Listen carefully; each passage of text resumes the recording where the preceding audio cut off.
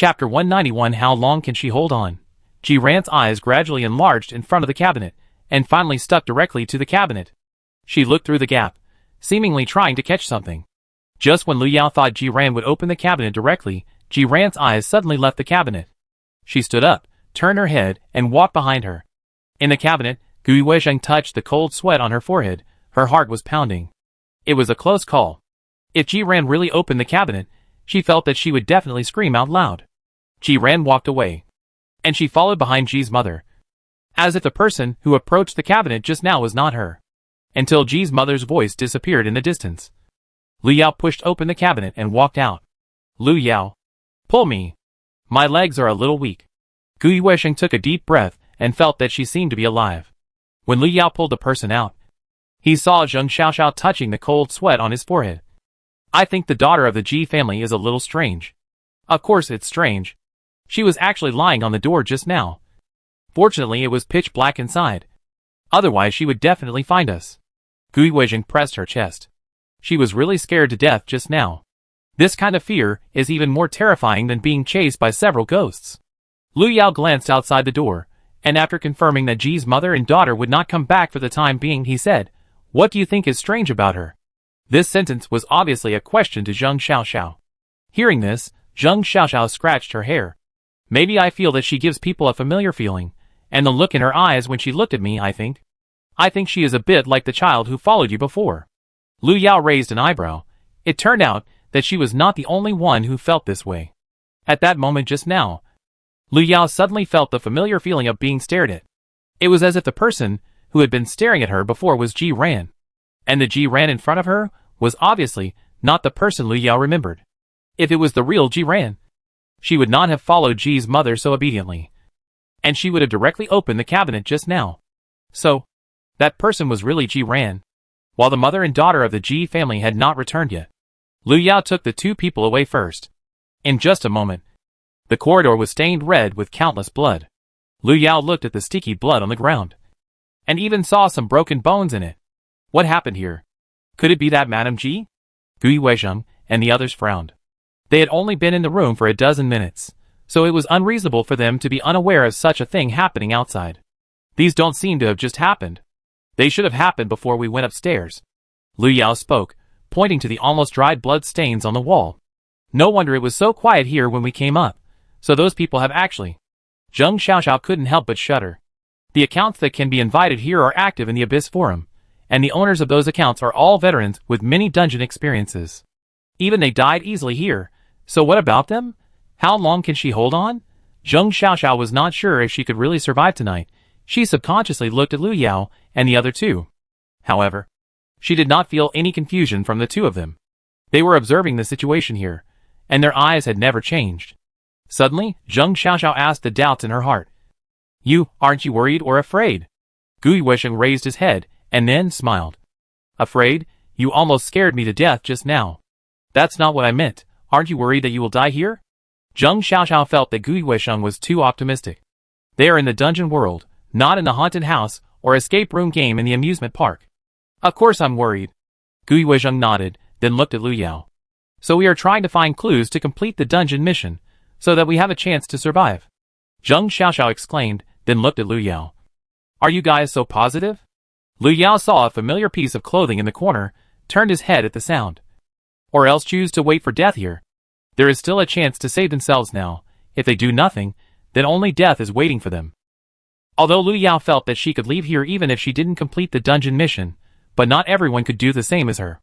She could take Gui Weizheng and the others away once, but she couldn't guarantee that she would appear in the same dungeon with them every time. No matter where she was, the person she had to rely on in the end was still herself.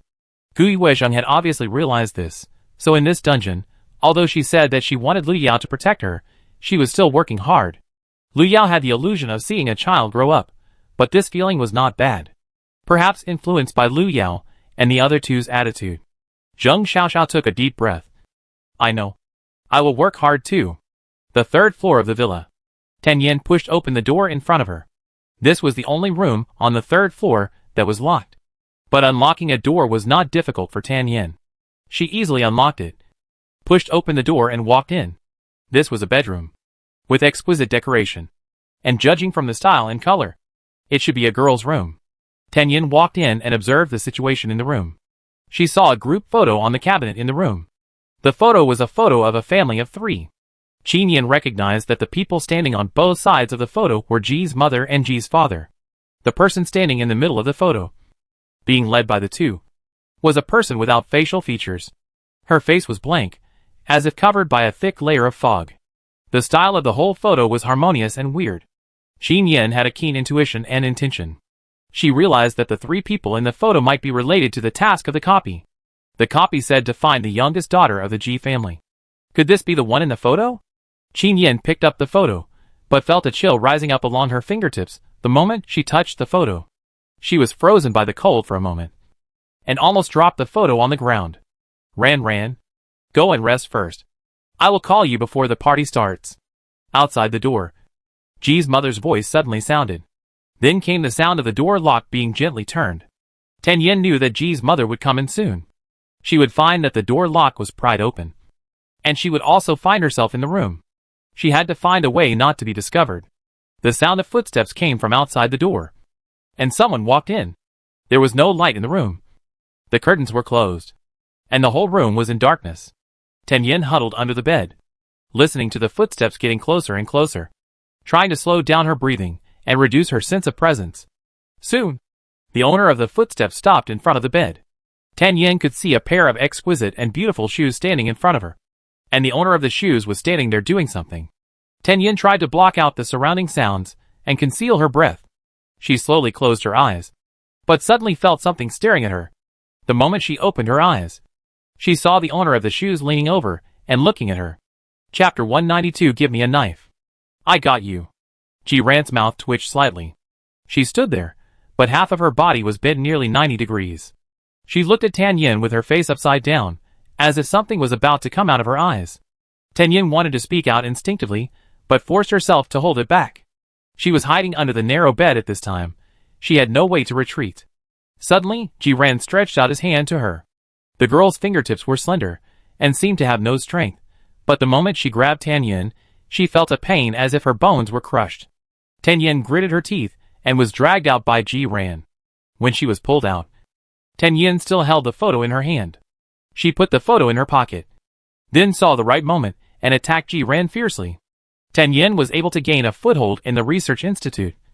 And of course, she must have some dungeon experience and self-protection ability. She threw out the props and successfully saved herself from Ji Ran's hands. However, she was soon discovered by the monsters hidden on the 3rd floor. They crawled out from the walls and ceiling and quickly surrounded Tan Yin. Ji Ran followed the monsters. She turned her eyes to look at Tan Yin, who was drowned by the monsters. Suddenly, her expression changed. She saw the photo that Tan Yin threw out. The family of 3 in the photo was looking at her with a smile. Ji Ran walked over quickly. She leaned over to pick up the photo and stroked her own face in the photo. It will be over soon, Ji Ran told herself, putting the photo into her pocket. Evening came quickly.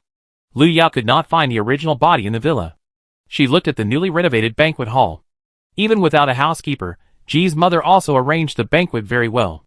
Before the banquet began, Lu Yao went to the original body's room. Father Ji was still curled up in the closet, and it seemed that no one had noticed his disappearance. Or maybe no one cared whether he was there or not. A few minutes later, people came in one after another. They were wearing formal clothes, with smiles on their faces, and they looked like guests who were really invited to the banquet. These people don't look right. Gu Yuesheng rubbed his arms. Zheng Xiaoxiao nodded. The clothes they were seemed to be copied and pasted. The styles are almost the same, and the smiles on their faces look so weird. Lu Yao retracted his gaze and nodded. Even the number of people was wrong. According to the situation on the 2nd and 3rd floors, it was impossible for so many people to survive. There were at least 50 people approaching the banquet hall. According to Lu Yao's estimate of the number of survivors, there should be no more than 10. The guests came in one after another and gathered under the stage. They automatically formed a semicircle, looking up at the stage. Each one looked like a qualified audience. Lu Yao looked at the crowd, and after confirming that Tan Yin was not among them, he breathed a sigh of relief. She couldn't imagine that one of the leaders of the Abyss Research Institute died in such a somewhat absurd copy. Besides, there were some things she needed to find a chance to talk to Tan Yin about. A few minutes later, Before the banquet was about to start, several people appeared outside the door one after another. Their hair was disheveled, their bodies were stained with blood, and they looked like they had just experienced a desperate fight. The leader was a young woman. She walked in quickly, and didn't even have time to treat the wound on her shoulder. Lu Yao turned around and looked at the woman, and the woman nodded to Lu Yao. "It seems that you are also survivors." The woman approached, and several people including Lu Yao were standing outside the spectators. "What did you encounter?" Lu Yao looked at the woman. It was hard to imagine that such a small dungeon area would be destroyed to this extent. There were nearly 100 players in the team, but only 1/10 of them were left on the third day. And there were no new players. Lu Yao had never encountered such a situation before. The woman held the wound on her shoulder that was still bleeding, and gritted her teeth and said, "There are more monsters here than I imagined. It's like entering a monster breeding base." The woman's expression became more and more solemn. If she hadn't seen it with her own eyes, she wouldn't believe it. After all, no one would believe that so many terrible monsters would be born in an ordinary dungeon area. It was as if the whole villa was built by monsters. After the woman finished speaking, the faces of the people following behind her also changed.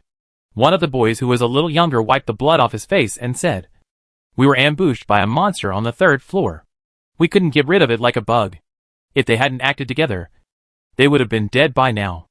After coming to their senses, they looked at the group of people surrounding the stage, and their faces became even uglier. "They are." The woman frowned. Lu Yao pointed to the back of the neck of the nearest one. "They should be controlled by the monster here." Several people looked in the direction Lu Yao pointed, and saw that the back of the man's neck seemed to have been cut by a knife. At this time, the red wound was rolled outwards, and at first glance it looked like a mouth. "Fuck. What is this?" Gui Weisheng took a step back subconsciously, and after realizing that he had overreacted, he covered his mouth and carefully moved behind Lu Yao. It should be a monster parasitic in their bodies. The woman's face suddenly changed as she spoke. She turned her head to look at the wound on her shoulder, and lowered her voice, "Give me a knife." "Sister Yu, what do you want the knife for? Are you going to chop them now?" The boy who spoke before looked puzzled, but he still took out a knife from the side and handed it over. Sister Yu took the knife and turned the blade towards herself. Lu Yao realized what she was going to do, and did not stop her. The next second, Sister Yu raised her hand and swung the knife, and it fell straight down on her shoulder. The place where she was scratched by the monster was cut off by Sister Yu with the knife. She gritted her teeth and did not make a sound. But the others behind her were all shocked when they saw this. "Sister Yu, what are you doing?" The boy looked terrified, and wanted to step forward, but was pulled back by his companions. "I'm fine, I'm just worried that the wound will get infected and become like them," Sister Yu said, as she was about to search for medicine in her pocket. They didn't bring much, only some gauze bandages. "Well, I have some medicine on me," Zheng Xiaoxiao suddenly said, and took out the medicine from her pocket. "Thank you." Sister Yu thanked her. She couldn't be polite with others in her current situation. In short, saving her life was the most important thing. Seeing Sister Yu do this, the others immediately checked their wounds. Fortunately, the others were not seriously injured. After a simple cleanup, it didn't seem to be a problem. Should we worry about what to do if these people suddenly turn into monsters? Suddenly, Gui Weisheng suddenly lowered his voice and said, "They didn't find the youngest daughter of the Ji family. And it seemed that Sister Yu and the others didn't find her either. After tonight, if they couldn't complete the dungeon mission, their situation would only get worse." Gui Weisheng's words immediately made the atmosphere tense again. At the same time, footsteps suddenly sounded on the stage. Ji's mother appeared on the stage with Ji Ran. Lu Yao knew that a new scene of the stage play was about to begin. Ji's mother seemed very eager to show the warmth and harmony of the Ji family in front of others. But the real Ji family has nothing to do with the word warmth. Mother Ji's eyes swept across the audience below. She seemed a little dissatisfied with the number of people, and couldn't help frowning. "Welcome everyone to tonight's banquet." Mother Ji suddenly spoke, and walked to the center of the stage. "I said I would announce something tonight. I think everyone should be looking forward to it." Mother Ji continued to speak, and the moment she finished speaking, she heard a warm applause from below. The players controlled by the monsters applauded one after another. They still clapped desperately with a smile on their faces, and some people's palms even broke and fell to the ground because they were too strong. Chapter 193 Completion of the Ceremony. Gui Weisheng looked at the severed hand that rolled to her feet, and held her chin in astonishment. She had the illusion of watching a horror show. On the stage, Ji's mother listened to the applause, and the smile on her face became even stronger. She raised her hand, signaling the applause to stop. As the surroundings quieted down, Ji's mother continued, "What I want to announce today is a happy event, that is. My daughter, who was taken away by mistake, has finally been found." Ji's mother raised her voice, and then she suddenly turned her head and looked towards the stairs. "Yao Yao, my daughter, come to your mother." Mother Ji stretched out her hand, as if waiting for a figure to approach. However, as time passed, the stairs were still empty, without a single figure. Mother Ji's face changed, and she looked upstairs anxiously. "Yao Yao, don't be angry. Come down quickly." As she said that, Mother Ji tried to rush upstairs to bring down her biological daughter. But before Mother Ji could move, a figure had already walked down the stairs. Ji Ran appeared on the stairs in a gorgeous dress. She leaned over to look at the people below, with a smile on her lips, and her skirt was curved, looking noble and elegant. The moment Ji's mother saw Ji Ran, her expression suddenly returned to normal. She smiled and stretched out her hand to Ji Ran. "Come here. Isn't this person Ji Ran? Could she be twins with Yao Yao?" Gui Weizheng grabbed her hair, feeling that her brain was not enough. Ji's mother said she wanted to introduce her biological daughter who had just been found. But it was Ji Ran who had been following her before who appeared. Not only Gui Weizheng, but also others present felt strange. Sister Yu touched the wound and gritted her teeth and said, "The dungeon mission is to find where the youngest daughter of the Ji family is hiding. Maybe it was Ji Ran who hit her." "That makes sense. Ji Ran hit her. So the little daughter named Yao Yao didn't show up. But how do you explain Mrs. Ji's reaction? She seemed to have accepted that Ji Ran was the Yao Yao she was talking about. At this point, of course we have to continue acting. We don't understand the brain circuits of these dungeon NPCs." Several people gathered together and whispered, and even began to plan how to catch Ji Ran and ask her where she hid Yao Yao. Lu Yao stood aside. Her eyes were always on the stage. She was observing the reactions of Ji's mother and Ji Ran. In reality, the Ji family had never thought of formally recognizing Lu Yao, but in this copy called Warm Home, Ji's mother wanted to recognize the original body, and Ji's father knelt in the room of the original body to confess, and the strangest thing was that Ji Ran was like a puppet without temper, until the end. He replaced the original body and appeared at the banquet. Lu Yao couldn't figure it out, but he felt that there was a deep malice in it. On the stage, Ji's mother had already pulled Ji Ran, who was walking up. She held Ji Ran's hand tightly with one hand, so tight that even her fingertips turned white. Ji Ran walked over with a smile, accepting the gaze of the audience. Suddenly, Ji's mother seemed to remember something. She looked around, as if she was looking for someone. It was a pity that she had been looking for a long time, but still didn't see the person she was looking for. The expression on her face became more and more gloomy. She wanted to call the butler, but then she remembered that the butler had already disappeared. No one can help her now. Mother Ji frowned. She pulled Ji Ran over with her backhand and asked her to follow her closely. She was going to announce today that she recognized Lu Yao as her daughter, which was a big deal. As long as this was done, their family could continue to live happily and warmly together. Yes, as long as this ceremony was completed, their family could live happily together. They would not be turned into monsters together because of their adopted daughter, who suddenly went crazy. They would not be taken to a dark and damp basement to be locked up with those monster-like babies, and they would not be forced to enter the so-called copy world to complete those terrible tasks. It's not too late. Everything can start over, Mother Ji thought. Her eyes were already ferocious. Suddenly, she turned her head to look at Ji Ran, and the smile on her face became even stronger. "Good boy. Wait for your mother here.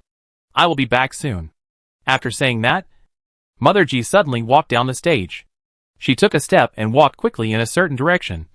Her neck tilted forward in a very strange posture. Lu Yao noticed that the direction Mother Ji was heading was exactly the direction of her original room. So, she suddenly realized that Ji's father was not at the scene, and planned to rescue him and perform a complete version of the Warm Home drama. After Ji's mother left, the audience controlled by the monsters below gradually became a little weird. It seemed that their limbs were no longer under control, and began to twitch unconsciously. When Lu Yao looked over, he even saw a person's eyeball rolling down because of his shaking. This scene was actually more like a zombie party. Lu Yao looked past the zombies and looked at the stage. Ji Ran stood there with a smile on her face in her dress.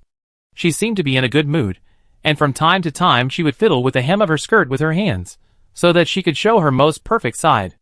Suddenly, Ji Ran's eyes swept from above, and finally fell on Lu Yao. The moment their eyes met, Lu Yao clearly saw a hint of unnaturalness in the other's eyes. She seemed to be deliberately avoiding Lu Yao's sight, and even turned her head to face the audience below. Ji's mother came back soon, followed by Ji's father, who had just been rescued by her. Father Ji had wounds on his face, and it looked like he had been punched twice. Lu Yao was not surprised by this. The last time she went there, she deliberately tore off the talisman on Father Ji's body, just to see Mother Ji's reaction. After all, as a warm family, how could Father Ji be missing? Lu Yao watched Father Ji being brought to the stage by Mother Ji. When Father Ji saw Ji Ran on the stage, his expression suddenly changed. He took 2 steps back in fear, and covered his head with his hands. Why is she here? Why is she here? Father Ji wanted to scream and rush off the stage, as if what he saw was not Ji Ran, but another figure that frightened him. However, Ji's mother did not give him this opportunity. She reached out and pulled Ji's father back, covered his mouth, and then pushed him to Ji Ran's side. Dear, what nonsense are you talking about? She is our biological daughter, Yao Yao. Ji's mother twisted Ji's father's arm and forced him to Ji Ran's side. Ji's father glanced at Ji Ran beside him and subconsciously closed his eyes. Even Lu Yao could not understand the development in front of him. Why did Ji's mother have to treat Ji Ran as the original body? Where did the original body go? And Ji Ran's eyes just now? Lu Yao actually saw a hint of help in the other's eyes. Ji Ran is asking her for help. Lu Yao shook her head. Absolutely impossible. On the stage, Ji's mother had already pulled Ji's father to introduce Ji Ran. Of course, in their mouths, Ji Ran was no longer Ji Ran, but their biological daughter Ji Yao, who had been mistakenly taken away for more than 10 years. Ji Ran and Ji's father acted with Ji's mother, and the atmosphere of the whole banquet became strange and harmonious. Ji's mother, who was celebrating Ji Ran's birthday on the first day, now hugged Ji Ran, who she regarded as her original body, and called her precious daughter. Lu Yao didn't know what other people thought when they saw this. At least she instinctively felt uncomfortable. If it was the original body standing here now, Lu Yao felt that the other party would probably slap Ji's mother again, like he slapped Ji's father before. Chapter 194. This is our home. Lu Yao, this family seems to be sick. Gu Yuesheng rubbed her head. She didn't understand. She just felt that this family was like crazy. Lu Yao nodded. Maybe crazy people are more logical than them. No, I can't stand it. I think they are polluting my mind. Sister Yu said as she picked up the knife. If this goes on, she is worried that she will go crazy. Instead of doing this, it's better to get rid of this crazy family directly. Sister Yu was very agile. As she spoke, she was already holding a knife and heading for the stage. No matter what he was going to do, she had to kill the woman who was in control of the situation first. The rest should be much easier. When Sister Yu rushed forward, the people behind her didn't even have time to stop her. Until Sister Yu rushed forward, Mother Ji, who was still introducing her daughter, suddenly changed her expression. She looked at the blade coming down, and was hit on the shoulder before she even remembered to dodge. Sister Yu brought down the knife, and saw that Mother Ji had no power to fight back, and turned to look at Father Ji and Ji Ran who were standing by. Perhaps thinking of the dungeon mission, Sister Yu looked at Ji Ran and subconsciously wanted to catch her. No matter whether she was the youngest daughter of the Ji family or not, she had to catch her first. Seeing this, Ji's father had already fled in disgrace. He was afraid of pain and death. He didn't want to play the game of a warm family with his wife here. Their home had been destroyed long ago, and they couldn't go back, never going back again. Father Ji ran off the stage, staggering, and almost fell several times. Sister Yu watched Ji's father run away, and couldn't help but spit. What kind of man is it to abandon his wife and daughter at such a critical moment? She looked at Ji Ran, intending to catch her. Unfortunately, before she could touch Ji Ran, she was grabbed by a hand. Ji's mother suddenly stood up, dragged her injured arm to hold Yujia's waist tightly, and pulled her towards herself. Ji's mother's dress had already been stained with blood, and her hair was even more messy. She stared at the person who ruined her performance. No one can ruin my party, Ji's mother said, tightening her grip on Yujia's arm. In an instant, she became like a vine wrapped around Sister Yu. Sister Yu's body was entangled, and she couldn't even move her hands. Off stage, Sister Yu's teammates finally took action when they saw this. They immediately rushed to save people, but were trapped by the vine spreading from Ji's mother. Gu Yuesheng opened her eyes wide, subconsciously looked at Lu Yao, and asked them with her eyes whether they wanted to go up and save people. Lu Yao's speed was even faster. Almost at the same time when Gui Weishan looked over, Lu Yao had already taken action. If left alone, it will only become more and more dangerous. The broken axe in her hand came with the wind, and landed directly on the vines. The vines were cut off, but they grew again at a very fast speed. Lu Yao chopped a few times, and finally rushed directly to Ji's mother, intending to pull Sister Yu out first. The moment Lu Yao approached Ji's mother's blood-red eyes suddenly turned to her. Yao Yao. Ji's mother opened her mouth, calling Lu Yao's name in a hoarse voice. Lu Yao paused, and then a vine stretched out and entangled his wrist. No, how did she know Lu Yao's name? Zheng Xiaoxiao heard this when she followed Gui Weishan forward. Gui Weishan frowned. She should be calling her daughter. After all, both of their names contain the word Yao. Maybe Ji's mother called Ji Yao in a hurry. Lu Yao looked at his entangled wrist. His face changed slightly. Just now, Lu Yao was obviously affected by the emotions of the original body. But now it seems that Ji's mother seems to recognize that he is Lu Yao. The vines went up along Lu Yao's wrist, and seemed to be completely entangling her. Lu Yao was forced to throw away the broken axe in her hand, and took out the silver blade from behind. The blade moved forward, and cut the vines on her arm. Lu Yao took 2 steps back, and was about to face Ji's mother directly, but suddenly saw Ji ran running towards her over the vines. Lu Yao didn't have time to think about it, and saw a small figure rushing out of Ji Ran's body. It was the original body that disappeared before. Ji Ran's body has 2 souls. Ji Ran and the original body. So her previous actions were so strange. The original body that had escaped ran quickly towards Lu Yao. She started to shout something, but her voice did not reach Lu Yao's ears. What did you say? Lu Yao frowned. She felt as if she had gone deaf in an instant. Not only the original body's voice, but even the surrounding sound seemed to be cut off in an instant. The next second, the original body appeared in front of Lu Yao. She stretched out her hand to push Lu Yao away, but she was still a step too late. Behind Lu Yao, a huge shrine suddenly appeared. The shrine was open, like an open door. Countless black shadows poked out from the shrine, rushed towards Lu Yao, and instantly pulled Lu Yao into the shrine. At the moment of being pulled into the darkness, Lu Yao finally heard the words of the original body. She said, "Run. They want to kill you." Tick-tock. Tick-tock. After an unknown amount of time, a ticking sound came from the darkness. Lu Yao opened his eyes, and found himself sitting on the sofa in the living room. The room was dimly lit with only a desk lamp on. There was a noisy laugh from the TV, which seemed to be playing a variety show. The ticking sound Lu Yao heard came from an old wall clock. Lu Yao looked at the clock face, and the hand showed that the current time was 1:35.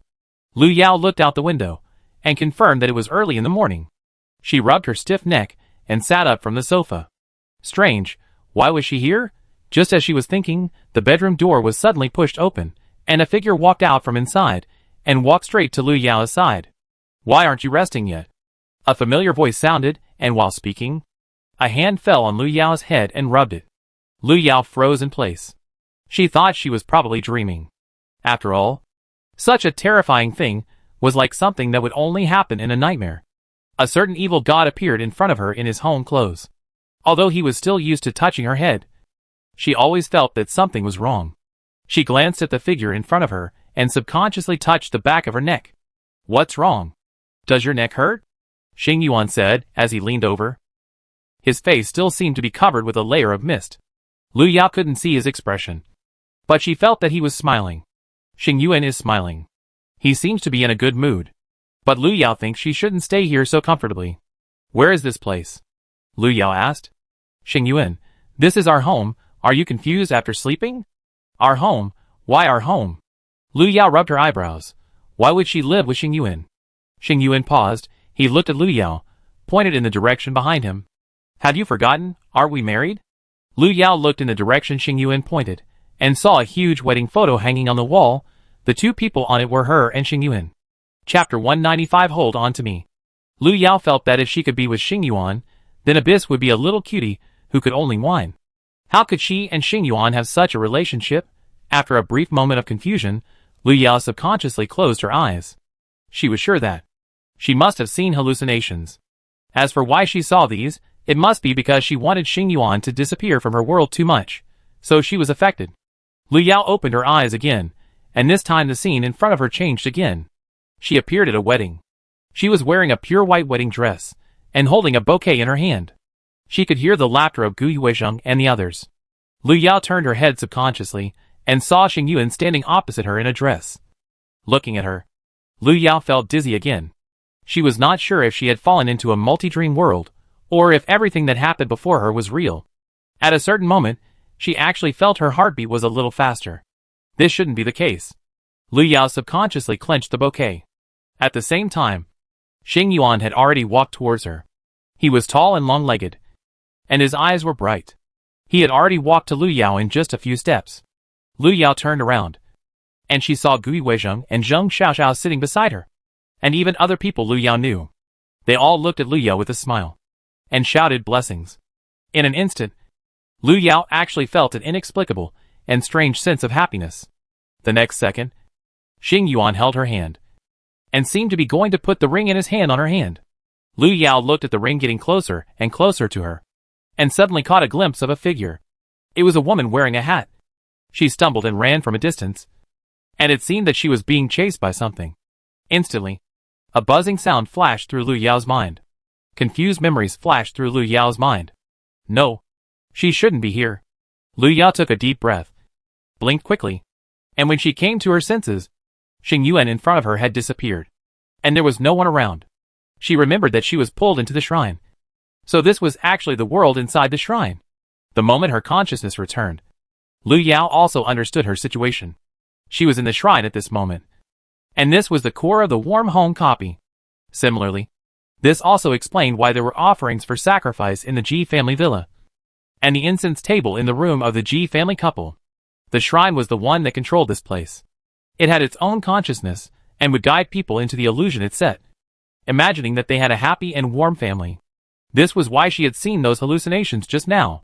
Lu Yao rubbed his forehead, and let himself withdraw from his previous emotions. Now is not the time to think about why she saw Xing Yuan. Lu Yao thought of the figure she had seen before. If she was not mistaken, that person should be Tan Yin. So Tan Yin was pulled into the shrine before her? Tan Yin was chased by a group of black monsters. She was almost running out of props, but the monsters did not decrease at all. They followed her, and as long as she slowed down a little, those things would rush up and grab her, dragging her to a darker place. Tan Yin couldn't remember how many times she had been caught. At this moment, a monster was pulling her arm, pulling her to the side. Tan Yan's hat was lifted and thrown to the ground. Her hair was loose, only a pair of eyes were exposed. The surrounding environment was dim, and the entire space seemed to have only a beam of light coming from above her head. The light was so weak that it could only see clearly within a distance of 2 or 3 meters. Tan Yin was pulled into a darker area, and she could not even feel the pain. She would die here, because she no longer had the strength to struggle. Tan Yin took a deep breath.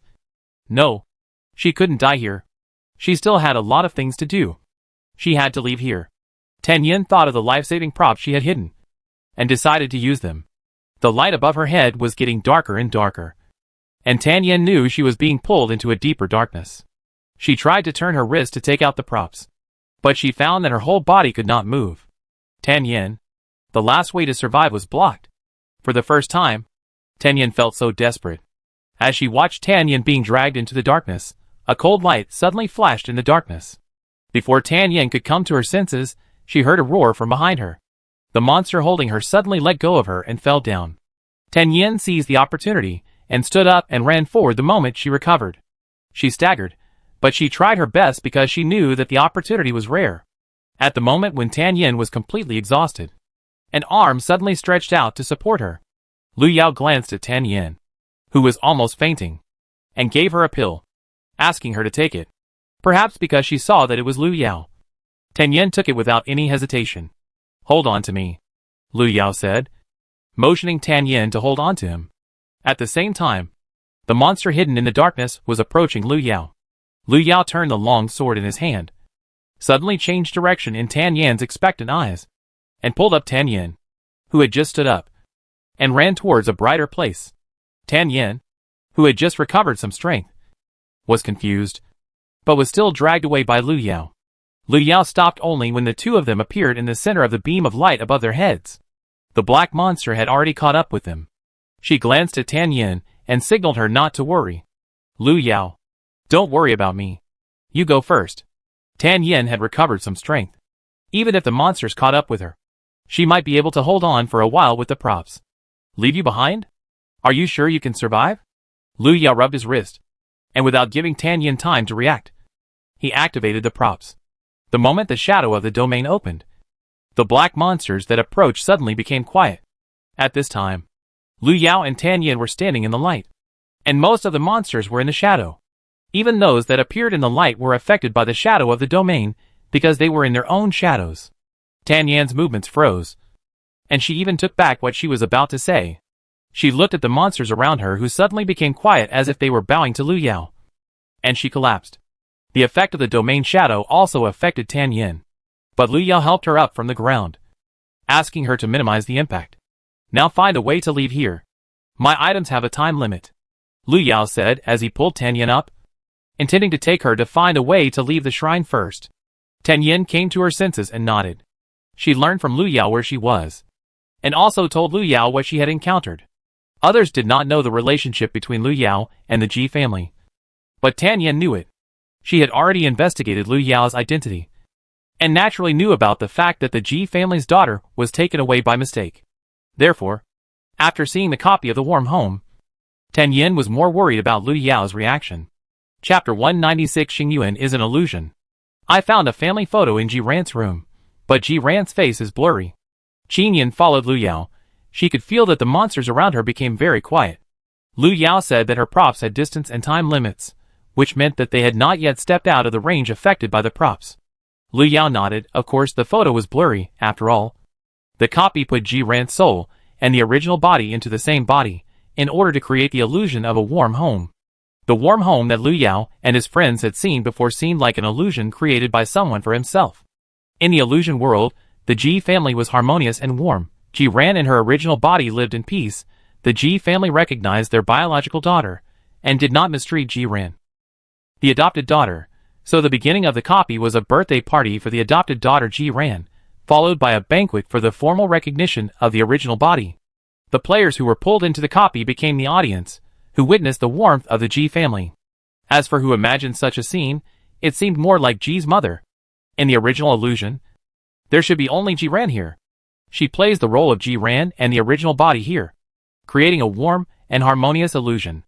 But Lu Yao was pulled into this copy as the real owner. And for some reason, the soul of the original body was also brought in. The copy then derived another main task, which was to find the youngest daughter of the Ji family. It was because of this that the plot in the copy gradually began to get out of control. As for why the soul of the original body followed Lu Yao has not figured it out yet. But she always feels that the other party has not been with her for a long time. And it seems that it appeared after entering the copy. Lu Yao led Tan Yin to look for the exit. Until they stepped out of the range of the domain shadow, they still saw darkness. The entire shrine was like a boundless space. There was only a beam of light from above. In the darkness, there were strange monsters waiting for an opportunity.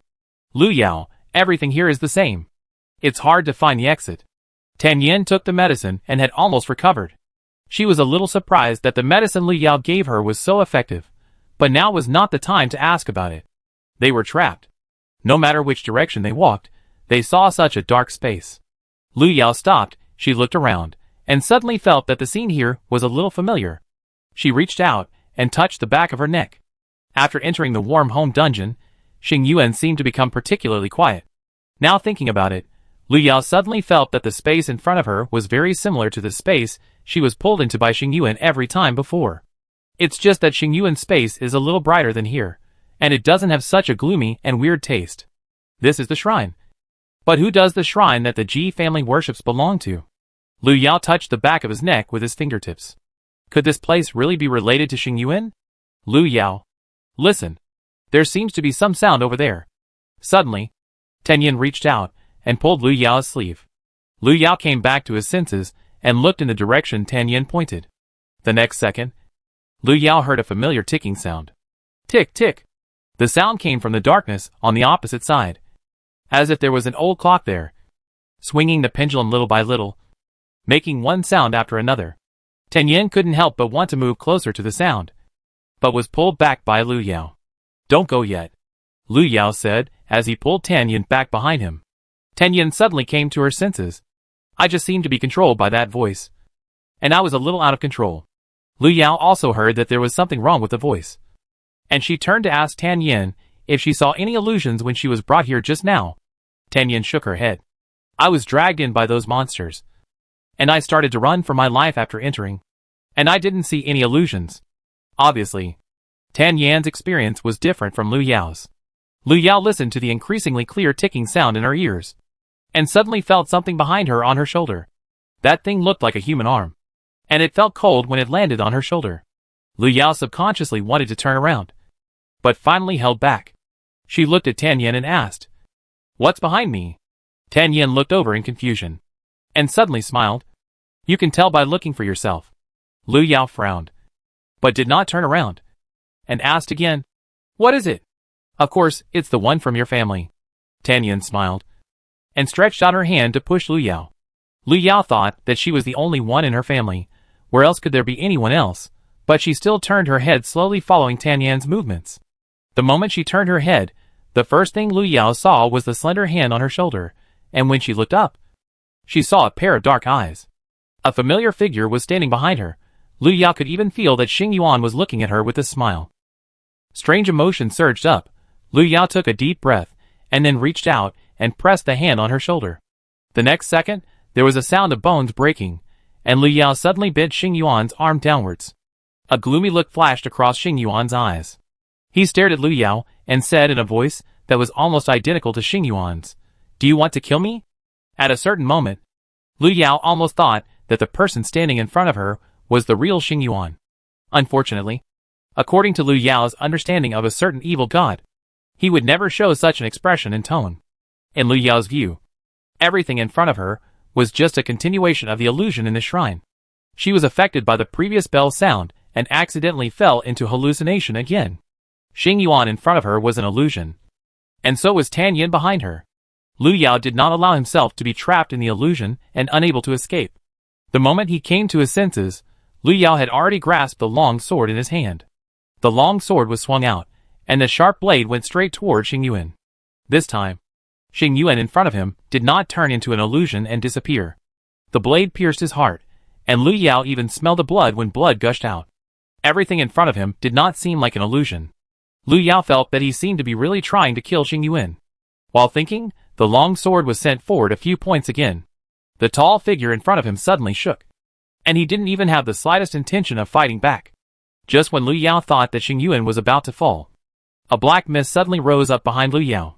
The black mist rose at an astonishing speed, and in just a moment, it was close to Lu Yao, and then turned into a huge mouth to swallow Lu Yao in. At the moment of falling into darkness, Lu Yao saw Xing Yuan on the opposite side suddenly reaching out to her. It was a pity that Lu Yao fell too fast, and she was completely submerged in the darkness before she could do anything. She struggled a few times in the black mist, and finally fell down, like food swallowed by a monster waiting to be digested. The falling process lasted for dozens of seconds, until Lu Yao felt as if she had fallen into a bottomless pit, and she finally landed. Chapter 197 looks weak. The moment she fell, Lu Yao quickly opened her transparent tentacles to catch herself, to prevent herself from falling too badly. A few seconds later, Lu Yao fumbled to stand up. She looked around, trying to confirm the environment she was in at the moment. However, it was pitch black around her. Lu Yao couldn't see anything at all. She stretched out her hand and tried to touch the surroundings, until she felt something slippery like a wall in her palm. Then she stopped. Lu Yao approached, trying to figure out what the wall was. The moment she approached, the wall under her palm suddenly moved. Alive? Lu Yao subconsciously withdrew her hand. And then she heard the ticking sound again. The sound came from behind, and it even felt like it was getting closer and closer to Lu Yao. Lu Yao took 2 steps back. And just now, she suddenly realized that the wall in front of her didn't seem to be a wall. It was more like the intestinal wall of some creature. She felt a tingling pain from her fingertips, and the slippery ground that her palm touched just now was obviously a substance like gastric juice. Realizing this, Lu Yao wiped her hands immediately.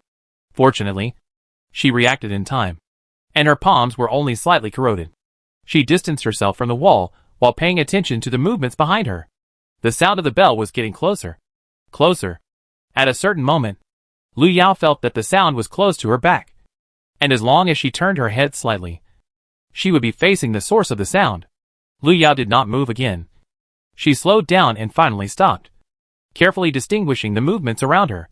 She was swallowed by the shadowy monster, and was probably in its stomach now. She needed to escape from here as quickly as possible. Otherwise she would be digested and decomposed by gastric juice, and become food for the monster.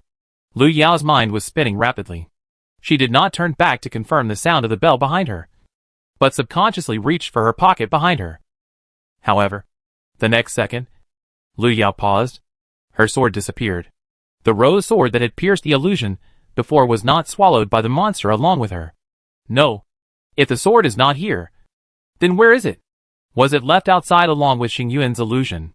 The ticking sound was almost close to Lu Yao's ears. She didn't have time to think about it, and took out the broken axe. The broken axe had been upgraded before, and its strength was greatly improved. At least it was no problem to chop down some dungeon monsters. Lu Yao grabbed it with her backhand and swung it fiercely behind her. The axe blade hit the heavy object with a muffled sound. Lu Yao's wrist was numb from the shock, and she almost let it slip out of her hand. She felt the axe seem to hit a piece of iron sheet, which was very hard.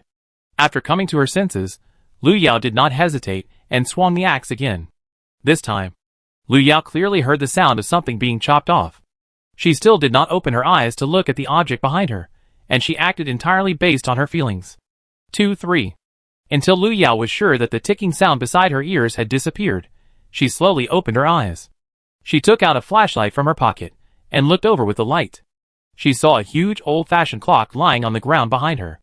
Its shape and style are exactly the same as the one Lu Yao saw in the bedroom before, except that it is dozens of times larger than that one. Lu Yao looked at the cut pendulum and saw some black things slowly seeping out from it. The wooden shell of the clock fell to the ground.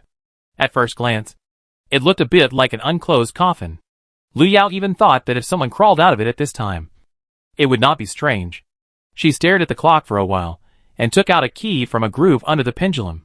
She had seen this kind of old-fashioned clock before, and most of them were kept running by springs. But the key in Lu Yao's hand did not look like a spring for a pendulum. It was indeed a golden key. After taking the key, Lu Yao tried to find a place on the huge clock where he could put the key. After a few minutes, Lu Yao turned the clock over and finally found a keyhole on the back of it. The keyhole was very hidden, and it would probably be overlooked if he did not look carefully. Lu Yao took the key and approached, curious about what was inside. She put the key into the keyhole and slowly turned it. With a click, the lock was opened. Lu Yao opened the back of the clock and saw a blood-red eye. Instantly, Lu Yao felt that the blood in her body had cooled. The eye stared at her, as if it could suck her in. Realizing that something was wrong, Lu Yao quickly let go. However, it was still a moment too late. The eyes suddenly popped out from inside and rushed towards Lu Yao at a very fast speed. Realizing that she had released a monster, Lu Yao dodged while taking out a talisman from her pocket and swung it out. The talisman drew an arc in the air and finally landed on the eye that was about to hit her. In an instant, the eye that was originally rushing towards Lu Yao stopped, and a black mist spread around it the moment it was wrapped by the talisman. As the mist disappeared, the eye suddenly fell to the ground, making a muffled sound. Lu Yao walked over and looked at the eye with the help of the light. At this time, she finally saw clearly that the so-called eye was actually made of stone. She reached out her hand and picked up the eye, and found that its edges were rough, as if it was chiseled from a stone statue.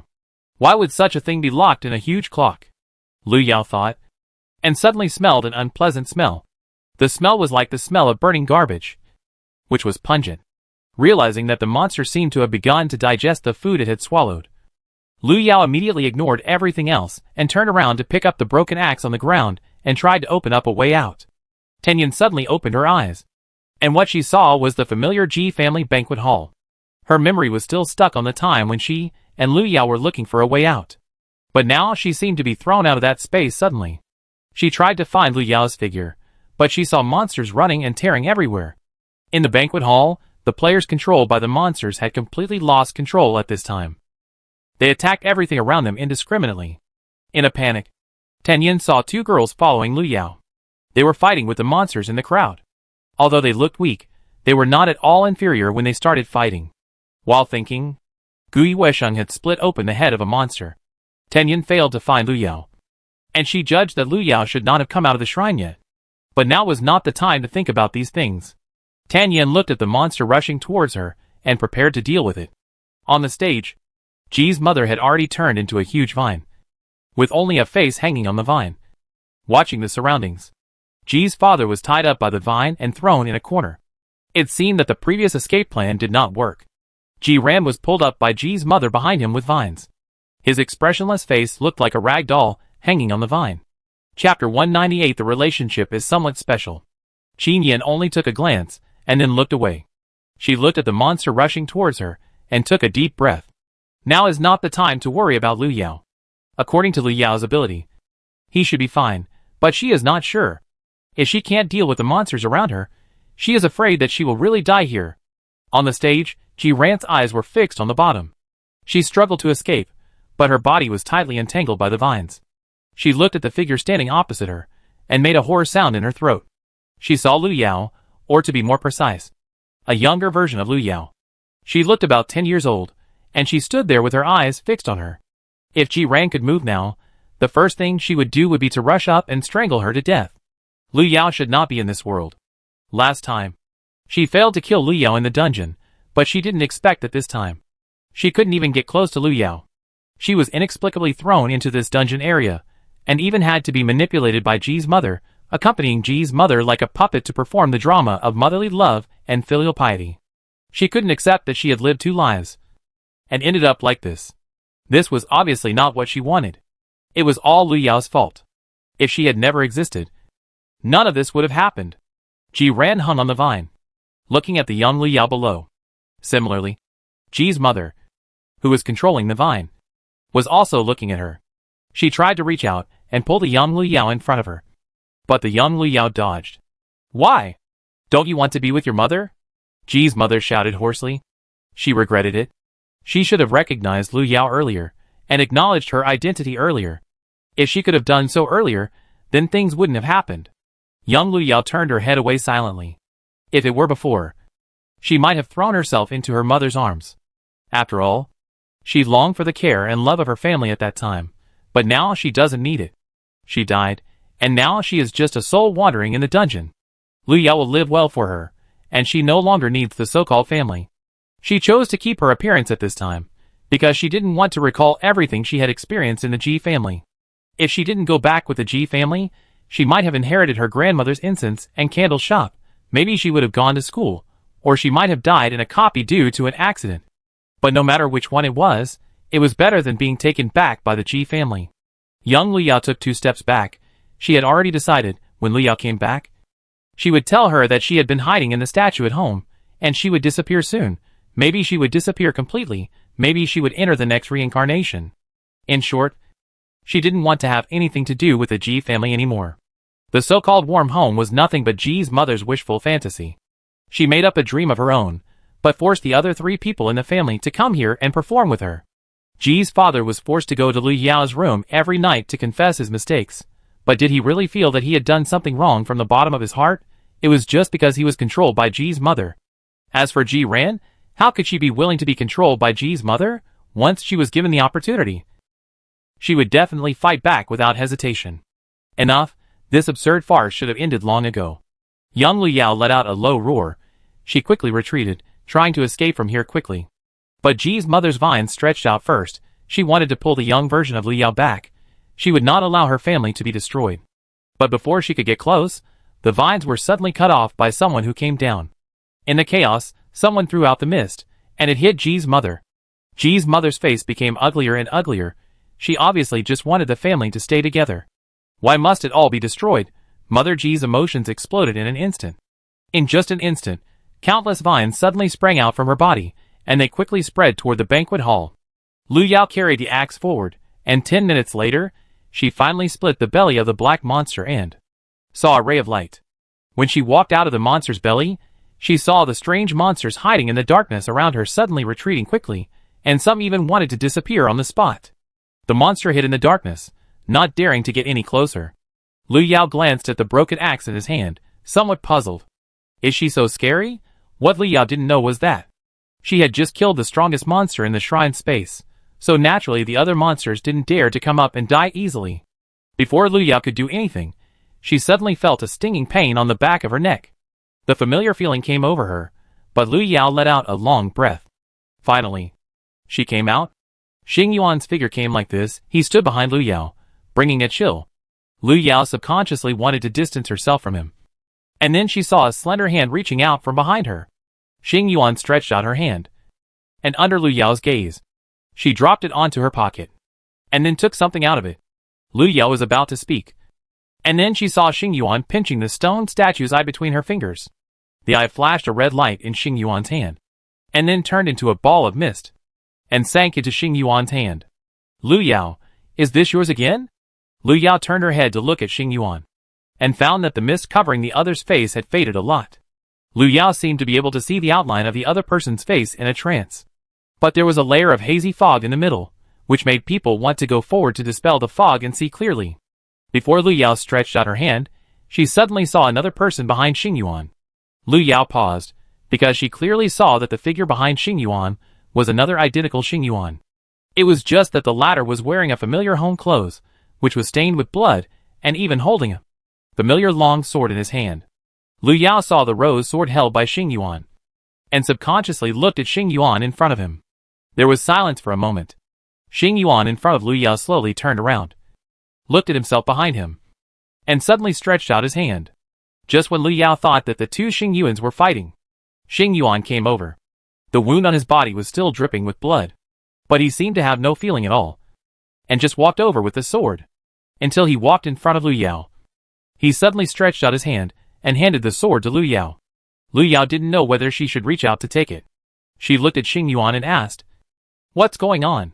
Why did her illusion seem to be alive, and could even appear directly in front of the real owner? Xing Yuan suddenly smiled, staring at Lu Yao, as if he wanted to see something through her eyes. Lu Yao felt like she was being spied on, and she instinctively wanted to step back, but was stopped by a hand. Xing Yuan didn't give Lu Yao a chance to step back, and a few seconds later, the smile on his lips seemed to grow a little bigger. If I must explain, he is probably a part of my spiritual body, because this is also an area that relies on my power to travel. So it's not strange that he is here. Xing Yuan said so much, and turned to look at the spiritual body behind him. As my believer, it's not strange that you see him here. But, Xing Yuan suddenly paused. In your illusion, the relationship between you and me seems to be a little special. Chapter 199 Beg Me. Realizing that her previous memories had been peeked into, Lu Yao instantly had the idea of dying together. She looked at the long sword handed over by the spirit body, and suddenly stretched out her hand to take it. The next second, Lu Yao went toward Xing Yuan's body without any hesitation. The smile in Xing Yuan's eyes had not faded, and he took a step forward. Seeing that the long sword was about to pierce Xing Yuan's heart, Lu Yao's action suddenly hesitated for a moment. However, it was only a moment, and the sword continued to move forward. Xing Yuan was of course different from that part of the spirit body. The long sword approached but failed to hurt him at all. He looked at Lu Yao, and pinched the blade with his fingertips. It seems that you have forgotten again. You can't kill me for the time being. After Xing Yuan finished speaking, the spirit body beside him suddenly dissipated as if it had completed its mission. As the spirit body returned to the main body, the mist on Xing Yuan's face became lighter. At this angle, Lu Yao clearly saw the smile on Xing Yuan's lips, and even the aura around him changed. Lu Yao retracted the sword, knowing that he could not cause any harm to the other party. Lu Yao did not intend to do such a useless work. I have found what you need. This copy should be over. Seeing that Xing Yuan did not move, Lu Yao planned to leave the shrine first. Since this shrine is the core of the warm home copy, she only needs to destroy it, which will naturally cause the copy world to collapse and leave the copy. A few minutes later, Lu Yao looked at himself, who fell back to the original place, supporting his chin, and fell into deep thought. The only exit here seemed to be the light above. But she tried several times, but failed to escape from here. She was now more like a person who fell into a cave, without any tools. She could not climb up such a high wall and leave here. Need my help? Xing Yuan's voice came from the side. Lu Yao was afraid that the other party would say the word beg me next. She felt that if Xing Yuan dared to say that, she would definitely fight with him directly. She didn't want to hear such greasy lines in real life. Lu Yao refused immediately. She didn't need it. Lu Yao calmed down, looked through her props, and then fell on the superpower column. She had superpowers, and had used them passively before. Lu Yao decided to use the alienation superpower. There was no place where she couldn't fly with a pair of wings. When the northern long-tailed tit flapped its wings and flew towards the light, the eyes of the evil god, who was left on the spot, suddenly brightened. He watched the cute little animal fly up clumsily, and chuckled. The moment Lu Yao flew out of the shrine, she felt that the whole bird almost fell to the ground due to exhaustion. She looked at the area that suddenly expanded in front of her, and instinctively wanted to find a place to stay. However, what awaited her was a chaotic banquet hall. Huge vines danced wildly in the banquet hall, entangled the surrounding players, and pushed them back to the center little by little. Lu Yao flapped her wings, and her alienation time was about 30 minutes. Before that, she had no way to actively restore her human form.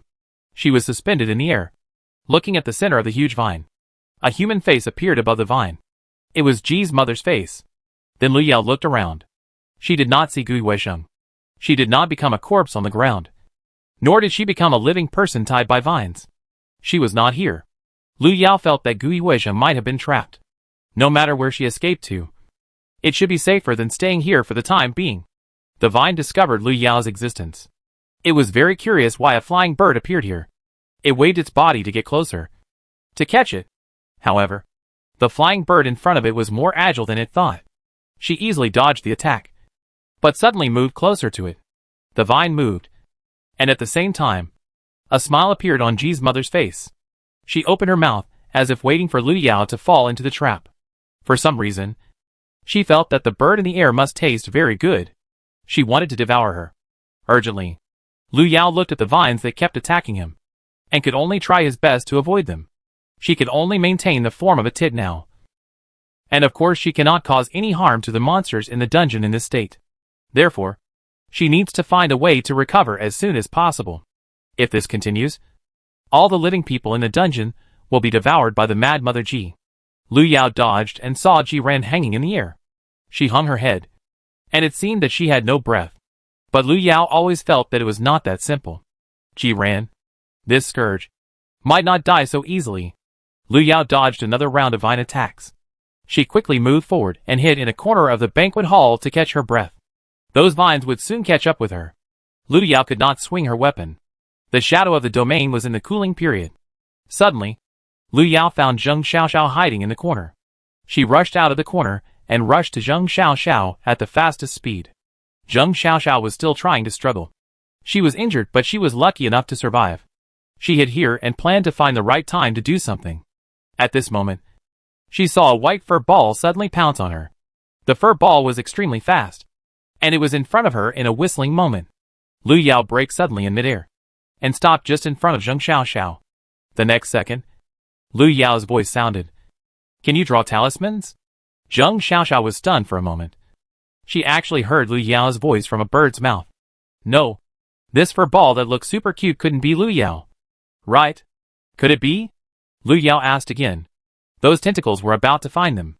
Zheng Xiaoxiao suddenly came to her senses and nodded. Yes. Lu Yao felt that he had met a not very smart disciple.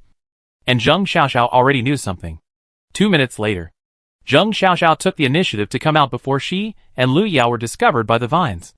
She looked up at the vines flying towards her, and suddenly waved her hands.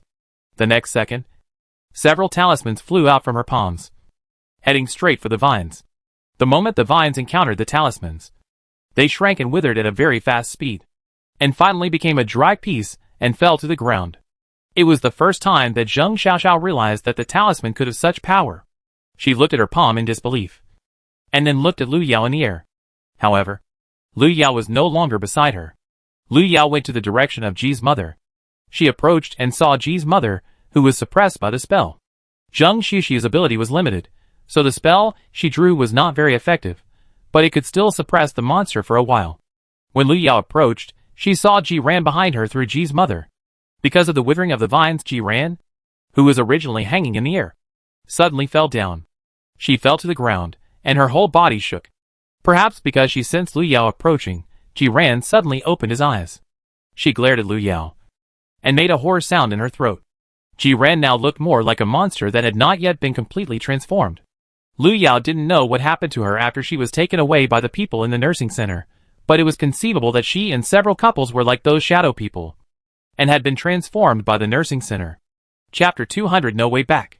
Ji Ran recognized Lu Yao, but felt something was wrong. She stared at the tit in the air, trying to get up and rush over to pull it down from the air, and then strangle it to death. Lu Yao felt the hatred from Ji Ran, and suddenly moved closer. She tried to find the soul of her original body in Ji Ran, but unfortunately, her original body seemed to be gone. After coming to her senses, Lu Yao took advantage of the fact that Ji's mother's vines could not attack temporarily and asked, "Did those people in the nursing center make you like this?" Although she already had the answer, Lu Yao still wanted to try to get more information from Ji Ran and others. Ji Ran opened her mouth. She seemed unable to speak normally, and could only make hoarse sounds. Lu Yao obviously couldn't get anything out of Ji Ran. She turned her head, and looked at Ji's father, who was curled up in the corner. If one of the three members of the Ji family was the easiest to be conquered, it would undoubtedly be Ji's father in the corner. Lu Yao flew over, and looked at the trembling man. To be precise, the three members of the Ji family could not be described as human beings now. They were like semi-alienated monsters, retaining human instincts and habits, but their bodies had changed. Lu Yao asked the same question to Ji's father, and threatened him by holding a talisman in his mouth. Ji's father really spoke. He told his story. Not long after the ancient town dungeon ended, Ji Ran suddenly returned to the Ji family one night. At that time, Ji's father and mother, who didn't know what happened, just felt happy. After all, they only cared about Ji Ran, their adopted daughter. So they didn't think much after seeing that Ji Ran was safe. For a period of time afterwards, Ji Ran behaved very obediently. She didn't go out casually anymore, and even didn't go out for a long time, until the results were announced and the Ji family held a graduation banquet for Ji Ran. Not long after the entrance banquet, Ji Ran suddenly said that he wanted to take Ji's father and mother out for a trip before school started. Because they couldn't persuade Ji Ran, the family of three went out on their own that day. This was the beginning of the tragedy for Ji's father and mother. Ji Ran took them to the Smile Care Center, and the couple were locked up and experienced a life worse than death. When they were released again, they were sent to the dungeon area, where they killed batches of players, and after being killed by players, they were recycled and transformed by the care center again, and sent to the dungeon in a cycle. During this process, Ji's father and mother began to despair and regret. They raised Ji Ran for so many years. But in the end, Ji Ran pushed them into the abyss. Perhaps because Ji's mother's resentment was too deep, she actually formed the copy of the warm home. After being pulled into the copy, Ji's father just wanted to escape, because only Ji's mother was still fantasizing about returning to the peaceful and warm life as before. They can't go back. Even if time goes back, this world is destined to become the property of the copy, and no one can change it. After saying this, Ji's father suddenly laughed wildly. He laughed loudly, like a crazy monster. After listening to what Ji's father said, Lu Yao had some ideas in her mind. The nursing center was indeed related to the appearance of the dungeon. The dungeon information they sold was actually the dungeon information they put out. They did this more like they wanted to deliberately tell others that there was a dungeon area so that humans could explore and approach it. The effect of the spell disappeared. Lu Yao looked at the vines that were moving again and quickly jumped away. At the same time, Lu Yao saw Ji Ran, who was lying on the ground, suddenly smiled at her. The next second, Ji Ran's voice rang out. "Go! Lu Yao! Go!" Ji Ran's body began to change the moment she struggled to stand up. Her body turned into a giant carnivorous plant in a few seconds. The moment the calyx opened, Ji Ran's face appeared inside. The mutated power on her body had not disappeared, and Lu Yao could only dodge as soon as possible. At the same time, Lu Yao was also wondering. She had obviously solved the core monster here, but the copy did not show any signs of collapse. Is it necessary to get rid of the three members of the Ji family? Lu Yao retreated at the right time, and then saw Zheng Xiaoxiao rushing up waving talisman paper. In the time just now, she drew a lot more according to Lu Yao's teaching, but unfortunately, she had limited talisman paper on her, and could only draw these with difficulty. Seeing the alienated Ji Ran, Zheng Xiaoxiao threw 2 talismans at Ji Ran without hesitation. I knew that there was something wrong with the daughter of the Ji family, but I didn't expect that she would still shout to kill people at this time. The spell fell, and the ferocious man-eating plant instantly quieted down. Unfortunately, not long after, the man-eating plant struggled forward again. Jiran was determined to attack Lu Yao. Her hatred for Lu Yao even exceeded her hatred for her original body. Lu Yao dodged quickly in the air. And she was also calculating the time. It would take about 5 minutes for her to be transformed back to human. Lu Yao dodged attacks again and again in the air. And just when Zheng Xiaoxiao was about to throw out the last spell, she was stopped by Lu Yao. Take it. Hide aside. Lu Yao's voice came from midair, cold and unyielding. Zheng Xiaoxiao wanted to help, but she stopped and took the talisman obediently, although she didn't know why she had to be so obedient. When Lu Yao spoke, Zheng Xiaoxiao thought of obedience. She hid quietly, watching Lu Yao's movements. She said if she could, she would still choose to help Lu Yao. Lu Yao was stalling for time, but because of the long flight, her physical strength had begun to be overdrawn. The wings became heavier and heavier, and Lu Yao even saw a few feathers falling off. At a certain moment, Lu Yao's eyes became gloomy. She turned around and went straight to Jiran.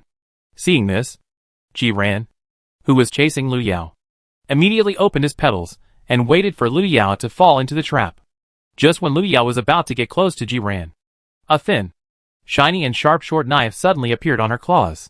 The blade flew forward and pierced Jiran's face above the calyx. Jiran immediately let out a wail. At the same time, the tit in the air suddenly shook and fell to the ground as if exhausted. There was a whirring sound in her ears. Lu Yao gritted her teeth. Just a little bit more, she would recover soon. The moment she fell to the ground, Lu Yao felt her whole body trembling. The pain came, but she had to stand up as quickly as possible. Lu Yao jumped up from the ground, and then felt her whole body tremble slightly. White light spread from Lu Yao's body, and when she came to her senses, the human-shaped Lu Yao was already standing there. At this time, she already had a long sword in her hand. The blade of the sword cut the path of the man-eating plant directly. Jiran's wailing stopped abruptly. She looked at Lu Yao in astonishment, her eyes full of unwillingness. This time, Lu Yao did not give her a chance to escape.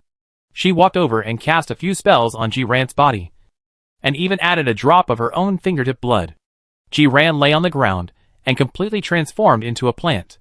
Her body quickly dried up and finally shattered into a pile of black powder.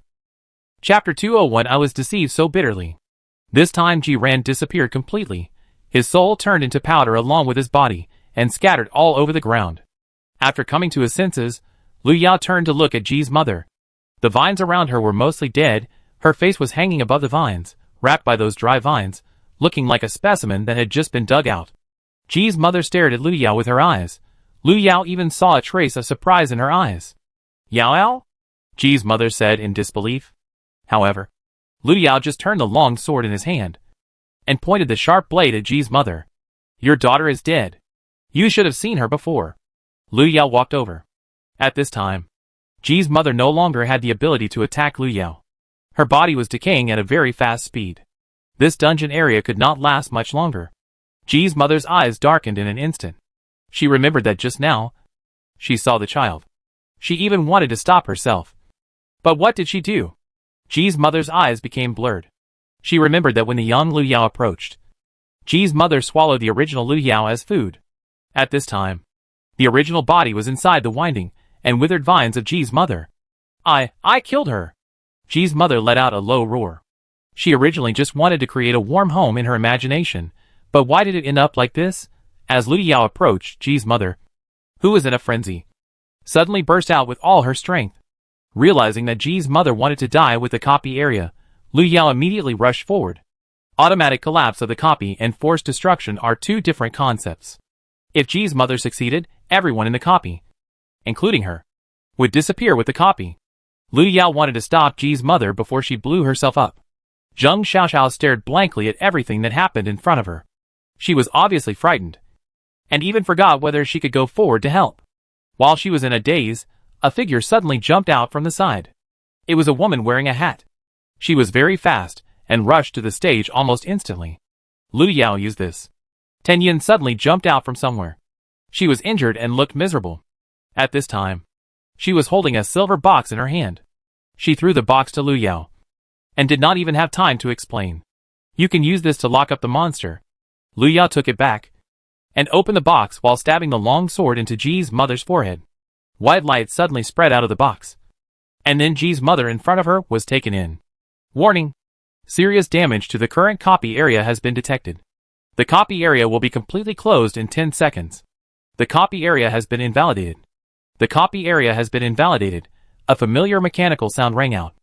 And Lu Yao did not let go of the hand holding the long sword. She looked around and saw Gui Weizheng being helped up by Zheng Xiaoxiao in the last 2 seconds. White light poured in. And then darkness followed. The copy warm home has been completed. And the rewards are being settled. Name, Lu Yao. Level, Advanced. Points, 874,600. Usable props, small flower umbrella, silver blade, red candle, broken axe, mysterious tentacle, office animals keyboard, healing pills, eye of surveillance, rose sword, wish book, concrete picture frame. Key of time. Currently accumulated 2 lottery opportunities. Resentment from the copy plus 20, current copy resentment value 40. Lu Yao was awakened by the mechanical sound.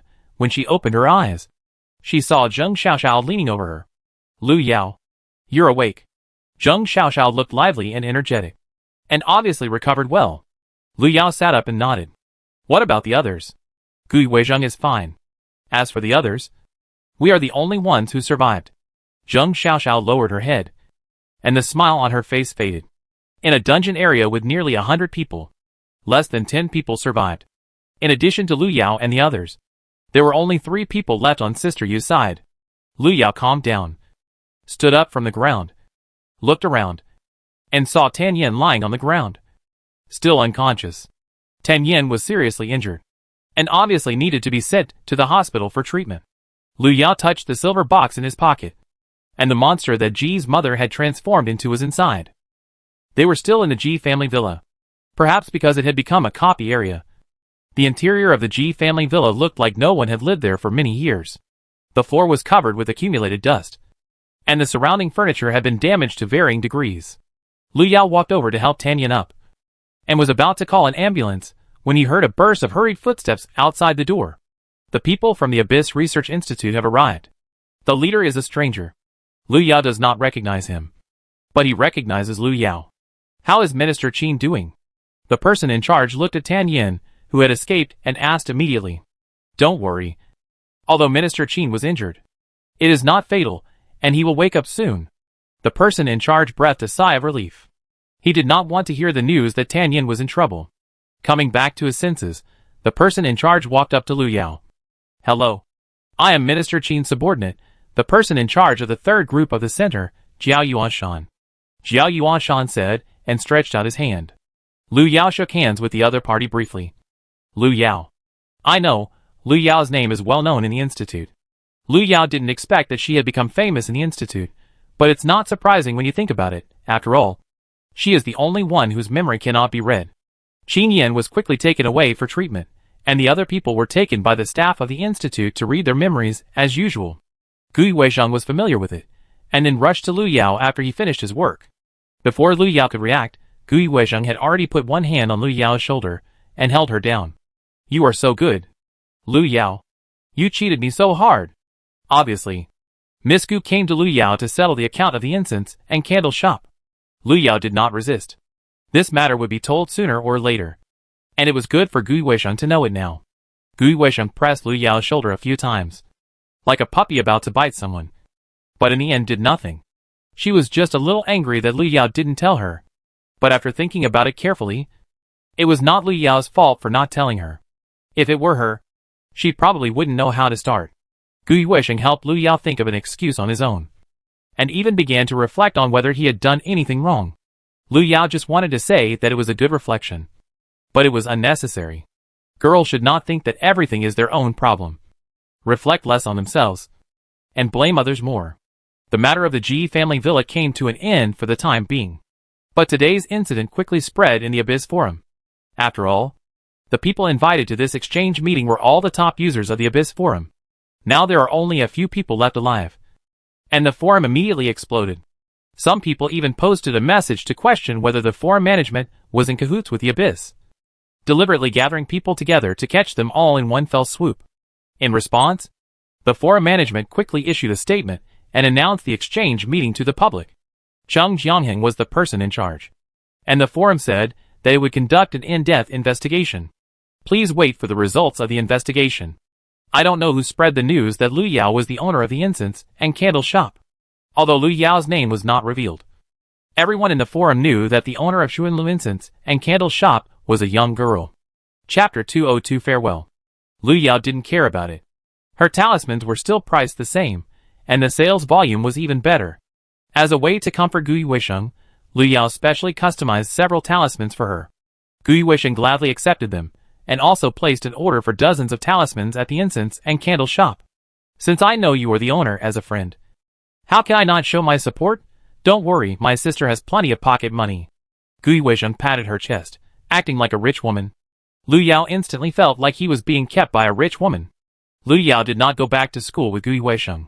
She stayed to deal with the affairs of the Ji family, and then rushed back to the incense and candle shop. Lu Yao also took Tan Yan's box back with her. She put the box on the table and fiddled with it for a few times. Soon, Lu Yao heard a slight sound coming from the box. The sound was not loud. It seemed that something was knocking on the box inside. Lu Qingqing passed by Lu Yao and approached him with some curiosity. The next second, Lu Qingqing suddenly widened her eyes and took 2 steps back. Lu Yao, where did you get this thing from? Why is there a person inside? Can you see inside? Lu Yao blinked, curiously. Lu Qingqing came back to her senses and moved closer. Well, I'm not sure, but I just saw a little girl inside, who actually looks a bit like you. Hearing Lu Qingqing say this, Lu Yao guessed that the original body's soul was probably taken in with Ji's mother. That's why he heard the knocking sound just now. Perhaps the original body didn't want to be locked up with Ji's mother. Lu Yao tried to open the box, but it seemed a bit troublesome to release the original body alone and leave Ji's mother inside. While Lu Yao was thinking, she suddenly smelled a faint scent of incense and candles. She stood up and walked towards the source of the smell, and finally pushed open the room where the statue was enshrined. There was a faint smoke in the room. The statue was put back far away after Lu Yao brought it back. However, Lu Yao clearly remembered that she had not been to this room since she came back. So it was impossible for her to burn incense in front of the statue. So who lit the incense and candles on the incense table? Lu Yao was full of questions.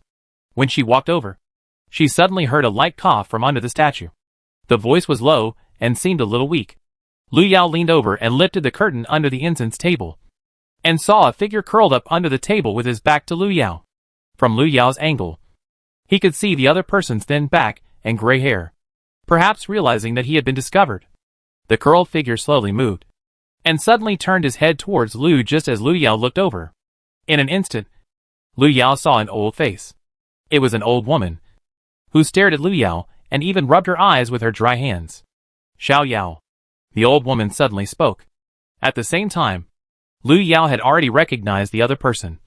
Grandma Lu, who had appeared in the memory of the original body. But why was she here? Lu Yao felt that she might have entered a dream by mistake. She stood up and was about to leave, but was stopped by the old man curled up under the table.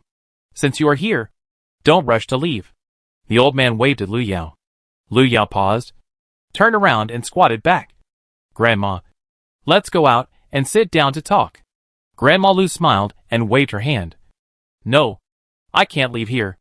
I just want to tell you something. Grandma Lu looked a little thin, but her eyes were particularly bright and energetic. She pulled Lu Yao to squat under the table and said, I know you are not the original Xiao Yao, but it doesn't matter. I think there is something I need to tell you.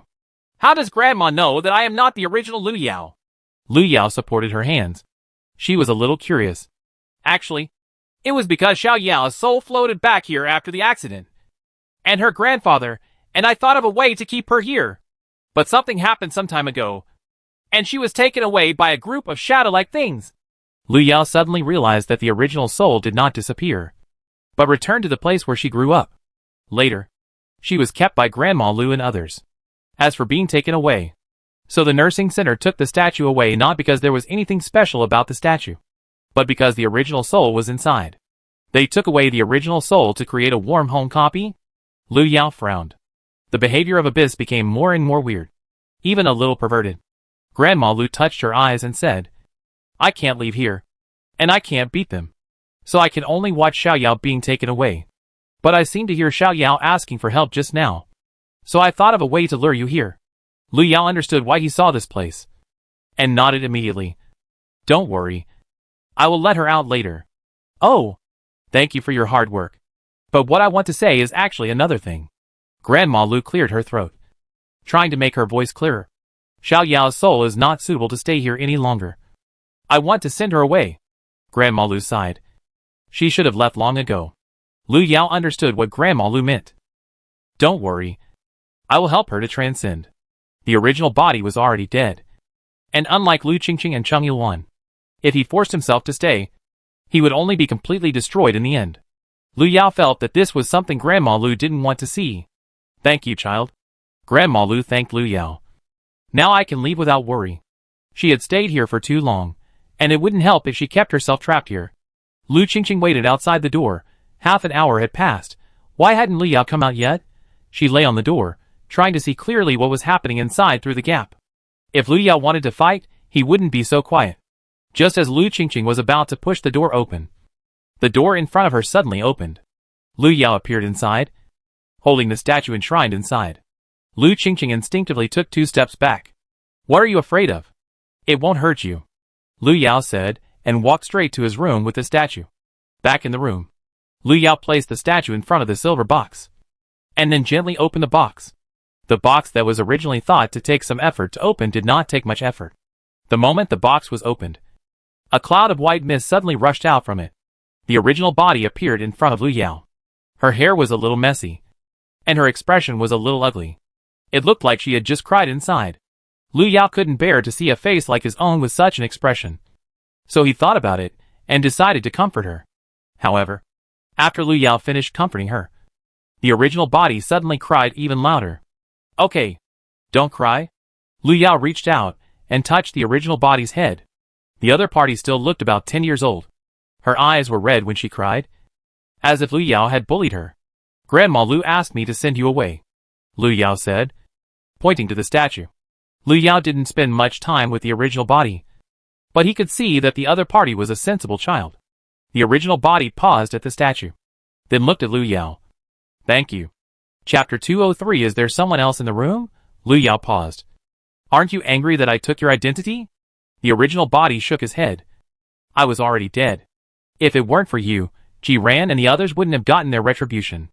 The original body didn't intend to forgive the Ji family. What's the point of repenting afterwards? She didn't need it anymore. Then, goodbye Lu Yao. Lu Yao waved to the original body, as a farewell. The original body smiled at Lu Yao, and then turned around. Behind her, a door appeared in the void. At this time, the door opened, revealing Grandma Lu, who was already standing behind the door. She seemed to be waiting for the original body, and smiled and stretched out her hand after seeing her. Lu Yao sent the grandparents and grandchildren of the Lu family away, and when she came to her senses, she felt a little exhausted. Lu Yao, who had just experienced a copy, had just spent her mind and energy to send away the soul of the original body, and her little strength was almost emptied. She lay on the table, humming with little strength. If it were any other time, Lu Qingqing and Cheng Yuan would probably appear at this time. It's a pity that the two of them were so quiet today that they seemed like they were not at home. Lu Yao didn't have the energy to find something to eat. She just wanted to take a nap first. She was too tired. Maybe she would be fine after a nap. Lu Yao fell asleep quickly. She lay on the table, her face pressed against the table, and she looked unexpectedly cute with her eyes closed. Lu Qingqing and Cheng Yuan stood at the door. It wasn't that they didn't want to go in, but they couldn't push the door open at all. Could it be that Lu Yao was resting and therefore sealed the door? Cheng Yuan touched his head. It was already this time, and he wanted to ask Lu Yao if he wanted to eat something before resting. Lu Qingqing thought more than Cheng Yuan. She felt something was wrong, so she tried to force the door open. However, the two paper figures struggled at the door for a long time, but the folding fan door in front of them remained motionless. A few minutes later, a low sound of footsteps came from the room. Lu Qingqing thought Lu Yao had woken up, and was about to wait for him to open the door. But she heard the footsteps stop. In the room, Xing Yuan covered Lu Yao with a quilt, and turned to look outside the door. The mist lingering on his face was only a thin layer, as if he could dispel it with a wave of his hand. This also means that the restrictions imposed by the abyss on him will soon be completely broken. Xing Yuan was in a better mood. He had planned to find his believer to explain his next plan, but he didn't expect to see Lu Yao lying on the table and sleeping as soon as he appeared. Xing Yuan stared at Lu Yao's sleeping face for a while, and then turned and walked towards the door. Realizing that there were two non-humans outside the door, Xing Yuan's footsteps paused. Lu Yao slept until dark, and she opened her eyes to find that she was lying on her bed. Although she was dressed neatly, she always felt that something was wrong. She clearly remembered that she was sitting on a chair before. Has anyone come in? Realizing that something was wrong, Lu Yao immediately stood up and walked out the door. When she pushed the door open, she saw two figures waiting outside. Cheng Yilwan was holding food in his hand and smiled at Lu Yao. The meal is ready, you eat first. Smelling the fragrance of the food, Lu Yao's stomach finally couldn't help but make a gurgling sound. She was indeed hungry. She had hardly eaten anything in the dungeon before, and then she had to deal with the monsters in the dungeon, and she was almost exhausted. How did you know I woke up? And they sent food to us in time. Didn't you send us a message? Cheng Yilwan frowned. He went to cook after receiving the message from Lu Yao. Lu Qingqing was also curious, but her mind worked faster, and she realized something was wrong. Didn't you send the message? Is there anyone else in your room? Lu Yao paused. She subconsciously looked behind her. Of course, there would be no one else in her room, but it was not certain that there would be other places. Almost subconsciously, Lu Yao touched the back of her neck. Ever since the dream in the warm home copy, Lu Yao always felt a little strange. She had never felt such emotions before, but she could not ignore the changes in her emotions. She didn't seem to hate Xing Yuan as much as she imagined. Lu Yao realized that such emotions were a bit subtle, and she didn't want to delve into it. Xing Yuan just wanted to use her to get rid of the abyss. That's all. Nothing. Maybe I forgot because I was too sleepy. It's late, you should go and rest too. Lu Yao waved her hand, signaling Lu Qingqing and the others not to worry about her. She returned to the room with the food, but her fingertips couldn't help but touch the back of her neck again. There was no tingling sensation, and it was even calmer than usual. Just as Lu Yao was thinking, the phone on the table suddenly rang. Lu Yao took the phone, and it turned out to be Tan Yan calling. Minister Tan? Tan Yan's voice rang in the phone. Lu Yao, it's me. How is your injury? Lu Yao thought about it, and felt that it was still polite to show concern. Tan Yan nodded. It's all right now. I woke up half an hour ago. I called to ask about the box. I wonder if it's still in your hands. Yes. Lu Yao responded. She had already dealt with the original body's affairs. The remaining box was useless. If Tan Yan wanted to use it for research, she could send the box to her. And Tan Yan asked about this matter right after she woke up. I guess she thought it was very important. Then I may need to trouble you to give me an address. And I will send someone to get it back. Tan Yan's voice was hoarse. After thinking about it, she seemed to feel that something was wrong. And then she said, it can be considered that I bought it from you. Lu Yao had no hobby of buying and selling weird things. And Tan Yan gave her the box, which was also a favor to her. No need. The box was originally yours. And as for the monster inside, you can take it away if you need it. Lu Yao told Tan Yan the address. And Tan Yan said that someone would come to pick it up early tomorrow morning. Considering Tan Yan's physical condition, Lu Yao did not talk to her for too long, but finally agreed to meet Tan Yan. She planned to tell Tan Yan what she had found in the nursing center, if the information would be helpful for her research. After doing this, Lu Yao hurriedly ate something and lay down to rest again. She had not fully recovered yet, and sufficient sleep was necessary for her. The next morning, Lu Yao met the person sent by Tan Yan to pick up the box on time. The other party was a tall man, with a cold aura, wearing a black uniform, and a cold face. I'm here to get Minister Qin's things, the man said, and stretched out his hand. Lu Yao handed the box over, but the other party's eyes flashed with disgust after seeing it, as if he thought the box was a dirty thing. Lu Yao paused, and then took his hand back the moment the other party stretched out his hand. If you don't want it, you can ask someone else to take it. I don't think this job must be done by you, Lu Yao said as he took back his hand. Chapter 204. Listen to my explanation. The man paused when he saw this, and even his facial expression changed. He looked at Lu Yao, and a hint of displeasure flashed in his eyes, and his tone became even more forceful. Give it to me. But I don't think you want to touch it. Lu Yao was not a good-tempered person to begin with, and he lost his patience the moment he saw the man's reaction. After all, the other party looked at the origami box as if he was looking at a contaminant. When the man saw that Lu Yao was unwilling to hand over the box, he immediately wanted to snatch it, although he didn't want to touch the thing. It was his mission after all. If he couldn't bring the two things back, he would not be able to report to his superiors. Therefore, no matter what, he had to bring the things back. I'll say it again. Give it to me. The man had lost his patience and stretched out his hand, intending to snatch the box. However, he underestimated Lu Yao's strength. A few minutes later, when he was stepped on and kicked out of the door by Lu Yao, the indifferent expression on his face finally collapsed. Lu Yao casually called Tan Yin and told her that the person sent to pick up the box seemed unwilling, and hoped that she would send someone else to pick it up. Tan Yin seemed to be changing the medicine, and was stunned for a moment. I'm sorry, Lu Yao. I didn't think it through. I will send someone else over. I hope he doesn't cause you too much trouble. It doesn't matter. It's not a trouble. But he may not be able to go back by himself. Lu Yao glanced at the man lying on the ground and rubbed his wrist.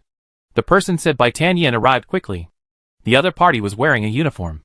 When he appeared in front of Lu Yao's door, he knocked politely. Lu Yao pushed the door open and saw a familiar figure standing there. Long time no see. Qin Yunting stood outside the door. Although there was no smile on his face, it did not make people feel that he looked down on him at all. It was completely different from the attitude of the previous person. Lu Yao smiled and nodded. Long time no see, Captain Qin. Lu Yao was a little surprised that Tan Yin would send Qin Yunting here. Lu Yao handed the things to him, then pointed to a place in the yard and said, Captain Qin, if it is convenient, you can take your colleague with you. Qin Yunting nodded, then went to check on his colleague. The man was thrown into the yard by Lu Yao, and was squatting on the ground struggling. He frowned when he saw someone coming, and when he saw who was coming, his expression was stunned. Captain! Captain! Why are you here? The man was obviously also a member of the Abyss Research Institute's strategy team. When he saw Qin Yunting appear, he realized that his story might have been heard by the captain. He struggled for a while, trying to stand up, but he couldn't move because of the talisman on his body. Miss Lu, can you let him go first? Qin Yunting looked unchanged, turned around and asked Lu Yao. Lu Yao nodded, stepped forward and untied the talisman on the other party. Captain, let me explain. The man was about to explain as soon as he regained his freedom. He didn't mean to refuse to take the box, but when he thought of the dungeon monsters in it, he thought of his teammates who died in the dungeon before, and he felt sick. I'll give you a chance to explain this, but not now. Qin Yunting reached out and lifted the man up from the ground. Now, apologize to Lu Yao first. Qin Yunting pushed the man. I'm sorry, Miss Lu. I was wrong before. The man seemed to listen to Qin Yunting's words. Although he was reluctant, he still walked up to Lu Yao and apologized. Lu Yao glanced at the man in front of him and saw that he looked serious and no longer had the perfunctory and contemptuous attitude he had before. So he accepted his apology. When Qin Yunting took the box and left with his team, Lu Yao also received a message from Tan Yin. Tan Yin seemed to be worried that Lu Yao would be unhappy, and her attitude was very good. Lu Yao said that it was just a little unpleasant, and there was no need to take it to heart. By the way, he wished Tan Yin a speedy recovery. After doing this, Lu Yao's affairs in Ningxing came to an end temporarily. Although the matter of the nursing center was not over, Lu Yao also knew that it would be difficult for her to enter the nursing center again. The trouble she had caused before was enough to keep the nursing center quiet for a while. But of course, this matter could not be let go. Since the nursing center was involved with Abyss, she had to deal with the Abyss while naturally guarding against the garbage in the nursing center. Lu Yao sat down and sorted out her thoughts. Her current position was obviously on the opposite side of the Abyss, which was not unexpected by Lu Yao. Originally, she planned to live a peaceful life in the real world, but she encountered so many troubles afterwards. She is a person who doesn't like trouble, but she is not afraid of the predicament in front of her. As long as the Abyss does not give up its plan to invade the present world, she will not be able to truly break away from the Abyss. In this case, if she wants to truly restore a peaceful life, she can only expel or even destroy the Abyss. Lu Yao tapped the table with her fingertips, making a dong-dong sound. She was thinking, and also making a choice. If the copy area is released through the Smile Care Center, can it be controlled as long as the care center is destroyed? Maybe it's not that simple. As long as the Abyss is still there, it can make a comeback. The Smile Care Center is just a medium between the present world and the Abyss. Even if the Smile Care Center is gone, there will be other care centers. So, how can she accurately find the Abyss or even expel and destroy it Lu Yao thought of Tan Yin and the Abyss Research Institute. Since her current goal is consistent with that of the Research Institute, maybe she can try to cooperate with them. As for Xing Yuan, as long as he successfully escapes the confinement of the Abyss, the power of the Abyss will inevitably be affected. However, Lu Yao will not allow himself to create a second Abyss, and Xing Yuan's affairs must also be kept under control. At the same time, Smile Nursing Center. He Chu walked out of the basement. His pale face was full of sickness. He coughed violently a few times, attracting the attention of the passing shadowy people. What are you looking at? Get out of here. He Chu's face was gloomy, holding his chest, and continued to move forward. There were some problems with his new body constitution. He thought he could recover after treatment and transformation, but he became weaker and weaker. After just a few steps, he felt difficulty breathing, and he might even fall down at any time. He Chu didn't dare to stay for long. He wanted to find Tang Wei, so he had to speed up to avoid fainting before he found him. When He Chu saw Tang Wei, he was sitting on a chair and looked listless. The two looked at each other, and each saw a glimpse of understanding in the other's eyes. It seems that it didn't let you go either. Tang Wei narrowed his eyes and looked at the sickly He Chu who walked in. Chapter 205 Face Control. Not good looking. What is He Chu thinking? Why did she find you such a body? I'm afraid it won't last for a few days, and you have to change to a new one. Tang Yu looked at him for a few times, and was sure that He Chu would not live long in his current state. He Chu pulled a chair and sat down. No way, she is a face control. She doesn't like those who are not good looking. You dote on her. Tang Yu touched his chin, and sat up from the chair at this time. He Chu realized that Tang Yu only had one arm left. He Chu, your hand. Tang Wei shrugged. It is angry. I am lucky to have survived. Everyone in the nursing center knows how terrible that person is when he gets angry, so no one dares to offend him. But unfortunately they have been ineffective recently, making it very angry. Tang Wei pulled his empty sleeves. So what exactly did you come to me for? He Chu couldn't help coughing again, and it took a while to finally recover. Of course it's because of what happened before. Are you willing to let her go like this? What are you going to do? The dungeon area is like an amusement park for her. Tang Wei wanted to seek revenge on Lu Yao, but the dungeon area they carefully designed couldn't do anything to her. She survived the dungeon only because she hadn't seen how scary it was. He Chu smiled slowly, and his sickly face made people feel a little hideous for no reason. Tang Yu understood what he meant, but looked at his only arm left.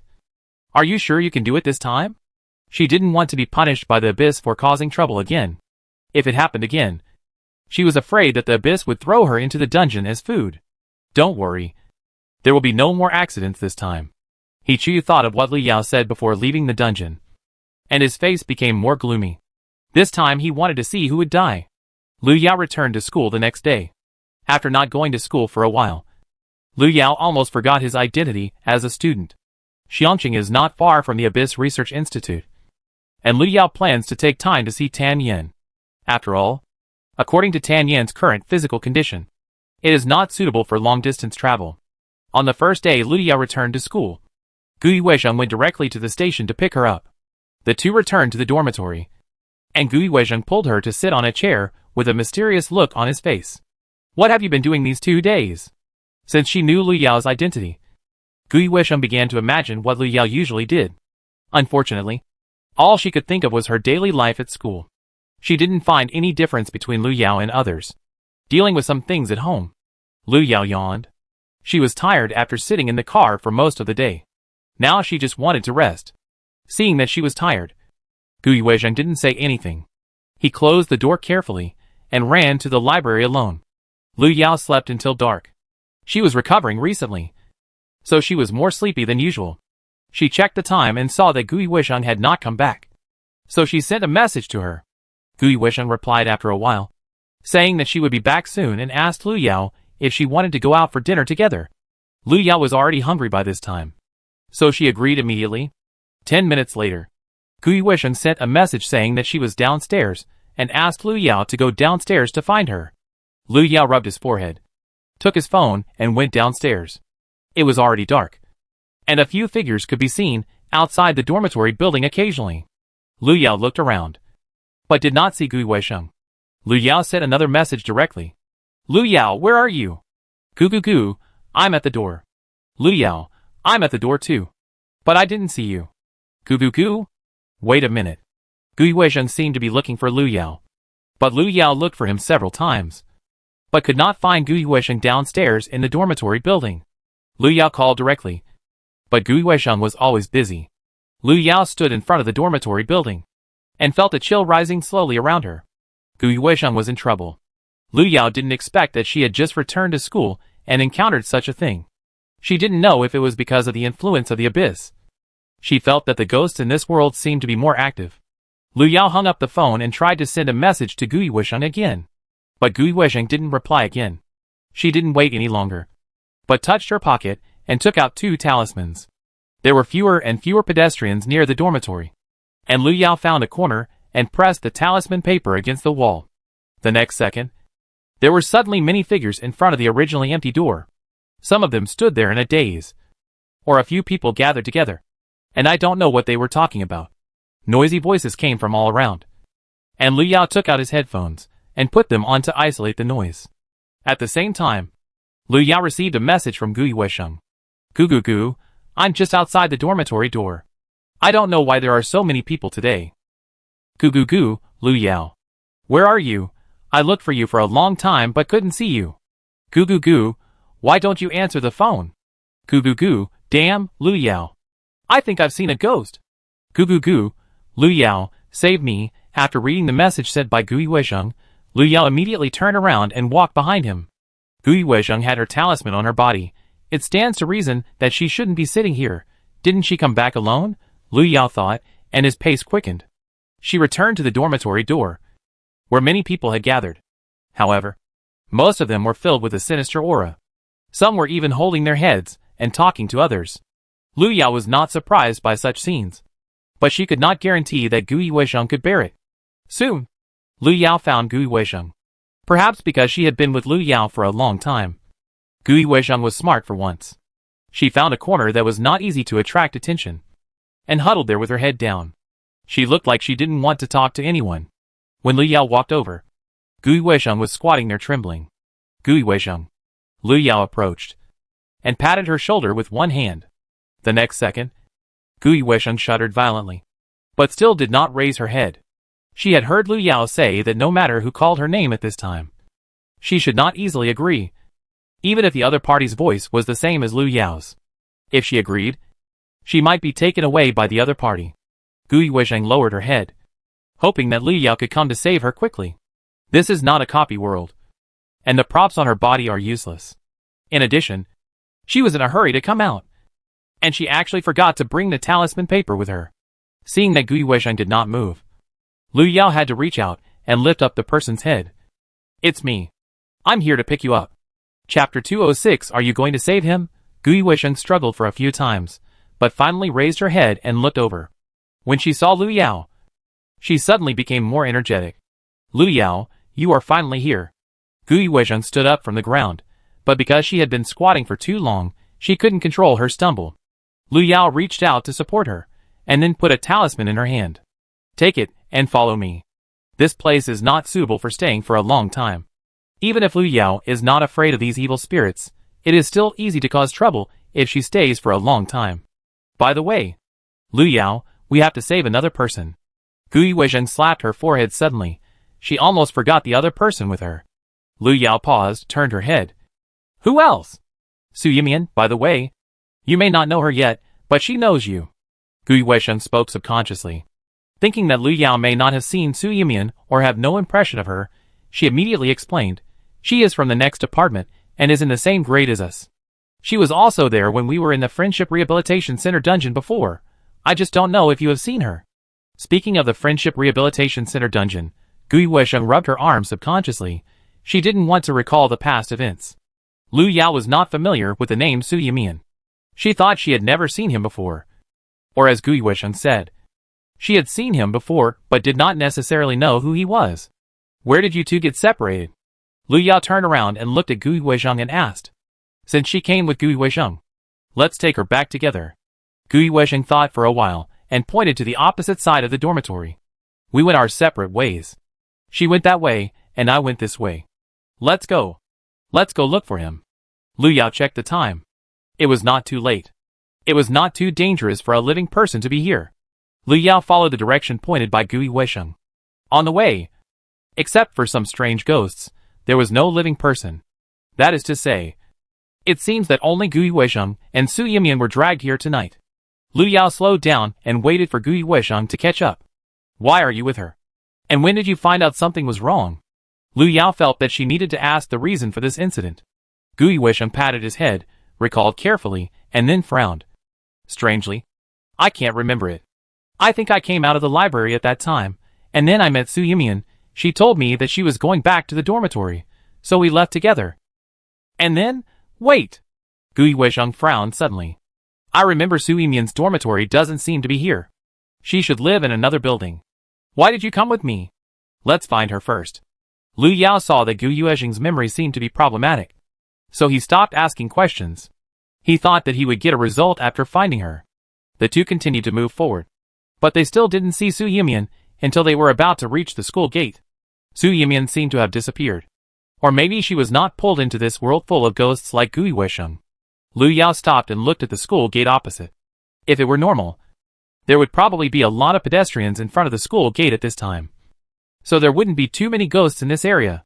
But at this time, the school gate was almost full of ghosts, and they gathered together more or less, as if they were watching something. Lu Yao, what are they watching? Gui Weisheng was a little curious and couldn't help wanting to get closer. Lu Yao stopped her and signaled her not to move. Gui Weisheng always listened to Lu Yao, and stopped immediately, and didn't dare to move. Lu Yao tried to walk over, and when she got closer, she found a person lying on the ground at the gate. A living person, because she was worried that Gui Weisheng might get into trouble alone. Lu Yao did not look carefully, and she quickly retreated. Did you see anything? Gui Weisheng looked curious. There is a living person there, but he is unconscious now. Lu Yao told what he saw. Gui Weisheng's eyes widened. Could it be Su Yimian? Su Yimian is not a woman? Yes, she is a woman. The person lying on the ground is a man. Gui Weisheng patted his head. Since it was a man, it was not Su Yimian. But a living person lying in such a place is probably in danger. Gui Weisheng knew that this was not the time to be full of sympathy. After all, she still had to rely on Lu Yao to save her life. The two walked around again, but still did not see the girl named Su Yimian mentioned by Gui Weisheng. Are you sure she was dragged in here with you? Lu Yao rubbed his eyebrows. They had been looking for half an hour, and they had probably been to all the places they could find, but they still did not see Su Yimian. To be honest, I'm not sure either. Gui Weisheng's memory was distorted. She couldn't even remember what Su Yimian looked like. Otherwise, let's leave first. What if she didn't come in here? Gui Weisheng didn't want to continue dragging Lu Yao to take risks. This matter had nothing to do with Lu Yao. Lu Yao confirmed the time, nodded. She planned to take Gui Weisheng away first. If Su Yimian was really missing, she could find a way to find her for Gui Weisheng's sake. The two turned around and walked back. When they passed the school gate, they saw that the ghosts that had been surrounding the school had dispersed. The man on the ground was still lying there, motionless, and looked like he had no breath. Lu Yao just glanced at him and was about to leave, but Gui Weisheng suddenly grabbed Lu Yao's wrist. Lu Yao. It's him. Lu Yao paused. Who? The one we met before. Also from the next door department. His name seems to be Jiang Shao. Gui Weisheng had a deep impression of Jiang Shao. After all, he had met him several times before, and even accidentally entered the territory of the ghosts, because he wanted to watch his game. It was Lu Yao who rushed to save them at that time. Lu Yao didn't feel familiar with the name when she heard it, but she recalled it, and had some impression. But what does Jiang Shao have to do with her here? Let's go out first, Lu Yao said, and patted Gui Weisheng's shoulder. Gui Weisheng suddenly came back to her senses, and then seemed to suddenly think of something.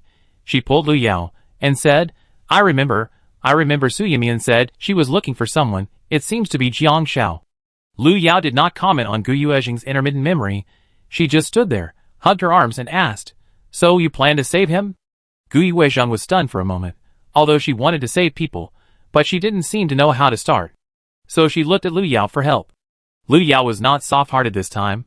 She didn't want to meddle in other people's business. Who knows what happened to Jiang Shao lying here? Although the evil spirits here are not strong, Lu Yao is not interested in provoking unnecessary disputes. Chapter 207 How Can I Live Without You? Gui Weisheng calmed herself down. She then refrained from going forward to pull the man up. Lu Yao was right. It was indeed not appropriate for them to meddle in other people's business now. When they went out, if someone wanted to find Jiang Xiao, she could reveal some information, which would be considered helpful. The two continued to move forward.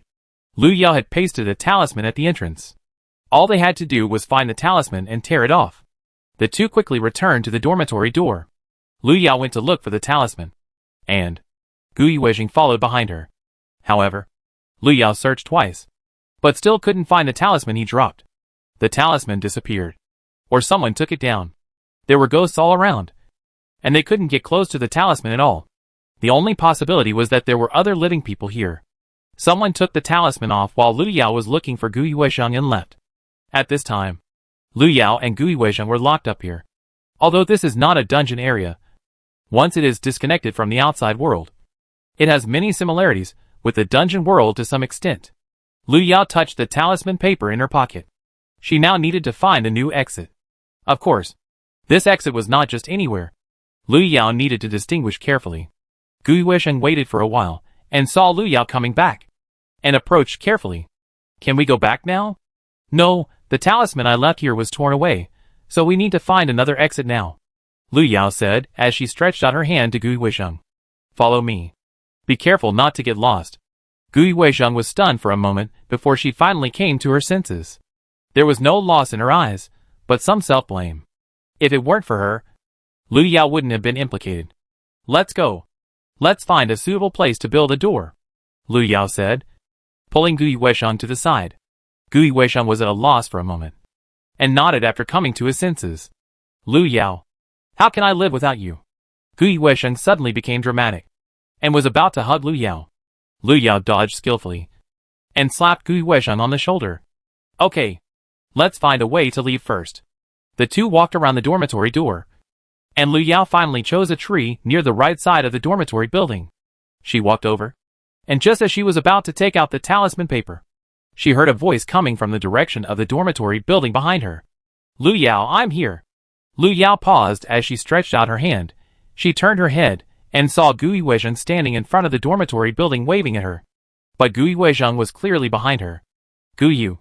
Lu Yao turned her head, and looked at Gu Yuezhang behind her. However, Gu Yuezhang jumped up first. She pointed at the other self in front of the dormitory door and cursed. Lu Yao, she dared to pretend to be me. She's fake. Calm down, I didn't say she was real. Lu Yao held down Gu Yuezhang, who was about to rush up and beat him up. Gu Yuezhang calmed down, but still held Lu Yao tightly. Why is there another me here? Didn't they enter the world of ghosts? Why did they see someone who looked exactly like them? If she was with Lu Yao on Wednesday, would she also see someone who looked exactly like Lu Yao? Gu Yuezhang suddenly felt terrified.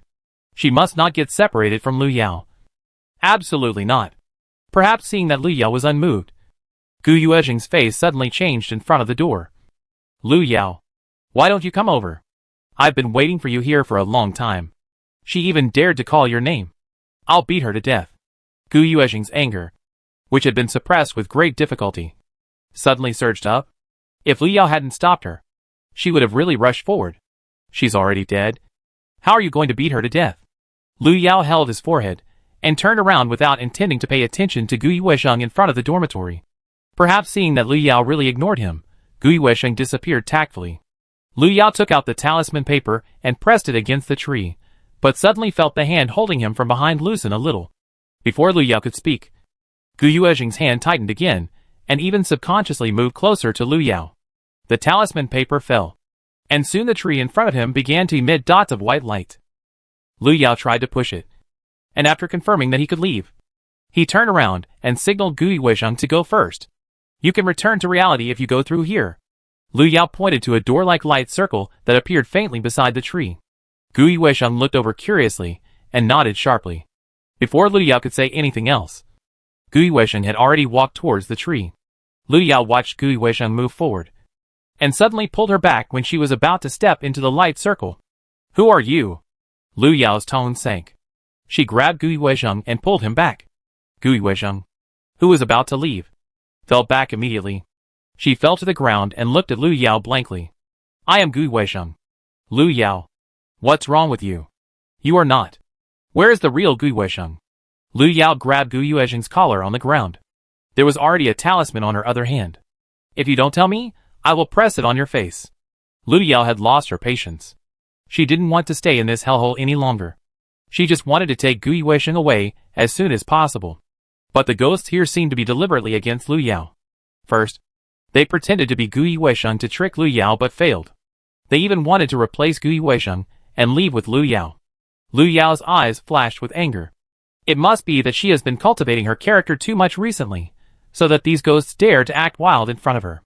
Gu Yuesheng on the ground refused to speak, but she met Lu Yao, who had completely lost his patience. A few seconds later, Lu Yao directly dropped the talisman on her forehead. As a puff of smoke rose, Gu Yuesheng's figure completely disappeared from the spot. Lu Yao glanced at the light circle in front of her, and reluctantly stepped forward to tear off the talisman paper on the tree. It seemed that she had to go to Gu Yuesheng again. To prevent it from being torn off again, Lu Yao had to temporarily close the door. Gu Yuesheng didn't expect that she had returned here in just a blink of an eye. She looked at Jiang Shao lying on the ground, and turned away. It was obvious that something was wrong in this situation. It made no sense for her to stay here and seek death. Moreover, Lu Yao might not have discovered that she was missing. She had to go back quickly, lest another ghost who didn't want to came out to impersonate her. As soon as Gu Yuesheng turned around, she heard a gust of wind behind her. The wind was whistling, mixed with bursts of coldness. Gu Yuesheng could not escape, because her ankle was grabbed by something, and the thing was pulling her back. Gu Yuesheng looked back, and found that it was a human hand that grabbed her. As for the owner of the hand, it was Jiang Shao, who was lying on the ground behind him. Jiang Shao stretched out one of his arms, which had already exceeded the range of human arms. I knew that this guy was wrong. Gu Yuesheng could not help but cursed. She should not have looked at those two things more at that time. Gu Yuesheng was quickly pulled back, and Jiang Zhao's hand grabbed her tightly, with a posture that he would not let go even if he died. Gu Yuesheng tried to pry the hand apart, but no matter what she did, it was in vain. Even her raising her foot to stomp on the other's hand was useless. Chapter 208 Crazy. All crazy Jiang Shao opened his eyes, looked at the girl who was madly stepping on his arm in front of him, and his face darkened. Pain came over him. Jiang Shao frowned and threw the crazy girl who stepped on his arm away. Gu Yuesheng suddenly fell to the ground, and it took her a while to recover. She was about to curse when a hand pinched her chin. Jiang Shao raised his head from the ground, and a hand was pinching Gu Yuesheng's chin and pulling her towards him. Jiang Shao, you are crazy, and you still don't let go. Gu Yuesheng shouted immediately. Jiang Shao pulled the corner of his mouth, and directly told Gu Yuesheng to shut up. Noisy woman. Jiang Shao threw Gu Yuesheng aside, and then tried to sit up from the ground. Unexpectedly, he woke up at the wrong time. He thought he would have to wait a little longer, but unfortunately, his body had not recovered yet, and it would be a bit troublesome to do anything. Jiang Shao was talking to himself, and then he looked at Gu Yuesheng, who was thrown aside by him. He looked at Gu Yuesheng carefully, and after confirming that he had not recognized the wrong person, he stood up. Maybe because he had been lying down for too long. Jiang Zhao's steps were weak, and he looked like a toddler. Seeing this, Gu Yuesheng couldn't help but want to laugh, but couldn't make a sound. Jiang Shao twisted and took a few steps, and finally, he couldn't bear it anymore, and simply found a place to lean against the wall. Lu Yao came with you, right? Where is she now? Gu Yuesheng opened his eyes wide, and at first, he didn't know why the other party knew Lu Yao. But then he understood. After the previous rehabilitation center copy, those who participated in the copy knew Lu Yao's name. It was not strange that Jiang Shao knew Lu Yao. I almost forgot. You can't talk. Jiang Shao took out a hat from somewhere, and put it on his head. The shadow of the brim blocked his eyes. He moved towards Gu Yuesheng. Just answer why I ask you. Don't say anything extra. Otherwise I will strangle you to death. Jiang Shao approached, his tone full of threats. Gu Yuesheng nodded in agreement. Jiang Shao let go of Gu Yuesheng and asked immediately, tell me where Lu Yao is. Gu Yuesheng suddenly smiled. Why are you looking for Lu Yao? Do you want her autograph too? Jiang Shao felt that he might have seen a fool. Do you want to die? Even if Gu Yuesheng was a face control, he also realized that Jiang Shao was different. I'm the only one here. Lu Yao is not here at all. Wanting her to betray Lu Yao, dream on. Even if he really wanted to strangle her to death, she wouldn't tell him.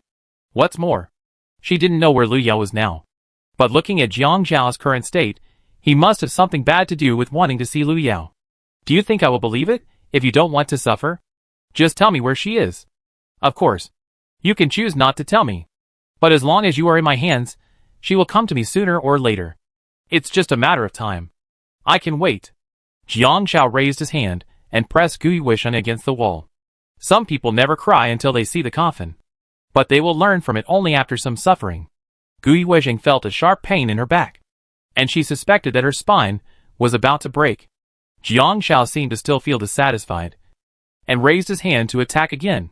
But this time, before she could pull Gui Weishan up, she was stopped by a hand. The girl in a luo skirt approached from the side, and held Jiang Shao with one hand. If you kill her now, our plan will be ruined. Jiang Shao frowned, and although he was a little dissatisfied, he still let go of her hand. Are you sure you have closed the way out? Jiang Shao rubbed his wrist. He could basically control this body now. Of course. Tang Wei nodded, and said, as he opened the small parasol in his hand. The moment Gui Weishan raised his head, he saw an open parasol. It was a pink umbrella with lace on the edge, and the girl who just appeared was holding an umbrella in such darkness. Just one glance, Gui Weishan felt a sense of weirdness. But when he thought that this was the world of ghosts, he seemed to be able to accept any strange thing.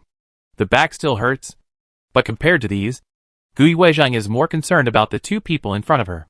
She doesn't know the girl who came later, but she is sure that the boy is Jiang Shao. What do they want to do? Oh, are you okay?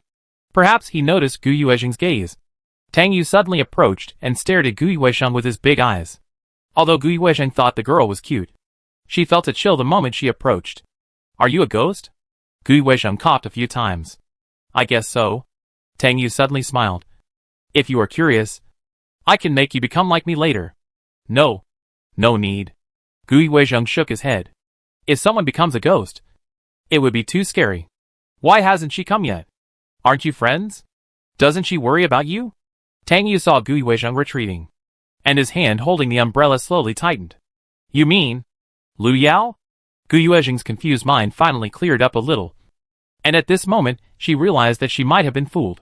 Maybe the moment she stepped out of the library, she fell into the trap set by the other party. Their target was Lu Yao, and they captured her to lure Lu Yao here. What were they going to do?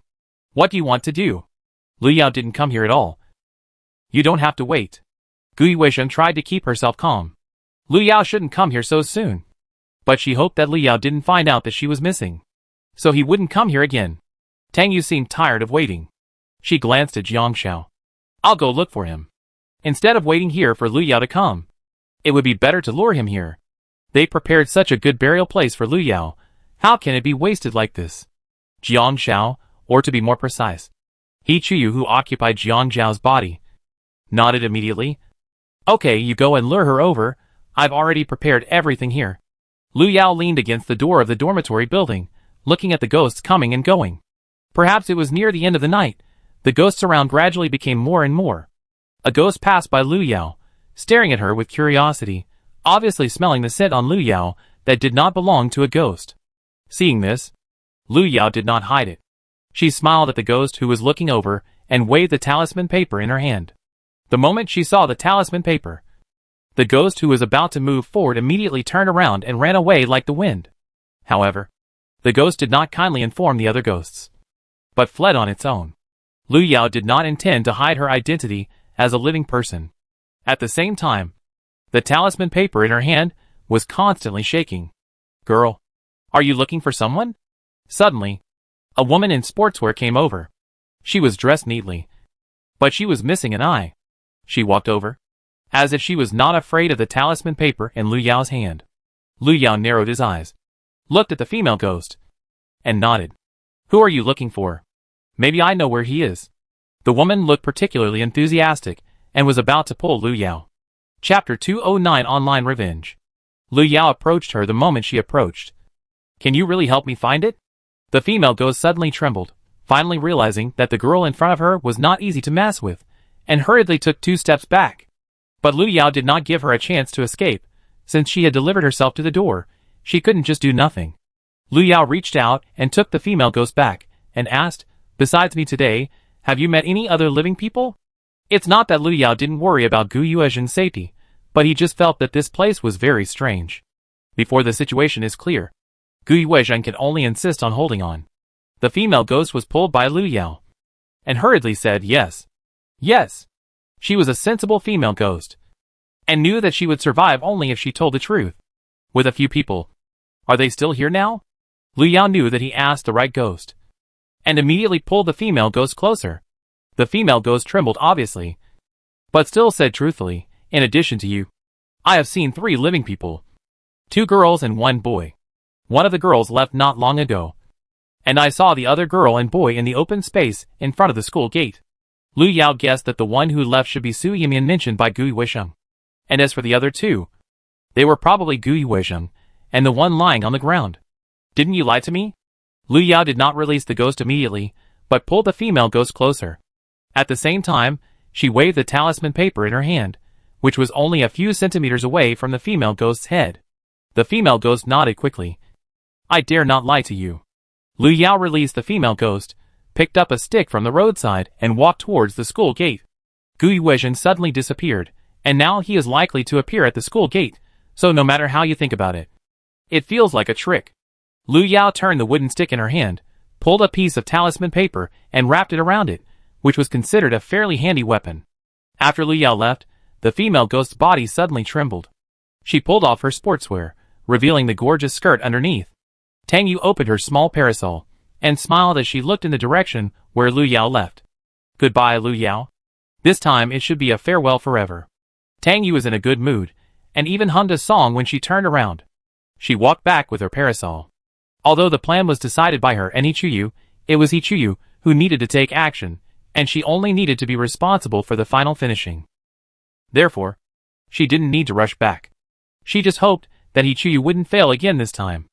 A minute later, Tang Yu suddenly felt that her steps were getting heavier and heavier.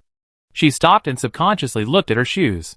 She saw 2 skinny hands grabbing her shoes. Every time she took a step forward, she had to hold those 2 hands forward. What on earth is this? Tang Yu frowned and tried to shake off the 2 skinny hands. However, no matter what she did, the 2 hands seemed to grow on the soles of her shoes, and she couldn't get rid of them at all. Not only that, as Tang Su moved, the 2 hands gradually emerged from the ground.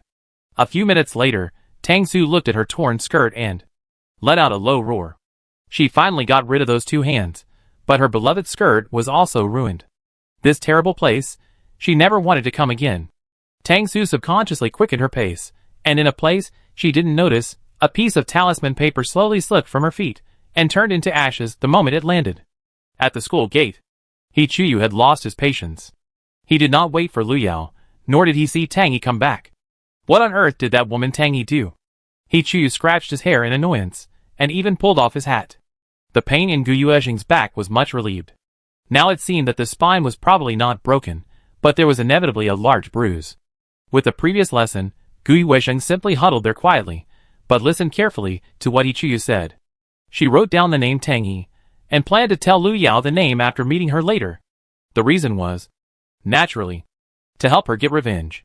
But would Lu Yao really be led here? Gu Yuezhen wanted to wait for Lu Yao to save her. But she was also worried that Lu Yao would be in danger. After all, the Jiang Shao in front of her was a psychopath. And the girl named Tang Yu who left was even more crazy. Gu Yuezhen huddled in the corner, only to feel that the temperature around her was getting lower and lower. Her eyelids began to fight, and she gradually became sleepy. At the same time, on a tree in front of the school gate, Lu Yao sat on the tree and looked down. Her sight swept across Gu Yuezhen in the corner, and then fell on Jiang Shao who was pacing anxiously. Lu Yao first confirmed that Gu Yuezhen was still alive, but it seemed that he was injured. As for Jiang Shao, Lu Yao looked at his appearance and had already guessed his identity, except for the guy she met in the dungeon several times before. Thinking of the female ghost who led her here before, Lu Yao felt that the other party was more like a gang this time. But she didn't know how many people were in their small gang. Below, Hichuyu obviously lost his patience. He decided to leave Gu Yuezhen behind and attack. Anyway, he just needed to find a way to lure Lu Yao here. When the magic circle here is activated, Lu Yao can be directly teleported to the deeper area of the abyss. As long as he goes there, he doesn't believe Lu Yao can survive. As for why they must choose to take action here, of course, It is because they are crossing the abyss this time, and they must not be discovered by the abyss before they succeed. He had discussed this with Tang Wei before choosing such a good place. This is the land of the Yin spirits, where no living person can get close. Here they can temporarily block the prying eyes of the abyss. As long as they teleport Lu Yao to a deeper dungeon world, then she will definitely die and come back alive. Thinking of this, He Chuyu suddenly felt better. He looked back into the distance, and decided to go find someone himself. He walked past Gu Yuesheng and into the school gate, and then walked towards the direction of the girls' dormitory building. He guessed that Lu Yao must still be nearby. Just as He Chuyu entered the school gate, Lu Yao, who was sitting on the tree, also moved. She tapped the trunk of the tree with one hand a few times, and a talisman floated down from the air, right in front of He Chuyu. He Chuyu paused. He subconsciously looked up at the sky, but what he saw was pitch black. Strange. He Chuyu didn't know much about talismans, although he knew that Lu Yao was good at using talismans, but he didn't recognize the talisman that Lu Yao drew. He kicked the talisman paper on the ground away, intending to continue walking forward.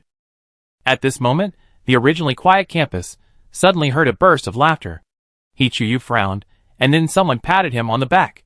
The one who patted him was a boy. He walked up from behind He Chuyu, put one arm on He Chuyu's shoulder, and said with a smile, "Old Jiang, what are you doing here alone so late?" Chapter 210 A Deeper Level. He Chuyu's first reaction was to chop off the arm that was on his neck. Where did this guy who was so familiar come from? And why did someone here know him? He Chuyu calmed himself down, and then turned his head to look at the boy. The other person looked familiar, if I remember correctly. He seemed to be a friend of his body, whose last name was Yuan. "Why are you here?" He Chuyu suppressed his dissatisfaction and asked. Yuan Zhe looked confused. "I just saw you at the door, so I came over. This direction seems to be to the girls' dormitory. What are you doing there?" "What am I going to do?" He Chuyu's tone suddenly sank. He looked at Yuan Zhe while speaking. He suddenly raised his hand and punched Yuan Zhe in the face. "Of course I'm going to do business." He Chuyu's fist fell, and Yuan Zhe in front of him immediately turned into a ball of mist and disappeared. He almost got fooled. He Chuyu took a deep breath. This is the land of ghosts. It doesn't seem strange to encounter such an illusion. After coming to his senses, He Chuyu continued to move forward. But he was stopped by Yuan Zhe again after taking a few steps. The other party followed him like a shadow. And even if he was dispersed by He Chuyu again and again, he would still catch up quickly. He Chuyu felt like he was going crazy. He stopped, trying to find out the reason. But when he stopped, he found that he seemed to have entered another space. Damn it. When He Chuyu realized that something was wrong, Lu Yao had already jumped down from the tree and came to Gu Yuesheng. She reached out and pulled Gu Yuesheng up and checked her condition. The injury was not serious, but she would probably need to rest for a while. "Lu Yao, why are you here? They want to deal with you. You should leave quickly." Gu Yuesheng came to his senses and immediately signaled Lu Yao to leave quickly. "If we wait until those two psychos come back, I'm afraid we'll be in trouble." "Don't worry. They won't be back for a while." Lu Yao signaled Gu Yuesheng not to worry. She was more curious about what the shark game He Chuyu had prepared for her.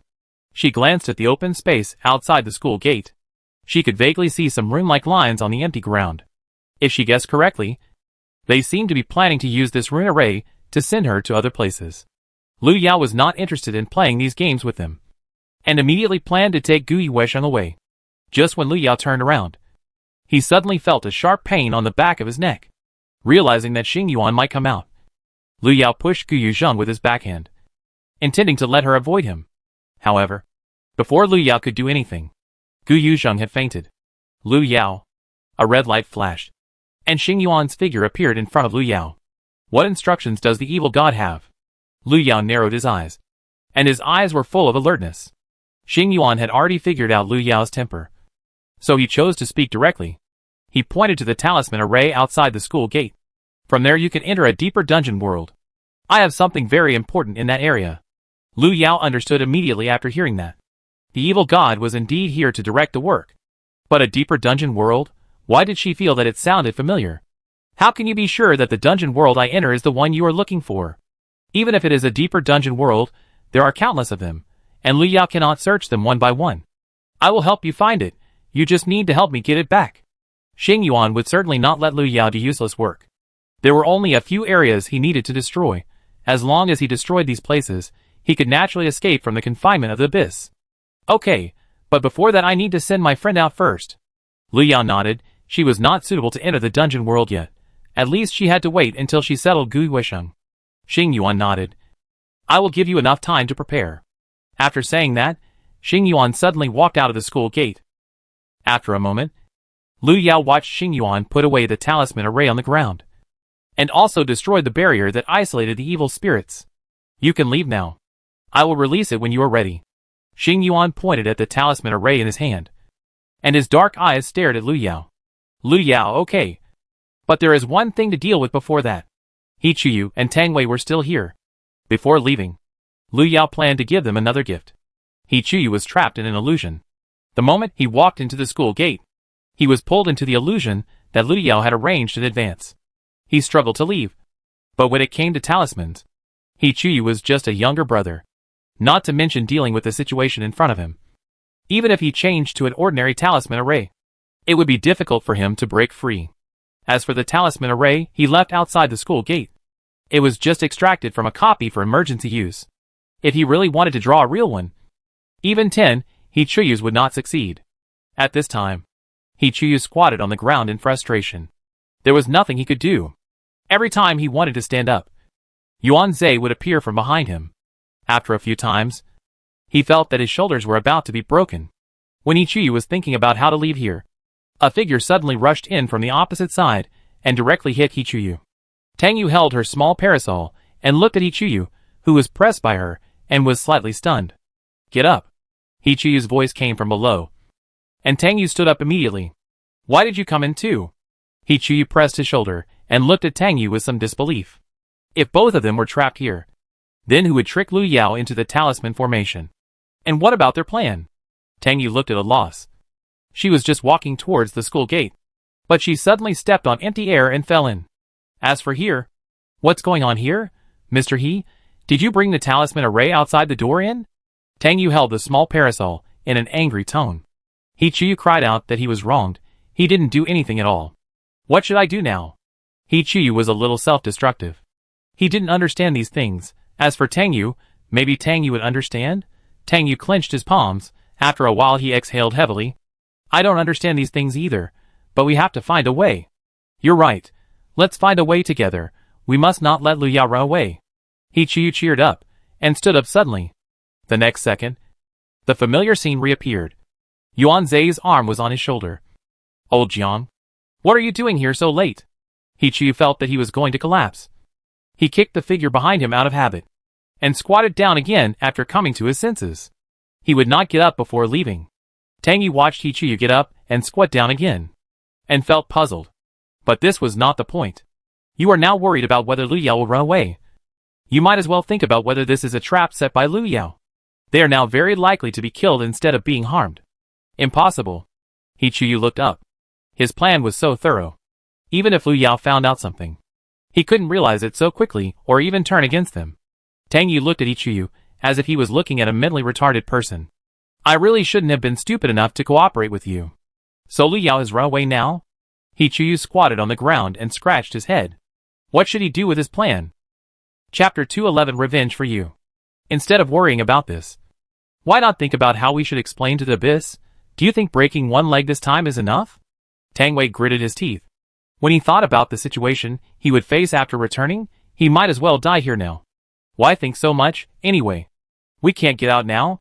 He Chuyu seemed to have given up completely, and started to play badly.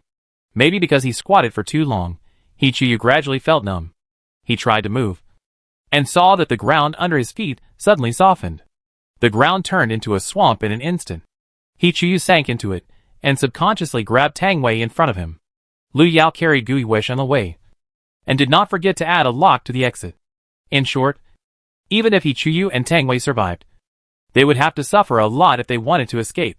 It's not that Lu Yao was soft-hearted and didn't want to kill them directly, but according to the properties of the two people, even if they died in it, they would be recovered by the abyss and then reborn.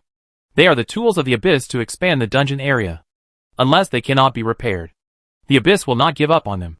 Back in front of the dormitory building, Lu Yao directly called a car to send Gui Weisheng to the hospital. Her injuries were not serious, but the injuries needed to be treated. Otherwise she would be more seriously injured tomorrow morning. Gu Yuesheng slowly woke up after Lu Yao completed the hospitalization procedures. The first thing she said when she opened her eyes was to shout Lu Yao, "Run!" as if they were being chased by a monster. Lu Yao touched her head to calm her down. "Don't worry, we've come out. This is the hospital. Don't move. Be careful of the wound on your back." Looking at Gu Yuesheng grimacing in pain, Lu Yao couldn't help but hold his forehead. "Rest well here. I'll come to see you tomorrow." It was already early in the morning. Lu Yao promised Xing Yuan that she would settle Gu Yuesheng and then go to deal with the matters in the deep dungeon world. She still needed to go back and make some preparations. Gu Yuesheng heard that Lu Yao was leaving, although she was a little reluctant, but she also knew how hard Lu Yao worked. She waved at Lu Yao. "Enduring the pain. Go back and rest early. This minor injury is fine." After saying that, Gu Yuesheng suddenly thought of something and said seriously, "How is the guy who hurt me? You helped me to avenge me, right?" She almost forgot that she was injured because of a psychopath. If Lu Yao didn't have time to do it, she would definitely find that person and beat him up when she recovered. "Well, I have avenged you, but it will only be worse than you." Lu Yao nodded. He Chuyu is probably still struggling in the quagmire. Even if he managed to climb out, there are other dangers waiting for him. "I feel relieved. Good night, Lu Yao." Gu Yuesheng pulled the quilt with peace of mind and closed his eyes. Lu Yao turned off the lights for her. "Good night." Lu Yao returned to school. But she did not go back to the dormitory directly, but went directly to the dormitory building next door. There was one person who did not show up in the whole event tonight. Lu Yao was not sure whether this person was really involved, but she decided to confirm it. Lu Yao looked at the information about Su Yimian received on her mobile phone. Su Yimian had a good family background, excellent grades since childhood, and was beautiful. It was said that she had a good personality. Such a person is indeed easy to be looked at by those people in the nursing center. If Su Yimian has been controlled by the same people as He Chuyu and others, then Lu Yao needs to prepare as soon as possible. Lu Yao flipped through the information and suddenly stopped in front of the dormitory building. At the end of Su Yimian's information, it was written that Su Yimian's parents were both researchers. However, it was not specified in which department the researchers were. Lu Yao tried to learn more, but unfortunately, this was the only information he could find. At this time, most people in the dormitory had gone to bed. Lu Yao found Su Yimian's dormitory, but saw that the lights were on in the dormitory, and it was obvious that he was not asleep yet. Lu Yao knocked on the door, and soon reluctant footsteps came from the room. Who could it be so late? Is it the dormitory manager? Impossible. How could someone come to check the dormitory so late? The dormitory door was opened amid a burst of dissatisfied complaints. The person who opened the door was a short-haired girl. She yawned and looked outside the door, but was stunned when she saw Lu Yao. "Who are you?" She was stunned for a moment, and her eyes suddenly brightened when she came to her senses. "You are Lu Yao." Gu Yuesheng had said before that Lu Yao's name was almost spread throughout the school. Lu Yao didn't feel anything before, but now he finally realized it. The girl turned around and called her roommate. "It's Lu Yao." "Lu Yao? You mean the Lu Yao who destroyed the copy of the rehabilitation center? Damn. Where is he?" 2 footsteps approached, and soon 2 figures approached. 3 people stood in the door and stared at Lu Yao, looking like they were looking at a magical animal. Lu Yao breathed a sigh of relief, and her eyes swept across the faces of the 3 girls, and found that none of them were the person she was looking for.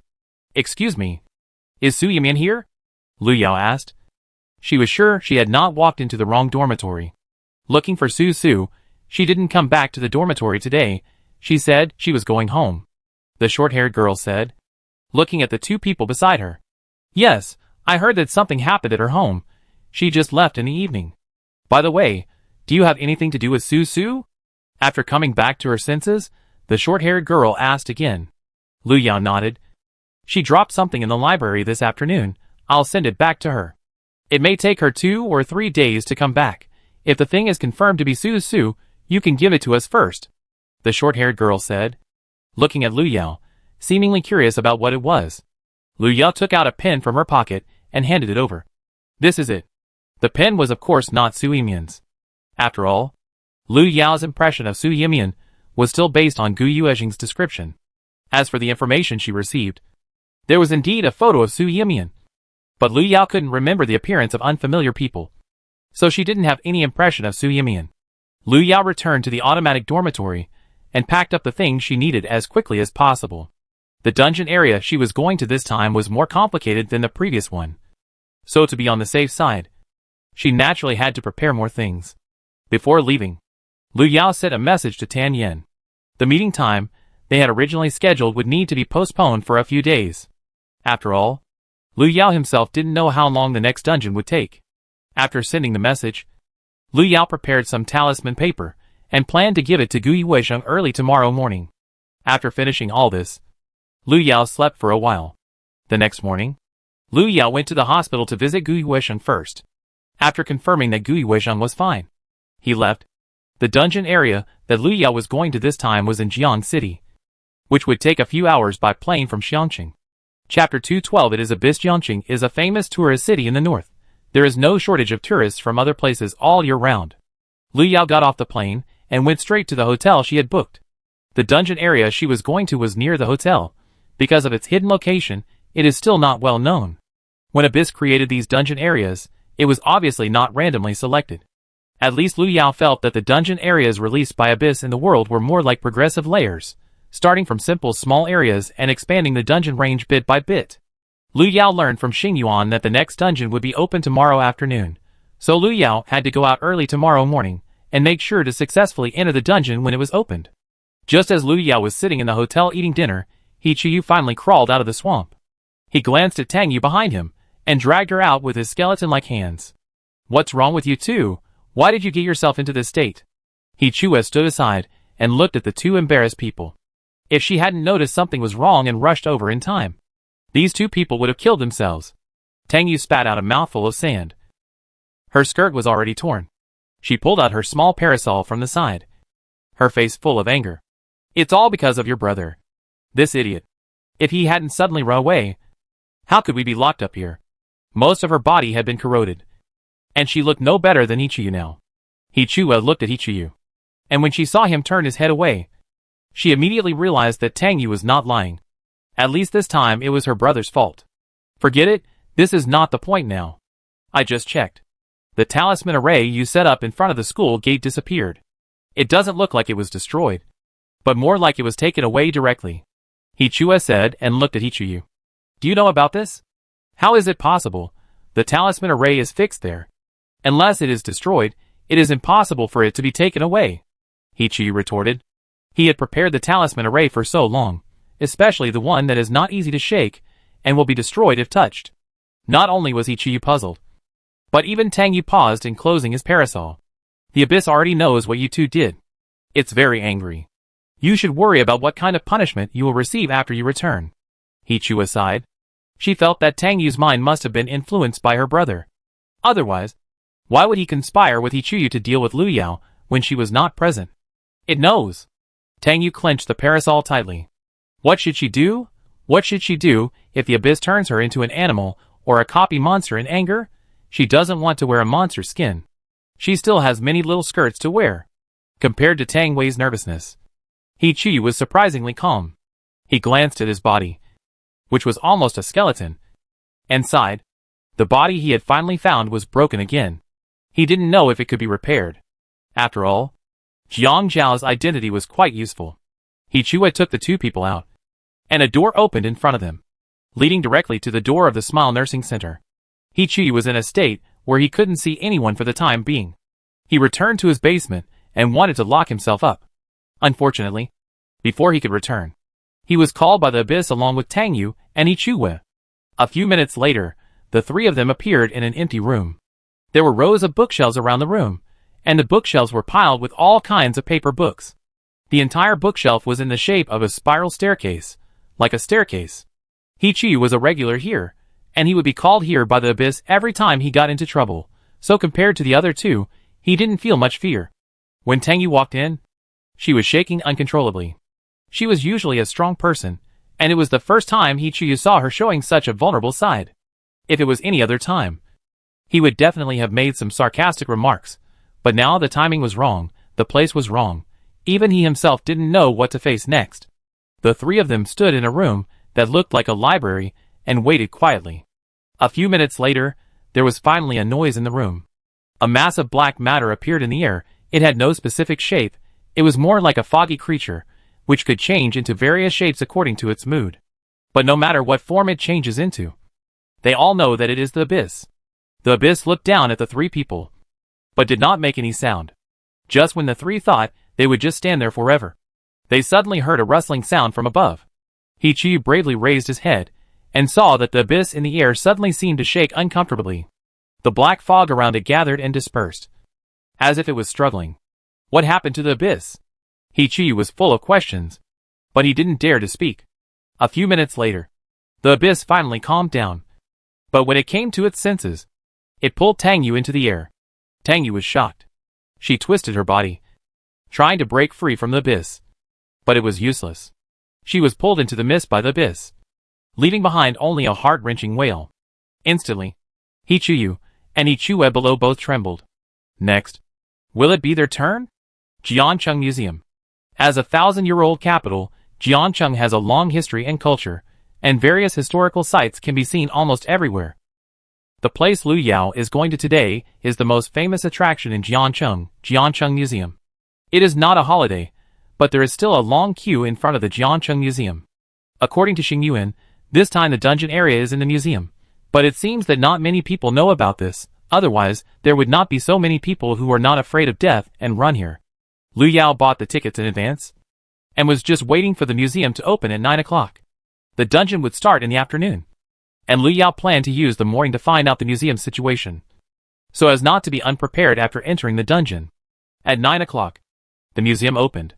Lu Yao checked his ticket and entered the venue. The first thing he saw was a statue standing in the center of the museum hall. It was a 6 or 7 meter tall human statue, but it could be hidden and irrelevant. Surrounded by a fog, it faintly revealed an inexplicable sense of mystery. Lu Yao tried to look up when he passed the statue, but unfortunately he didn't find anything special.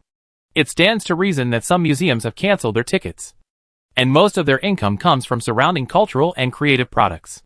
However, Jiancheng Museum, as a museum with a profound heritage, still maintains its previous business model. Lu Yao received a tour brochure at the entrance and planned to walk along the route above. There were many tourists entering at this time, and Lu Yao even felt that he was being pushed by the people behind him. The first thing Lu Yao saw was the cultural relic exhibition area, where hundreds of cultural relics of all sizes were displayed, each of which was of great historical value. A family of 3 was walking in front of Lu Yao. The mother was holding the little boy and whispering something, while the father was helping to take photos. The whole scene looked warm and harmonious. In such a harmonious scene, the little boy who was observing the cultural relics in the display cabinet suddenly burst into tears. Chapter 213, Why did he suddenly go crazy? The little boy cried heartbreakingly, as if he had seen something very scary. His mother saw this and hugged him, but this did not stop the boy from crying. He suddenly turned his head and pointed at the display case behind him and shouted, "It's looking at me! It's looking at me!" The little boy cried and shouted. He didn't even dare to turn his head, but threw himself into his mother's arms and continued crying. "Don't cry. Dear, it's just a cultural relic. It's not alive. It won't stare at you." The mother tried to comfort the child, and didn't even see clearly which one in the display case the little boy was pointing at. Because the crying sound was too sudden, the surrounding tourists all focused their attention on him. The boy's father was embarrassed by the look, so he put down his phone and walked over. "Okay. Stop crying. Let's go to the next exhibition hall, quickly." The man picked up the boy, and the family of 3 quickly walked towards the next exhibition area. But the boy's crying sound still came intermittently from a distance. There were some noisy discussions around, but they soon died down. After all, this was just a trivial episode for the tourists. Lu Yao stood in the crowd. She looked in the direction the boy had pointed. There was a huge glass display case in that direction, in which a row of different pottery artifacts were displayed. Lu Yao was not familiar with the history of this place. She walked over and found that it was a row of clay dolls. Each doll was only about 10 centimeters. They had different shapes, but their expressions were particularly vivid, looking like alive. Lu Yao stared at one of them for a while, and suddenly felt that the pottery figurine seemed to turn its eyes and look at her. Instantly, a chill came over her, and Lu Yao felt her body freeze instantly. The terracotta figurines here are alive. The chill disappeared in an instant. When Lu Yao came to her senses and looked over again, the terracotta figurine no longer had the feeling of staring at her. Someone behind Lu Yao gently pushed her. There were too many tourists in the museum, and it was obviously not suitable to stay in the same area for a long time. Lu Yao continued to move forward with the crowd, and soon left the Cultural Relics exhibition area. The next exhibition hall was the History exhibition area, which displayed the history and civilization of Jiancheng over the past 1,000 years, and its development trajectory. Lu Yao once met the family of 3 in the exhibition area. The boy had stopped crying, and was now holding his parents' hands, and following other tourists to visit. Lu Yao flipped open the museum tour brochure in her hand, and roughly understood the structure of the historical exhibition area. Soon she followed the crowd to the next exhibition area. 2 hours later, Lu Yao appeared in the rest area of the museum. After walking around for so long, many people were tired. They flocked to the rest area to rest and shop. The cultural and creative product area was next to the rest and food area. Lu Yao saw many young people rushing there. When they came out, they were more or less holding some souvenirs they bought. Lu Yao sat in the food area to rest. She ordered some food and planned to eat before entering the dungeon. After all, according to previous experiences, she would most likely not have food to eat in the dungeon world. Coincidentally, Lu Yao saw the 3rd floor again in the food area. At this time, the woman was holding the boy, and the man was walking in front. He was holding his mobile phone and pointing it at the surroundings, as if he was filming something. There was no rule prohibiting filming in the rest area, so the man's behavior did not seem to be a big deal. Lu Yao received the reminder to pick up the food, and just took a quick look, and got up to pick up the food. When Lu Yao came back with the food, he saw the woman who was holding the little boy suddenly squatting on the ground. She looked at the little boy she had thrown to the ground with horror, and stepped back subconsciously. Perhaps they heard the noise over there. Many people stopped and looked over. The woman let out a sharp roar, pointing at the child in front of her. "Who are you? You are not my child. Give my child back to me." The boy she had thrown to the ground twitched all over, as if he had been hit hard, and did not move for a long time. The man next to him heard the noise and rushed over. "What happened? What happened?" He glanced at the child on the ground, and then looked at his wife next to him, with his eyes wide open. He had only been away for a while. How could it become like this? The museum's management staff came quickly. They took control of the situation with the security guards, and quickly called an ambulance for the boy. The woman was helped up from the ground, but she just kept pointing at the boy and saying that it was not her child, but a monster. At once, everyone looked at the boy on the ground. The boy's father saw this, and walked over to hold the woman's shoulder. "What are you talking about? That's our child. There's no monster. What are you crazy about?" Lu Yao stood up, and walked to the other side. She thought that the woman might not be talking nonsense. The child might really have a problem. The staff tried their best to disperse the crowd, and reduce the number of onlookers. When Lu Yao walked over, she could only glance at the little boy on the ground from a distance. However, Lu Yao noticed something was wrong at a glance. The boy on the ground was stiff, but his expression was not painful. The corners of his mouth were raised, and he even looked like he was smiling in a certain direction. Thanks to the Smile Care Center, Lu Yao now has some shadows about that fake smile. Not fear, but the desire to beat someone up.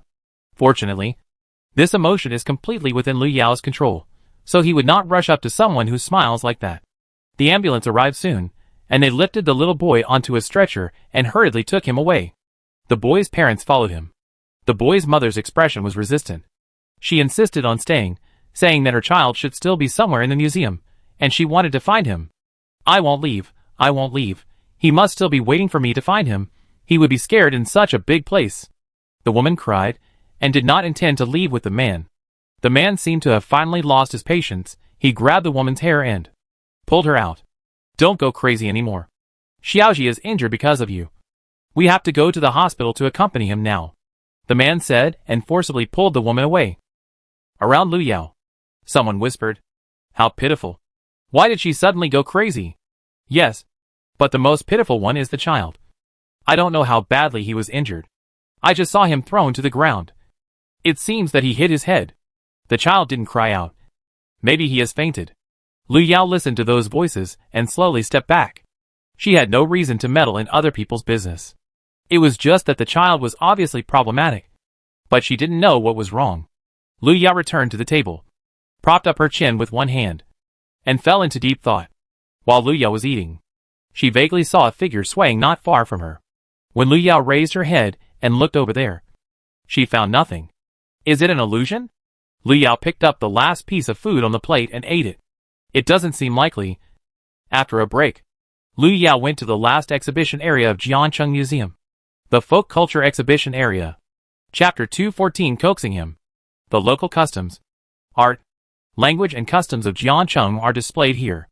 Lu Yao is not curious about these, but she knows that the entrance to the dungeon area is in this exhibition area. Compared to other exhibition areas, the number of people in the Folk Culture Exhibition Area is relatively small. At least it will not be as crowded as other exhibition areas. Lu Yao glanced at the time. It is now 1 o'clock in the afternoon. The dungeon should be open soon. However, Lu Yao is not clear about the conditions for opening, so she can only try to figure it out. She walked around the exhibition area, and finally chose a relatively open place to stop. How is it here? Lu Yao touched the back of his neck. The previous talisman array was at Xingyuan, so it had to rely on Xingyuan to release it. Perhaps he was not satisfied with the place Lu Yao chose, and the pain in Lu Yao's neck was quite obvious. There is no other place here. How about making do with this? Lu Yao felt that facing a certain evil god was actually similar to coaxing a child. Although he had to coax, he could not force it. He had to pay attention to the rhythm and attitude. Okay, if you're not satisfied, I'll move forward a little bit. Lu Yao took 2 steps forward. Fortunately, there were few people around. Otherwise Lu Yao would just be regarded as another lunatic. Xingyuan was still dissatisfied, and even felt that Lu Yao's attitude was perfunctory. Lu Yao patted his neck, pointed to the opposite side near a sacrificial platform. Where is it? This time, there was no more stabbing pain in the back of his neck. Lu Yao exhaled and walked straight over. It is said that there was a local custom in Jiancheng. That is, sacrifices were held on fixed days every year. As for what the sacrifice was for, there were many different opinions, and there is still no definite answer. Lu Yao stopped in front of the altar, signaling Xingyuan that he could start. The so-called deep dungeon was actually an extension of the dungeon area. Lu Yao needed to enter the ordinary dungeon area first, and then rely on the teleportation array to open the door to the deeper dungeon area, so that he would have a chance to enter. Lu Yao had once mistakenly entered such a dungeon world during the abyss period, and it was naturally extremely dangerous in the end. It was not easy for him to complete the dungeon mission and leave. A few seconds later, Xingyuan appeared in front of Lu Yao. It seemed that no one except Lu Yao could see his existence. Xingyuan looked around, and finally threw a crumpled talisman paper on the ground. Lu Yao, you can't litter in public places. The talisman paper spread out the moment it landed, and soon merged into the ground and disappeared. Xingyuan pointed to the ground. Enter from here at the beginning of the copy, and you can be teleported to the deep copy world. According to the normal steps, Lu Yao needs to pass through the surface copy world first, before he has the opportunity to open the deep copy. Because of the blessing of the talisman array, Lu Yao can directly reach the deep copy world at the moment the copy is opened, which is equivalent to having a VIP ticket to the deep copy. After Xingyuan arranged all these, he turned around to look at Lu Yao. Lu Yao noticed his gaze, and suddenly raised his head to look at Xingyuan. Is there something wrong with me? Xingyuan did not say anything, but stretched out his hand to Lu Yao. His cool fingertips brushed past Lu Yao's ears, and finally fell behind Lu Yao's head. The next second, Xingyuan's 5 fingers closed. It was as if he had grabbed something in midair.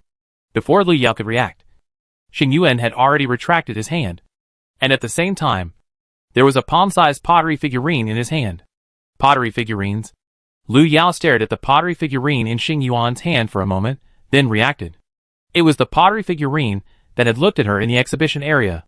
It had been following her all along, without her even noticing. The shadow I saw before was not an illusion, but this guy. Lu Yao stared at the pottery figurine, then stretched out his hand. You handle it yourself. Xingyuan handed the pottery figurine to Lu Yao. She could handle this little thing by herself, but he didn't like having strange things following Lu Yao. Lu Yao took the pottery figurine from Xingyuan. The figurine was quiet in Xingyuan's hand, but it started to struggle violently in Lu Yao's hand. If Lu Yao hadn't reacted quickly, it would have probably run away. I don't know if this guy ran out of the display case. If so, I have to return it later. Lu Yao knocked on the pottery figurine, then took out the talisman paper and pressed it on it. When the pottery figurine calmed down, Lu Yao temporarily put it in his bag. Lu Yao thought of the family of 3 that was taken away before. I wonder if there is also a figurine following the little boy, Or if the figurine has replaced the little boy's soul and occupied his body? Lu Yao didn't have time to think about it, because she suddenly heard the alarm. The sharp and piercing alarm suddenly sounded in the museum. The crowd that was still visiting was immediately dispersed and taken away by the staff, who appeared. Lu Yao stood there and watched the tourists leave in a hurry, trying to make herself look less abrupt. The dungeon is about to start. Xing Yuan's voice sounded in Lu Yao's ears. Lu Yao nodded. She was observing the entrance of the dungeon. Or in fact, the entire exhibition hall would become a dungeon area. No matter where she stood, the final result would be being drawn into the dungeon world. Lu Yao simply did not move. The area under her feet was the through train to the deep dungeon. As long as the dungeon started, she would directly enter the deep dungeon world. The crowd was noisy, and no one even noticed Lu Yao standing in the corner. In such a noisy sound, Lu Yao suddenly felt the ground soften under her feet. When Lu Yao came to her senses, she had already appeared in front of the first artifact display case. Lu Yao. Has she entered the copy? The surroundings became unusually quiet. Lu Yao could even hear her own breathing clearly. She stood in front of the display case and paid attention to the surrounding movements, until a few minutes later, there was no one here except Lu Yao. Looking back, Lu Yao subconsciously glanced at the display case behind her. At a glance, Lu Yao found something strange. According to the original division of Jiancheng Museum, the area behind her should be where the pottery figurines were placed before. However, what was placed in the display case at this time was not the familiar pottery figurines, but a group of shrunken humans. Most of them were tourists that Lu Yao had seen in the museum. And there were even 2 or 3 people wearing museum staff uniforms. A group of people crowded in the display case. Their faces were panicked, and they made movements as if they wanted to escape. Unfortunately, their luck was not good. Before they escaped from the museum, they were pulled into the dungeon world and became exhibits in the display case. After coming to her senses, Lu Yao finally realized that she had entered the dungeon world. However, this dungeon world was much quieter than she had imagined. There was no familiar mechanical sound in her ears, and there was not even an NPC to ask for information. Lu Yao wandered in the empty museum and observed the situation in the museum. Since the Cultural Relics Exhibition Hall has become the Human Exhibition Hall, what about other exhibition areas? Chapter 215, Museum of Eternal Life. Lu Yao continued forward, passing through the History Exhibition area and heading straight for the Folk Culture Exhibition area. When Lu Yao stepped out of the History Exhibition area, he suddenly saw a rabbit running in front of him, carrying a huge carrot and walking upright. It flashed past Lu Yao at a very fast speed, and then disappeared in the distance. As the first living creature Lu Yao saw in the dungeon, Lu Yao immediately chased after it. Soon, Lu Yao chased the big rabbit to a blank area. There was no exhibition hall sign here, and there was only a heavy iron door standing in front of him in the entire corridor. It was empty in front and behind, as if she had stepped into another world. Lu Yao looked at the iron door in front of her, and just as she was about to approach, she saw the iron door being pushed open from the inside. And then a group of people in brown uniforms came out. Each of them held an unlit candle in their hands, and walked out of the door in a line. Lu Yao had just stood in front of the door, and the moment the door opened, she met the leader. She thought they would fight directly, but before Lu Yao could make a move, the leader frowned and said, 012. Where did you go just now? Why did you come back just now? Lu Yao, who was about to fight, said, how could they be fat for? What is 012? Before Lu Yao could ask clearly, the leader took out a candle from his pocket and handed it to her. Here, this is yours. You must complete today's work well. Don't let me catch you slacking off again. After saying that, the man immediately led the mighty group of people behind him and continued to move forward. Lu Yao was slightly lost in thought as she looked at the candle with the number 12 on her hand. So 012 means her current number. What is her identity? While Lu Yao was thinking, she put a hand directly on her shoulder and patted her lightly. Follow me. Lu Yao raised her head and saw a tall figure looking at her. Lu Yao looked at him and felt that this sight was somewhat familiar, as if she had looked at the pottery figurine in the display case before. Lu Yao followed at the end, looking at the dozen people in front of her, and subconsciously touched the pottery figurine she had put in her backpack. So, she was now replacing the pottery figurine in the copy? Lu Yao followed the team out. She stood at the end. There were 11 people in front of her, and everyone's position should be arranged in order of number. 2 minutes later, the team arrived in front of the Cultural Relics Exhibition area. Number 001 turned around, pointed to a display case opposite and said, "The area you two are responsible for is over there." As he finished speaking, number 002 and number 003 immediately walked over there. 003 and 004 followed, and they were assigned to another area. The group of people were divided into groups of two, and were assigned to different areas, until Lu Yao was left alone to face number 001. Number 001 looked down at Lu Yao, and after thinking for a while, he said, "To prevent you from being lazy again, you will follow me for the next 3 days." After speaking, number 001 pointed to a certain direction opposite. "We are responsible for the rest area. Have you memorized the work rules?" He leaned over to look at Lu Yao, and the whites of his eyes were very large, and his pupils were even shrunk to the size of sesame seeds. Such eyes staring at a person are undoubtedly terrifying. Even Lu Yao felt a chill. She met those eyes with an innocent look. "I don't remember. She just came in here, and she didn't even know her current specific identity, let alone the employee code." 001 was a little helpless, and finally took out a booklet from her pocket and threw it to Lu Yao. "I'll give you half an hour. Write down the contents inside. I won't help you clean up the mess again." After saying that, 001 turned around, and just told Lu Yao to go to the rest area in an hour to prepare before leaving. Lu Yao watched 001 walk away, and then he opened the booklet. It was a booklet of similar style to the one Lu Yao saw when he entered Jiangsheng Museum. Lu Yao flipped through it, and saw the words Yongsheng Museum Employee Code written on it. The title was very eye-catching, and the content was also very concise. "Welcome to join the Yongsheng Museum. During your work at the museum, please be sure to abide by the following.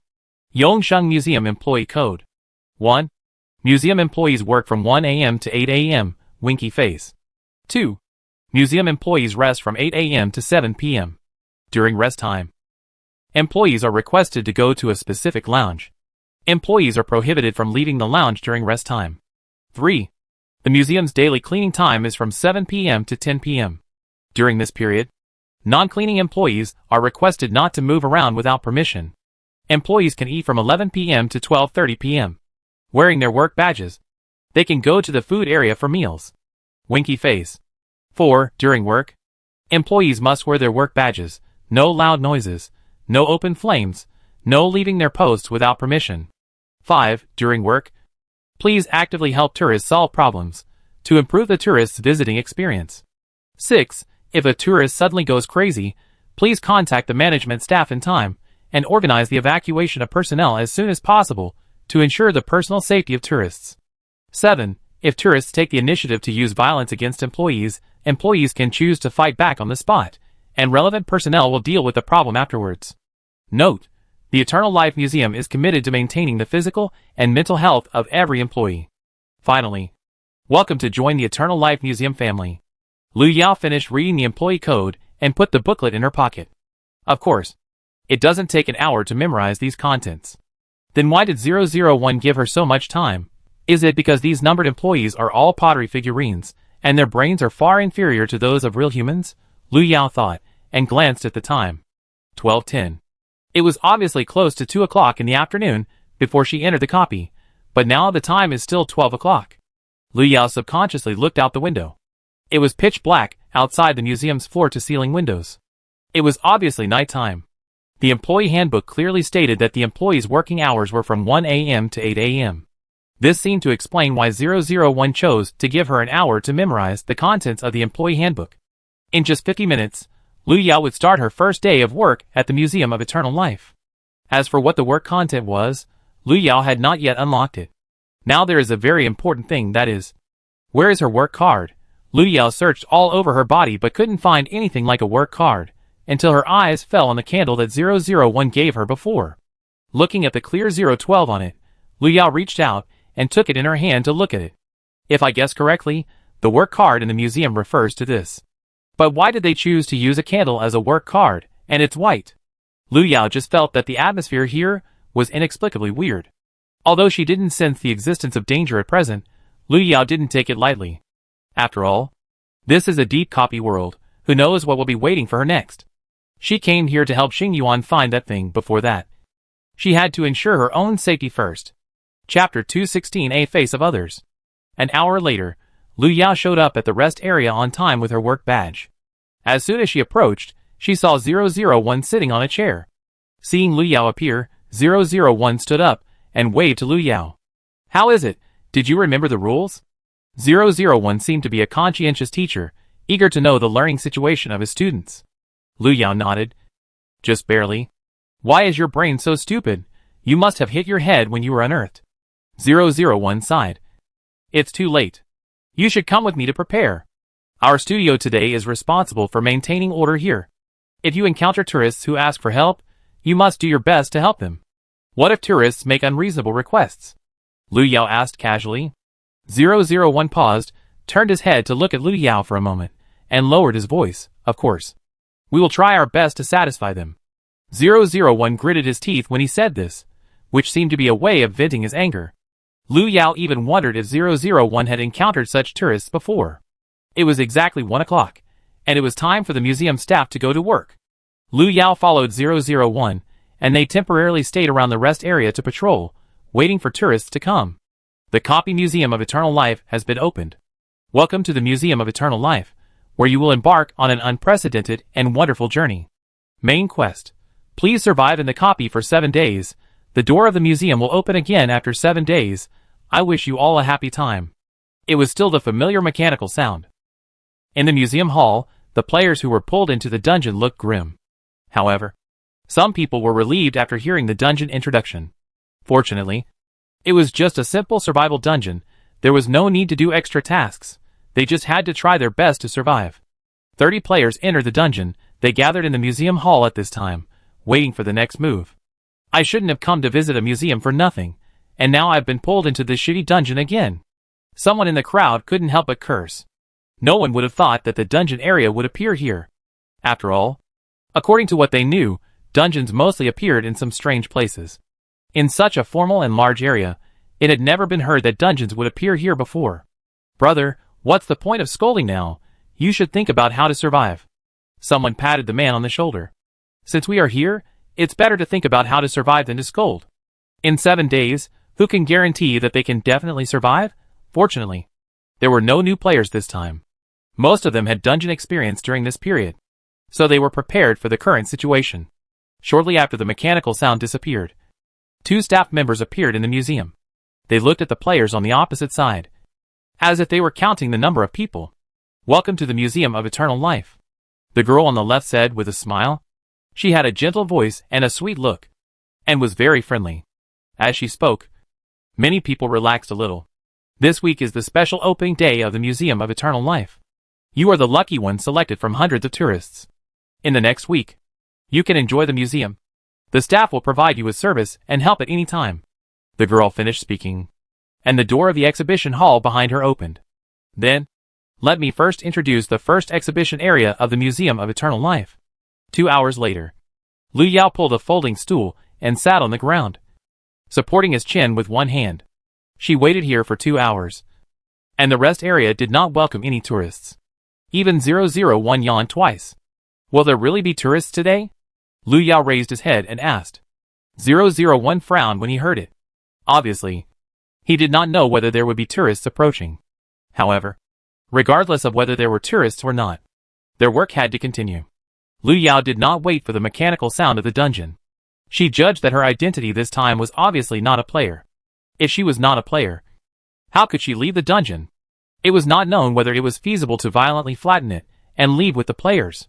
While thinking, Lu Yao suddenly heard footsteps. At the same time, 001, who was yawning, suddenly opened his eyes wide. He straightened his clothes, turned to look at Lu Yao and said, 012. "Get ready. Tourists are coming." Lu Yao put away his small stool, and when he stood up, he saw someone coming out of the opposite exhibition hall. There were quite a few people, and Lu Yao found that there were about a dozen people. However, this number of people was not worth mentioning compared to the Jiangcheng Museum, and was even less than the staff in the museum. Lu Yao stood up and straightened her employee uniform, which was given to her by 001. As the crowd approached, Lu Yao saw a familiar figure in the crowd. It was the man who had helped Tan Yin get the box from Lu Yao's store. Shin Chong deliberately slowed down his pace among the 10 people, but his height was a bit abrupt among the people around him. so Lu Yao saw him at a glance. Lu Yao glanced at him, curious about how he would react after seeing her. But until she looked at Shinchong, his expression was still calm, as if he didn't recognize Lu Yao at all. Could it be that she has also turned into the original 012? Lu Yao touched his face. Based on the reactions of 001 and the others, it is not impossible. Thinking that he is now wearing someone else's face, Lu Yao couldn't help rubbing his arms. This way, he doesn't have to worry about being recognized by acquaintances. Lu Yao is in the rest area.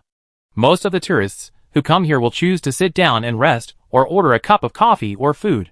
Lu Yao and 001 are on both sides, ensuring that they can help tourists solve problems at any time. Shinchong followed the others and sat down in the rest area. He observed his surroundings and confirmed that there were only 2 museum staff members here. He silently memorized their appearances.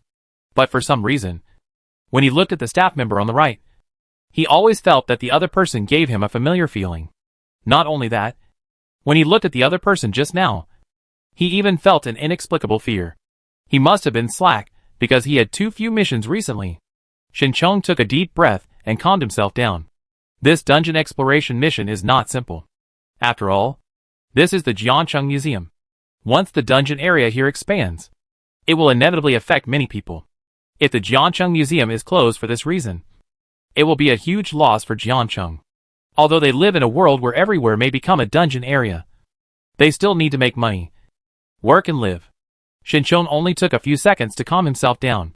He turned his head and looked at the food area opposite. According to his experience, most of the food in the dungeon world is problematic. So what he has to do now is to observe the food situation here and make an analysis and judgment. Chapter 217. Want to cheat for food and drinks again? Shinchong observed for more than 10 minutes. He saw people bringing out food and drinks from inside. He did not move, but quietly watched those people eat food and drink drinks. 1 minute, 2 minutes, 5 minutes. Time passed little by little. Those who ate the food did not show any discomfort. Shinchong exhaled, and silently remembered in his heart that the food in the Museum of Eternal Life was edible.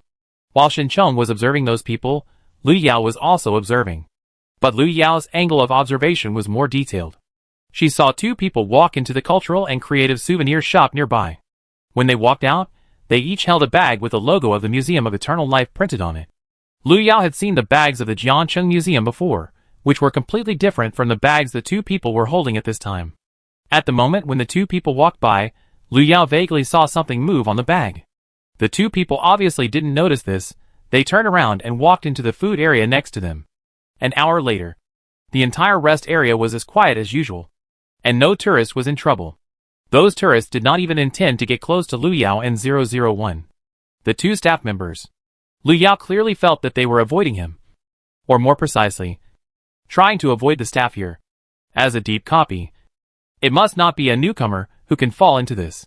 It can be seen that the players in this copy are very cautious. They did not intend to do anything rashly, and even indirectly confirmed one thing. That is, the main task of this copy is to stay alive.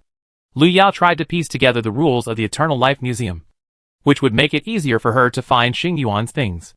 Just when Lu Yao thought that these people would leave soon, she heard a scream from the food area. Then she saw 2 people running out of the food area one after another. The 2 people ran and shouted, as if there was a monster chasing them. 001 stepped forward immediately, and Lu Yao stepped forward after seeing the 2 people rushing out clearly. Hello? What happened? 001 stepped forward to stop the 2 people running and asked. The 2 men were so scared that they didn't care about what 001 asked. They just wanted to leave as soon as possible, and even pushed 001. 001's body was kicked away, and one of his arms hit the pillar beside him. The next second, there was a sound of shattering, as if something was broken. Lu Yao paused and saw that one of 001's arms had broken into several pieces and scattered on the ground. The man who hit 001 was stunned for a moment, and then screamed even louder. They had just seen a monster in the food area, and now they saw another one here, and he accidentally injured the other one. He must be dying soon. 001 looked at his broken arm, and his expression suddenly became gloomy. According to the employee code of conduct, he could fight back now. Just as 001 was about to take action, a figure suddenly appeared, and he stood between 001 and the man. Sorry. He was just excited just now. Is your arm okay? the man said in a low voice, and took out a bottle of medicine from his bag. Without waiting for 001 to react, the man had already dripped the medicine onto 001's injured arm. Then, a magical scene happened. 001's broken arm actually grew back in just a few seconds, and there was no sign of abnormality at all. 001, who was on the verge of a fit, said. The anger that had just been brewing did not come out. Sorry. The other party apologized again, and then let go of 001's hand. 001, it's okay. It's our duty to serve tourists. I thought a bloody incident would happen, but I didn't expect it to be resolved like this. When Liu Yao walked over, he clearly felt the dissatisfaction that 001 had nowhere to vent. But when he came to his senses, he still had to keep smiling and work hard. It was so miserable. After coming to his senses, 001 took a deep breath, looked at Liu Yao opposite and said, 012. Go check the food area. The two people just now suddenly ran out screaming, and they didn't even know what happened inside. Liu Yao was called, so he had to turn around and walk towards the food area. When passing by the two people, Liu Yao suddenly smelled the smell of burnt meat. What did these two people do? Liu Yao didn't think about it anymore, and she walked quickly into the food area. The food area covers a large area, and Liu Yao smelled the unique aroma of food in the air as soon as she walked in. If Liu Yao hadn't filled her stomach before being pulled into the dungeon, she might have eaten a meal first. She walked deeper, and didn't find anything unusual along the way. It was not until she walked to a kebab stall that she stopped when she smelled a familiar smell. It was the smell of burnt meat. She glanced at the stall in front of her, and saw a humanoid creature with a frog head turn around and looked at her. It's 012. You want to cheat me again? The frog head looked at Liu Yao, and skillfully flipped the kebab in his hand twice. Liu Yao paused, and was a little curious about what kind of personality the original 012 was, and why she felt that people here didn't like him very much. I'm not here to eat. Liu Yao shook his head, and then asked, just now two tourists ran out screaming. I want to know what happened. Froghead turned his big eyes, and suddenly smiled. Nothing. Just those two people wanted to eat a free meal, and I scared them away. Liu Yao narrowed his eyes, and felt that he couldn't believe everything Froghead said. Suddenly, Liu Yao noticed the skewers in Froghead's hand, and pointed to the part that looked like a finger on the left. What is this? Squid tentacles. Froghead turned the squid tentacles over, and sprinkled various seasonings on them. Liu Yao seemed to understand why the two people ran away. She turned and left, subconsciously glancing at other stalls as she passed by. As expected, the owner of each stall was a humanoid creature with an animal head. As for the food on their stalls, it was probably similar to the frog head. Liu Yao walked out of the food area and saw that the two people were no longer there. They must have run away because they didn't want to get into trouble. 001 saw Liu Yao coming back and waved his hand immediately. How is it? Did you figure it out? Although he didn't have much hope for 012's brain, 001 still chose to ask politely. The owner of the kebab stall said that the two of them wanted to eat a free meal. Liu Yao spoke. His words were concise and to the point, and he was repeating what Frog had said. 001 was stunned for 2 seconds after hearing this, and then he held his forehead and said, okay, I understand. Compared with Liu Yao, 001 obviously knew more about the situation in the Museum of Eternal Life, and he had guessed the reason at this time. Thinking of his arm, 001's eyes changed. Suddenly, 001 suddenly said with a gloomy face, since they did this here, as a museum staff, we certainly cannot allow such tourists to stay here. So what are you going to do? Liu Yao asked with a raised eyebrow. 001 adjusted his collar, and said righteously, of course, I will perform the duties of an administrator. Chapter 218 failed to use. 001 did not explain what his duties as an administrator were, but Liu Yao had a feeling that the two men would not be able to escape. 2 minutes later, 001 left the rest area, using the excuse that he had something to deal with. At this time, there were only 7 tourists and 1 staff member. Liu Yao. In the entire rest area. Because of what happened just now, several people had left, and the 7 people who stayed seemed to be planning to continue resting, or were observing. Liu Yao saw Shinchong sitting in the corner. The other party was looking down at his wrist, looking like he was sending a signal. As a member of the attacking team, Shinchong would most likely not act alone. This meant that there were probably other members of the attacking team in this deep dungeon. Lu Yao looked around and determined that Shinchong was probably the only one in this area. She stood back at her position and observed the remaining people. 5 minutes later, the two people sitting near the food area finished their food and stood up. They looked around first, and finally their eyes fell on Lu Yao. The two looked at each other and said something unknown. They stood up and walked towards Lu Yao. "Do you need any help?" Lu Yao looked at the two people who came in front of her, trying to act like a qualified staff member. "Excuse me, do you have any tissues?" The boy on the left suddenly spoke and smiled shyly at Lu Yao. Lu Yao was stunned for a moment. According to the employee code, she should try her best to help or meet the needs of tourists. She reached out her hand and fumbled in her pocket for a while, then took out a pack of tissues and handed it over. "Yes, boy." The boy stared at the tissues Lu Yao handed over and was stunned for a moment, until Lu Yao's voice sounded. He came to his senses and took the tissues hesitantly. The prop request failed to be used. The remaining number of uses. 2. Listening to the mechanical sound ringing in his ears, the boy couldn't help but grit his teeth. Why does the number of uses have to be deducted even if the use fails? This damn prop mechanism.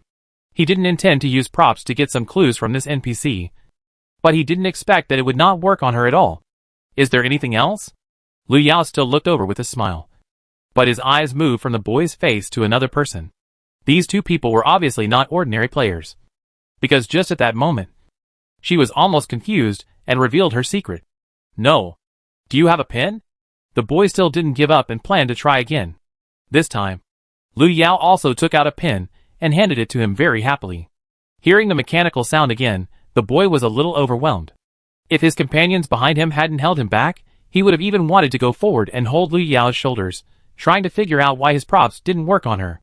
Lu Yao watched the two people walk away, and when he came to his senses, he saw Shinchong had stood up. He quickly left the rest area and walked straight to the next exhibition area. 10 minutes later, 001 came back. He seemed to be in a good mood, but there was a faint smell of blood on his body, and there was even dark red on his fingertips that he hadn't had time to wipe off. Lu Yao knew that the two people should have been dealt with. Lu Yao guessed that the two people should have a lot of props on them, but under such circumstances, they were still solved by 001. 001 walked up to Lu Yao and asked, "Did anything happen just now?" Lu Yao shook his head. "No. Everything is normal." At 4 o'clock in the morning, the rest area welcomed the second batch of tourists. There were 10 tourists in this group. They looked much more tired than the first group. Almost the moment they stepped into the rest area, they found a chair to sit down and rest. Lu Yao swept his eyes over those people, making sure that he didn't find any familiar faces. However, when 001 saw these people coming in, his expression suddenly showed a hint of disgust. However, he quickly hid this disgust. This time he took the initiative to walk towards those people and asked them if they needed help. Some people shook their heads, and some people actually spoke. They were very tired, not only physically but also mentally. They had just followed the tour guide to visit 2 exhibition areas, which was like fighting a battle. "Water? I need water." A girl stretched out her hand to 001. She couldn't walk anymore, and now she was tired and thirsty, and she felt that she could drink a bucket of water. 001 nodded, and thoughtfully bought a large glass of water for the girl. The water was in a milk tea cup, which was transparent and looked like ordinary mineral water. The girl took it and took a few gulps. Then her eyes lit up, and she asked for another cup. This time, 001 did not agree to the girl's request. He stood in place and pointed to the food area behind him and said, "Sorry, ma'am. This is a limited drink. Only 1 cup is provided per person." The girl's face suddenly changed when she heard it. She didn't know if it was her illusion, but she felt even thirstier now, without caring about anything else. She stood up suddenly and rushed into the food area. She wanted to see what kind of water was so special that it was limited in supply. 001 watched the girl walk in with satisfaction, and then continued to walk to the next tourist and asked if the other party needed help. Lu Yao felt that there must be something wrong with the glass of water. But why did 001 do this? Was it to guide the girl to violate the rules of the museum or something else? While Lu Yao was thinking, 001 accepted the requests of 2 tourists in succession. But this time 001 did not choose to go by himself, but turned his eyes to Lu Yao. He waved at Lu Yao, motioning Lu Yao to go over. "Those 2 tourists need food. You buy it for them."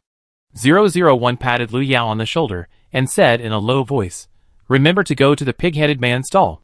Lu Yao nodded and walked into the food area. As Lu Yao stepped into the food area, she smelled the aroma of food again. The pig-headed man's stall was in the middle of the food area. When Lu Yao found him, he was carrying out a skinned animal from the kitchen. Lu Yao glanced at it, but couldn't recognize what it was. But it didn't look big.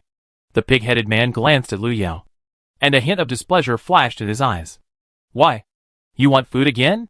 I tell you, business is good today, but there's no extra food for you." As he spoke, the pig-headed man exhaled hot air from his nose and snorted a few times. Lu Yao was amazed at 012's character again. But she was 012 now, and she had to admit it even if she didn't want to.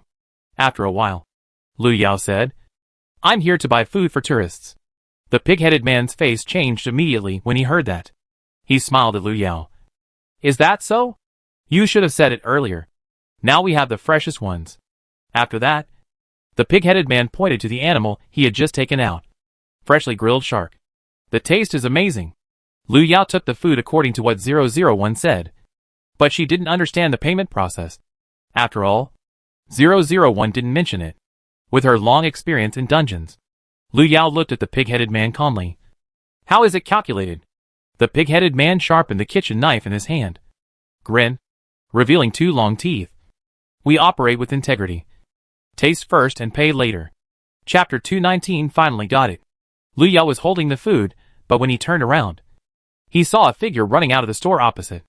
The other person had loose hair, and made hoarse shouts from his mouth. It was the girl who drank the water before. When Lu Yao looked over, he saw the girl rushing out with a bottle of water in her arms. Behind her, a fish-headed man holding the food quickly followed. 012. "Help me catch her, my food is about to run away." The fish-headed man saw Lu Yao and he shouted loudly. Lu Yao looked at the girl running towards him and frowned. Ingredients. So the food here is indeed made by players. Lu Yao looked at the food in his hand and suddenly felt nauseous. At the same time, the girl had already rushed to Lu Yao.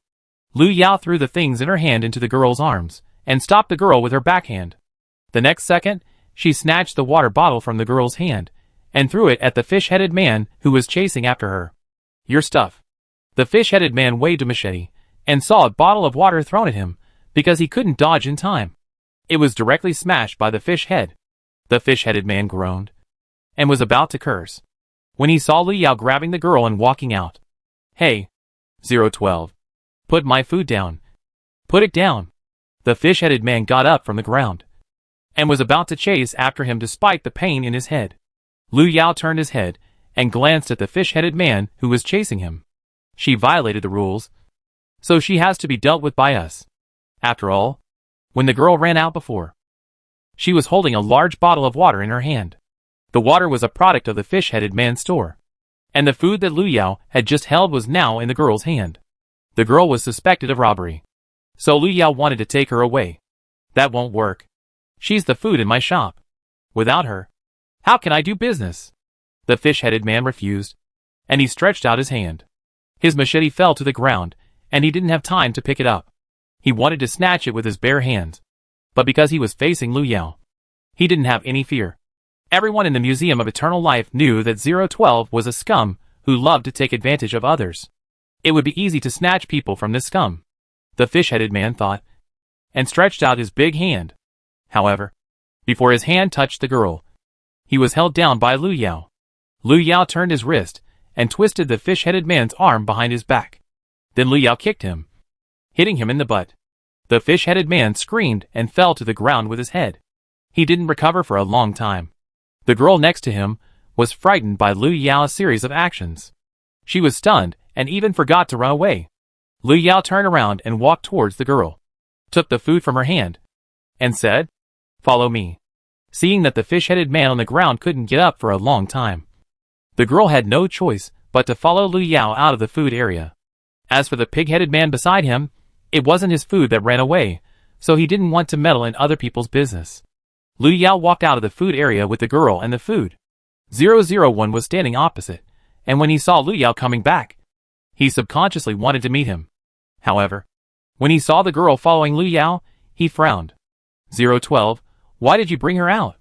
001 looked grim. The girl should have become the food of the fish-headed man. Lu Yao handed the food to 001, and then pointed at the girl behind him and said, "She robbed a store in the food area, according to the regulations. We should deal with her." 001's brain crashed for a moment. He blinked, and didn't understand how a food could suddenly become a robber. Lu Yao didn't give him a chance to think carefully. She pushed the food to 001, saying that she would take care of the girl's affairs. 001 hesitated for a moment, but agreed. He patted Lu Yao's shoulder, and said with a serious face, 012. You have finally grown up. Lu Yao nodded despite the discomfort, and then took the girl out. The girl followed Lu Yao, shivering all the way. Where are you taking me? Are you going to kill me? She lowered her head, and her voice trembled slightly. Lu Yao took the person to a corner, and then took out 2 talismans and a piece of yellow paper from his pocket. The girl was on guard at first, but when she saw the talisman paper Lu Yao took out from his pocket, she was obviously stunned. Then, she saw Lu Yao skillfully fold a paper man with yellow paper, and then handed the 2 talismans to her. Lu Yao, Zheng Xiaoxiao? The girl opened her mouth, and said uncertainly, You are Lu Yao? Zheng Xiaoxiao had separated from Lu Yao and the others after the warm home dungeon, but she didn't expect to meet them again in this dungeon. In order not to arouse suspicion, she even used props to change her appearance in this dungeon. But she was still recognized by Lu Yao. Lu Yao nodded, which was considered an admission. At first, she was not sure that the girl was Zheng Xiaoxiao, but she recognized her when she saw the small movements of her hands when she ran over. After all, she had met Zheng Xiaoxiao in the Warm family dungeon before, and Lu Yao always watched carefully, so she decided to save her. But why did you become a staff member here? Zheng Xiaoxiao's eyes widened, compared with why Lu Yao appeared in this dungeon world. She was more curious about why Lu Yao became an NPC here. I encountered a little accident. While speaking, Lu Yao had already picked up the paper man and shook it in front of Zheng Xiaoxiao. The next second, a person who looked exactly like Zheng Xiaoxiao now appeared in front of the 2 of them. No matter why you are here, you take the talisman and hide for the time being. I will take care of the rest. After Lu Yao finished speaking, he directly carried the paper man and walked back. Zheng Xiaoxiao wanted to ask something else, but she saw that Lu Yao had already left without looking back. She said thank you behind him and hurried away. When Lu Yao returned to the rest area, there were only 4 people left. 001 didn't smell the blood, and subconsciously thought that Lu Yao had failed and someone had escaped. And when he saw Lu Yao holding out the paper man in the corner and showing it to 001, 001 finally showed a look of relief on his face. God bless you, 012, you finally got it. 001 cheered, and was in a good mood. After that, he asked Lu Yao to send the paper man to the fish-headed man.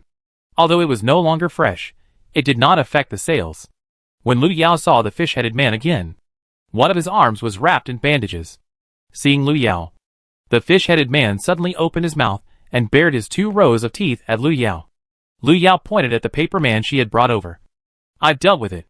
If you don't want it, I'll give it to someone else. Yes. Yes. Yes. Put it down. The fish-headed man suddenly changed his attitude and begged Lu Yao to put down the paper man. Of course, the paper man could not be turned into a living thing, but it could still be used to deceive the monsters in the dungeon. But it couldn't last too long. In a blink of an eye, it was 8 o'clock in the morning, Lu Yao's time to get off work. 001 took Lu Yao to the direction of the hall. Before getting off work, they still needed to hold a meeting to ensure that all the work for today was completed successfully. Lu Yao followed 001 to the hall, and at this time, there were no tourists in the entire museum. It was said that this group of tourists received a free 7-day experience ticket for the Museum of Eternal Life. Now it was closing time, and the selected tourists had been taken to the room to rest. There were quite a few people gathered in the hall. Some of them were the same terracotta figurines as 001 that Lu Yao had seen, and some were people responsible for other work in the museum. I thought I would be greeted by a long morning meeting, but I didn't expect the whole meeting to take only 3 minutes. After each person in charge confirmed that there was no abnormality today, everyone dispersed on the spot and returned to their respective lounges. Chapter 220, Deep Pit Lounge. Lu Yao's lounge was indeed the one where she met the terracotta warriors. Footsteps echoed in the empty corridor. Lu Yao followed 001 and the others back to the lounge. The moment the door opened, A cloud of smoke and dampness hit her face. Lu Yao touched her nose and held her breath. She walked in, and the first thing she saw was a huge earth pit. Next to each earth pit stood a small sign, with a different number written on it. Lu Yao was stunned. Even though she had experienced many dungeon worlds, this was the first time she encountered such a situation. She might have to bury herself in the soil to rest. 012. Why are you standing there? Go and rest. Behind Lu Yao. 003 walked past her, and walked to the pit marked with 003, and jumped in without hesitation. They were originally unearthed, and they were used to living in the pit. Lu Yao observed for a while, and after confirming that they would not bury themselves back in the ground with soil, she breathed a sigh of relief and walked towards her own pit. From the outside, these earth pits actually looked more like a real-life version of the whack-a-mole game. The earth pit was about 2 meters deep. After Lu Yao jumped in, she was completely submerged in the deep pit. She felt around and, after confirming that there were no strange things, she breathed a sigh of relief. Lu Yao did not touch anything strange in the earth pit. After confirming that she was temporarily safe, she decided to wait until the other terracotta figures fell asleep before taking action. The lights in the lounge went out, and the surroundings suddenly fell into darkness. Lu Yao listened to the noises around her, and after a while she felt her eyelids getting heavy, and she was actually a little sleepy. No. Lu Yao suddenly opened her eyes. She couldn't fall asleep at this time. Lu Yao pinched herself hard, and only then did she wake up. At the same time, she heard the sound of something being dragged in the corridor. The sound came from far away, intermittently, as if the object being dragged was too heavy, and the person dragging it had to stop and go, which was very strenuous. Lu Yao listened to the sound passing through the door, and finally disappeared in the distance. After a while, Lu Yao heard another rustling sound. This time it came from the lounge. It was pitch black all around, and each terracotta warrior had returned to their own pit, and the rustling sound seemed to come from a certain pit. Lu Yao frowned, and soon smelled a bloody smell, perhaps affected by the smell of blood. 011 suddenly reached out from the pit next to Lu Yao. He lay on the edge of the pit and looked out, trying to find the culprit who made the noise. Lu Yao was trying to identify the direction of the sound, and suddenly felt a gaze falling from above her head. She raised her head suddenly, covering her red eyes. 011 looked down at Lu Yao, and when she saw Lu Yao raise his head, she grinned and said, "It turns out it's not you." 012. After that, 011 turned around and walked towards the next deep pit. The other terracotta figures were obviously woken up by 011. They were talking about something in dissatisfaction, but they also heard the rustling sound. "Who is it?" 006 growled. "Which idiot disturbed his rest? So annoying." 011. "Be quiet. Don't disturb me." 005 picked up a stone and threw it at 011. 011 dodged with a smile, turned around and made a face at 005. Soon, 011 found the place where the sound came from, which was 003's deep pit. When he went there, 003 was holding a bloody arm and biting it. 011 took a look, and couldn't help grinding his teeth. He looked at 003 and asked, "Anything else?" 003 paused, turned his head, and said, "No." This was what he left for himself today. Lu Yao listened to the movements around her, and even clearly heard the conversation between 011 and 003. As a dungeon monster, this kind of thing is obviously commonplace, but it is the first time for Lu Yao to face it from a non-player perspective. She stood at the bottom of the pit, and suddenly felt that the earth wall around her suddenly moved. Lu Yao looked down at the earth wall, but saw nothing, as if it was just Lu Yao's illusion. But Lu Yao was sure that it was not an illusion. She realized that something was wrong, and subconsciously wanted to climb out. Just as Lu Yao was about to move, a huge insect tail suddenly emerged from the earth wall in front of her.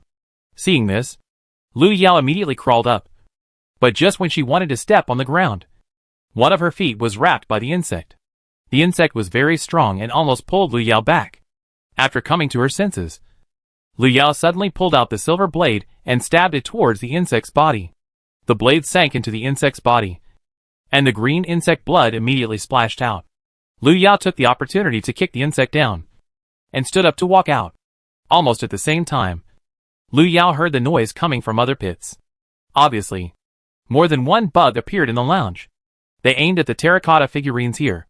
Lu Yao looked at the terracotta figurines trying to struggle to climb out. When he was about to push the door open, a hand grabbed his ankle. 012.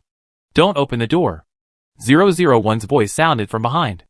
Lu Yao paused and looked back at 001 who was about to climb out of the pit. If you go out now, you will be mistaken for food by the things outside. Perhaps worried that Lu Yao would not believe it. 001 said quickly. Those bugs.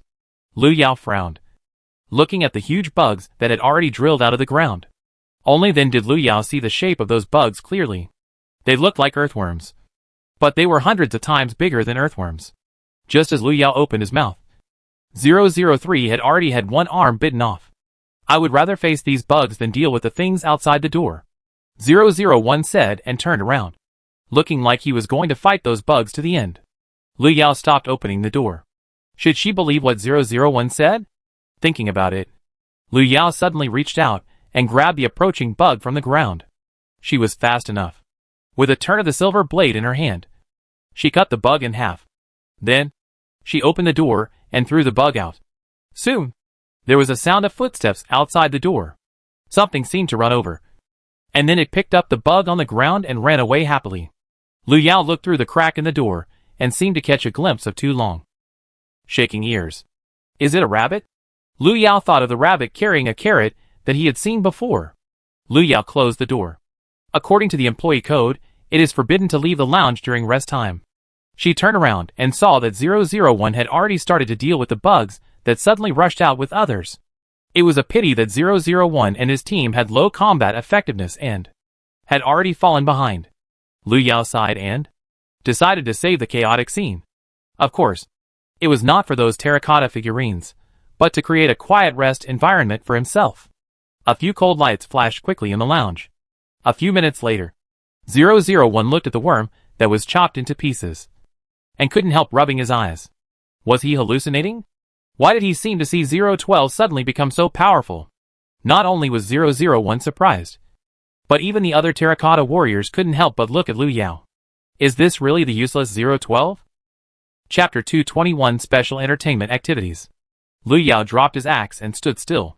As far as his eyes could see, there were broken bugs all around. Fortunately, those bugs only looked like earthworms, and they would not die even if they were chopped off like earthworms. When he came to his senses, Lu Yao was about to speak, but he saw the other terracotta warriors staring at him. Before Lu Yao could speak, 001 had already spoken. 012, you upgraded? Lu Yao kicked away a piece of bug at his feet. What upgrade? 001, if it's not an upgrade, how did you suddenly become so powerful? This was not the first time these bugs attacked them. In the previous few times, 012 hid behind others, or simply found a place to hide, and would not come out until they had dealt with the bugs. 012 is so weird today. It's like a different person. Suddenly 001 walked towards Lu Yao. He stared at Lu Yao, and his expression became more serious. You were not replaced by someone from another exhibition area, 001 said, and suddenly stretched out his hand. Lu Yao was about to dodge, but heard a bang from the side. Then, 011 let out a wail, and one of his arms was bitten off by 003.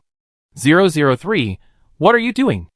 011 yelled, and was about to tear 003 apart. 003 sneered, he held 011's arm, and suddenly turned around and ran to the door. You stinking bastards are so lucky, but you won't be so lucky next time, 003 said, and pushed open the door behind him and ran out. The moment he stepped out of the door, the body that originally belonged to 003 suddenly fell down, and a red paper man came out of 003's body, and quickly ran to the other side of the corridor. Inside the door, 001 and others' faces suddenly changed when they saw this. 003. That bunch of rubbish in the folk museum. 001 gritted his teeth. 003 could not be saved. He was replaced by the paper man in the folk culture exhibition area, and his soul had long disappeared. 001 asked someone to close the door, so as not to be discovered by the things in the corridor. As the paper man disappeared, 003's body also quickly disappeared in the corridor. Lu Yao looked at the several pottery figurines in front of the door. He thought they would still ask him questions, but 001 waved his hand and signaled others to clean up the lounge as soon as possible. 012, you continue to follow me tomorrow. 001 looked at Lu Yao. Although there was uncertainty in his eyes, he obviously did not dispel his suspicion of Lu Yao. As for why he did not choose to do anything now, it was probably because he did not want to cause chaos again. After all, they only had 11 people left. The terracotta warriors were very efficient. It took only half an hour to clean up the bugs, and threw them all into 003's pit, and then filled it with soil. After doing this, the 10 people returned to their respective pits again, and the lounge suddenly returned to silence. Lu Yao stood at the edge of the pit, and felt that something strange might pop up at any time. She touched her pocket, and took out the wish book. It had been a long time since she last saw Lu Yao. When the wish book saw Lu Yao take it out, it immediately fanned the torn page. "Have you finally decided to make a wish to me?" Lu Yao tapped the cover of the wish book with her fingers. "Yes. I want to make a wish to you. Wish book, human. Write down your wish, and I will make it come true for you," the wish book said with a proud tone, and began to look forward to what wish Lu Yao would make. However, although it is very powerful, it is not omnipotent. I just hope Lu Yao will not write a wish for it to destroy this copy. Lu Yao took out a pen, opened the wish book, and wrote down the wish. "I need a separation net and a cushion." Wish book. Just like that? Just like that? Looking at the wish written by Lu Yao, the wish book collapsed for a moment. "Why? Can't you do it?" Lu Yao raised his eyebrows and poked the wish book. "Yes. Of course I can." The wish book was enraged, and immediately conjured up a separation net and a cushion, and even very considerately helped Lu Yao put them in the number 12 pit, and set them up. Lu Yao nodded with satisfaction, and then jumped down. Because of what happened before, Lu Yao did not plan to run out again. She planned to wait until the second night to confirm the situation of other exhibition areas in the Museum of Eternal Life before taking action. The staff rest time is from 8 a.m. to 7 p.m. As soon as 7 o'clock arrived, Lu Yao was awakened by a sound. The noisy sound came from above. Lu Yao was about to jump out, and saw a hammer smashing down from above. Lu Yao. 10 minutes ago. The harsh music woke up the players, who were resting. Shinchong got up suddenly, and walked to the door subconsciously. There were 2 people living in his room. In addition to him, there was a boy wearing glasses. "What's wrong? What happened?" The boy was suddenly woken up. His expression was very ugly. Shinchong ignored him, but pushed the door open. A burst of cheerful music came from the corridor, comparable to the scene of square dance. Shinchong frowned and walked out. At this time, many people in the corridor had already stuck their heads out. "What's going on? Early morning square dance? The dungeon is not asking us to get up and do morning exercises, is it? This tune is quite exciting." After a night, there were only about 20 players left out of the original 30. So everyone was more careful than before. They looked at the corridor, but they didn't dare to walk out rashly like Shinchong. 3 minutes later, a piece of music ended, and then a familiar mechanical sound was heard in the corridor. "Welcome to the special entertainment event Crazy Whack-A-Mole at the Museum of Eternal Life. A cunning little mouse has mixed into the team of moles. Now each visitor will have 5 chances to play whack-a-mole. Those who successfully find the cunning little mouse will receive an extra dungeon reward." As the mechanical sound fell, a whack-a-mole machine suddenly appeared in the corridor. Its style is the same as the children's toys in the playground, but its size is several times that of the children's toys. As the machine appeared, a huge hammer suddenly appeared above the machine. It was hanging there, and it looked like it weighed hundreds of pounds. Many players took a step back when they saw this. They all had rich experience in dungeons, so they would not act rashly like newcomers.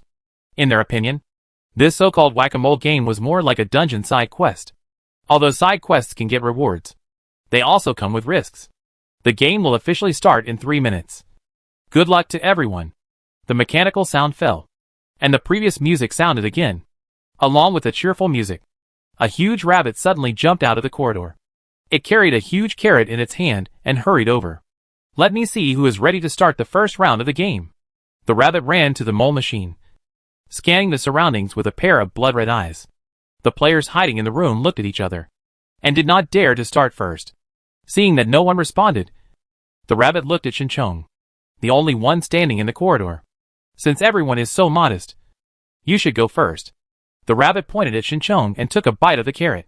Chapter 222 Not Intentional. Crack, crack, the sound of the rabbit chewing carrots almost drowned out the noisy music. Shinchong stood still, hesitated for a moment, and then chose to walk over. He glanced at the holes on the mole plane, There were 11 in total. It might not be that difficult to successfully catch the alien in these holes. After coming to his senses, Shinchong took a deep breath, reached out, and grasped the iron hammer hanging above. The iron hammer looked heavy, but it didn't feel that heavy in his hand. As Shinchong raised the hammer, the hamster machine started up. As the music sounded, the lights on the hamster machine lit up, and the hammer swept over Lu Yao's head, almost smashing her head. When Lu Yao retracted her head, she heard the sound of heavy objects falling again. This time, their voices became unclear, and there were even some cracking sounds. Lu Yao guessed who was hit by the hammer. Lu Yao looked up, unable to predict whether the hammer would fall on her head next time. What is this? A real-life version of whack-a-mole? Lu Yao sat at the bottom of the pit. Occasionally, mud and sand fell from above, and landed directly on Lu Yao's head. She gritted her teeth, somewhat dissatisfied. The shouts of the terracotta figurines gradually weakened, and at the same time, the sounds on the ground also stopped. Lu Yao stood up and looked over tentatively, and heard 011's low roar from the side. What the hell is going on? 011's other arm was broken by the hammer because he suddenly appeared. Now he went from one arm to no arm, and he cursed in the pit in anger. Just when Lu Yao had finished, there was another sound of falling from above his head. This time, no one took the initiative to stick their heads out to wait for being hammered.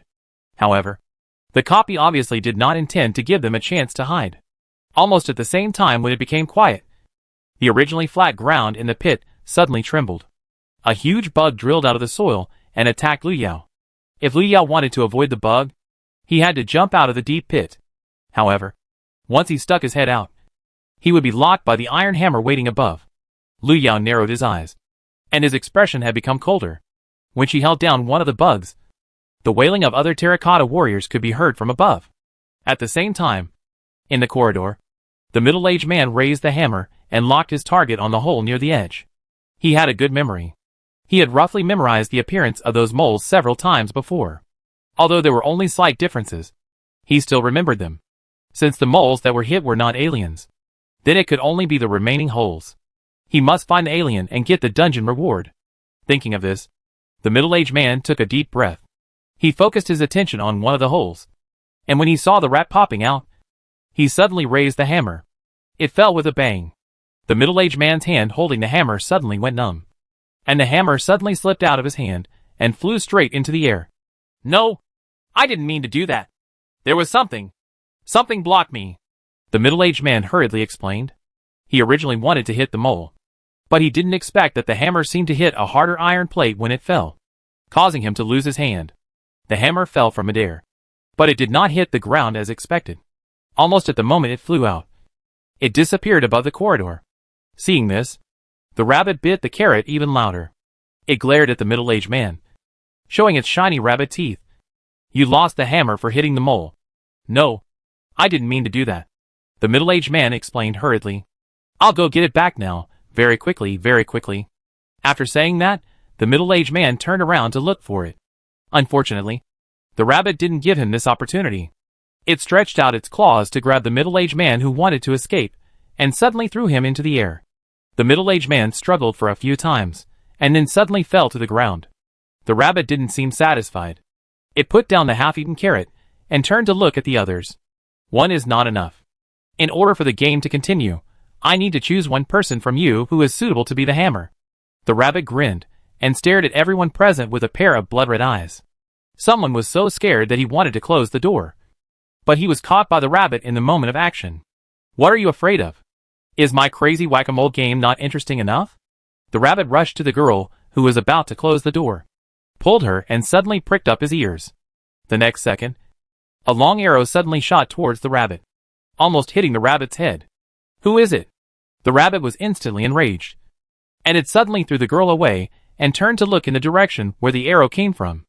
However, the corridor was empty, and those players who had not yet started the whack-a-mole game retreated into their rooms. However, because of the lesson of the girl, they did not dare to open the door, but looked out through the crack of the door. Damn human! Don't let me find you. Otherwise I will bite off your head and use your blood to irrigate my vegetable garden. The rabbit continued to look around after saying this. It did not give up the search, and even felt that finding that person was more important than continuing the whack-a-mole game. although the rabbit wanted to find the man first. The copy did not allow it to be so willful. After the rabbit took a few steps, it was forcibly sent back to the whack-a-mole machine by the copy. Okay, let's finish today's whack-a-mole game first. The rabbit cleared his throat and glanced at the middle-aged man on the ground. Although the quality is a bit poor, it is not unusable, the rabbit said, and walked forward to pull the middle-aged man over. Seeing that the new hammer was about to be made, a long arrow shot towards the rabbit's head again. This time, the rabbit was obviously completely enraged. It roared and was about to chase after it. At the same time, the mole machine in front of it suddenly made a loud noise. Black smoke flew with sparks, and the mole machine emitted a strong smell of burning while burning. In short, at that moment, the mole machine exploded. The rabbit poked its head out of the smoke. It was closest to the mole machine, so it didn't even have time to dodge at the moment of the explosion. At this time, the rabbit fur on its body had turned burnt brown, and there was even a bald spot on the top of its head. The rabbit didn't make a sound, but everyone knew that it was completely enraged. Hint, due to irreparable damage to the machine. The museum's special entertainment event, the Crazy Whack-a-Mole game, was cancelled. The Crazy Whack-a-Mole game was cancelled when the mechanical sound rang. Lu Yao was standing in front of the door with a broken axe. Just now, she finally found the right time to attack, although she was not sure about the effect. It should be solved. She looked up and rubbed her wrist after making sure that there would be no more sudden hammers. 001 sat on the ground. He was not seriously injured, but one hand was slightly deformed. He looked at Lu Yao standing in front of the door. His eyes moved slightly. 012. You are so powerful. 006 got up from the ground. If it wasn't for Lu 012, he would have been broken by now. Chapter 223 Terrible, really terrible. Lu Yao turned his head upon hearing the sound, and saw 011 being pulled up by 008 and 009. They all looked at Lu Yao with a bit of weirdness in their eyes, obviously. Except for the naive 006 in the entire lounge, everyone else had already noticed that something was wrong with 012 in front of him. Who are you? 001 barely stood up and asked. He should have guessed it earlier, but unfortunately he didn't want to think about it at the time, and now he saw that this was the right choice. If he had exposed 012's identity before, they would have been crushed to death here just now. Lu Yao raised his eyebrows. I was just passing by and was pulled in. You were the first to call me 012, weren't you? 001 actually felt that he couldn't refute, because the other party was exactly the same as 012. Even the aura was the same. Lu Yao walked over and patted 001 on the shoulder. Under the current situation, the terracotta warriors certainly didn't dare to confront Lu Yao head-on. Not to mention that they had already seen Lu Yao's ability, not to mention that everyone was injured now. Once they had a conflict with Lu Yao, the only ones who would die would be them. Lu Yao asked 001 some questions, including the whack-a-mole game just now. According to 001, although this whack-a-mole game was not the first time, it was the most dangerous one. Normally, it would not cause any real harm to them. It was at most a kindergarten-level game. But today was different. This level could definitely be considered a graduate school entrance examination level. As for those bugs, they would appear from time to time. 001 and the others were almost used to it. Lu Yao wanted to ask something about the museum, but before she could open her mouth, there was a series of knocks outside the door. 001 looked up, his eyes more alert. He turned around and said in a low voice, "The cleaner is here." A few seconds later, someone knocked on the door of the lounge. 001 dusted off his body and walked forward to open the door. Outside the door, a rabbit that was 2 meters tall appeared. It was wearing an apron, carrying a broom in its hand, and walked in with a garbage truck.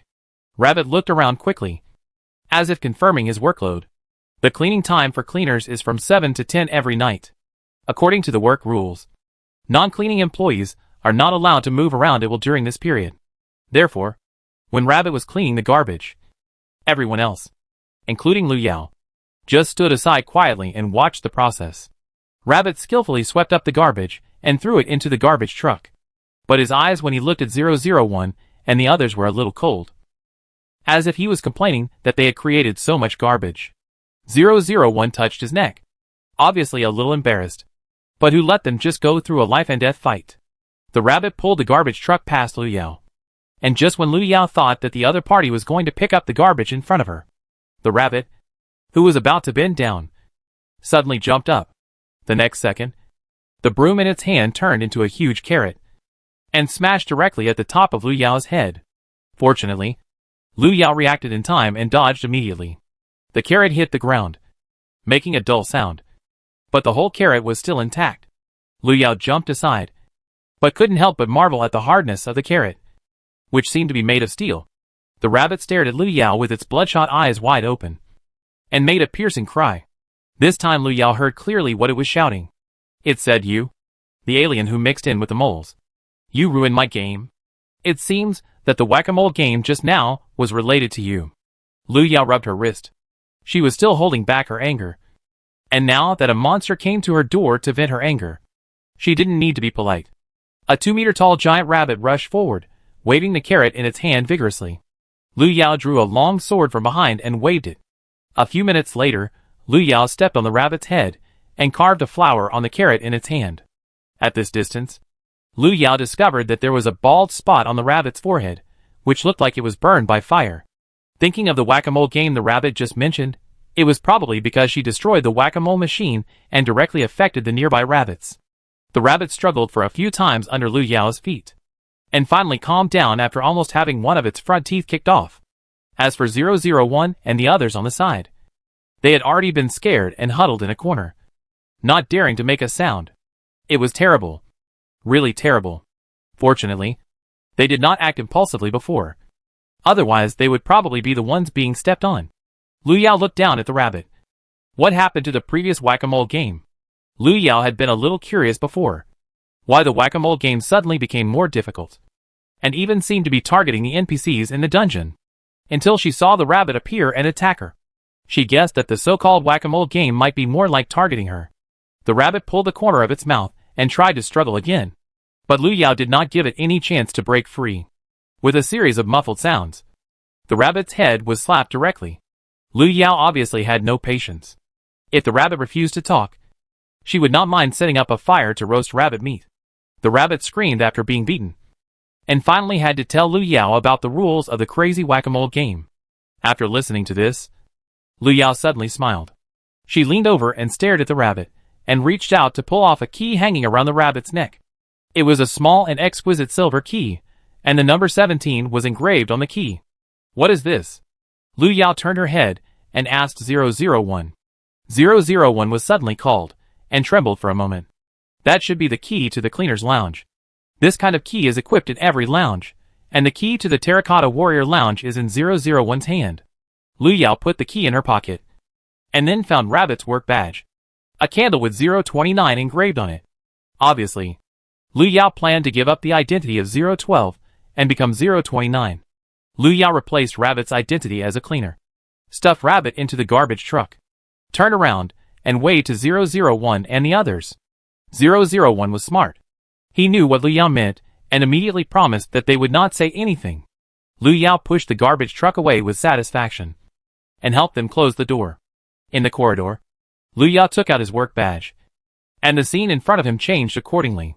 There was a corner about 10 meters ahead in the corridor, and an arrow sign appeared on the ground.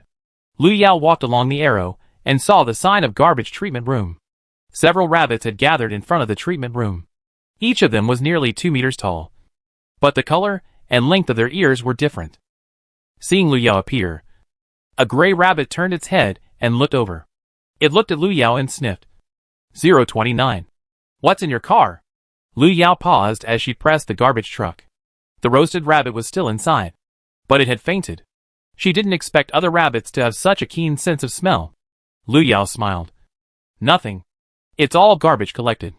She looked normal, and didn't look like she was hiding anything. The gray rabbit stared at the garbage truck, and suddenly stretched out its paw. Let me see what's inside. Chapter 224 turned into ashes together. The gray rabbit moved quickly, and its claws almost instantly landed on the garbage truck. However, the next second, the gray rabbit suddenly screamed, and then released its claws. Ah, 029, what did you put in the car? Why is it so hot? The gray rabbit looked at its claws that were burned, and looked at Lu Yao with dissatisfaction. Lu Yao stabilized the garbage truck, and then opened a corner, revealing the charred mechanical fragments inside, and said, just some unburned garbage. These fragments were turned out from under the garbage truck before Lu Yao turned around the corridor, and they looked like the fragments of the mole machine that had been blown up before. The gray rabbit rolled his red eyes, rubbed his paws, snorted coldly and walked away. Soon, the door of the garbage disposal room opened, and a paper man jumped out. It quickly glanced at the rabbits outside the door and said, "Go in one by one in order." The rabbits pushed the garbage truck and quickly lined up in a row. The gray rabbit obviously didn't want to get close to Lu Yao, and immediately distanced himself from Lu Yao, standing in the third to last position. Lu Yao didn't care. She waited there, watching the resting rabbit push the garbage truck in and come out a few minutes later. Half an hour later, the rabbits in front of Lu Yao had already left with their garbage trucks. Lu Yao drove his garbage truck inside, and finally saw the entire garbage disposal room clearly. The moment he stepped into the door, he was suddenly hit by scorching heat. Amid the surging heat, a huge incinerator stood in the middle. Lu Yao pushed the garbage truck to the incinerator, opened the entrance, and pushed all the things in the garbage truck in. A few minutes later, the fire in the incinerator went out, but the heat around him became thicker and thicker. Lu Yao finally understood why the rabbits were scrambling to get in first. After all, the closer it got to the end, the higher the temperature would be. Lu Yao made sure that the rabbit had become a real roasted rabbit, and only a smear of dust remained. Then he pushed his garbage truck out. After Lu Yao put the garbage truck away, it was already 11 o'clock.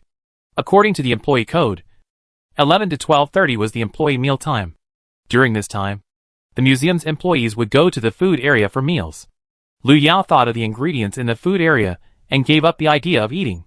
However, this did not affect Lu Yao's idea of exploring the situation of the staff of the Eternal Life Museum. Xing Yuan did not react at all. She did not know where Xing Yuan's things were now, but according to past experience, that thing must be hidden in the center of the museum. After all, the copy still relies on Xing Yuan's power to operate, and it does not make sense to put the core in a place where anyone can touch it. Lu Yao put down the rabbit apron and hopped towards the food area. It's not even opening time yet, and the whole museum is so quiet that it's almost eerie. Lu Yao turned around the long corridor, and then saw a few figures in work clothes, who seemed to be the security guards in the museum. Perhaps he noticed the footsteps behind him, and a man suddenly stopped. He turned his head, revealing a slender face. He turned his eyes and looked at Lu Yao, and a stream of hot air came out of his nostrils. 029. You are excluded by other rabbits again? Lu Yao stumbled. What kind of characters did she choose? A pottery figurine that causes trouble everywhere. A rabbit excluded by its own kind? Lu Yao didn't respond, but just walked past the other person, looking like he was poked in the sore spot. Food area. As soon as Lu Yao approached, he heard the noise coming from inside. The staff meal of the Eternal Life Museum is limited to 1 meal a day, with a time limit but no quantity limit. As long as it is between 11 o'clock and 12:30, as long as you can eat as much as you want. This also caused a lot of food to be in short supply, and some food was not in demand. As a herbivorous animal, rabbits have a much more monotonous menu. Lu Yao looked around and found a gray rabbit squatting in front of a stall at the edge eating a vegetable salad. Its 2-meter-tall body was now burying its head in a huge salad bowl. The crunch chewing sound was clearly audible. Lu Yao walked around the food area and got a general understanding of the staff here. In addition to the terracotta figurines of the rabbit, paper figurines, and the security guards with strange faces, Lu Yao also saw people with heads like bricks and a group of expressionless people wearing black uniforms. Lu Yao did not think that these were all the employees of the entire museum. She found a seat and sat down, and took a bowl of the same salad as the gray rabbit from the vegetable stall. I have to say, although the food here is made of special ingredients, it exudes a very tempting aroma. Even with a bowl of salad like this, Lu Yao could smell the delicious taste. 029. You are here too. Suddenly, a snow-white rabbit appeared in front of Lu Yao. It looked down at the bowl in front of Lu Yao and asked curiously, "Didn't you eat these before? Where is your carrot?" Lu Yao froze while holding the bowl. "Sorry. The carrot should have turned into ashes along with its owner." "What's up?" Lu Yao raised his head and met the white rabbit's eyes. "Nothing. I just wondered why you would come here to eat. Aren't you usually with those guys from the folklore exhibition hall?" The white rabbit moved its ears as it spoke. Although its tone was gentle, its eyes were more defensive. as if it was afraid that Lu Yao would do something suddenly. Lu Yao heard something else from it. As a rabbit that was ostracized by its own kind, it was natural for it to look for a group that it could fit in. It seemed that 029 chose the colleagues from the folklore exhibition hall. You can think of it as me suddenly wanting to eat something light. Lu Yao narrowed her eyes and smiled. Her smile was somewhat malicious, looking like she was calculating something. The white rabbit took 2 steps back, left a word whatever you want, and then jumped away. Lu Yao did not find any clues in the food area. At 1 o'clock in the morning, when Lu Yao was thinking about what his next job would be, he saw a palm-sized wooden sculpture running over from a distance. 029, don't be lazy, come with me to help. The wooden sculpture quickly ran to Lu Yao saying, and pulled the corner of Lu Yao's pants with one hand. Lu Yao looked down at the palm-sized wooden figurine with a puzzled look. A few minutes later, Lu Yao arrived at the folk culture exhibition hall. Lu Yao had only seen the folk culture exhibition area of Jiancheng Museum before. When she came here, she saw that it was not much different from before. She walked over and wanted to take a look at the coffin placed nearby according to her memory. However, when Lu Yao found the place, she found that the coffin had disappeared and was replaced by a bright red sedan. The sedan was surrounded by red silk, and 4 life-size paper figurines stood in front and behind. At first glance, the atmosphere of horror was full. Chapter 225. You are of course the bride. What is this? Lu Yao pointed to the opposite side, looking down at the wood carving. The wood carving swung its short legs, trying to keep up with Lu Yao's pace. It pointed to the bridal sedan opposite, and said, today's interactive program in the museum is to introduce the special wedding ceremony. Lu Yao raised her eyebrows, thinking that the wood carving pulled her over. Could it be that he wanted her to play a certain role? Then what should I do? Lu Yao pointed at himself. The wood carving had already approached the bridal sedan, pulled open a corner of the sedan curtain with his short hands, and said, of course it's the bride. As the opening time came, the exhibition hall gradually became more popular. After the first day, only 20 players were left out of the previous 30 players. Shinchong stood in front of the exhibition hall, wiping the cold sweat from his head. In front of him was the folk culture exhibition area in the Eternal Life Museum. He had been here yesterday, but according to the tour guide, the BNB Culture Exhibition Hall would perform interactive programs today to promote the local BNB culture. Shinchong was not interested in this. He just wanted to explore and record how to survive in this dungeon world, and other things were not within his scope of concern. But Shinchong subconsciously looked around. He was not the only one in the raiding team who entered the dungeon this time, but he had not seen anyone else until now. As a secret team, the communication methods between team members are also specific. They will even deliberately disguise themselves after entering the dungeon. Therefore, before receiving the signal from teammates, he cannot determine the identity of the other party. Shinchong did not find any clues, and turned his sight away. 10 minutes later, Shinchong stepped into the Homestay Cultural Exhibition area. The moment he walked in, the first thing he saw was a bright red sedan chair. There were 4 tall sedan bearers standing around the sedan chair, and a team of bridesmaids followed behind. While thinking, several players came over. They seemed to want to see the excitement, and for a moment, they even forgot the danger of being in the dungeon world. The swana sounded along with the drums, and the figures around the sedan chair also moved. The wooden sculpture standing in front of the sedan chair suddenly turned his head, revealing a smiling face. He smiled and looked at the crowd, and waved gently, as if beckoning the people on the opposite side to come over. In the crowd, there were players who wanted to get closer, but were pulled back by their companions. Be careful of danger. The companion held the person down, and said, as he was about to pull the person away. At the same time, the wooden sculpture moved again. This time, he restrained the smile on his face, and walked towards the crowd. Shinchong felt a chill approaching and instinctively took 2 steps back. As he stepped back, the wooden sculpture grabbed the girl standing next to him. The auspicious time has come. Bride, please follow me to the sedan chair. He spoke, but his voice was old and female. The girl was just joining in the fun. But when she saw this, a trace of fear suddenly appeared on her face. What bride? I'm just a tourist here. You've got the wrong person. The girl struggled to back away. She had a feeling that this was definitely not a good thing. Oh, don't be shy. You are the bride today. Come with me. The other party refused to let go of the girl, and was about to pull her towards the wedding sedan. Seeing that the girl refused to cooperate, The tour guide who had just disappeared suddenly appeared. She stood beside the girl and smiled. Don't worry. This is just an interactive program in the museum today. As a selected tourist, you just need to cooperate. As she spoke, the tour guide pushed the girl forward. The girl staggered and was dragged over by the other party. Until they reached the sedan chair, the woodcarver let go of the girl's hand. He suddenly opened the curtain and looked inside. Take good care of the bride. As he said that, the woodcarver pushed the girl in. In the sedan chair, Lu Yao frowned at the figure that was suddenly pushed in. 10 minutes ago, the woodcarver, who was only the size of a palm at that time, pointed at the sedan chair and said to Lu Yao, "Of course you are the rabbit in the bride's arms." Lu Yao. Rabbit? The trash woodcarver panted as she spoke. She thought she was the bride in the sedan chair, but she didn't expect that she was the rabbit in the bride's arms. Seeing Lu Yao's puzzled face, the woodcarver continued, "This is a local custom. When a bride gets married, she must bring a live rabbit with her to lead the way." Lead the way? Lead what road? Could it be that she has to walk on a road that a living person cannot walk on? Lu Yao immediately asked 3 questions in a row, which made the woodcarver a little irritated. Don't ask those questions. This is your job today. Go in quickly. The bride will be here soon. The woodcarver hurriedly pushed Lu Yao in. Lu Yao certainly would not sit there and wait for death. However, after she was pushed into the sedan, an invisible barrier seemed to rise up around her instantly. She had no way to get out. Thinking back, Lu Yao looked at the girl who was pushed in and waved. The girl was startled when she saw that there were other people in the sedan.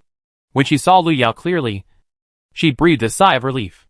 It turned out to be a little rabbit, the girl said as she moved closer, and even stretched out her hand to try to touch Lu Yao's head. Lu Yao subconsciously dodged, but she didn't expect that she would really become a little rabbit in the eyes of the players. The girl wanted to touch Lu Yao, but unfortunately, in her eyes, the little rabbit in front of her had turned its head away from her, and it was obviously not interested in her. Ah, I didn't expect that the little rabbit didn't like me either. The girl sighed sadly, and then tried to push the curtain in front of her. But the result was naturally that she couldn't push it. What should I do? Little rabbit, I'm trapped here. They won't really send me to marry someone, will they? The girl propped up her chin, looking very nervous. Lu Yao moved her ears, tilted her head. Who knows? Maybe they will send her to be fed by the dungeon monsters. While thinking, the sedan suddenly moved. In an instant, the sedan seemed to be lifted up by someone, and then began to move forward. The girl wanted to look outside through the window, but found that the entire sedan was like a closed space. Apart from being able to sense movement, she couldn't even hear any sound from outside. Lu Yao felt the girl was shaking. She turned her head, tried to pat her with her hand. The girl suddenly came to her senses. She looked down at Lu Yao and forced a smile. Thank you, little rabbit. Lu Yao glanced at the girl, thinking that she was not so kind. Forget it.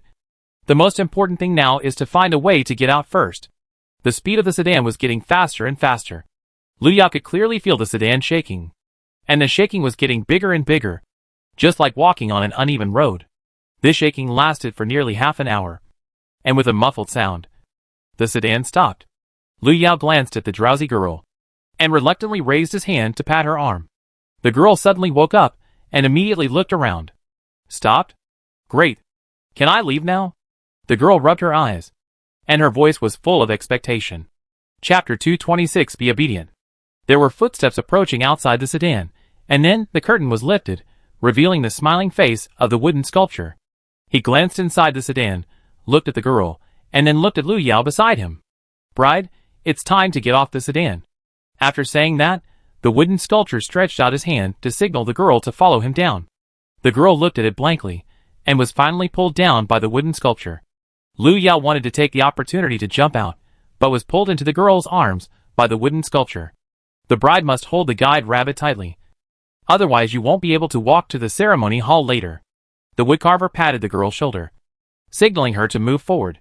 The girl was holding Lu Yao at this time, and almost subconsciously wanted to turn around and run. But before she could run 2 steps, she was pulled back by a force. I advise you to be obedient. The woodcarver's tone sank, and the smile he had before was gone. The girl was quickly taken to a dimly lit room. The moment she walked in, a familiar wood fragrance hit her face. Lu Yao sniffed, and after confirming that it was a familiar smell, Her eyes suddenly brightened. She was very familiar with this smell. Every time Xing Yuan appeared, he would be accompanied by this faint fragrance. She would never make a mistake. Realizing this, Lu Yao suddenly became alert. Maybe she had found the place where Xing Yuan's things were placed by accident. But she didn't know what Xing Yuan was looking for. Lu Yao thought about it, and decided to find a chance to look around. With such a strong smell, the thing was probably nearby. The girl was pushed in by the wooden sculpture. And then she was pushed to a statue in the center of the room. The girl screamed, and then let go. Lu Yao fell from midair, and almost fell flat on her face. Fortunately, she stabilized in time, rolled in midair, and landed on the mat next to her. Lu Yao looked up at the statue, and suddenly opened her eyes wide when she saw the face without carved facial features. The statue was exactly the same as the one she had seen in the museum lobby before. After coming to her senses, Lu Yao suddenly felt as if something was staring at her. She stood up from the mat and immediately went to look for that sight. But she didn't find it. Instead, she saw a coffin placed behind the statue. The coffin was placed behind the statue, and it looked even more familiar. It was clearly the one placed in the folk culture exhibition area before. Looking at everything familiar in front of her, Lu Yao suddenly understood a little. This bridal sedan was not a proper wedding, but was clearly intended to marry someone in the underworld or to use a living person for sacrifice. It was simply feudal superstition under the guise of folk culture. Lu Yao turned around to find the girl, but found that she was kneeling in front of the statue. She leaned over, lowered her head, raised her hands, and made a begging gesture. Seeing this, Lu Yao stepped forward and tried to pull the girl up from the ground. However, the moment she touched the girl, her neck suddenly tilted, and her head separated from her body and rolled down. The girl's head rolled all the way to the corner and stopped. Her body also shook, and then fell towards the statue.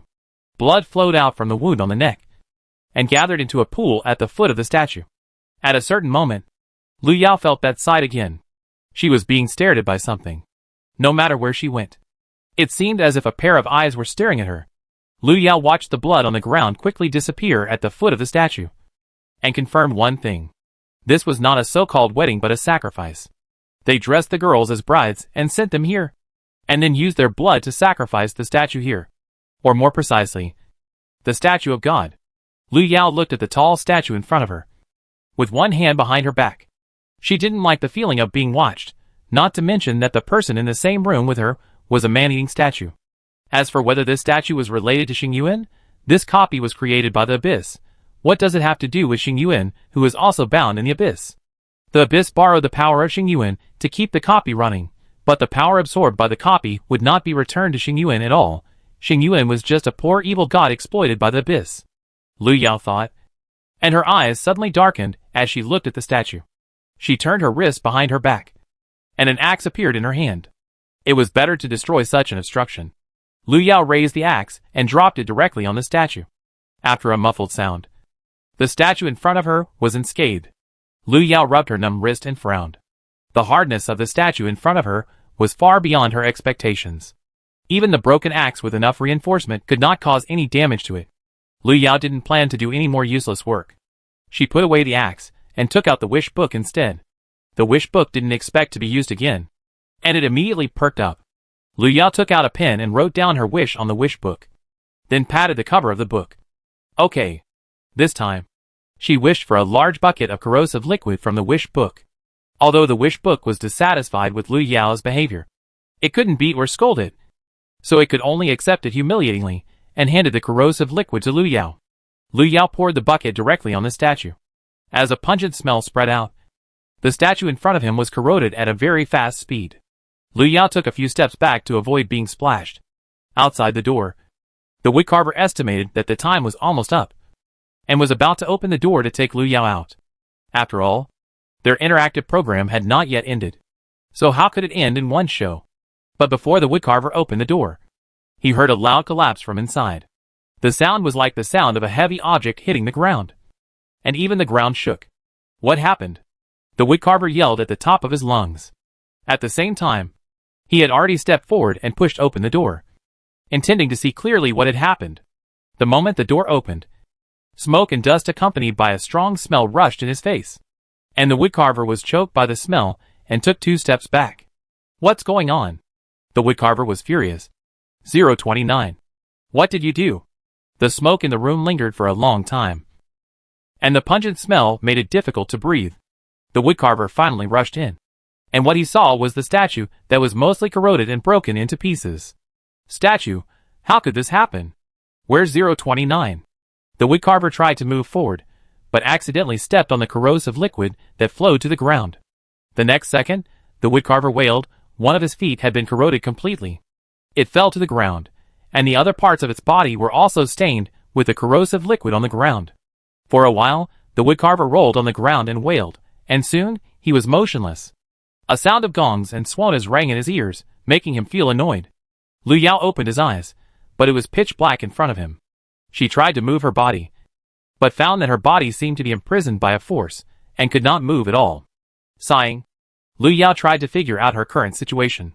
Not long ago, she saw the statue collapse, and thought of going to the pipes behind the statue to take a look.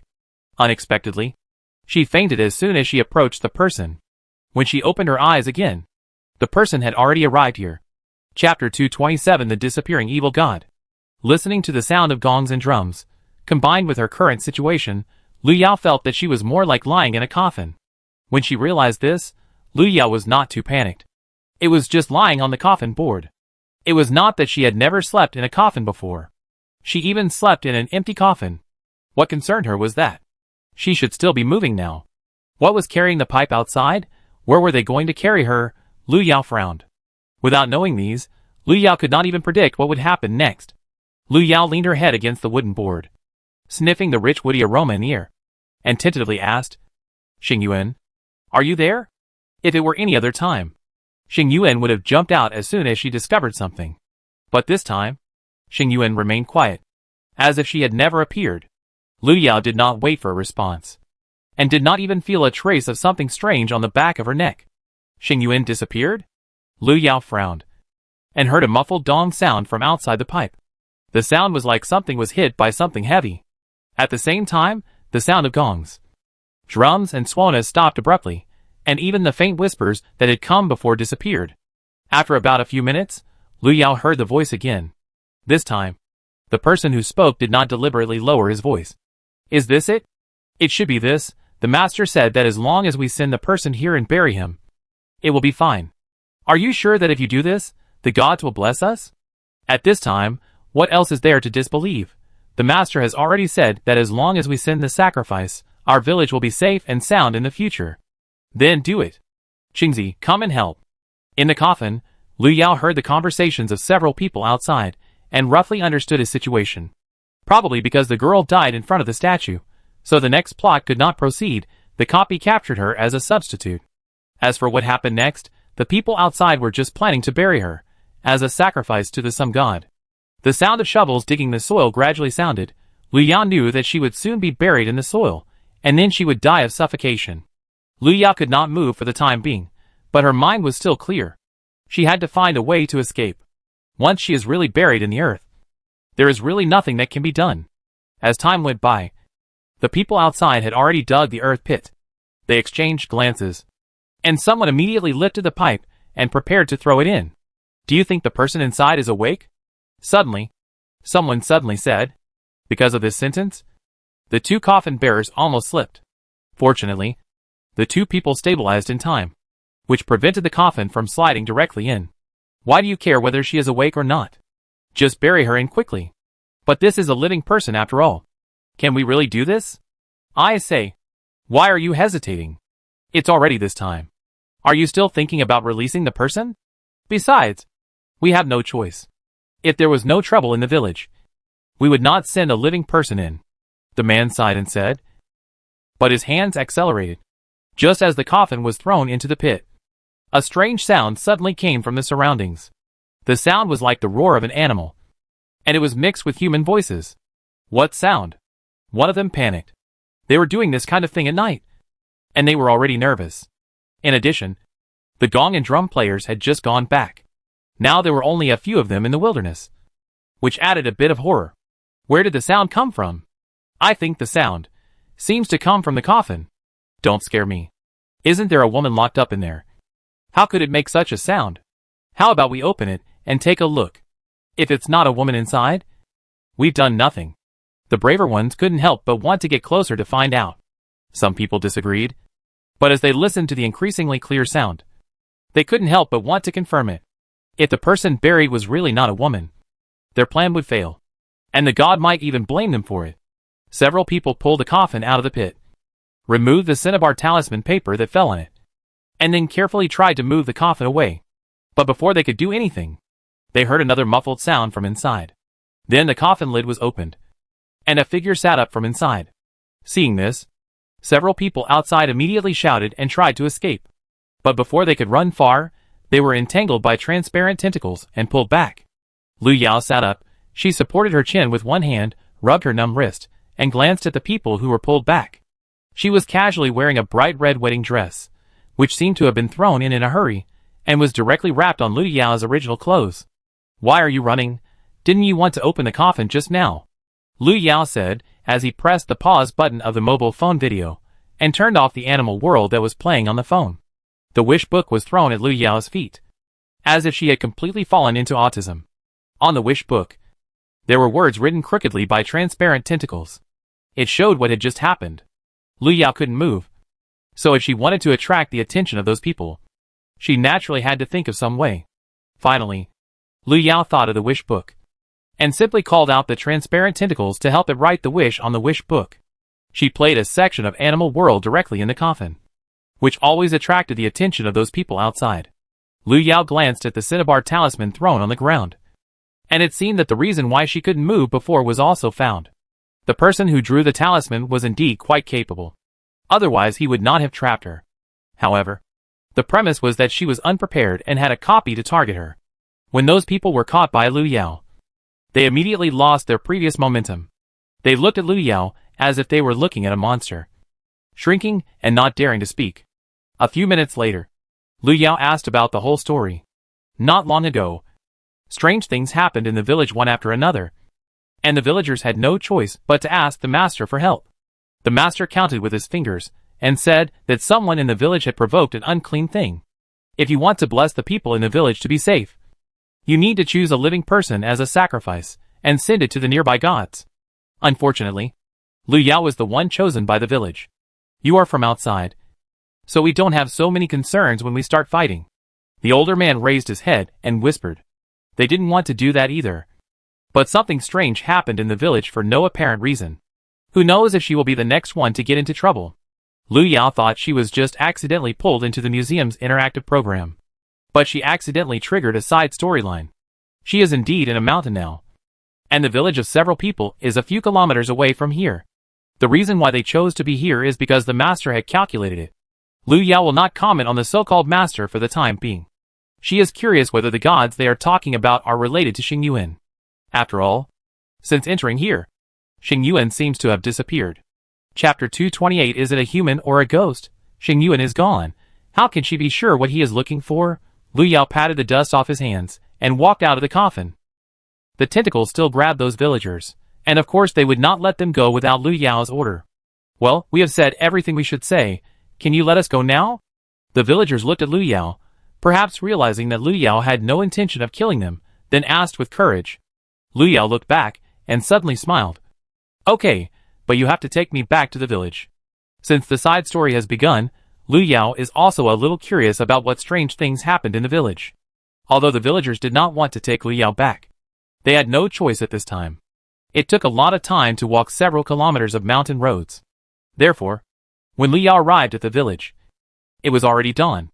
Several villagers looked unhappy. If they did not know that Lu Yao was still following them, they would have fallen to the ground and refused to move.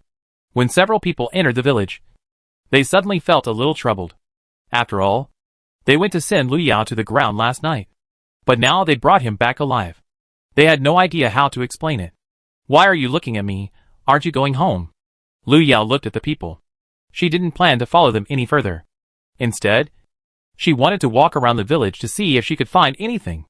Go back. We'll be back soon. The people looked at each other and had made up their minds. Lu Yao walked around the village and finally returned to the entrance. The place was filled with Yin energy. It really didn't look like a normal village. As for anything else, Lu Yao hadn't found anything yet. just as she was sitting on a stone bench at the entrance of the village thinking. A group of people rushed out in the distance. The person walking in front was wearing a Taoist robe, and was about to hold a sword and pointed at Liu Yao. Liu Yao raised his head, and his eyes swept across the other person's face. It was a man wearing a Taoist robe, holding an ancient sword in his hand, and he looked quite old. It was a pity. He met Liu Yao. The Taoist shouted and walked forward, but was kicked in the stomach by Liu Yao at the moment he was about to get close to Liu Yao, and fell to the ground. "You're the one who asked me to be sealed in a coffin and buried?" Liu Yao stepped forward and stepped on the Taoist's chest. The Taoist wanted to get up, but he almost couldn't catch his breath, and his face turned red. Are you a human or a ghost?" The Taoist's hand trembled, and the long sword fell out of his hand. Without a weapon to defend himself, the Taoist's face became uglier. Liu Yao kicked him, picked up the long sword on the ground, and stabbed it into the Taoist's face. "You dare to ask people to bury me alive, and you don't know whether I am a human or a ghost?" The Taoist trembled again after hearing this, and as for the villagers who followed him, they all shrank back and dared not step forward. After all, even the master couldn't deal with it. How could they, who are ordinary people, do it? I was wrong. I just wanted to help the people in this village, so I resorted to this desperate measure. Please spare me." The Taoist sniffed, looking like he was about to cry. "Tell me what happened in this village first, and then I'll consider whether to let you go." Liu Yao glanced at the Taoist on the ground, signaling him to start talking. The Taoist looked unhappy, but he didn't dare not speak. He couldn't help but glance at the villagers across from him, and gritted his teeth and said, "About 2 months ago, people in this village disappeared every night. At first, it was children and the elderly, and later even young people disappeared one after another." According to what the Taoist said, Liu Yao pieced together a strange rural disappearance case. When someone disappeared in the village, the first thing they thought of course to find a way to find the person. But no matter how they looked, they couldn't find any clues in the end. Later, the villagers called the police, but still to no avail. Just half a month after someone disappeared in the village, the first missing child and the old man returned. They did not seem to be injured or kidnapped. On the contrary, they were all very healthy, even better than before they disappeared. 2 elderly people who were already seriously ill even recovered miraculously. The villagers thought it was not a bad thing. After all, it was enough for the people to return safely. However, when their families asked them where they had been in the past few days, they kept silent and only said that they were lucky and had encountered good things. After a few days, the missing people came back again. But they were all old people and children, and none of the missing young people came back alive. The people in the village were in a panic, and they had no choice but to find a Taoist priest. The Taoist priest was not completely without ability, but unfortunately, he used his little ability in evil ways. He concluded that all this was because the people in the village had offended something, and if they wanted to calm this matter down, they had to seek the protection of the gods. The Taoist priest found clues in ancient books, and chose the barren mountain outside the village, intending to sacrifice living people to seek the protection of the legendary gods. As for which god was on the mountain, the Taoist priest had no idea. After saying this, the Taoist priest lay on the ground and begged for mercy, hoping that Liu Yao would let him go. Liu Yao turned the long sword in his hand, kicked the Taoist priest, and signaled him to get up. The Taoist priest immediately turned over and got up. He wiped his eyes, and turned to look at the villagers behind him. The villagers who appeared here were naturally those who had not disappeared before and returned. It is said that the villagers were worried that those who came back had problems, so they locked them up at home and did not allow them to go out. Liu Yao looked around and made sure that he didn't see any young people among the villagers. It seemed that the missing young people still hadn't come back. The sacrifice couldn't be done. "What should we do now?" a villager whispered. They had deliberately spent a lot of effort and money on last night's sacrifice. If it was ruined, wouldn't the people in the village continue to disappear? That's right. What should we do if that happens? Are we going to watch everyone in the village disappear? Someone started, and the villagers' voices became louder. They seemed to have forgotten their previous fears. Some even wanted to try to pick another girl to send over. Liu Yao listened to the villagers' calculations, and saw the girls huddled in the crowd. His face darkened. She suddenly walked up to the man who said she wanted to choose another girl to send over, and put her long sword across his neck. "Since you are so good at thinking of ways, why not choose you to be the sacrifice?" He was a middle-aged man, who looked to be about 40 years old. He shuddered at first, and then said with his neck stiff, "I'm not a woman."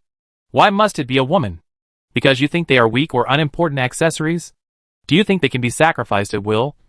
Without any reason?" Lu Yao's eyes suddenly darkened.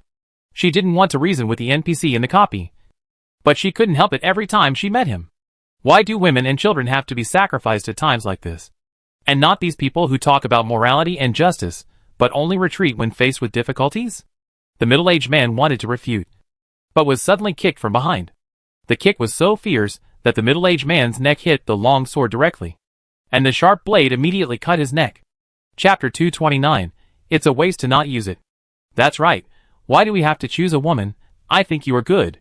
You are a sacrifice anyway, not really a wife for the god. The one who spoke was a middle-aged woman. She seemed to have been holding back for a long time. The kick just now was caused by her. As the woman spoke, the crowd echoed her. All the women present couldn't help but speak, and the surroundings suddenly fell into chaos. And in such chaos, the middle-aged man who had just been kicked stood up silently from the ground. There was anger in his eyes, especially when he felt the wound on his neck. His anger became even stronger. He picked up a stone on the ground and threw it at the middle-aged woman. "Bitch. It's your turn to teach me a lesson. I'll beat you to death."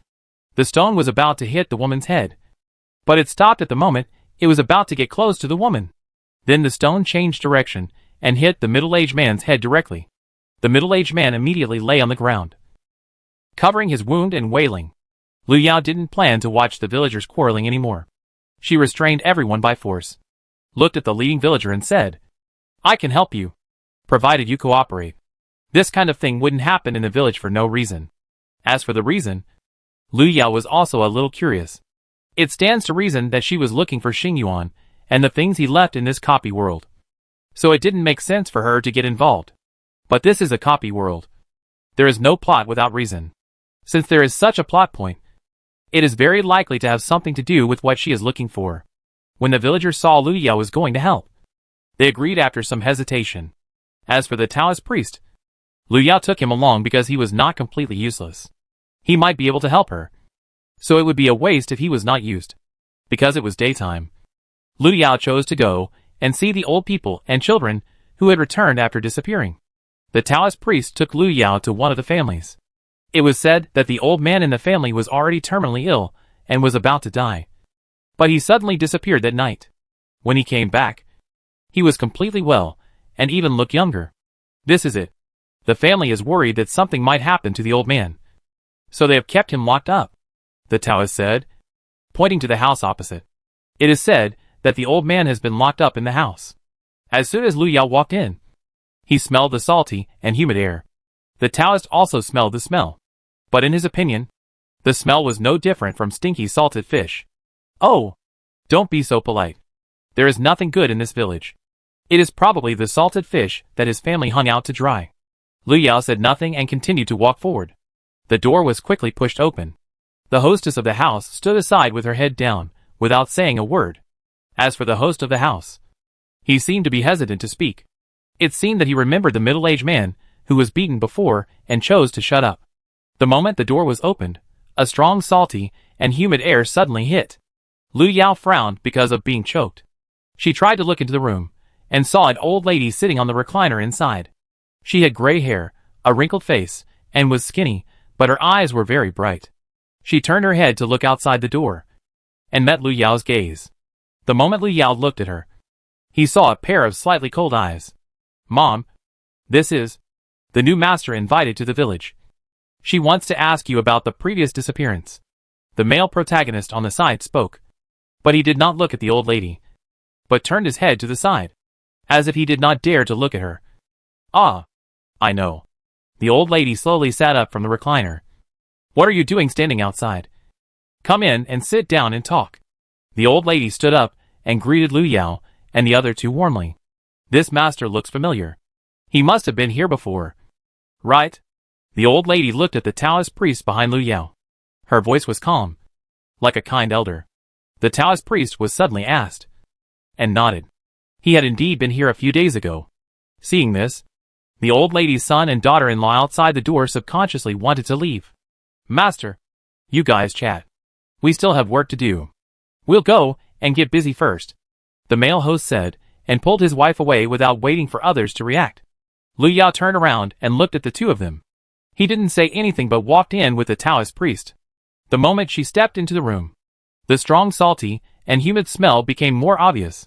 The Taoist couldn't help but cover his mouth and nose. Lu Yao looked normal, and didn't seem to be uncomfortable at all. She walked in and sat down opposite the old lady. Master, if you want to know anything, just ask.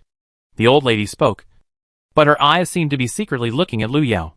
Old man, do you really not remember what happened during the time you were missing? Lu Yao spoke and asked directly. The old lady had just said that she had seen the Taoist priest. So the Taoist priest should have asked some questions before. Lu Yao chose to ask this question. Firstly, to test whether the Taoist priest was hiding something, and secondly, to observe the old lady's reaction. After Lu Yao finished speaking, the old lady in front of him frowned. She put her hand on her forehead, looking thoughtful, and shook her head after a while. I don't remember anything. My health was too bad before, and I don't know where I went. But I heard from my boy that I was probably captured by the monster in this mountain. As for why the old lady had such a change after returning, no one knew. Lu Yao stared at the old lady, but he was not in a hurry to ask the next question after listening to her. The Taoist priest was sitting next to Lu Yao, and he seemed to be unable to bear the smell here. He wanted to stand up and leave several times. However, Lu Yao was still here, so he did not dare to act rashly. He had to try to reduce his presence, talk less and breathe less. The Taoist priest just watched Lu Yao and the old lady look at each other in silence for 5 minutes. After 5 minutes, Lu Yao seemed to have given up and suddenly stood up. She smiled and stretched out her hand to the old lady. In that case, I'm sorry to bother you. Lu Yao stretched out his hand in the air, and the old lady hesitated for a moment, and actually stretched out her hand to shake hands with Lu Yao. But at the moment when the old lady held Lu Yao's hand, her expression suddenly changed. In just a moment, the old lady who had a kind face just now suddenly had a distorted face, and she opened her mouth to shout, but she couldn't make a sound. Lu Yao clenched her hand, and then pulled her towards him. Then a piece of talisman paper was quickly thrown from Lu Yao's hand and landed on the old lady's forehead. Lu Yao's series of movements were smooth and neat, and the Taoist priest was stunned. It was not until the old lady was fixed by the talisman that he vaguely saw something drawn on the palm of the hand that Lu Yao held with the old lady. So when did she draw the rune on her palm? Before the Taoist priest had time to digest this, he saw that the old lady opposite had suddenly changed. Her wrinkled face suddenly appeared with cracks, as if something wanted to get out of her body. Chapter 230, Becoming a Monster. Master, it seems something is coming out. The Taoist priest immediately looked at Lu Yao. While speaking, he tried to hide behind Lu Yao. Just as the Taoist priest hid behind Lu Yao, the old lady's body twitched violently, and then a ball of meat crawled out of her mouth. That thing was very fast, and it almost ran out of the door in an instant. Master, that thing is going to run away. The Taoist priest poked his head out from behind Lu Yao. Lu Yao had already reacted before the Taoist priest opened his mouth, seeing that mass of things was about to crawl to the door. The door that was originally open was suddenly closed. The thing hit the door, but it did not stop. Its body opened, and it threw out a few blue tentacles, which suddenly grabbed the door and tried to push it open. The Taoist priest looked over curiously, and suddenly his eyes widened. The ball-like thing now looked more like an octopus that was nearly 2 meters long. Is that thing an octopus? The Taoist priest's voice trembled a little. Even if there are monsters in their mountains, they should not be things from the sea. Right? Lu Yao did not waste time. While the Taoist priest was stunned, she had already stepped forward. After the long sword cut off several of the octopus's legs, a talisman fell on the octopus's head. With a crackling sound, the giant octopus finally calmed down. When the door was pushed open again, the old lady's son and daughter-in-law had already rushed over after hearing the sound.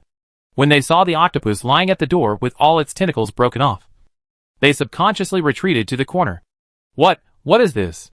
The old lady's son covered his mouth, as if he had guessed something, but he couldn't accept it for a while. Who could accept that their mother had turned into such a monster? Lu Yao picked up the octopus head at the door and walked out. The octopus was not completely dead. Lu Yao felt that he could still find some clues from it. The Taoist priest followed closely behind Lu Yao and began to deal with the aftermath tactfully. He explained what had just happened to the old lady's son and daughter-in-law and said that if Lu Yao had not acted in time, the monster would have run away now, and might even kill everyone in the village. Lu Yao carried the octopus head out of the door, and then threw it under the sun. The octopus head bounced a few times when it touched the sun, and finally calmed down. When the Taoist priest came back, he saw Lu Yao squatting on the ground, the sun shining down from her head, casting a small shadow. "Master, where is that monster?" The Taoist priest approached. Lu Yao raised her head and pointed at the mass in front of her. The Taoist priest looked over and saw a piece of dried octopus lying on the ground. "This is dead?" The Taoist priest opened his mouth, but could only ask this question. Lu Yao nodded, turned his wrist, and clenched the thing in his palm. It was taken out of the octopus's head. It looked like a stone, but the texture was a bit strange, and it had a faint luster. Lu Yao did not find any smell on it, but he felt that it should still be useful. The dried octopus was finally sent out by the Taoist priest to be burned outside. At the same time, it was already dark. The time in the village flowed very fast, almost 3 or 4 times faster than the normal time flow. Lu Yao looked at the darkening sky and turned to call the Taoist priest. "I need a place to live." Lu Yao spoke and told his plan. The Taoist nodded repeatedly. "Master, don't worry. I have already arranged it." Lu Yao agreed to help, which was what he wanted, and the villagers didn't dare to say anything. After all, Lu Yao wanted to save the whole village. Lu Yao's room was arranged in a separate yard. Before that, some villagers had helped her clean it, and the room was clean and covered with bedding, and even prepared hot water for her. Late at night, Lu Yao heard the noise coming from the yard and suddenly opened his eyes. She stood up and pushed open the door, and saw a black shadow standing under the tree in the yard. Looking at her, it was a somewhat hunched figure, standing there, waving at Lu Yao, as if calling her over. Lu Yao frowned, but still followed. The black shadow never spoke. He pushed open the gate, motioning Lu Yao to follow. When Lu Yao followed the black shadow out of the gate, she saw that many figures with empty eyes had appeared on the street. They were old and young, and everyone had no expression on their faces, following the black shadow like sleepwalking. Lu Yao knew that this was the reason why people in the village were missing. She did not make a sound, but followed the team forward. But these people did not leave the village, but gathered in a deserted yard in the village. After the black shadow led them in, he walked straight to a well in the yard and jumped in. Following the black shadow's movement, the other villagers who were brought in also walked towards the well. Lu Yao walked over with curiosity. She first looked towards the well, but unfortunately, she could not see anything. Seeing that all the other villagers had already jumped in, Lu Yao sighed and had to follow. The process of falling was much slower than expected. After about 2 minutes, Lu Yao finally touched a piece of soft ground. Yes, the ground under his feet was very soft. It felt like stepping on thick cotton. Lu Yao tried to find the figures of other villagers, but it was pitch black around him, and there was not even a sound. Suddenly, Lu Yao felt something in his pocket light up. She reached out and took it out. It turned out to be the stone she had taken out of the octopus's head before. In the darkness, the black stone flickered with a faint light, like a small signal device. As the light on the stone flickered, footsteps soon came from the darkness. The next second, a beam of light came from the opposite side, shining on Lu Yao. The strong light was dazzling, and Lu Yao squinted instinctively. "Who's there?" Someone on the opposite side spoke. Lu Yao adapted to the light, and then looked at the opposite side. After realizing that there were about 3 people on the opposite side, Lu Yao put away the broken axe behind him, and turned it into a more compact and convenient silver blade. "It's me," Lu Yao said, throwing the black stone into her pocket. She carried the breath of the octopus. Maybe she could fool the people on the other side? Soon, 3 figures approached. They looked at Lu Yao and, as expected, did not regard her as an alien. "Why is it you? Aren't you responsible for extraditing the living people down?" The leading figure spoke, snorting in dissatisfaction. At the same time, Lu Yao had already seen the other person's appearance clearly. It was a monster with a huge fish head and a human body, very similar to the fish-headed man Lu Yao saw in the food area. The other 2 following behind the fish-headed man also had a fish head, but judging from the appearance of the fish head, they were of different species, but they all belonged to the category of saltwater fish. Chapter 231: The Feeling of Disgust.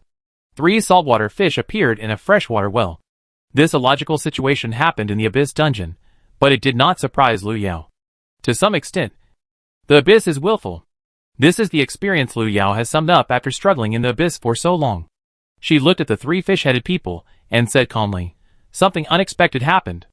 I will come back to inform you of the news." Lu Yao's voice was calm.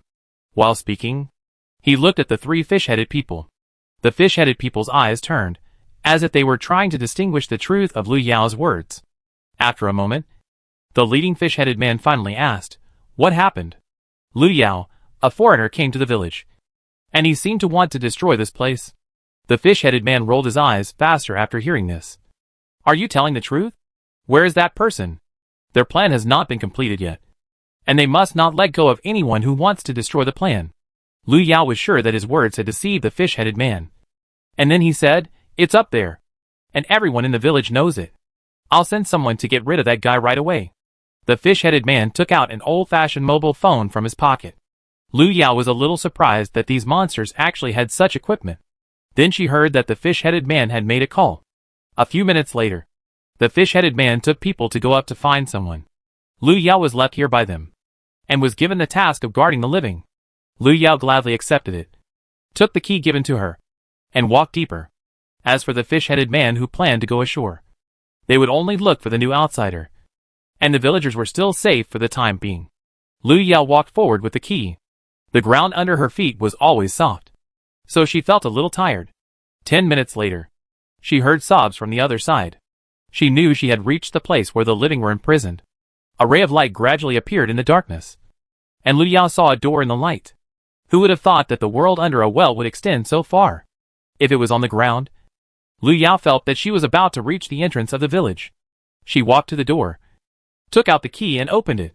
With a creak, the door was slowly pushed open, and the scene inside appeared in front of Lu Yao.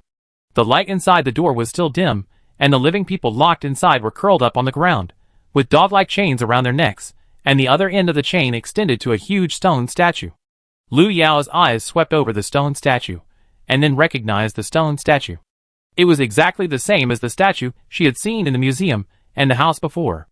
A huge stone statue without facial features stood there, but the stone statue here looked even more strange and eerie. Every time Lu Yao saw the statue, she would feel like she was being watched by a pair of eyes. At this moment, she felt that pair of eyes again, just like an eye was staring at her like a shadow. It was a sickening feeling. Lu Yao exhaled, but a faint smile appeared on the corner of her mouth. She walked over and saw clearly the living people tied to the ground. Most of them were young people, and occasionally a few children could be seen.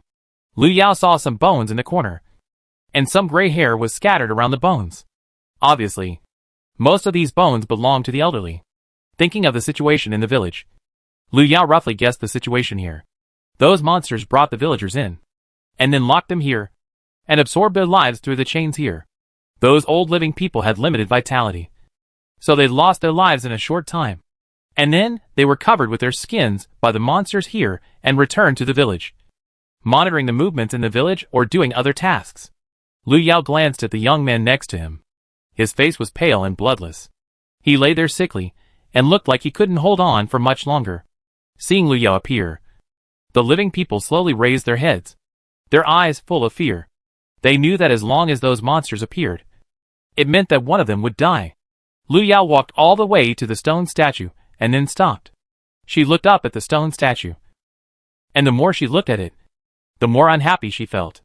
Almost subconsciously, she had already taken out her weapon, and planned to chop it a few times to try.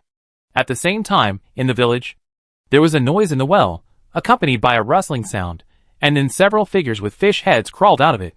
The fish-headed man turned his fish eyes to look around, and finally locked his sight in a certain direction. In that direction, there is the breath of living people. The leading fish-headed man pointed in that direction, and the fish-headed men behind him immediately followed. Late at night, the village was unusually quiet, and every household had their doors closed for fear of accidents. In such a quiet place, 3 figures appeared. "Captain, this village is so strange," Shen Chong's voice sounded. Although he deliberately lowered his voice, the surroundings were too quiet. Even so, his voice seemed very abrupt. Qin Yunting frowned when he heard it. He was wearing a black combat uniform, and his expression was a little cold.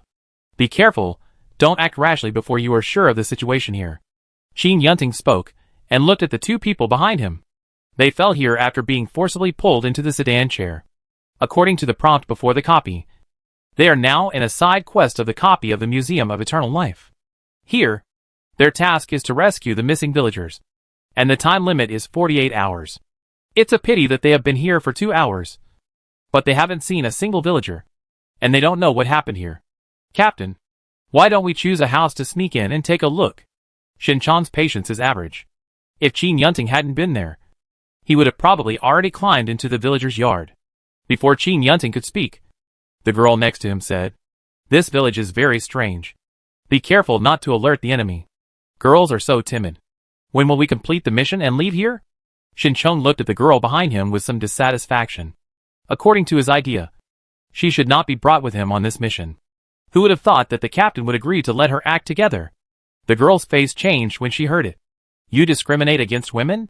Shinchong stiffened his neck. "I didn't." "Okay. Stop arguing. Something is coming." Qin Yunting stopped the quarrel between the two people. When he came to his senses, he had a longbow in his hand.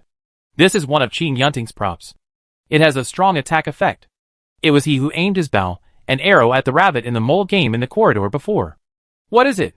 Shinchong came to his senses and immediately took precautions. The three people looked into the distance. In the darkness, they seemed to hear a sticky sound of footsteps. Da-da-da. The sound was getting closer and closer. A few seconds later, several monsters with fish heads suddenly appeared. The moment they saw Qin Yunting and the other two, the fish-headed man in the lead asked, "Didn't the octopus say that there was only one outsider in the village? Why are there three now?" Chapter 232 She, Lu Yao, is a professional. What is this? A fish-headed man? Shinchong couldn't help but exclaim the moment he saw the fish-headed man clearly. He had never entered the food area before, and it was the first time he saw this kind of weird monster with a monster head and a human body in the copy of the Museum of Eternal Life. He was inevitably surprised. The girl next to him gritted her teeth when she saw this. They are not easy to deal with. Everyone be careful. Obviously, the girl had seen this kind of monster before, so she immediately became more cautious. As the captain, Qin Yunting should have controlled the situation when encountering such a situation. He immediately made a battle plan. 3 people against 5 fish-headed people. And the battle was about to break out. In front of the stone statue, Lu Yao tried to chop a few times to vent her anger. But before she could make a move, she saw the chains around the stone statue suddenly shaking. The sound of chains rang around, making her eardrums hurt. Lu Yao subconsciously looked at the chains, and saw that the living people who were originally staring at her were now all lying on the ground, trembling all over. Similarly, the eerie feeling in the darkness became stronger. Lu Yao felt a chill on her arm, and she subconsciously replaced the silver blade with a long sword. Her intuition told her that danger was approaching. As the chain swayed, a black mist suddenly spread over the stone statue in front of her. The black mist quickly gathered together and condensed into a human figure. The next second, Lu Yao met a pair of eyes. Those eyes stared at her, and they were exactly the same as the eyes that monitored her before. Lu Yao clenched the long sword in her hand. The black fog in front of her was obviously the monster controlling the place. As for what it was, she would know after killing it. In an instant, Lu Yao had already made a move. She jumped up from the soft ground and headed directly towards the human-shaped black fog in the air. The sword blade came with a whistling sound, and it sank into the head of the black shadow in an instant. However, the expected damage was not caused. The black fog was just like real fog, and it was not affected at all even when pierced by the long sword. Lu Yao turned his wrist, retracted his hand, and turned to the stone statue. This time, the mist in the air finally moved. It tried to protect the stone statue below, and chose to stand in front of the stone statue. Lu Yao's long sword moved forward, and this time successfully stabbed the figure condensed by the black mist. Dark red flowed out from the black mist, and a trace of blood suddenly filled the air. Lu Yao did not give up, and then chopped several times in succession, until the black mist rolled into a ball and fell to the ground. The surrounding chains finally calmed down. Lu Yao fell back to the ground, which was still soft to the touch, and she almost sprained her ankle. She walked to the black mist, trying to peel out the things inside. As she approached, the stone statue, which had been motionless, suddenly raised its hand. The stone statue's hand was heavy and cold, and it grabbed Lu Yao's shoulder and lifted her up in the air. The moment Lu Yao raised her head, she was facing the stone statue's face without facial features. Unlike Xing Yuan, even if the stone statue's facial features could not be seen clearly, it still gave people a sense of evil. Lu Yao swung the long sword in his hand and stabbed it straight at the eye of the stone statue. The blade was sharp, but the moment it hit the stone statue, it felt like it hit a steel plate, and Lu Yao's wrist went numb. At the same time, the stone statue holding Lu Yao's hand suddenly shook, and the next second, the stone statue opened its mouth. It wanted to swallow Lu Yao directly. The long sword got stuck in the corner of the stone statue's mouth, and Lu Yao was suspended in the air. Seeing this, the stone statue raised its other hand, and wanted to throw Lu Yao into its mouth. In its eyes, Lu Yao was more delicious than the living. It wanted to devour her, and make her its own food. The statue saw that Lu Yao could not resist for long, because it was the master here, and the sacrifice it chose would only have one fate. Lu Yao supported her body with one hand, and held the long sword with the other. The rose-long sword was particularly strong and sharp. At this time, the color of the two roses above was gradually darkening, as if they were trying to support Lu Yao to prevent her from being swallowed by the disgusting monster. Suddenly, Lu Yao loosened one hand, then quickly took out a talisman from her pocket and threw it at the face of the stone statue. A faint golden light appeared on the talisman paper, and the moment it fell, the movement of the stone statue suddenly stopped for 2 seconds. But these 2 seconds gave Lu Yao a chance. She quickly drew her sword and threw something wrapped in talisman paper into the mouth of the stone statue. The thing hit the mouth of the stone statue, and then there was a muffled sound. Lu Yao swung the sword in her hand and directly cut off the hand of the stone statue holding her. The statue let go, and Lu Yao fell from a height. She looked down, trying to find a suitable foothold for herself. As she fell, a villager on the ground suddenly stood up. He had a long knife in his hand, with a sharp blade, and pointed it directly at Lu Yao, who was falling in midair. "Go to hell," the villager suddenly shouted, and then swung the long knife towards Lu Yao.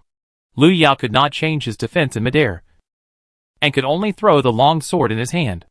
At the same time, Lu Yao also saw the face of the villager clearly. He had an ordinary face, but his eyes were full of resentment. At that moment, Lu Yao recognized the owner of those eyes. "He Chuyu. I didn't expect this guy to be here." After confirming that the villager below was most likely He Chuyu, Lu Yao had no scruples at all. She fell to the ground and stood up as fast as possible.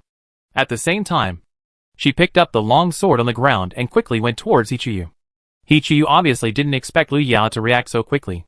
When he wanted to attack again, Lu Yao's long sword had already cut his throat. This time Lu Yao did not give up. The moment she saw He Chuyu fall, she directly activated the concrete picture frame. The item selected by the picture frame was a photo taken on Lu Yao's mobile phone. In just a moment, Lu Yao had a silver box in his hand, which was exactly the same as the box that Tan Yin used to recycle the copy of the Warm Home. Lu Yao quickly opened the box and took He Chuyu in. The items transformed by the concrete picture frame have a time limit, but this is enough time for Lu Yao to find another way to completely deal with He Chuyu. After coming to his senses, the stone statue in midair suddenly made a loud explosion. Countless pieces of rubble fell from midair, like raindrops. Lu Yao held up the small flower umbrella in time, blocking the rubble while cutting all the chains around the stone statue. The living people were released and immediately began to avoid the rubble. Lu Yao looked up at midair and saw the stone statue with half of its head blown off struggling desperately. Even though he couldn't see its expression, Lu Yao could still feel the other party's anger. In addition, Lu Yao had just cut off all its nutrient supply. The vitality of the stone statue was significantly reduced, and the speed of its movements also slowed down a little bit. Lu Yao guessed that it wouldn't be long before the stone statue would completely turn back into a piece of stone. Thinking of this, Lu Yao silently put away the rose sword and took out the broken axe that had been prepared long ago from behind. Things like chopping and smashing statues, the first time is raw, the second time is familiar. She, Lu Yao, is a professional. Chapter 233, Who is he? When the stone statue collapsed, the surrounding villagers screamed. Even though they had lost much strength, they still shouted instinctively. Lu Yao turned around with the axe in his hand. Under the dim light, his face was calm, and it was even hard to tell whether he was happy or angry. Someone tried to look over, but when they met Lu Yao's gaze, they lowered their heads and shrank their necks. You can go out through that door. Suddenly, Lu Yao pointed to the gate opposite. She still had to find something, so she couldn't leave with these people. If they are lucky, they should be able to find an exit. After getting out of the chains, most of them regained some strength. After hearing what Lu Yao said, they were still a little hesitant, but they knew that if they didn't escape now, they would only die. A group of people supported each other and walked out the door. For a moment, only Lu Yao and the broken stone statue were left in the room. Lu Yao tried to look behind the stone statue to see if he could see the coffin again. Unfortunately, there was nothing behind the stone statue this time. Lu Yao searched for a while, and after confirming that there was nothing else here, she decided to go somewhere else. She had a hunch that what she was looking for was here. Lu Yao turned around and prepared to leave. But just as she was about to step out of the door, she was suddenly entangled by a ball of black mist around her ankle. Lu Yao turned her head and saw that the black mist that had previously emanated from the stone statue was now grabbing her ankle, as if it was trying to pull her back. The broken axe was swung in Lu Yao's hand, and then it fell. After the black mist was cut off, it gathered again at a very fast speed. This time, they locked their target on Lu Yao's arm. In order to prevent Lu Yao from attacking again, they quickly adjusted their plan and tried to control Lu Yao's hands, so that she couldn't break free. A few seconds later, the black mist suddenly dispersed around, and then disappeared. Lu Yao held a red candle in her hand, and the moment it was lit, the black mist was dispersed. She looked around, and decided to make a quick decision. If you want to find something, you have to be quick, and not waste a minute or a second. Lu Yao held the red candle and walked forward. After going around the long corridor, she finally saw a closed door. Lu Yao broke the door violently, and walked in on the debris. The light in the room was still dim, but there were several monsters squatting inside. The moment they realized someone had broken in, the monsters on the ground stood up immediately. They looked at Lu Yao, and then touched their fish heads. Why is the octopus here? They looked at Lu Yao, and felt that the one in front of them was their own kind. Lu Yao touched the glowing black stone in his pocket, and smiled and looked over. Come to change shifts with you. After saying that, Lu Yao walked straight over. Of course, it was impossible to change shifts. After all, no one who changed shifts would choose to break into the house directly. Several monsters obviously realized this.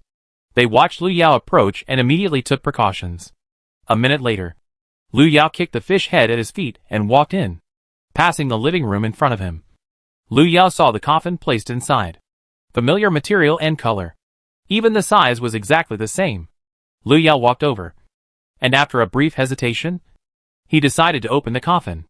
The coffin in front of him was made of heavy material, but fortunately it was not sealed. Lu Yao reached out and tried to push the coffin lid, and then she heard a slight sound. After confirming that it could be pushed open, Lu Yao directly put the red candle aside, to ensure that there would be no other monsters around to disturb her in the remaining time. It took Lu Yao more than 10 seconds to push the coffin lid open. With a muffled bang, the coffin lid was opened. A rich woody aroma wafted out from inside. Familiar but not pungent. Lu Yao took a deep breath, and then looked into the coffin. At the same time, the red candle that was originally placed aside suddenly went out. The moment the light dimmed, Lu Yao heard a whisper in his ear. The voice was not familiar, but not unfamiliar. It was a mechanical voice with a strange tone and stiff emotions. It said, "Help me. I will set you free." Lu Yao listened to the voice repeating the same sentence over and over again in his ear, and suddenly felt a little noisy. "Shut up." Lu Yao narrowed his eyes, and then tried to wave away the fog lingering around him. Perhaps seeing that Lu Yao was unwilling to give up, the voice suddenly became anxious. "As long as you are willing to cooperate with me, I will give you everything you want. You don't have to be dragged into the dungeon world anymore. I will send you to a world without dungeons, and give you a lot of money." Lu Yao listened to the increasingly anxious voice, and suddenly laughed. Abyss? If he was not sure before, then at this moment Lu Yao felt that the one trying to bribe him in his ear should be the Abyss. Strangely enough, Lu Yao had never heard the voice of Abyss. But the moment it spoke, Lu Yao subconsciously felt that it should be it. "Since you recognize me, you should believe what I said. As long as you are willing to help me, everything I said will come true." Abyss was obviously unwilling to give up, but his tone was a little more relaxed. Lu Yao listened to the artificial mechanical sound and rubbed his ears. "What do you want me to do for you?" It must be said that this rubbish Abyss actually understood her. knew that she wanted to lie down, and even promised to give her enough money. Lu Yao suddenly became curious about the purpose of Abyss offering these conditions. Sure enough, Abyss finally revealed its purpose after hearing Lu Yao's question. I just need you to help me keep him in the dungeon world forever. Lu Yao. Who is he? Abyss. Xing Yuan. You should know him. Abyss had said so much. How could Lu Yao not know who it was talking about? But, asking her to keep Xing Yuan in the dungeon world. How did Abyss infer that she could do it? You can't do it. Are you sure I can do it? Lu Yao asked back. Abyss paused for a second, and replied, You can. So, have you decided to help me? The voice of Abyss sounded again, urging Lu Yao to make a decision. When Abyss realized that it was about to lose control of Xing Yuan, it had already started thinking about countermeasures. But unfortunately, all the methods it thought of ended in failure, and Lu Yao was its last hope. Based on the analysis of past experience, Abyss believed that only Lu Yao could help it. As long as Lu Yao is willing to help it trap Xing Yuan, it doesn't matter if it sends her away from its territory alone. Without Lu Yao, the copy destroyer, its plan will be implemented more smoothly. Lu Yao narrowed her eyes and scanned her surroundings. At this time, the space around her was wrapped in thick fog, and the visibility was less than 1 centimeter. But within this range, Lu Yao seemed to be able to see a figure through the thick fog. He was standing not far from Lu Yao and looking at her. Chapter 234 Xing Yuan. Choose her without hesitation. Abyss was waiting for Lu Yao's response, and it obviously didn't notice the figure hidden in the thick fog. It was still urging Lu Yao. Abyss. Time is running out. Lu Yao. Have you made up your mind? Lu Yao's eyes were still looking at the figure in the thick fog. Just as Abyss spoke, the figure was also approaching Lu Yao little by little. Lu Yao watched the figure slowly approaching, but a smile appeared on the corner of his mouth. Here. Abyss was still waiting for Lu Yao's answer, but Lu Yao's attention was no longer here. Finally, Abyss realized something was wrong. After it asked Lu Yao if he wanted to cooperate with him, it was suddenly pulled over by a force. The black mist shrank into a ball in the air, as if it had a body in an instant. Abyss was held in a hand at this time, looking like a fish to be slaughtered. Realizing who was coming, Abyss immediately struggled. Lu Yao, have you made up your mind? If you refuse to cooperate with me, then what awaits you will be a miserable ending. Seeing that bribery failed, Abyss turned to threats. However, Lu Yao has always been soft-hearted and not hard-hearted. Since Abyss dared to threaten her, it would only arouse her rebellious psychology. What's more, Lu Yao originally had no intention of choosing Abyss. After all, rather than relying on illusory promises, Lu Yao prefers to fight for it on her own. It's true that she wants to retire, but the prerequisite is to remove all obstacles that will affect her. The biggest obstacle in front of her now is not Xing Yuan, but the Abyss who keeps saying that he wants to cooperate with her. Can the words of the Abyss be trusted? Maybe when Lu Yao helps her tie up Xing Yuan, the next person to be dealt with will be herself. She used to struggle in the Abyss in the past, and she almost tried her best to finally achieve such an achievement. But even so, she was pulled back to the real world, and even still lived under the shadow of the Abyss. Lu Yao would not choose to cooperate with the Abyss, therefore, what she had to do now was, almost at the moment when the Abyss thought that Lu Yao would agree to cooperate with him, a long sword suddenly sprang out from Lu Yao's hand, whistling towards the trapped Abyss. The long sword nailed the Abyss, fixing it in midair. At the same time, the figure on the opposite side slowly let go of his hand. He had already walked in front of Lu Yao. At this time, he and Lu Yao were staring at each other through the thick fog. Lu Yao knew clearly who the other party was. Just as he was thinking about how to start, he heard a bang from the other side.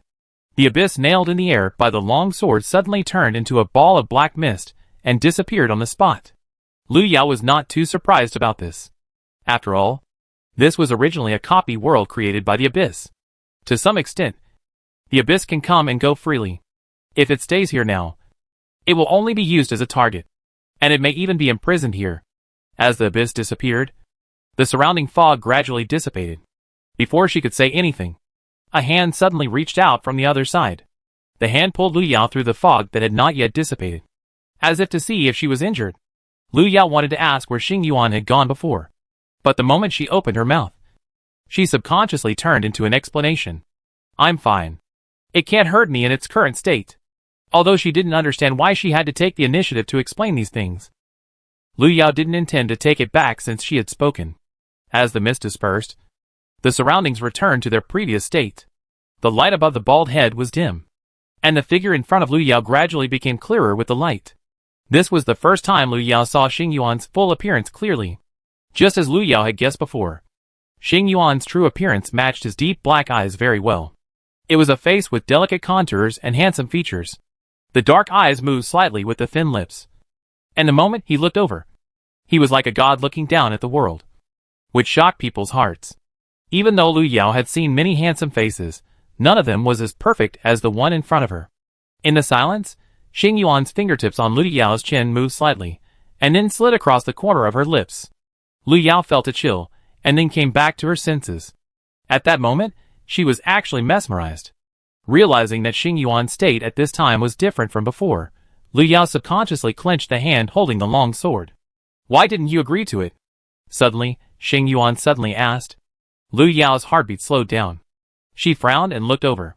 She also knew who Xing Yuan was talking about. "Why should I agree to cooperate with the Abyss?" Lu Yao calmed herself down and asked. Xing Yuan suddenly smiled. "Aren't freedom and wealth what you always want? As long as you agree to cooperate with it, you can get what you want immediately." Lu Yao touched her cold chin and suspected that Xing Yuan had just fallen into an ice cave. Otherwise, how could her body temperature be colder than before? She subconsciously wanted to tell the reason she had thought of before.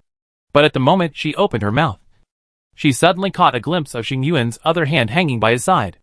That arm seemed to have not moved since the beginning. Lu Yao clearly remembered that it should be the hand that had grabbed the abyss out of thin air before. He was injured? Lu Yao almost subconsciously thought of this. Strange emotions surged in her heart, and even her breathing became slower. Lu Yao noticed that she was different, but she could not determine the reason for this situation. She almost subconsciously stared at Xing Yuan's possibly injured arm. When Xing Yuan noticed Lu Yao's gaze and wanted to withdraw his hand, he was held by Lu Yao's outstretched hand. Almost instantly, Lu Yao had walked in front of Xing Yuan. She pulled up the arm and saw a long wound. The wound was torn, and the edges were charred black, as if it was burned. "Was it injured by Abyss?" Lu Yao asked. "It's just an accident. It's not a big deal." Xing Yuan's expression suddenly changed. He stared at the hand that Lu Yao was holding, frowned, and seemed a little annoyed. Lu Yao didn't care about that. She took out the healing pill from her pocket and held it directly to Xing Yuan's mouth, signaling him to eat it. Although she didn't know whether the system's medicine would be effective for Xing Yuan, since the wound was caused by the abyss. Maybe it would be useful? At this time, Lu Yao didn't realize that she was a little too nervous. She handed the medicine over, and seeing that Xing Yuan didn't move, she even wanted to feed it directly. Fortunately, Xing Yuan opened his mouth and swallowed the medicine before Lu Yao took action. "You haven't answered my question yet." Xing Yuan looked at the wound that had begun to heal, and couldn't help asking. He thought Lu Yao would choose to cooperate with the abyss without hesitation. After all, in Lu Yao's view, the relationship between her and him was more like his unilateral coercion. Xing Yuan used his power to suppress Lu Yao, asking her to do things for him and help him find the things hidden in various copies by the abyss. This would obviously arouse Lu Yao's rebellious psychology. But in fact, Xing Yuan didn't just want to use Lu Yao to do things for him. She was his believer. But not just his believer. He could forgive Lu Yao's impiety and even rebellion. Even in the present world, he still chose her without hesitation when choosing the anchor point. Chapter 235. Lu Yao, I like you. Right? Xing Yuan felt his heart beating. It was much faster and more intense than before. He stared at Lu Yao, waiting for her answer. After confirming that Xing Yuan's wound was recovering, Lu Yao finally breathed a sigh of relief. When he came to his senses, he heard Xing Yuan continue to ask the previous question. "Maybe I like you more than Abyss." Lu Yao spoke, with a calm tone, but at the moment of speaking, he could clearly feel his heart beating. Why is this happening? She obviously didn't mean that. The so-called like is just a reference. After all, she hates the Abyss to the extreme. So compared to the Abyss she likes Xing Yuan a little more. Lu Yao. What's going on with this strange feeling? Lu Yao felt that her thoughts were becoming a little confused. She was like a traveler floating on the sea, expecting something to point her in the right direction. A light laugh sounded in her ears, and Lu Yao suddenly raised her head. Xing Yuan was laughing again. Lu Yao could even feel that the other party seemed to be in a better mood than before. "So you plan to continue to cooperate with me?" Xing Yuan asked again. Lu Yao nodded when she heard it. She had completely offended the Abyss today. So no matter what happened in the future, the abyss would not let her go. And she certainly did not plan to let the abyss go. She wanted to expel it from here, and if possible, she wanted to completely destroy it. Is what you are looking for here? Lu Yao asked after coming back to his senses. Now was not the time to think about those things. What they had to do now was to find Xing Yuan's things first, so that they could contain the abyss and complete the plan. It's in here. Xing Yuan pointed to the wooden coffin next to him. The coffin had been pushed open by Lu Yao. But unfortunately, Lu Yao didn't even have time to take a look before he was interrupted by the sudden appearance of the abyss. Lu Yao walked closer and looked over. He thought he would find something similar to the mask in the coffin. But he didn't expect that the moment he looked over, Lu Yao clearly saw another Xing Yuan. He was lying in the coffin. His face was pale, and his body was covered with a thin layer of red mist. What is this? Lu Yao frowned, then turned to look at Xing Yuan. Xing Yuan walked over, extended his hand above the wooden coffin and said lightly, "This is me. To be precise, it is his body in this world. And now he is just a spiritual body that is broken through the confinement." Lu Yao vaguely thought of something. She remembered a copy world she had experienced in the abyss before. She was pushed into the secret door, touched a coffin inside, and also smelled the same breath as Xing Yuan. So it was at that time. Lu Yao stared at Xing Yuan, so her intersection with Xing Yuan was not because of the previous sacrificial copy, but earlier, as if guessing what Lu Yao was thinking, Xing Yuan nodded. "You bumped into my long sleep in the copy, it was your blood that made me wake up, so I found you here." Xing Yuan closed his mouth. The intersection between him and Lu Yao was naturally more than that, but he didn't intend to say it at this time. He had other things to deal with first. After coming to his senses, Xing Yuan walked straight to the coffin, and then lay down in it. The fusion process between the body and the spirit was much faster than Lu Yao had imagined. It took only a dozen seconds for Lu Yao to see Xing Yuan sitting up in the coffin. At the same time, his face had a touch of blood. His dark eyes had a hint of coldness, and his long hair fell from his shoulders as he moved. Xing Yuan stood up and walked out. The moment he stood up, the wood fragrance around him instantly became stronger. Lu Yao sniffed, and felt a little intoxicated by the fragrance. But she quickly calmed herself down. "Lu Yao, have you found everything you are looking for now?" "Xing Yuan, it is enough to find the main body. The next thing to do is to remove the imprisonment. If Xing Yuan wants to remove the imprisonment, he must cut off his connection with the copy world. Without Xing Yuan's power, the other copy worlds created by the abyss will naturally be affected. And some copy areas that have not yet formed or are not stable will even collapse." Lu Yao now understood why the abyss was so eager to cooperate with him. It knew that it could no longer stop what Xing Yuan was doing, so it planned to use itself to restrain Xing Yuan. After all, the anchor point for Xing Yuan's appearance was still on her. "By the way, since your real body has been found, then can the anchor point on my body disappear?" Lu Yao looked up. Xing Yuan's real body seemed to be taller than his spirit body. Lu Yao had to look up to see his eyes. When the anchor section was mentioned, Xing Yuan's expression suddenly changed. "We'll talk about this later." Xing Yuan's expression suddenly became serious. He stepped forward and turned the wooden coffin behind him into powder. Since his body had been found, the coffin naturally had no value. Seeing this, Lu Yao followed with a long sword. When crossing the corridor, Lu Yao did not see the figures of the villagers, but occasionally encountered a few unlucky guys who bumped into him. Without exception, those monsters were solved by Xing Yuan. In front of Xing Yuan, they were so fragile that they could not withstand a single blow. There did not seem to be many monsters in the well. Once the stone statue that absorbed the life of the living was destroyed, the monsters here seemed to be affected as well. Lu Yao thought of the stone statue before. Although he guessed that the stone statue should be related to the abyss, he still couldn't help asking Xing Yuan. Xing Yuan paused after hearing this. "The stone statue is the incarnation of the abyss. It doesn't trust others to watch over my body, so it put a part of itself into the copy to watch over me. It is indeed the style of the abyss. It won't trust anyone." Lu Yao raised his eyebrows. This makes sense. Even the reason why this copy is called the Museum of Immortality seems to have an explanation. The stone statues rely on absorbing the life of living people to maintain their own lives, just like the believers who pursue immortality. And those villagers who were replaced by monsters, to some extent, seem to be a kind of immortality. Those monsters will not age, and as long as they are not wiped out by sharks, they will naturally not experience death. Just when Lu Yao and Xing Yuan were about to leave the bottom of the well, the soft ground under their feet shook violently. It felt like a huge monster was coming out from underneath. Lu Yao subconsciously looked down, and the next second she saw a rotating eye.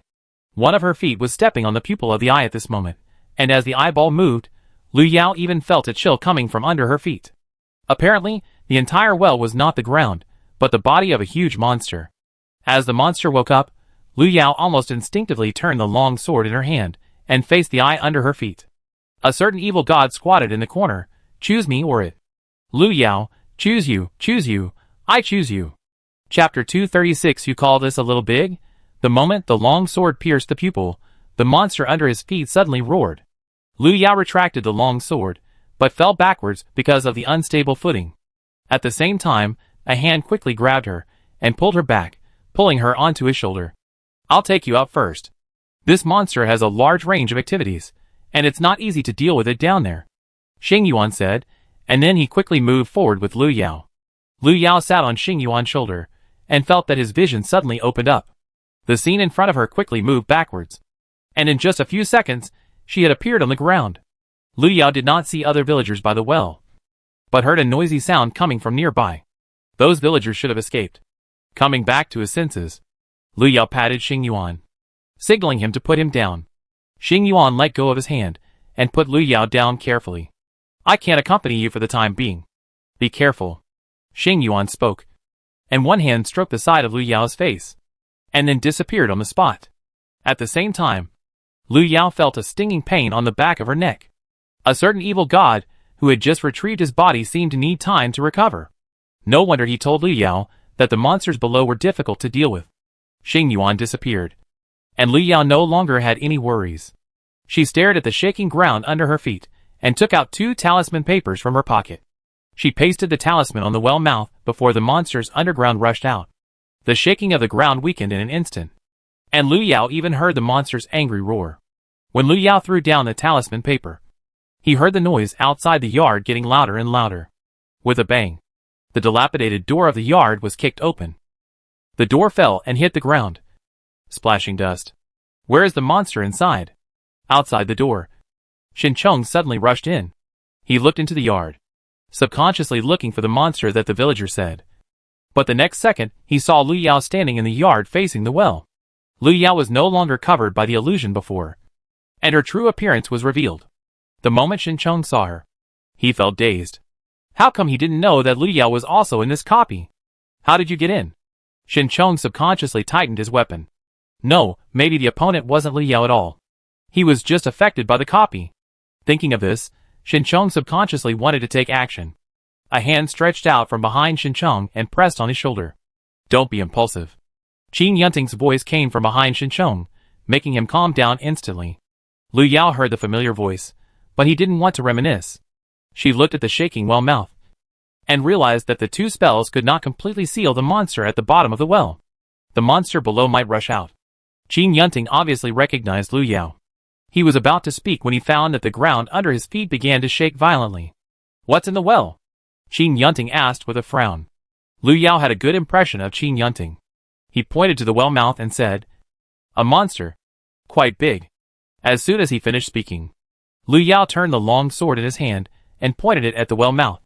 At the same time, the ground shook violently, and something like a tentacle suddenly stretched out from the well mouth. A few seconds later, a huge monster broke through the ground and appeared in front of several people. Shin Chong's hand holding the weapon trembled violently. He looked at Lu Yao, and his mouth twitched. You call this a bit big? This guy has only shown his head now, but it is already as big as the whole yard. If it comes out in full, I can't even think about it. Lu Yao was standing at the well mouth, so when the monster rushed out of the ground, she stood on top of the monster. The long sword stabbed down without hesitation. Although it did not hit the monster's eyes this time, it still succeeded in injuring the monster.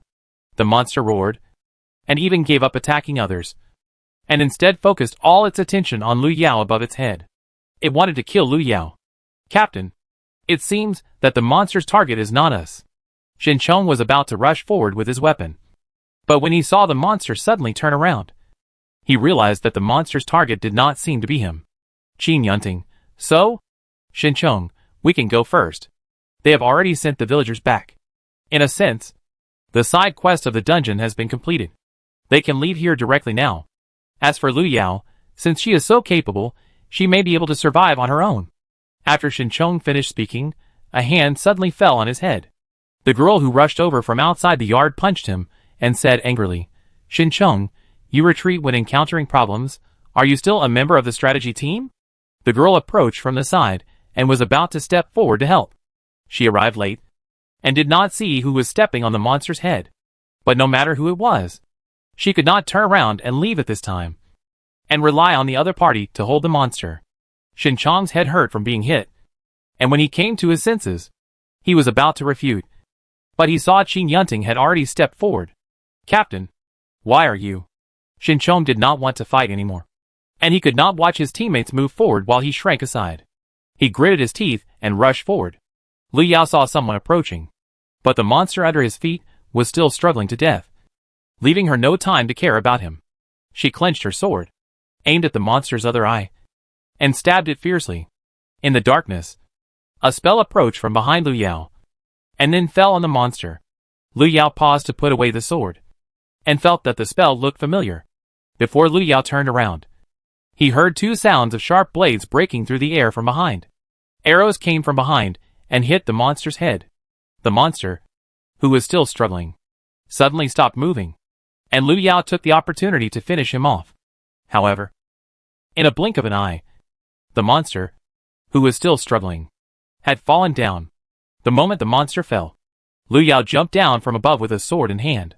The moment he landed on the ground, he saw a figure rushing towards him. Zheng Xiaoxiao rushed forward with excitement.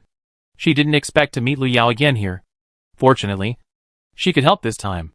After seeing the person clearly, Lu Yao spread his hands and patted the other person's back. Shinchong, who followed behind, widened his eyes. "Captain, do Xiaoxiao and the others know each other? When did it happen?" Qing Yunting shook his head. "I don't know."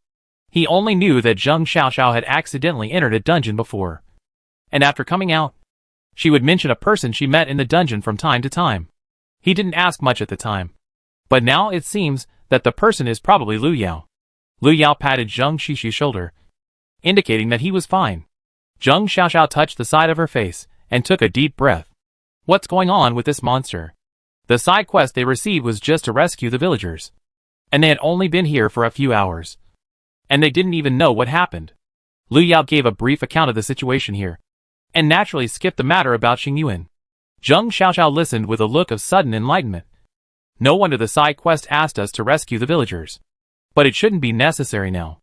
I saw that the villagers were fine before. Chapter 237. They are all your accomplices. Zheng Xiaoxiao and her friends had encountered a few fish-headed monsters outside before. But fortunately, those monsters were not very powerful, so they were dealt with. Not long after that, they saw some villagers running out, so they chased them. Logically speaking, they have now rescued the villagers, and the side quest should be over. However, Zheng Xiaoxiao scratched her hair, staring at the dead monster on the ground, and turned to look at Lu Yao. "Is there anyone else in the well?" Lu Yao shook his head. "Probably not. She came out with Xing Yuan, and she had tried to look for it before. But there were no other living things except some monsters. Unless those monsters are also counted as villagers. Otherwise the side quest mentioned by Zheng Xiaoxiao should have been completed." Shinchong stood aside, and did not speak. The moment he saw Lu Yao, some memories that he did not want to face came to his mind. If he could choose, he would rather fight monsters in the well. Qing Yunting walked over and greeted Lu Yao. "Xiaoxiao is my team member. Thank you for your care before. Captain Qing, you are polite. Zheng Xiaoxiao is very talented in talismans." Lu Yao narrowed her eyes. She had only taught Zheng Xiaoxiao some skills in drawing talismans before, but she did not expect that she could apply what she learned flexibly. And the talisman she just threw out was effective. "By the way, Lu Yao, didn't you receive the dungeon mission?" Zheng Xiaoxiao couldn't help asking after coming back to her senses. Lu Yao shook her head.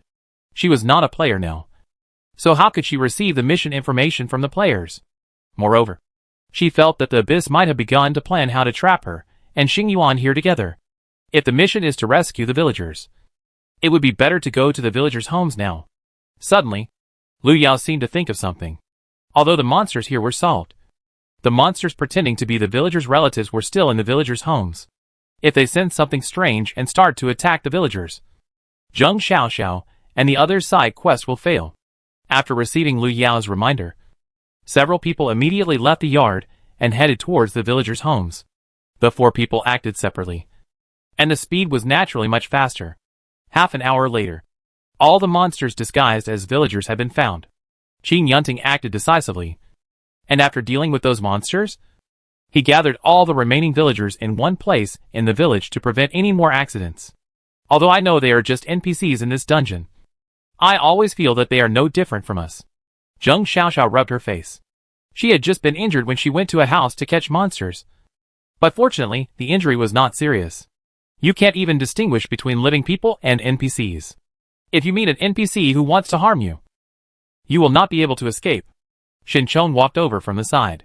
His face was a little ugly, and his steps staggered slightly.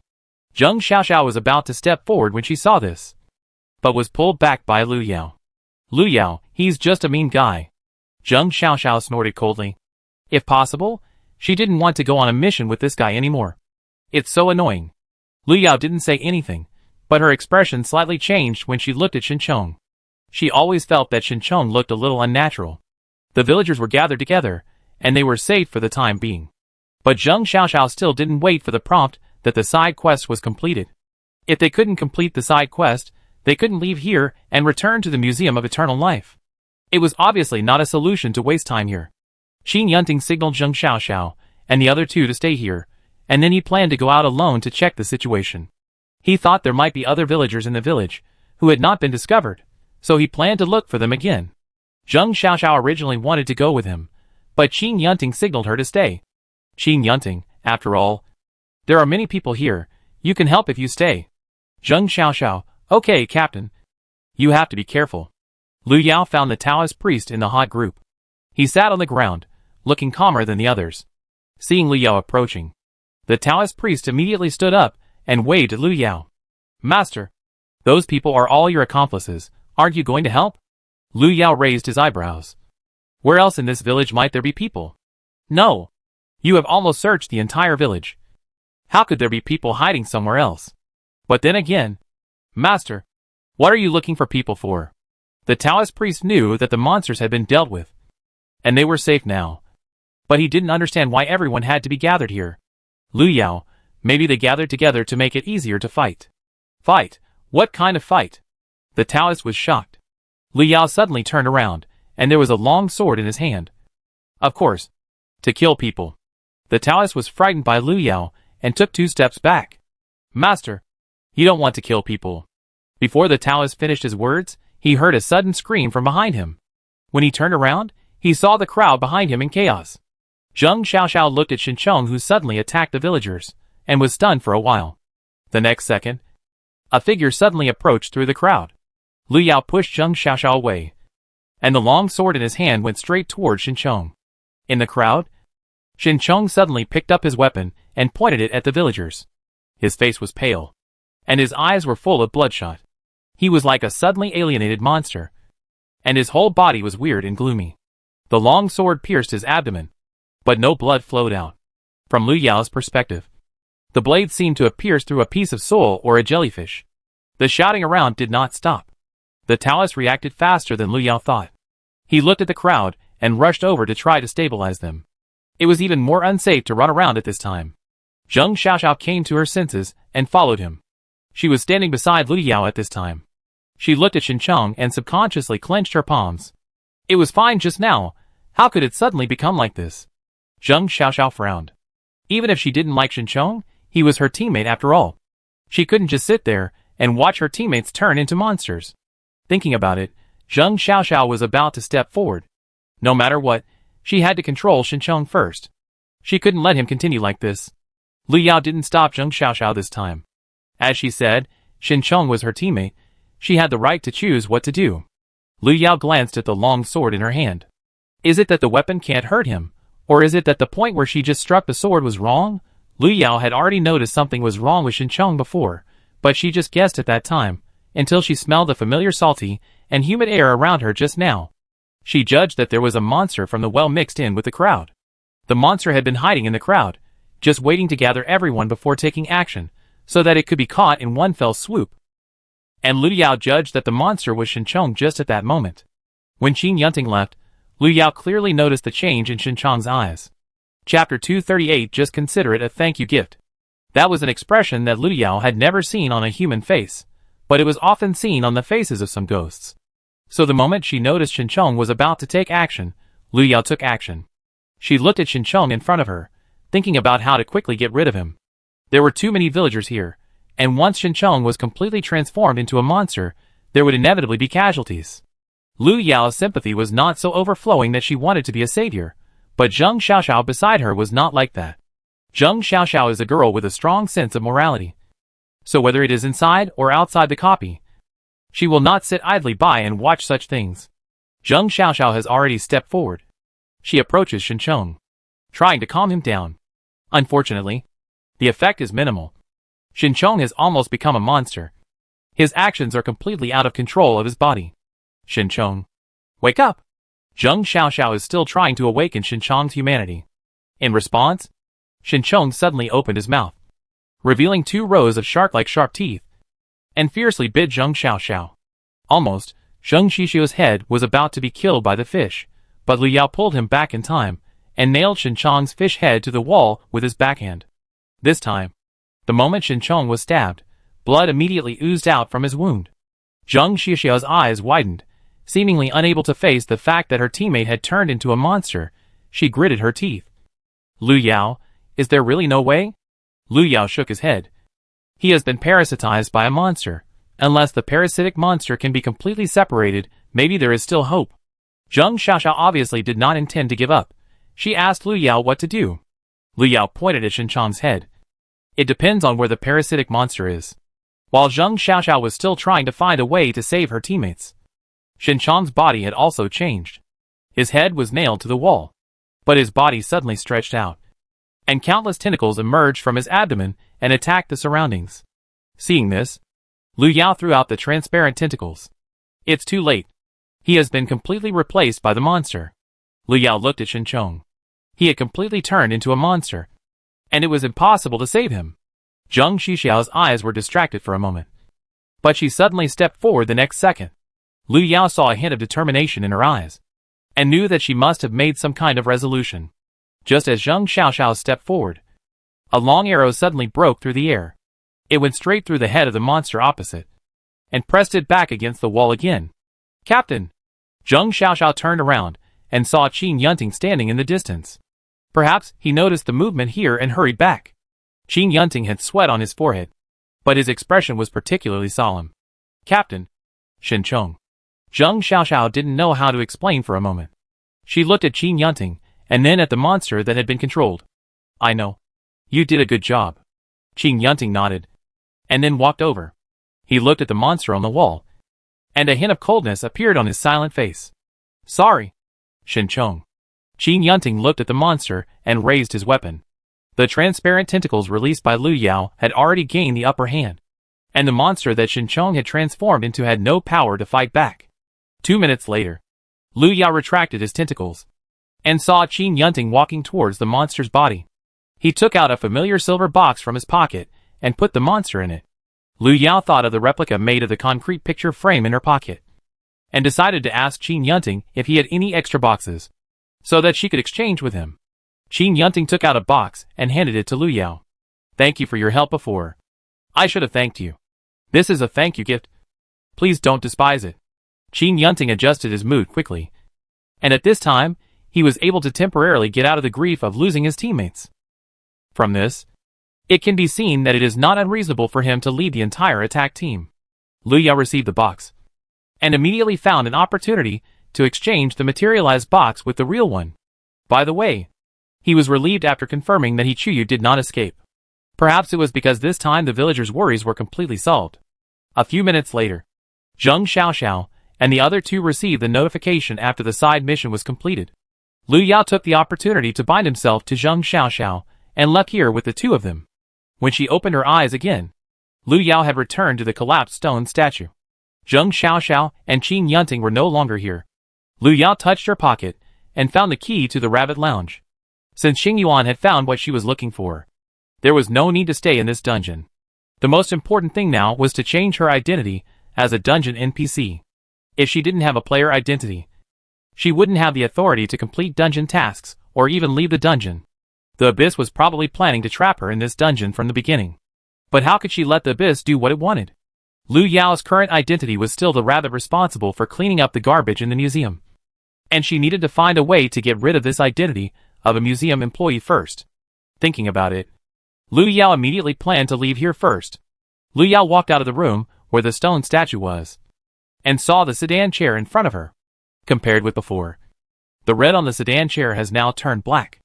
Lu Yao looked at the paper figures carrying the sedan chair on both sides, and walked in.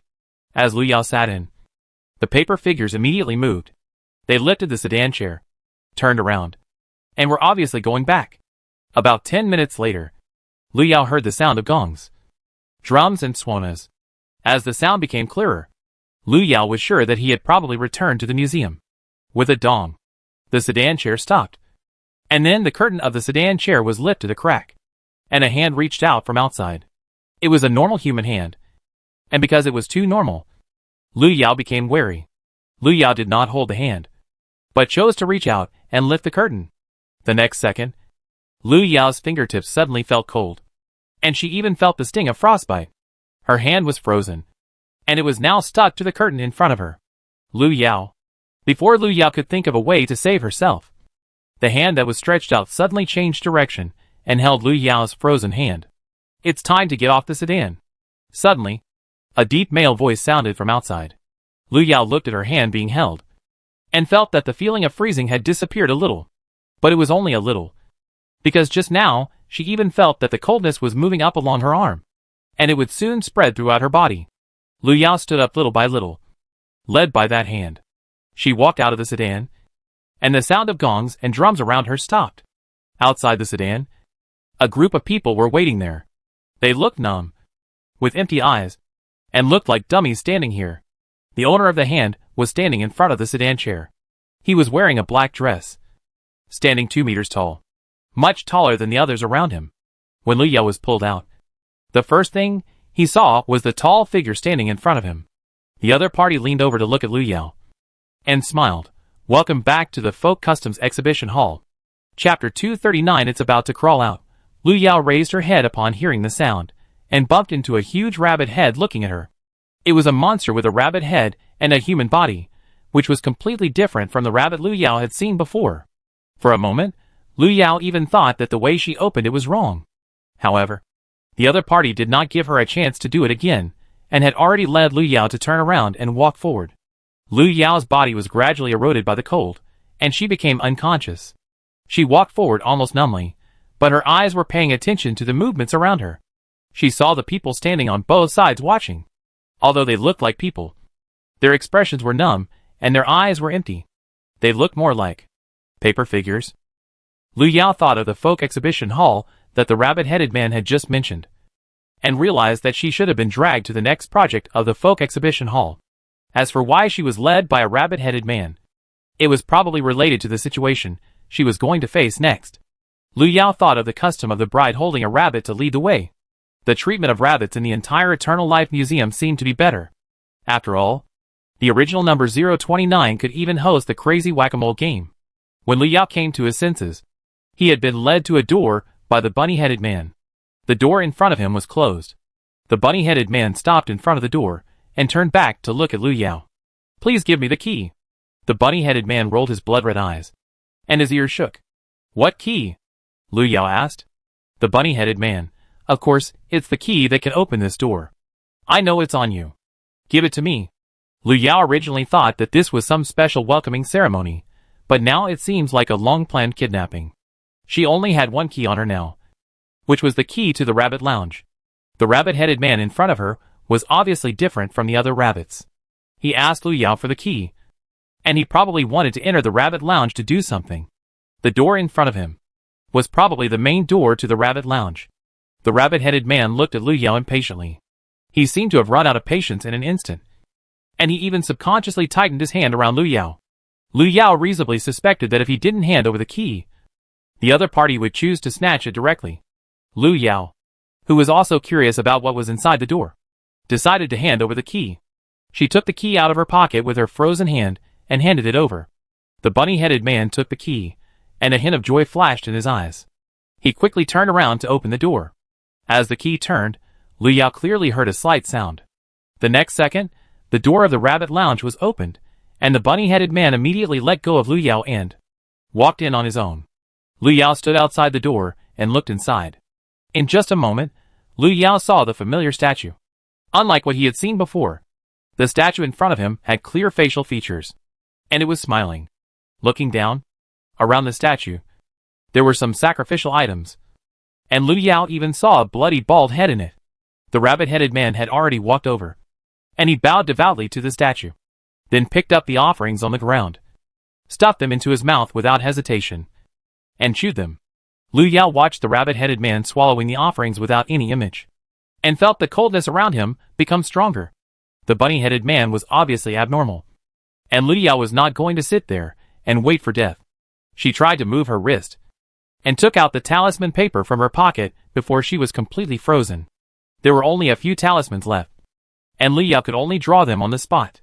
Perhaps realizing that Lu Yao had not caught up, the bunny-headed man suddenly turned his head and looked out the door. At this glance, the bunny-headed man saw Lu Yao drawing talismans. "What are you doing?" The bunny-headed man chewed the offering in his mouth, and the sound he made was a little unclear. Lu Yao turned around holding the talisman paper, then turned the pen tip in her hand, pulled up her sleeves, and drew the rune on the back of her hand. As the rune fell, the chill around Lu Yao dissipated a little. She stared at the rabbit-headed man, watching the other's hand holding the bald head. At a certain moment, Lu Yao thought that there might be something wrong with the copy, but she soon calmed down. Whether there was a problem with the copy or not, it didn't matter. What she had to do was to destroy this place. There was no need to keep the copy of the Museum of Eternal Life. Lu Yao held the talisman paper and looked at the rabbit-headed man. "As you can see, I am drawing a talisman." The rabbit-headed man snorted angrily, threw the rabbit head in his hand aside, and walked quickly towards Lu Yao. Lu Yao stood there, her body was recovering little by little. Just give her a few more minutes. A few seconds later, the rabbit-headed man approached. He stood in front of Lu Yao. His hands were sticky with blood. He stared at Lu Yao, and something seemed to be coming out of his red eyes. Lu Yao felt that she saw a smiling face in the eyes of the rabbit-headed man. That was not a reflection of her face, but a human face growing in the eyes of the rabbit-headed man. That face was smiling, and it was slowly moving forward at a strange angle. It was about to crawl out. Lu Yao's attention was attracted by that face. If it weren't for the sudden chill she felt, she would have even thrown away the talisman she had just drawn. The moment she came to her senses, Lu Yao suddenly stretched out her hand, and she quickly dropped the talisman paper on the head of the rabbit-headed man. The bunny-headed man in front of him seemed to be more alert than expected. He quickly retreated, and at the same time stretched out his hand to grab Lu Yao's arm.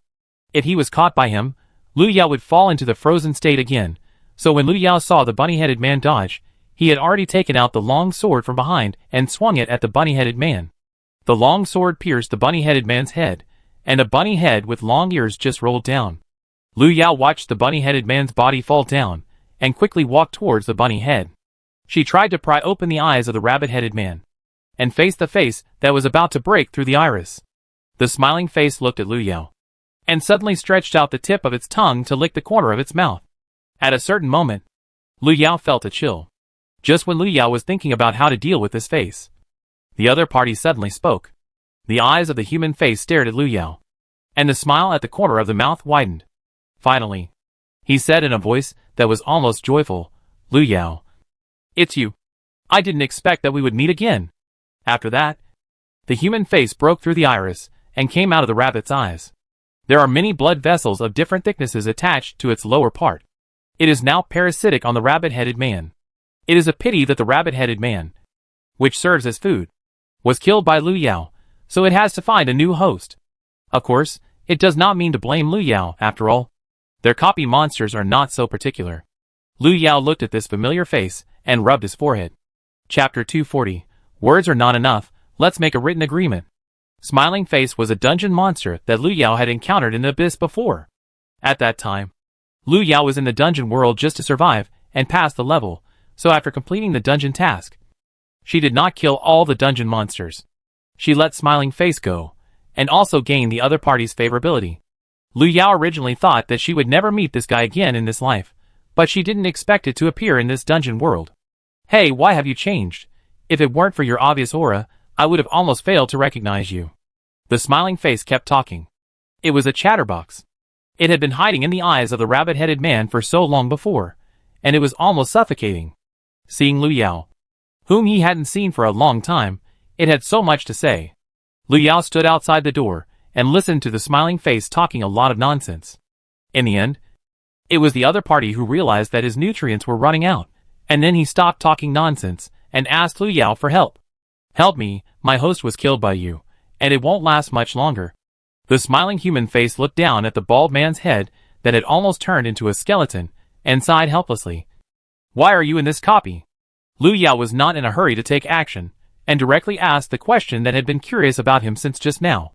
She remembered that the copy world of Smiling Human Face was a medieval castle background, and it didn't make sense for him to suddenly appear in the copy of the Museum of Eternal Life in Jiancheng. The smile on the corner of the Smiling Human Face's mouth was about to collapse. How do I know what's wrong with Abyss?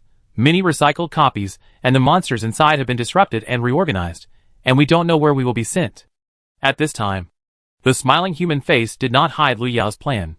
It was in this state now. If it could not find a new host within 10 minutes, it could only wait for the nutrients to be exhausted, and finally become a human face specimen. Why did the bunny-headed man come here before? Don't tell me he just wanted to eat the garbage here. Lu Yao pointed at the offerings under the statue. The bunny-headed man just ate the offerings like he was starving. It didn't look normal at all. The smiling man frowned. Maybe it's because I'm parasitic in his body, so he tried his best to absorb more nutrients to sustain himself. If it wasn't because his head fell off, I wouldn't have to find a way to escape from the bunny head. Lu Yao roughly understood the request. She was brought here because the bunny-headed man knew that the key was in her hand, and his purpose of coming here was simply to eat. After coming to his senses, Lu Yao glanced at the statue in front of him. With a loud bang, the statue in the lounge collapsed suddenly. Lu Yao turned her hand holding the axe, and looked at the Smiling Face on the ground with a surprised look on her face. She didn't know how many such statues there were, but she would destroy one if she saw one. 10 minutes later, Lu Yao caught a gray rabbit and threw it in front of the Smiling Face. This is it. Lu Yao looked at the gray rabbit staring at her, and smiled back. That rabbit was the one that had targeted Lu Yao outside the garbage cleaning room. It was also unlucky that Lu Yao easily caught it. Although the Smiling Human Face didn't like this rabbit very much, it was better than nothing. After all, it couldn't hold on for much longer. It quickly parasitized in the rabbit's eyes, and behaved like a pendant in Lu Yao's hand. The gray rabbit's consciousness was eroded, and it completely obeyed the orders of the Smiling Human Face. Therefore, when it appeared in the exhibition hall with Lu Yao, the rabbits passing by all widened their eyes. When did 029 and 031 get along so well? Who knows, maybe they will suddenly get along. The rabbit next to him watched Lu Yao and the gray rabbit walk over, and he couldn't help but comment. If it were normal times, the gray rabbit would probably step forward to refute when hearing this. But now the gray rabbit was controlled by the Smiling Human Face. When it heard this, it didn't step forward to explain, but instead grabbed Lu Yao's arm and acted like a good brother, which attracted the attention of other rabbits. Lu Yao looked at the rabbit paw on his arm and gestured to it to take it back with disdain. Why have you been following me? Lu Yao still had things to do, and had no time to play with it here. The Smiling Human Face released his paw, and then smiled at Lu Yao. Of course I have to follow you. If you are unhappy one day and take this place away, wouldn't I be recycled and thrown somewhere else? Lu Yao paused. She turned back to look at the Smiling Human Face. Who told you I would do this? Suddenly, Lu Yao suddenly moved closer to the Smiling Human Face. Did the Abyss tell you? It seems that it deliberately sent you here. The gray rabbit still had a smile on its face, but its movements were frozen for a moment. It was not embarrassed at all by being seen through by Lu Yao, but laughed out loud. You are still so sharp, but this is all in the past. Abyss has left here now. I followed you just because I don't want to be recycled again. Are you sure it will work if you follow me? Lu Yao stopped. Her original plan was to remove the dungeon NPC mark on her body, to transform herself from an NPC into a player. Now this guy is pestering her. Does he want her to take it out of the dungeon with him? It's not easy for a living dungeon monster to leave the dungeon and go to the real world. However, Lu Yao only thought that it was difficult to do. Not impossible. For her, there were only two options: want to do it or not want to do it. If she wanted to return to the real world with a smiling face, it was not impossible. But why did she leave with a copy monster? The smiling face was still smiling at Lu Yao. Its smile was different from that of the smiling care center, and it did not make Lu Yao feel too disgusted. Of course it is useful, because the abyss is afraid of you, so I can't guess who else can take me away except you. The tone of the smiling face suddenly became serious. He paused and said, "Take me with you. It won't do you any harm. I can lend you my power, which will be useful for your next copy." The ability of the smiling face is parasitism and devouring. It can parasitize on any object, provided that the object can provide it with a steady stream of nutrients. As for devouring, after it parasitizes on the other party, it can digest anything that can provide it with nutrients, even the monsters in the copy. As long as it can eat, it can be converted into its own nutrients. Although these two abilities sound a bit disgusting, they are particularly useful in some cases. Lu Yao thought for a while, and put a hand on the gray rabbit's shoulder. Words are not enough. Write a written agreement. Chapter 241 Chaos. It's better to be a little more chaotic. In the system backpack, the wish book looked at the smiling face that really made a contract with Lu Yao, and laughed darkly. I can't let a copy monster jump into Lu Yao's fire pit. The more the better, the more the better. Lu Yao pasted the talisman paper on the gray rabbit's forehead, and the next second, he saw a ball of talisman light flash, and it sank directly into the gray rabbit's forehead. Then, the smiling face let out a low roar, and the moment the rune took effect, it and Lu Yao had already established a connection. The gray rabbit's body shrank into a ball in an instant, and only a palm-sized piece remained. Lu Yao looked down at the gray rabbit on the ground, picked it up, and threw it into the system backpack. The smiling human face was a little uncomfortable with the state of the backpack at first, until he saw the wish book shrunken in another compartment. And then he felt a little comforted and calmed down. "Hey, why are you here too?" The smiling human face looked at the wish book with a slightly sarcastic tone. The moment the wish book saw the other party being thrown in, it chose not to listen or see. It has no interest in playing with fools. When the smiling face saw that the wish book ignored it, it simply looked around. It could see some of Lu Yao's props in the system backpack, but it could only be seen. After Lu Yao confirmed that the smiling face had been put into his system backpack, he planned to take the next step. The dungeon time of the Museum of Eternal Life is 7 days, which she had learned from Zheng Xiaoxiao before. And the first thing she had to do now was to obtain the identity of a player. Only in this way can we get out of here with other players, by destroying the copy. Lu Yao walked out of the corridor and headed towards the exhibition area of the museum. It was 2 o'clock in the morning, which was the opening time of the museum. Lu Yao took out his candle marked with number 029 and walked back to the folk culture exhibition area. Lu Yao wasted about 2 days in the side quest, and the museum should have welcomed the 4th day of visiting. However, compared with the previous few days, the number of people in the exhibition area today was pitifully small. Lu Yao did not see the mother wooden sculpture here, but the paper sculptures from before were still there, including the sedan chair from before. And only the stone statue disappeared in the entire folk culture exhibition area. Lu Yao rubbed her wrist, and it seemed that she didn't need to do it this time. She walked to the corner and tried to put the candle marked with 029 there. However, the candle soon returned to her hand again. 001 had said before that they should wear their own work cards. At that time, Lu Yao only thought that this thing should be very easy to lose. But she didn't expect that it could automatically find its owner and return to her hand. Thinking of the 2 badges 012 and 029 on her, Lu Yao had a headache. How could she get rid of her identity as an employee of the Museum of Eternal Life? She didn't know if she would be disqualified if she violated the employee code. Thinking about it, Lu Yao even wanted to give it a try. She recalled the employee code, calculated the time, planned to walk around during the break, or just be more direct, and do some manual damage as an employee. 5 minutes later, rest area. When Lu Yao walked in, she saw 001 standing there. Seeing Lu Yao, 001 turned his head subconsciously. It seems that 001 and his team didn't make Lu Yao's matter public. Lu Yao took out candle 012 from his pocket, held it in his hand, and the next second, her clothes had turned into staff uniforms. She walked towards 001, and finally stopped 2 steps away from him. "Why are you?" 001 looked at Lu Yao, but didn't know how to start the conversation. I want to know how to get rid of the identity of an employee. Lu Yao opened his mouth, but the question made 001 tremble violently. What did you say? Why do you want to give up your employee status? You should know that if you give up your employee status in the Museum of Eternal Life, you will automatically be regarded as an illegal. They are no longer employees.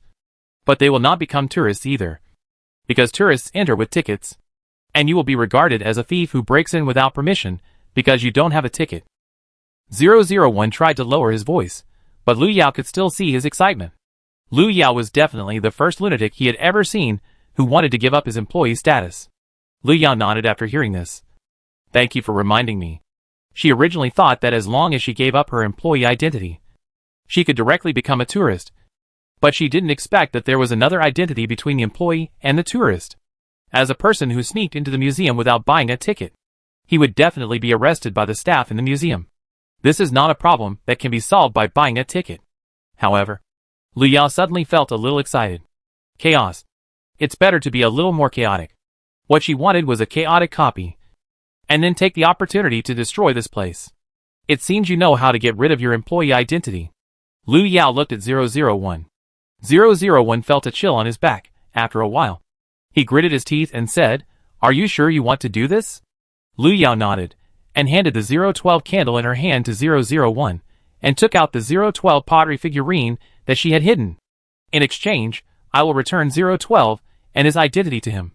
The moment he saw 012, 001 thought it would be better not to tell Lu Yao. He really had mixed feelings towards 012, the troublemaker. However, as a fellow, 001 finally agreed to Lu Yao's exchange terms. Without the identity of 012, Lu Yao once again became a rabbit with only 029 candles. She pulled the garbage truck into the food area during working hours, and waved at the pig-headed man who was chopping meat. The machete in the pig-headed man's hand almost went off the track, but fortunately he stabilized it in time. He stared at Lu Yao, who suddenly appeared, his eyes full of questions. It should not be garbage collection time now. Why would the rabbit who handles garbage appear here? The pig-headed man couldn't figure it out. He suddenly nailed the machete to the chopping board, and asked with his arms folded, "You come to collect garbage at this time?" The garbage collection time of the museum is from 7 to 10 p.m. It is still early morning, and the museum is open. The rabbit should not be here at this time, the pig-headed man said, and looked at the sheep-headed man at the stall next to him. They were all stalls selling meat products. They were closest to each other, and their relationship was pretty good. The sheep-headed man glanced at them, and said nothing. After all, the rabbit had not appeared in front of his store, and there was no reason for him to cause trouble for himself. Seeing that the sheep-headed man ignored him, the pig-headed man snorted coldly, and rolled his eyes. After coming to his senses, the pig-headed man still asked Lu Yao about his purpose, but this time, before he could speak, he saw the rabbit in front of him take out a huge axe from behind. The pig-headed man looked at the familiar axe in front of him, and had not come to his senses yet, and his stall was smashed to pieces the next second. The pig-headed man was enraged, and he immediately rushed to defend his shop. "You rude rabbit. Robber. Bully. Don't think you can do whatever you want just because you are a cleaner. I will remember your number, and go to the management office to complain about you." As he said that, the pig-headed man subconsciously tried to snatch the work card from Lu Yao's hand. The number of each employee in the Eternal Life Museum is engraved on the work card. Unless they are familiar with each other, they don't know what the other person's number is. The pig-headed man soon found Lu Yao's number. He let out a pig cry, and excitedly raised the machete in his hand. "I will notify the management office to come over immediately. You will pay the price for your behavior." Chapter 242. This is a scam. The pig-headed man quickly called the people from the management office, and the three of them walked out in a team. When the three people came to the pig-headed man's stall, Lu Yao was leisurely standing on a chair and looking at the scenery. The pig-headed man squatted in a corner nearby, looking very aggrieved. When he saw the people from the management committee appear, the pig-headed man immediately jumped up. "My lords, it was this rabbit who smashed my store, and threatened to make me into food and sell it to tourists." The pig-headed man shouted loudly, with snot and tears flowing down, looking very embarrassed. The three people in the management office glanced at the pig-headed man, and then looked at Lu Yao. Rabbits have certain privileges in the Eternal Life Museum. It is said that the favorite pet of the founder of the museum is rabbits. Therefore, after the construction of this place, although there are rabbits, their rights are higher than those of ordinary employees. Number 029? The person from the management office, who was walking in front, suddenly spoke. He was a man with brown glasses. He looked gentle, but his tone was particularly cold. Lu Yao turned his wrist holding the broken axe and nodded. I am right. According to the management regulations of the Eternal Life Museum, you are suspected of violating the public security regulations. The management office has reason to punish you, the man with glasses said, spreading out his notebook and taking out a pen to record. Lu Yao stayed where she was and listened to the man with glasses, then stood up with the broken axe. How are you going to punish her? Lu Yao raised her eyebrows and looked over, looking like a thorn in the side. At this moment, in the eyes of the three people in the management office, Lu Yao was just an extremist who was determined to cause trouble. If they didn't punish her severely today, she would probably overturn the entire food area in the next second. Such behavior is obviously not allowed. The man with glasses adjusted his glasses and said in a deeper voice, according to the management regulations, you will be sentenced to 3 months of confinement, and you will be transferred to another position after the confinement period. As he said that, the man with glasses frowned slightly. Obviously, he also felt that such a punishment was nothing, but after all, the other party was a rabbit, and such a punishment was already considered harsh for them. That's it? She smashed my stall and wants to kill me. The pig-headed man was the first to disagree. Why should they only be put in solitary confinement for making a mistake? As for transfer or something, they are still working in the Museum of Eternal Life. What kind of punishment is this? 076, please stay calm. We are also doing business impartially. That's what the regulations stipulate, the man with glasses said, turning around and winking at the two people behind him, signaling them to calm the pig-headed man down. The pig-headed man was still struggling. He yelled about injustice, but he didn't dare to rush up and really fight with Lu Yao. After all, he had already seen that the other party was not easy to deal with when Lu Yao smashed the stall just now. He thought that with the support of the people from the management office, he could see the rabbit begging for mercy. But he was wrong. Not only did he not see the rabbit begging for mercy, but he witnessed an injustice. The pig-headed man gritted his teeth in anger, but was still held back by the other two people from the management office. Lu Yao walked in front of the man with glasses and turned the broken axe in his hand. What if I don't accept it? She asked confidently, and even kicked away the chopping board that fell to the ground. If you refuse to cooperate, we can only send you to the curator. I think you will listen to the curator. The man with glasses adjusted his glasses. Curator? Then let's go find the curator and see if he will punish me. Lu Yao looked up, looking very arrogant. Even the staff of the management office had never seen such an arrogant employee before. The three of them looked at each other and finally decided to take Lu Yao to the curator's office for the curator to deal with. 001 told Lu Yao that if she wanted to change her identity smoothly, she could try to start from the management office. As long as she could find a way to cross her number off the employee list, she could directly change to a tourist, and she didn't even have to worry about becoming an illegal resident. The employee handbook was placed in the director's office and was kept by the director of the Museum of Eternal Life. Therefore, if Lu Yao wanted to change his identity smoothly, he had to go to the director's office to find the employee list first. 10 minutes later, Lu Yao was taken to the director's office. Unlike what Lu Yao expected, the director's office in front of him looked like an abandoned newsstand. It stood in a corner of the Museum of Eternal Life. The tattered door was even half open, and it looked shaky, as if it would fall down if the wind blew. Lu Yao, is the entire museum's funding so tight? Why does the director's office look like a waste recycling station? The three people in the management office didn't notice Lu Yao's silence at all, and just thought she was scared. We're here at the director's office. You can go in and talk to the director yourself, but if the director disagrees, you still have to accept the punishment. The man with glasses sneered. Even the director's pet can't ignore the rules set in the museum. As long as the rules are violated, they must be punished. Lu Yao walked towards the newspaper under the gaze of the three people. It was the director's office. She tried to open the door in front of her that was about to fall, but she heard a clang before she even touched the door handle. The shaky door fell. Lu Yao turned around. I haven't touched it yet. This is a scam. Go in, the man with glasses said, and Lu Yao even heard him sigh. Lu Yao walked through the door and went in. It was obviously an almost transparent room, but the outsiders could not see what was inside at all. As Lu Yao walked in, she found that the space inside was much larger than she had imagined, and it was not at all like what it looked like on the outside. There was no one else in the director's office at this time. There was a set of desks and chairs in the middle, and some documents were scattered on the desk.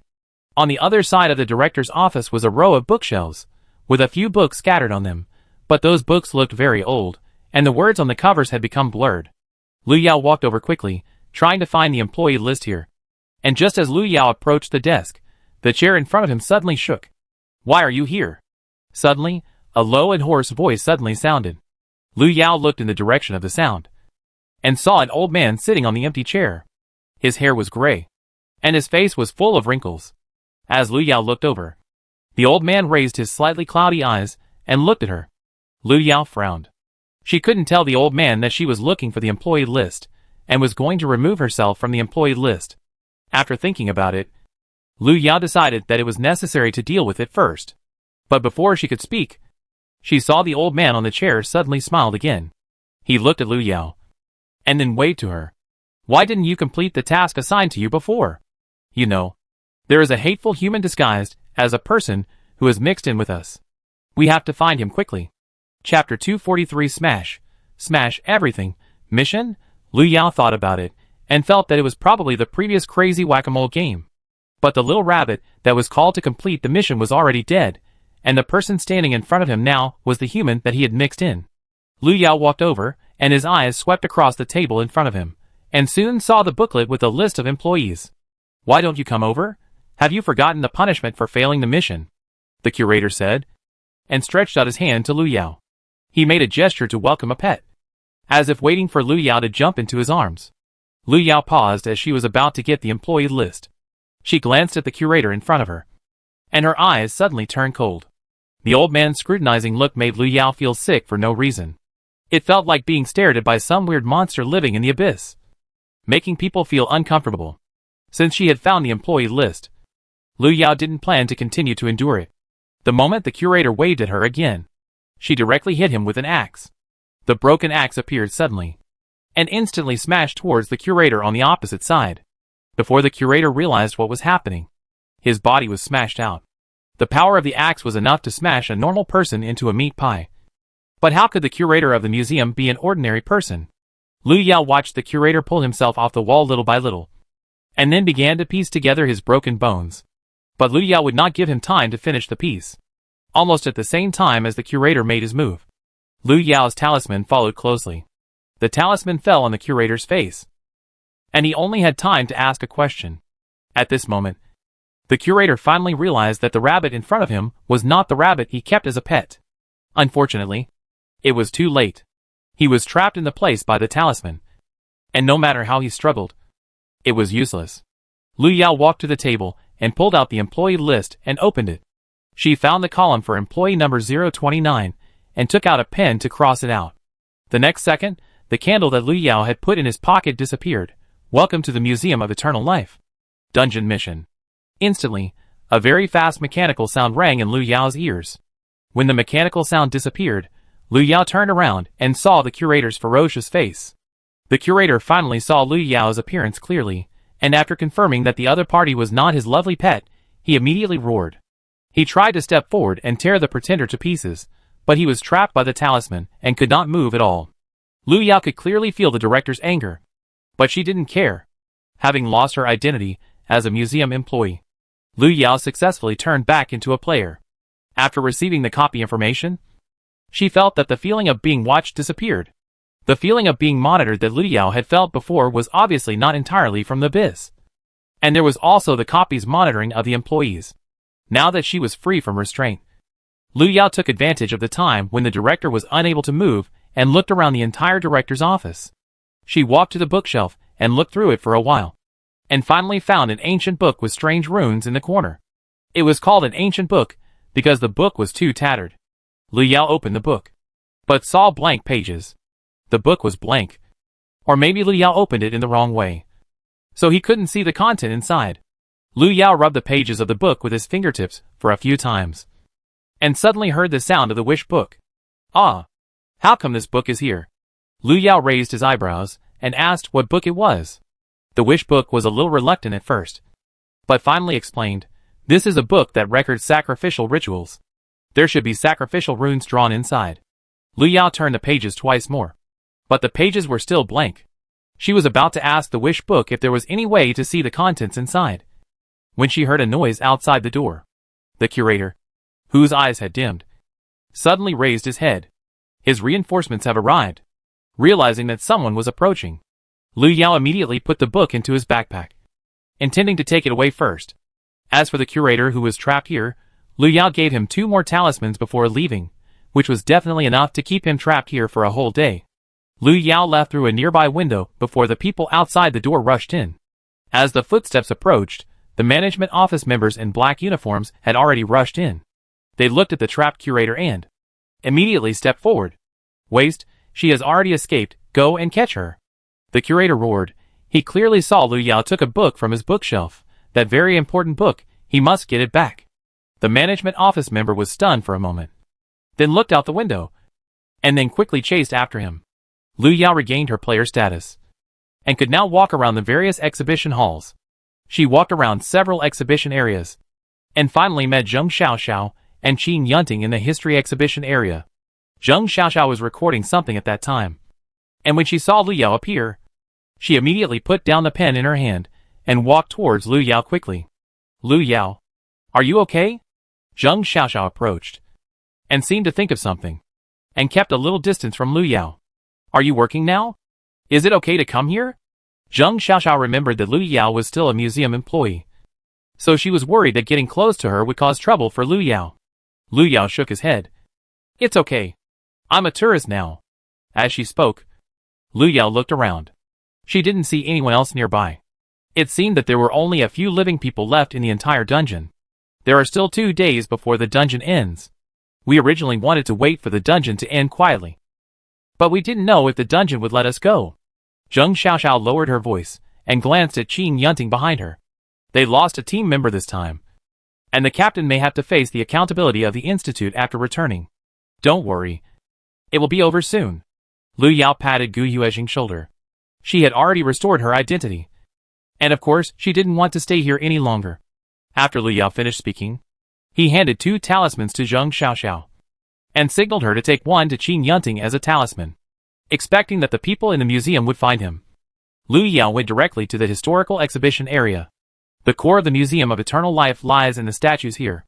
Lu Yao had destroyed several of them before, and now only the one in the hall is left. When Lu Yao appeared in the hall with an axe, the black uniformed management staff had already caught up with him. They looked at Lu Yao and immediately surrounded him. However, Lu Yao ignored them. She walked to the statue and smashed it directly. The other party did not expect that Lu Yao's purpose was to destroy the statue. By the time they realized something was wrong, Lu Yao's axe had already landed on the statue. The statue, which originally had no facial features, suddenly had a painful expression on its face when it was hit. However, Lu Yao had gained experience from smashing the statue several times before. She did not give the statue any chance to react, and then smashed it several more times. Chapter 244 Shi Xing Yuan. How could it be possible? The statue let out a roar the moment it collapsed. Lu Yao found it harsh, and then hit it twice more. The management staff on the side were full of resentment, but they could not move forward. The lights above their heads were bright, stretching the shadows behind them. And under the shadows, the shadow of the domain had quietly started. All the places in the hall that were touched by the shadows all became Lu Yao's exclusive territory. Although the members of the management committee were unwilling, they could only watch the statue in front of them being smashed and shattered. Lu Yao made sure that the statue was completely silent. Then she turned around with the axe in her hand. She looked at the people around her, and the man with glasses and 2 other familiar figures were among them. Lu Yao swept her eyes over them, and then walked forward on the debris on the ground. The radiation range of the domain shadow was within a few dozen meters, so Lu Yao could easily bypass the management committee members and walk out. But Lu Yao did not plan to leave. Just a few seconds ago, Lu Yao had sensed that the entire copy world was beginning to crumble. It won't be long before this dungeon world collapses, because it can't support operations. This is exactly what she wants to do. The monsters that are not dead in the dungeon area will be taken back by the abyss after the dungeon world collapses, and then thrown into other dungeon worlds. Therefore, Lu Yao does not need to worry about what will happen to 001 and the others. Lu Yao walked all the way to the museum gate before stopping. She turned her head to look at the management committee members kneeling on the ground behind her. looking at the statue fragments scattered on the ground, and slowly stretched out her hand. The moment her palm touched the back of her neck, Lu Yao clearly felt something jump. It was like a heartbeat, but it didn't belong to Lu Yao. She rubbed it with her fingertips twice, and suddenly heard a whisper in her ear. "This place will disappear soon." Xing Yuan's voice sounded in Lu Yao's ear. His tone was calm, and he had obviously recovered well. Lu Yao nodded. "The abyss probably won't give up. I'm curious about what it will do next." This time Lu Yao was completely opposed to the abyss. Once she stepped out of the dungeon area of the provincial museum, she would be chased by the abyss. The abyss will not miss any opportunity to get rid of Lu Yao. As for Xing Yuan, Lu Yao guessed that the other party would not let Xing Yuan, an energy body, disappear, but would try every means to seal Xing Yuan in a certain copy world again, or the abyss might have other better options. Lu Yao did not know the specific situation of the abyss yet, so the first thing to do after leaving this copy was to go to the acting institute to find Ten Yin. Ten Yin was the only person Lu Yao could trust in the institute. With the information she had, and the intelligence Ten Yin had, they could probably plan the most appropriate plan to target the abyss. If Lu Yao had just wanted to expel the abyss before, then at this moment, Lu Yao only wanted to make the abyss disappear completely. Lu Yao came back to his senses, and then Xing Yuan's voice sounded. "It wants to expand its territory. It would try to lay out carefully before, but now it might just jump off the wall." Lu Yao felt that Xing Yuan's metaphor was appropriate, and the abyss now was indeed a bit desperate. "Are you saying that it is very likely to go all out and tear off the disguise of the Smile Care Center?" Xing Yuan. "It's possible. There should be many unformed dungeon areas in the world now. If it chooses to start at the same time, the world will probably fall in an instant." Lu Yao knew what Xing Yuan meant. Once the abyss chooses to start all dungeon areas at the same time, almost everyone will be pulled into different dungeon worlds. They can destroy 1 or 2 copy areas, but they cannot destroy all copy areas at the same time. In this way, no matter what the final result is, the plan of the abyss will be mostly successful. After all, what it wants is to turn the whole world into a copy world controlled by it. It wants to watch humans struggle to survive in the copy again and again. Watch them part and die, and watch them fight for shark kills. Lu Yao has experienced the abyss, so he knows what kind of world it wants. The fingertips passed over the back of her neck, and Lu Yao suddenly felt something approaching. She turned her head subconsciously, and seemed to catch a glimpse of a figure lying on her shoulder. Her long black hair fell down, hanging in front of Lu Yao. Xing Yuan rested his chin on Lu Yao's shoulder, and a faint breath blew on her face. It was a little itchy. Lu Yao felt that she should push away the evil god who was trying to take advantage of her. But her mind subconsciously stopped the action. The feeling from before came again, and Lu Yao frowned. She vaguely realized what it was, but she was still reluctant to admit it. She to Xing Yuan? How could it be possible? The weight on her shoulders suddenly lightened, and Xing Yuan stood up from behind Lu Yao. His dark eyes swept around, and finally whispered, "The copy is beginning to collapse." A few seconds later, Lu Yao clearly heard a familiar mechanical sound. Warning, serious damage to the current copy world has been detected, and the copy of the Eternal Life Museum will be forcibly closed in 10 seconds. This copy area has been permanently invalidated. As the mechanical sound fell, Xing Yuan behind Lu Yao disappeared. Lu Yao heard a loud noise, and as a ball of white light exploded, Lu Yao's eyes were completely dark. Late at night, Jiancheng Museum. Lu Yao opened his eyes suddenly when he heard footsteps. "Little girl, are you okay?" Someone stopped in front of Lu Yao. Lu Yao raised his head and saw a man in security uniform standing there with the light from above. He was holding a walkie-talkie in his hand, and he immediately reported the situation to the other side after finding Lu Yao.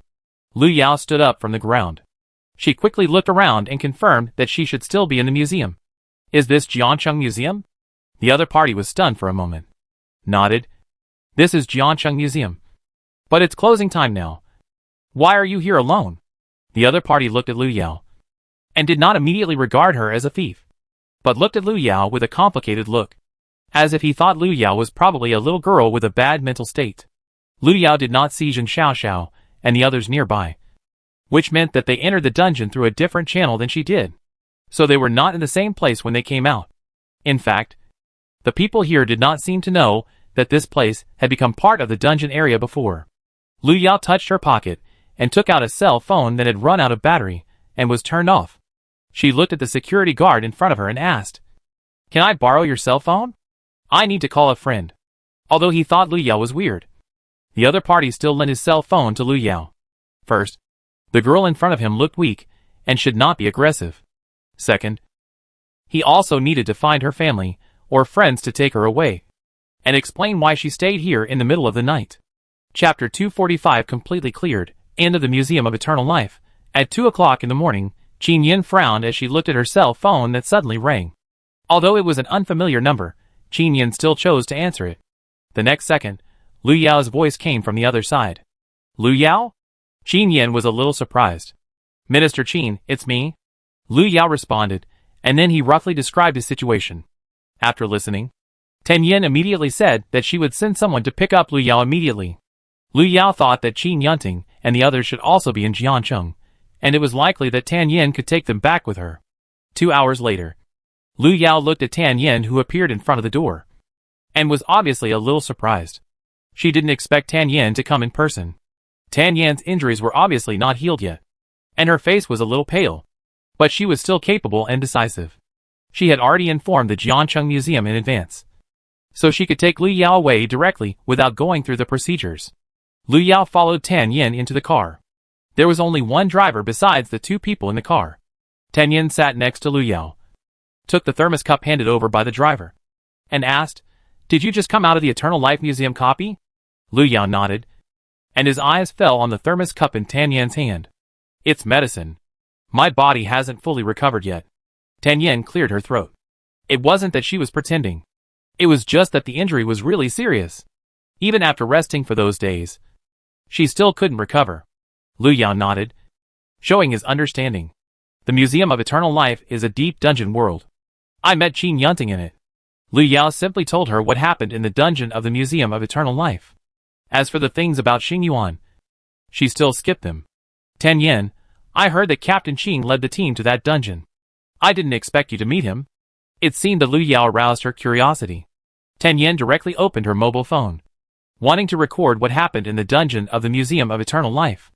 Lu Yao looked at Tan Yin's notes, and suddenly lowered his voice and said, "I came to you because I have something to tell you." Tan Yin paused, and then heard the deep meaning in Lu Yao's words. "No wonder you chose to call me. It seems that there is an important discovery this time." Tan Yin's expression became more serious. 2 hours later, Tan Yin brought Lu Yao to the door of the Abyss Research Institute. Lu Yao was already familiar with this place, so there was no need for Tan Yin to say anything more. Lu Yao got out of the car and followed Tan Yin in. Before he knew it, the sky had brightened. Lu Yao glanced at the sunrise in the sky and squinted his eyes. It was still the familiar reception room and the familiar people. Perhaps because Tan Yin had informed Lu Yao that he would come, the reception room had already prepared some snacks that Lu Yao liked to eat before, and even prepared towels and toiletries. Lu Yao took a look and knew that it must have been done by the girl who was responsible for receiving him before. The other party could be said to understand her habits. Lu Yao simply packed up and ate something to fill her stomach, and then saw Tan Yin walking back. Tan Yin changed into her researcher's uniform and looked much more capable. She sat down opposite Lu Yao and said, "I have turned off the surveillance here, so only I and you know what you are going to say next." Tan Yin knew Lu Yao's caution and her temper, so she was prepared before she came in. "Lu Yao, this matter starts with the Smile Postpartum Care Center."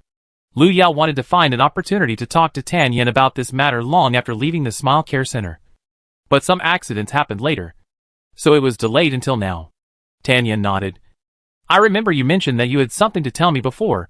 It seems that this matter is related to the Abyss." Tan Yin was much more perceptive than Lu Yao imagined. After Lu Yao told her about the situation of the nursing center and the encounter with the Abyss in the dungeon, Tan Yin was able to piece together a clear thread.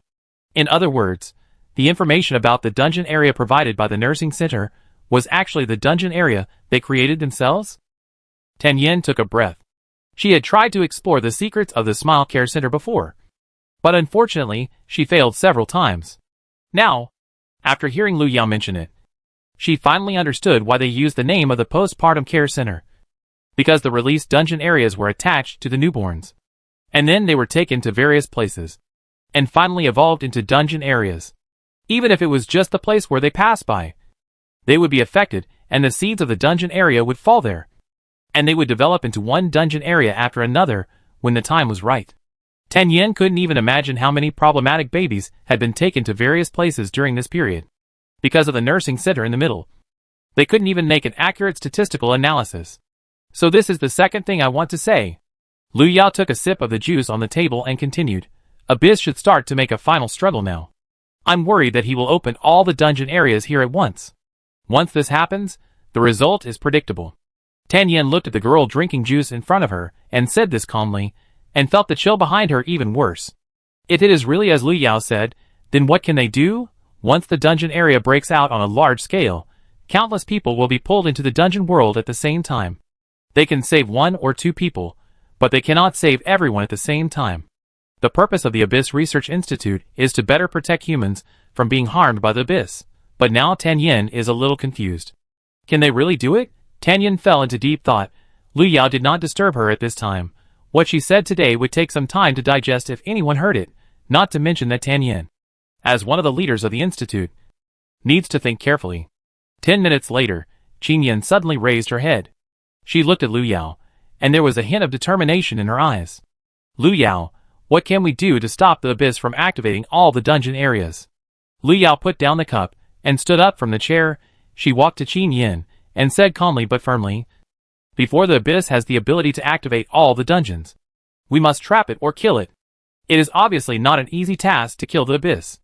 Even though Qin Yin has been researching it, she has never thought about whether she can really get rid of the Abyss. But at this moment, when she heard these words from Lu Yao's mouth, she suddenly felt that this might not be a foolish dream. Maybe they can really completely eliminate the Abyss. Okay. Then we will find a way to make it completely disappear from the world. Tan Yin stood up and stretched out her hand to Lu Yao. The two shook hands, and they both saw a glimpse of determination in each other's eyes. No matter what happened before, Lu Yao and Tan Yin had the same goal at this moment. They wanted to completely eliminate the Abyss from this world. Chapter 246, The Heart of the Matter. If you want to sink to the bottom and destroy the Abyss, you must first know where the Abyss is at this moment. Coincidentally, Lu Yao had captured Hichuyu in the dungeon before. As a tool of the Abyss, Lu Yao felt that he could start with Hichuyu and ask where the Abyss was hiding. So Lu Yao and Tan Yin soon split up into 2 groups. Lu Yao was responsible for finding the location of the Abyss hiding, and Tan Yin was responsible for preparing to deal with the Abyss. Tan Yin helped Lu Yao find a relatively quiet and safe room to rest. It was called rest, but it was actually to facilitate Lu Yao's activities. When he arrived at the room, Lu Yao directly took out the silver box containing Hichuyu from his pocket. Hichuyu's soul was already very weak, so when Lu Yao let him out, his legs had even disappeared. When he saw Lu Yao, Hichuyu's first reaction was to frown. His eyes were full of hatred, and he wished he could drag Lu Yao into hell directly. However, at this time he had to face the reality. He was now in Lu Yao's hands, and his life and death were also in the other's mind. Hichuyu looked at Lu Yao, and didn't intend to speak. However, Lu Yao didn't give him the chance to remain silent. She slapped a talisman directly on Hichuyu's body, and pulled his soul to her and asked, "Where is the Abyss?" Hichuyu opened his eyes wide. Because he was in the soul state, he was now using his original appearance. He was a young man who looked sick. He was pale and thin, and he looked like he had been ill for a long time. Hearing this, he subconsciously turned his head away, and didn't intend to respond to Lu Yao's question. Lu Yao was not in a hurry, just staring at Hichuyu for a while, and then said, "You don't want to say it? You don't think that the Abyss will come to save you, do you?" Hichuyu seemed to be touched in the heart, and soon calmed down. Although he couldn't count on the Abyss, he still had his sister. Hichuyu would not ignore him. As long as he didn't go back, Hichuyu would definitely find a way to save him. Thinking of this, Hichuyu suddenly breathed a sigh of relief. However, he soon had to accept the reality. That is, the Abyss sent them to different dungeon areas. Although he has left the dungeon area, Hichuyu and Tangyu may not be. They may even have died in the dungeon world. Almost instantly, a trace of despair appeared on Hichuyu's face. Now he can't contact Hichuyu and the others, and he doesn't even have the ability to protect himself. If Lu Yao wants to kill him, it will be easy. Lu Yao waited for a while, and after confirming that Hichuyu's spirit was on the verge of collapse, he appropriately lent a helping hand. "If you are willing to tell me about the Abyss, I can let you go, and even help you find your sister." It's not that Lu Yao is kind. She wants to get information from Hichuyu. So she has to start from his weaknesses. She knows that Hichuyu and his sister have a good relationship. And she guesses that the two siblings were probably punished by the abyss and were thrown into the dungeon area. In this way, she can use Hichuyu to negotiate with Hichuyu. Of course, Hichuyu can choose not to agree. Anyway, Liu Yao didn't lose anything. If she can't start with Hichuyu, she can try other methods. In short, if the abyss wants to turn the world into its own territory, it must descend here. Otherwise, it will not be able to start many dungeon areas. And now the dungeons released by the abyss are no longer maintained by the power of Xingyuan, and will gradually disappear from this world over time.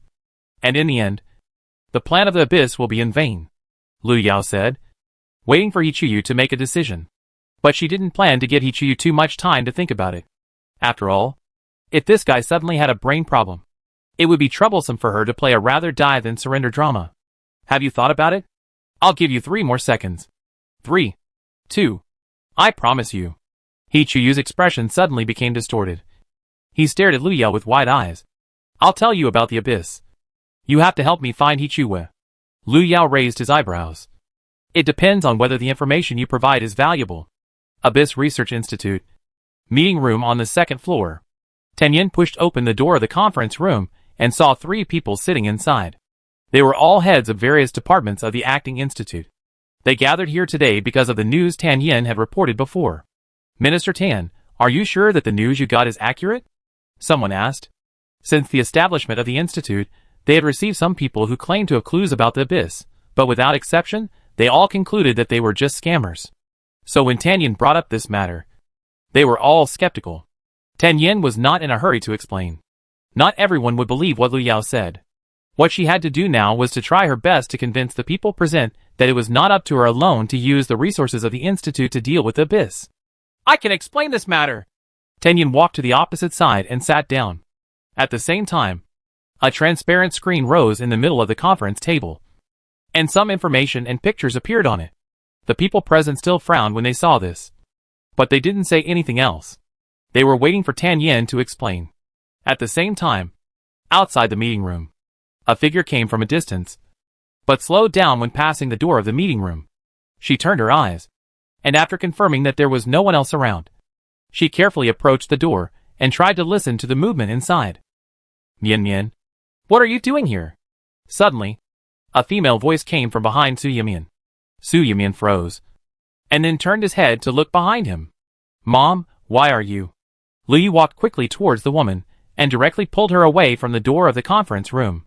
Do you know where you are now? Do you want our whole family to be arrested? Liu Yu regretted bringing her daughter to the research institute because of her soft heart. Now she just hoped that no one would notice Su Yimian's actions just now, otherwise she didn't know whether those responsible would listen to her explanation.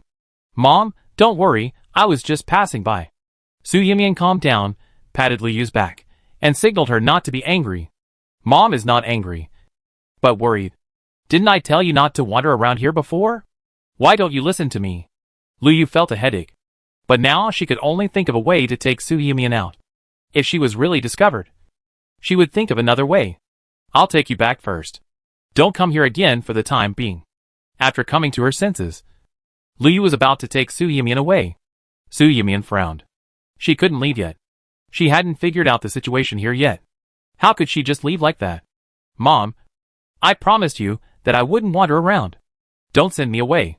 Su Yimian immediately took Liu Yu's hand and acted like a spoiled child. Liu Yu doted on this daughter the most. Seeing this, she was puzzled and said, Why do you have to stay here? You don't want to go to school. And you don't want to go home. Chapter 247 What is your relationship? Su Yimian certainly would not tell Liu Yu that she came here for a purpose. Because of this purpose, she even chose to leave school, and even faced the possibility of suspension.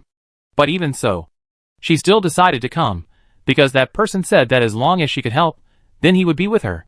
Liu Yu did not know that her daughter had become a complete love brain.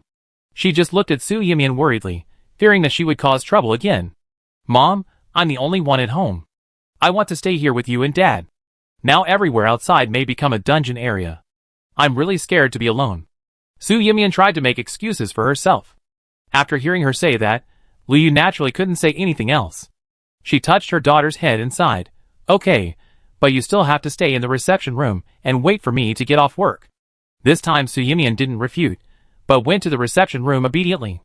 After making sure Lu Yu left, Su Yimian pushed open the door of the reception room, and the expression on his face changed. She also wanted to find information about the dungeon area in the research institute. But she had been here for 3 days, and still found nothing. If this continued, Jiang Shao would definitely think she was a waste, and there would be no possibility between them. Su Yimian sat down on the chair, and did not even notice the footsteps approaching outside the door.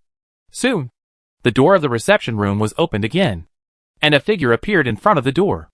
The visitor looked at Su Yimian in the room, with a smile on his face. "Are you Su Yimian?" Su Yimian raised his head suddenly, looked at the other person and replied, "I am." "Who are you?" Su Yimian had probably seen Su's parents' colleagues, but she had never seen the person in front of her. But why did this person know who she was? The visitor did not go in, but still stood in front of the door. He had a mechanical smile on his face, and even his tone was a little unnatural. "I'm here to help you," the man said, taking out a black box from his pocket, and placed the box near the door. "Take it out and give it to the person who asked you to come here, and your mission will be completed." Su Yimian was stunned for a moment, and she looked at the person outside the door with some caution. "Do you know why I came here? Do you know the name of the person who asked me to come here? Do you know that person and I?" "Stop. That's enough. Why do you have so many questions? I'm here to help you." The smile on the other person's face froze in an instant. He came to complete the task, not to answer those questions. Seeing this, Su Yimian took 2 steps back, and took out her cell phone at the same time. Why should I believe you if you can't say anything? She just felt that the man in front of her was very strange. So she decided to call her mother over first, in case the other party wanted to harm her. When the man saw Su Yimian was about to call someone over for a disagreement, his face changed immediately. He pointed to the box on the ground and said, "Whether you believe it or not, what you need is here. You just have to give it to that person." After saying that, the man turned around and ran away as if he was being chased by a beast. Su Yimian looked at the box on the ground and slowly put down her phone. She had a hunch that the man had not lied to her. But was there really any information about the dungeon in the institute in the box? Lu Yao got some information about the abyss from Ichuyu, and roughly knew where the abyss was at the moment. Then the next thing to do was to make some arrangements, to ensure that the abyss could be solved at once with the greatest certainty. Thinking about it, she took a careful look at the box in her hand. Ichuyu was still kept in it by her, in order to prevent Ichuyu from escaping. Lu Yao even stamped 2 more talismans on it. A few minutes later, Lu Yao walked out of the separate lounge and ran into a hurried figure. The other person was wearing the uniform of the institute, but he was in a hurry, and even had a bit of a sneaky feeling. Lu Yao stopped and watched the man disappear in the distance, and then looked in the direction from which the other person came. She remembered the direction seemed to be the separate reception room of the institute, which was the one Lu Yao had been to before. Is there anything over there? Otherwise, why did the man just come over so hurriedly? Lu Yao decided to go and take a look.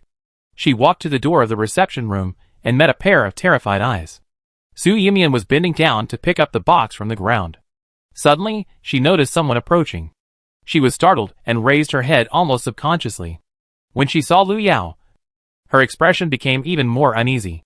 She took 2 steps back and hugged the black box tightly in her arms. "Why are you here? This is the Abyss Research Institute. Why is Lu Yao here?"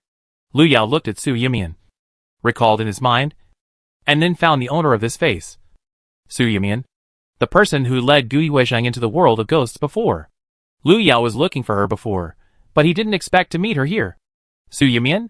Lu Yao stopped and said. Su Yimian was stunned for a moment. She didn't expect Lu Yao to know her, but then she felt that there was nothing strange, after all.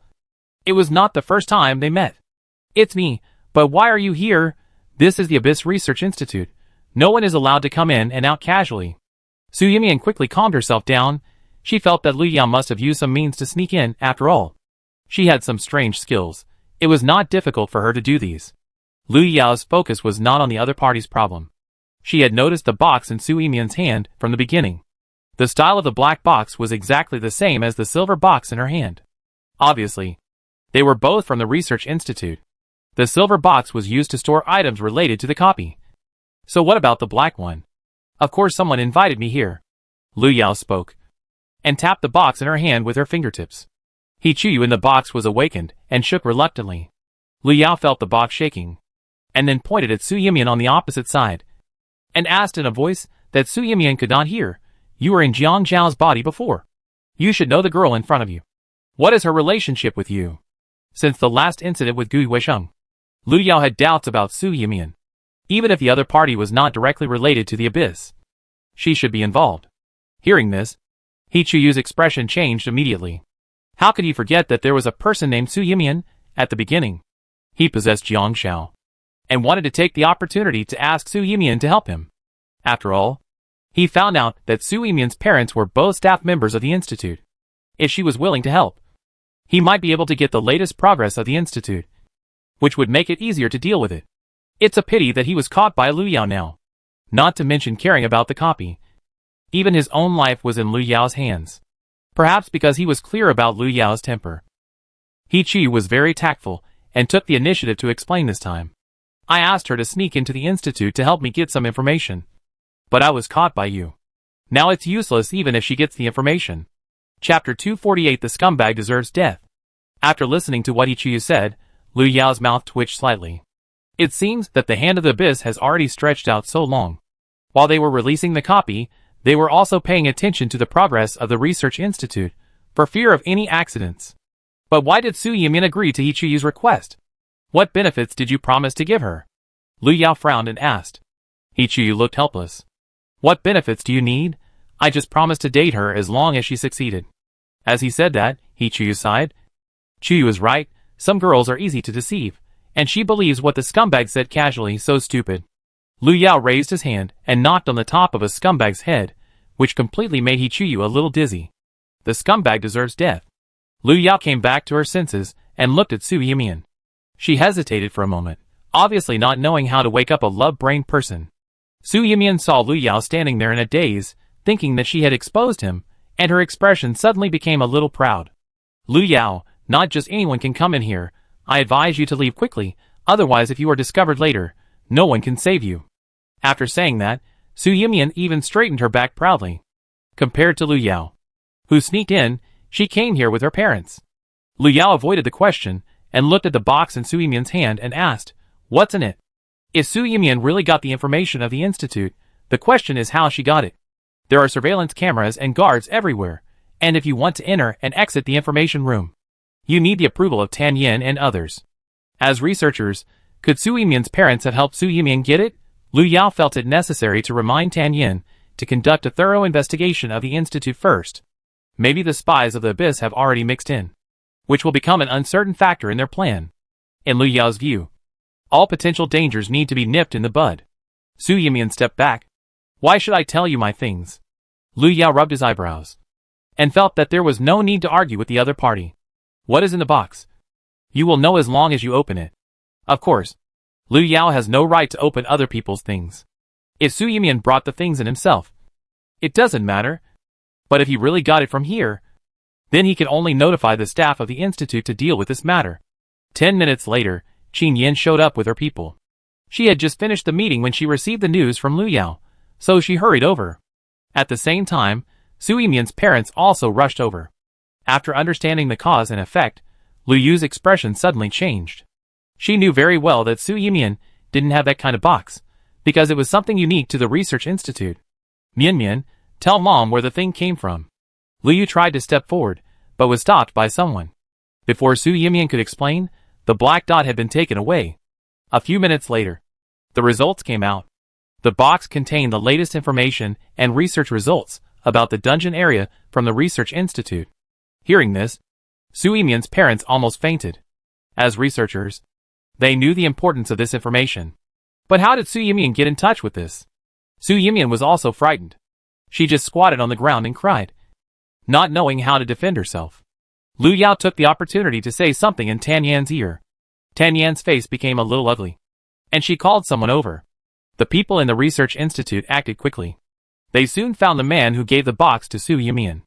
It was a pity that when they found the man, he had already died in the laboratory. He's dead? Qin Yin looked at Lu Yao and explained the situation she had just discovered. Lu Yao was not surprised. If they were sent by the abyss, then they should be the same as He Chuyu and could have killed themselves and escaped. After confirming that Su Yimian's box was given to her by someone else, Qin Yan planned to temporarily control Su Yimian and Su's parents. After all, this family had become an uncertain factor. Before she was completely sure, she did not plan to take risks. On the contrary, after Su Yimian finished crying, she suddenly stood up and pointed at Lu Yao and said, "You only deal with our family. Why don't you care about this person who sneaked in?" Lu Yao was suddenly asked, and turned to look at Tan Yin beside him. However, before Tan Yin could speak, someone had already explained for Lu Yao. "Lu Yao is a guest of our institute, which is different from you. The institute clearly prohibits outsiders from entering and leaving. But your parents brought you in without permission. This is a real violation." Su Yimian seemed to be unwilling to give up. She remembered that Lu Yao was an orphan. How could she be treated differently by the institute, just based on the previous copy? In Su Yimian's opinion, Lu Yao was just lucky, and happened to solve the copy of the rehabilitation center. Does she have the freedom to come and go in the institute just because of this? How is it possible? Su Yimian wanted to say something, but was suddenly grabbed by Lu Yu beside him. "Mian, don't say anything more." Lu Yu held his daughter. Although the institute did not do anything to them directly about this incident today, they would not be able to continue to work here in the future. Once they leave the shelter of the institute, their family will be trapped in a dungeon area at any time, and they will have to rely on themselves to survive. Although Lu Yu is not afraid, he is worried about his daughter. Before, they could rely on the information they knew to tell their daughter to stay away from the dungeon area as much as possible. But now it is no longer possible. Su Yimian and his family of 3 were quickly taken away. Before finding out the truth, the family of 3 could not leave the institute. But before Su Yimian left, she still glared at Lu Yao angrily, as if her current situation was caused by Lu Yao. Lu Yao spread his hands, and couldn't help but knocked hard on the silver box again. Chu, who had just recovered, felt dizzy again. And this time, he really fainted completely. Although Love Brain is hopeless, scumbags deserve to die even more. Chu felt that if he didn't have some value, he would have been beaten to death by Lu Yao. After dealing with Su Yimian's family, Lu Yao went to the other side with Tan Yin. It is said that the researcher who gave the box to Su Yimian died in the laboratory. The other person's name is Gao Kue. He joined the research institute half a year ago. He has always been low-key and conscientious. Although he is not very outstanding, he is good at doing things. Tan Yin did not expect that the other person would do such a thing. When the two came to the research room, Lu Yao looked up and saw Gao Kue slumped in the chair. His eyes widened. His face was full of fear, and he looked like he was extremely frightened. It seems to be caused by excessive fright.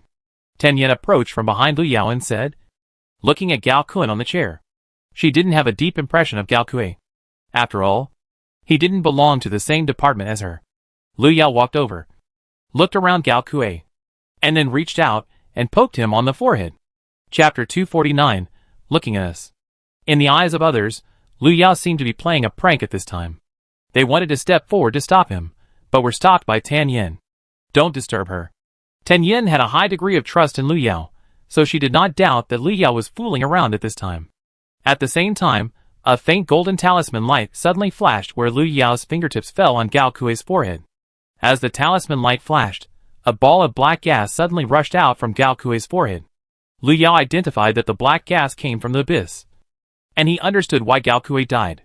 His undercover work had been exposed, and the abyss would naturally not let him live. What is that? How could there be black gas?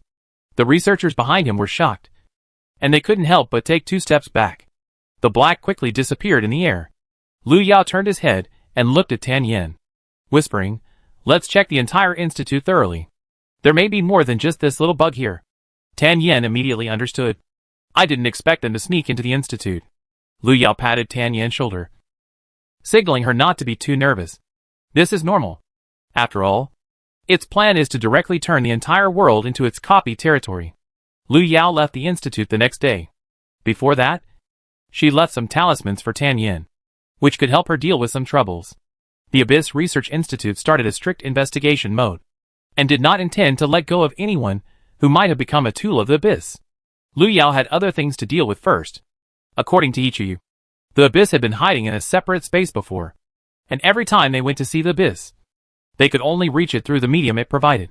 What Lu Yao had to do now was to find the place where the space was formed, and then find a way to get in.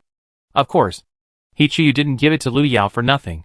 He marked out a range for her, and told her that she would definitely find the space set up by the abyss within this range. Lu Yao took out her phone to check the map. Are you sure it's near here? Hichiyu, who had just woken up, was still confused. It took her a while to come back to her senses. She nodded and said, It's here. It is said that the location where the abyss first descended was over there. I remember there was a sanatorium over there. Jingxin Sanatorium. Yes, that's what it's called. Hichiyu nodded, and then asked curiously, How did you know? Lu Yao raised her hand and knocked on the box again. Of course she knew. After all, Cheng Yilwan's mother and grandmother still lived there. After determining the scope, Lu Yao simply went to Jingxin Sanatorium. If the space where the abyss existed was nearby, she could inform Cheng Yilwan to take his family out first. As for the other people in the sanatorium, Lu Yao never thought of herself as a savior. She couldn't save everyone, so she could only rely on herself. At 3 o'clock in the afternoon, in front of the gate of Jingxin Sanatorium, Lu Yao got out of the car, followed by a thin boy. 2 hours ago, Lu Yao returned to the incense and candle shop, changed Cheng Yilwan's body into a paper-made one, and then hurriedly took him out. Although Cheng Yilwan had occasionally gone out before, this was the first time he appeared in the crowd so openly. He pinched his sleeves awkwardly, and couldn't help looking at the people around him. Lu Yao. I always feel like they are looking at me. Cheng Yilwan followed behind Lu Yao, and couldn't help whispering. Lu Yao patted his shoulder, signaling him to relax. So those people are really looking at me? Cheng Yilwan shuddered. Lu Yao, to be precise. They are looking at us. Lu Yao didn't expect that she and Cheng Yilwan would be surrounded as soon as they appeared. If it was an ordinary person's sight, Lu Yao would not care. The weird thing was that those people's sights seemed to be real and fell on him. Almost at the moment Lu Yao stepped into the vicinity of the sanatorium, the expressions of the people around him seemed to change at that moment. Lu Yao poked the box with his hand. Is it here? Hichiyu collapsed in the box, with a broken jar and a broken posture seeing this. He sniffed. The smell here is a little familiar, probably not far away. He did not get a definite answer from Hichiyu. Lu Yao simply followed the original plan, letting Cheng Yilwan take the family away first, and she would handle the rest. The two walked into the gate of the sanatorium. Lu Yao looked at the familiar door, and walked towards the reception room. Jingxin Sanatorium has been in operation for decades, and the equipment and decoration inside have already been damaged to a certain extent. Lu Yao pushed open the door of the reception room, and saw the girl sitting inside. After Lu Yao explained his purpose, the girl stood up, and took Lu Yao to see Cheng Mu and the others. Lu Yao, this place is very strange, or you can go back with us later. Cheng Yilwan obviously felt the strangeness here, so he didn't want Lu Yao to take risks. Lu Yao waved his hand to signal him not to worry. Don't worry. I have something to do here. You take your aunt and grandma away first. I will go back after I finish my business. Cheng Yilwan wanted to say something, but he heard the girl who led the way said, We are here. This is it. Cheng Yilwan raised his head when he heard the voice, and then saw the girl push the door open. In the room, Cheng's mother and Cheng's grandmother were sitting inside, the two of them snuggling together. The scene was harmonious and peaceful. Mom? Grandma? Cheng Yilwan called softly from outside the door. However, as Cheng Yilwan's shouting fell, the two people in the room did not respond. They closed their eyes and leaned against each other, as if they did not hear the sound outside at all. Cheng Yilwan panicked when he saw this. He subconsciously wanted to step forward, but was stopped by Lu Yao. Wait here. I'll go in and take a look. Lu Yao had already noticed something strange before entering the sanatorium. She had planned to take the person away first, and then take action later. But they did not seem to want to let them take the person away so easily. Lu Yao walked up to Cheng's mother, and the others, reached out his hand, and gently patted Cheng's mother's shoulder. The next second, Cheng's mother, who had originally closed her eyes, suddenly opened them. She was stunned for a moment, and when she came to her senses, she subconsciously looked at Lu Yao. Is it Lu Yao?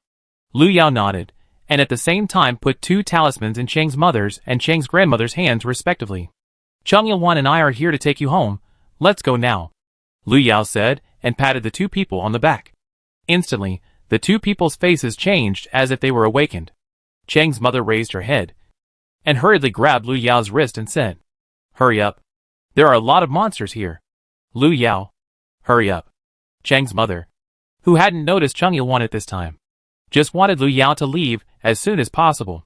When she saw Chung Il-won standing outside the door, her face became even uglier. Lu Yao tried to comfort the two excited people. "Don't worry. I'm here to rescue you. Follow me." The two people seemed to trust Lu Yao very much, and they really calmed down after hearing his words.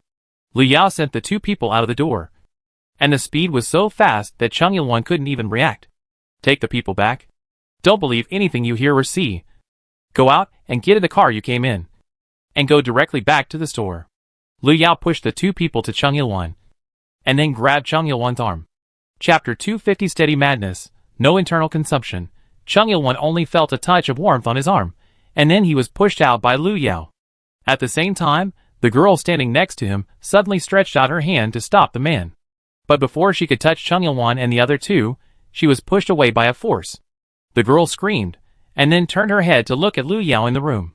The expression on the girl's face suddenly became ferocious. She glared at Lu Yao, and was about to step forward. Lu Yao stood in the room, watching the girl rushing over, and then threw a talisman paper over. The girl turned into a hideous monster lying on the ground in an instant. It opened its mouth as if to bite Lu Yao, but was stepped on by Lu Yao. "Damn, Hichuyu. It's time to eat," Lu Yao said as he took out a silver box from his pocket and put the monster under his feet into it. Hichuyu and his friends were no longer human. They fed on the black mist released by the abyss, and most of the monsters here were transformed from the black mist, which was just right for feeding the dying Hichuyu. Lu Yao still needed Hichuyu to lead the way. He couldn't let him starve to death in the box.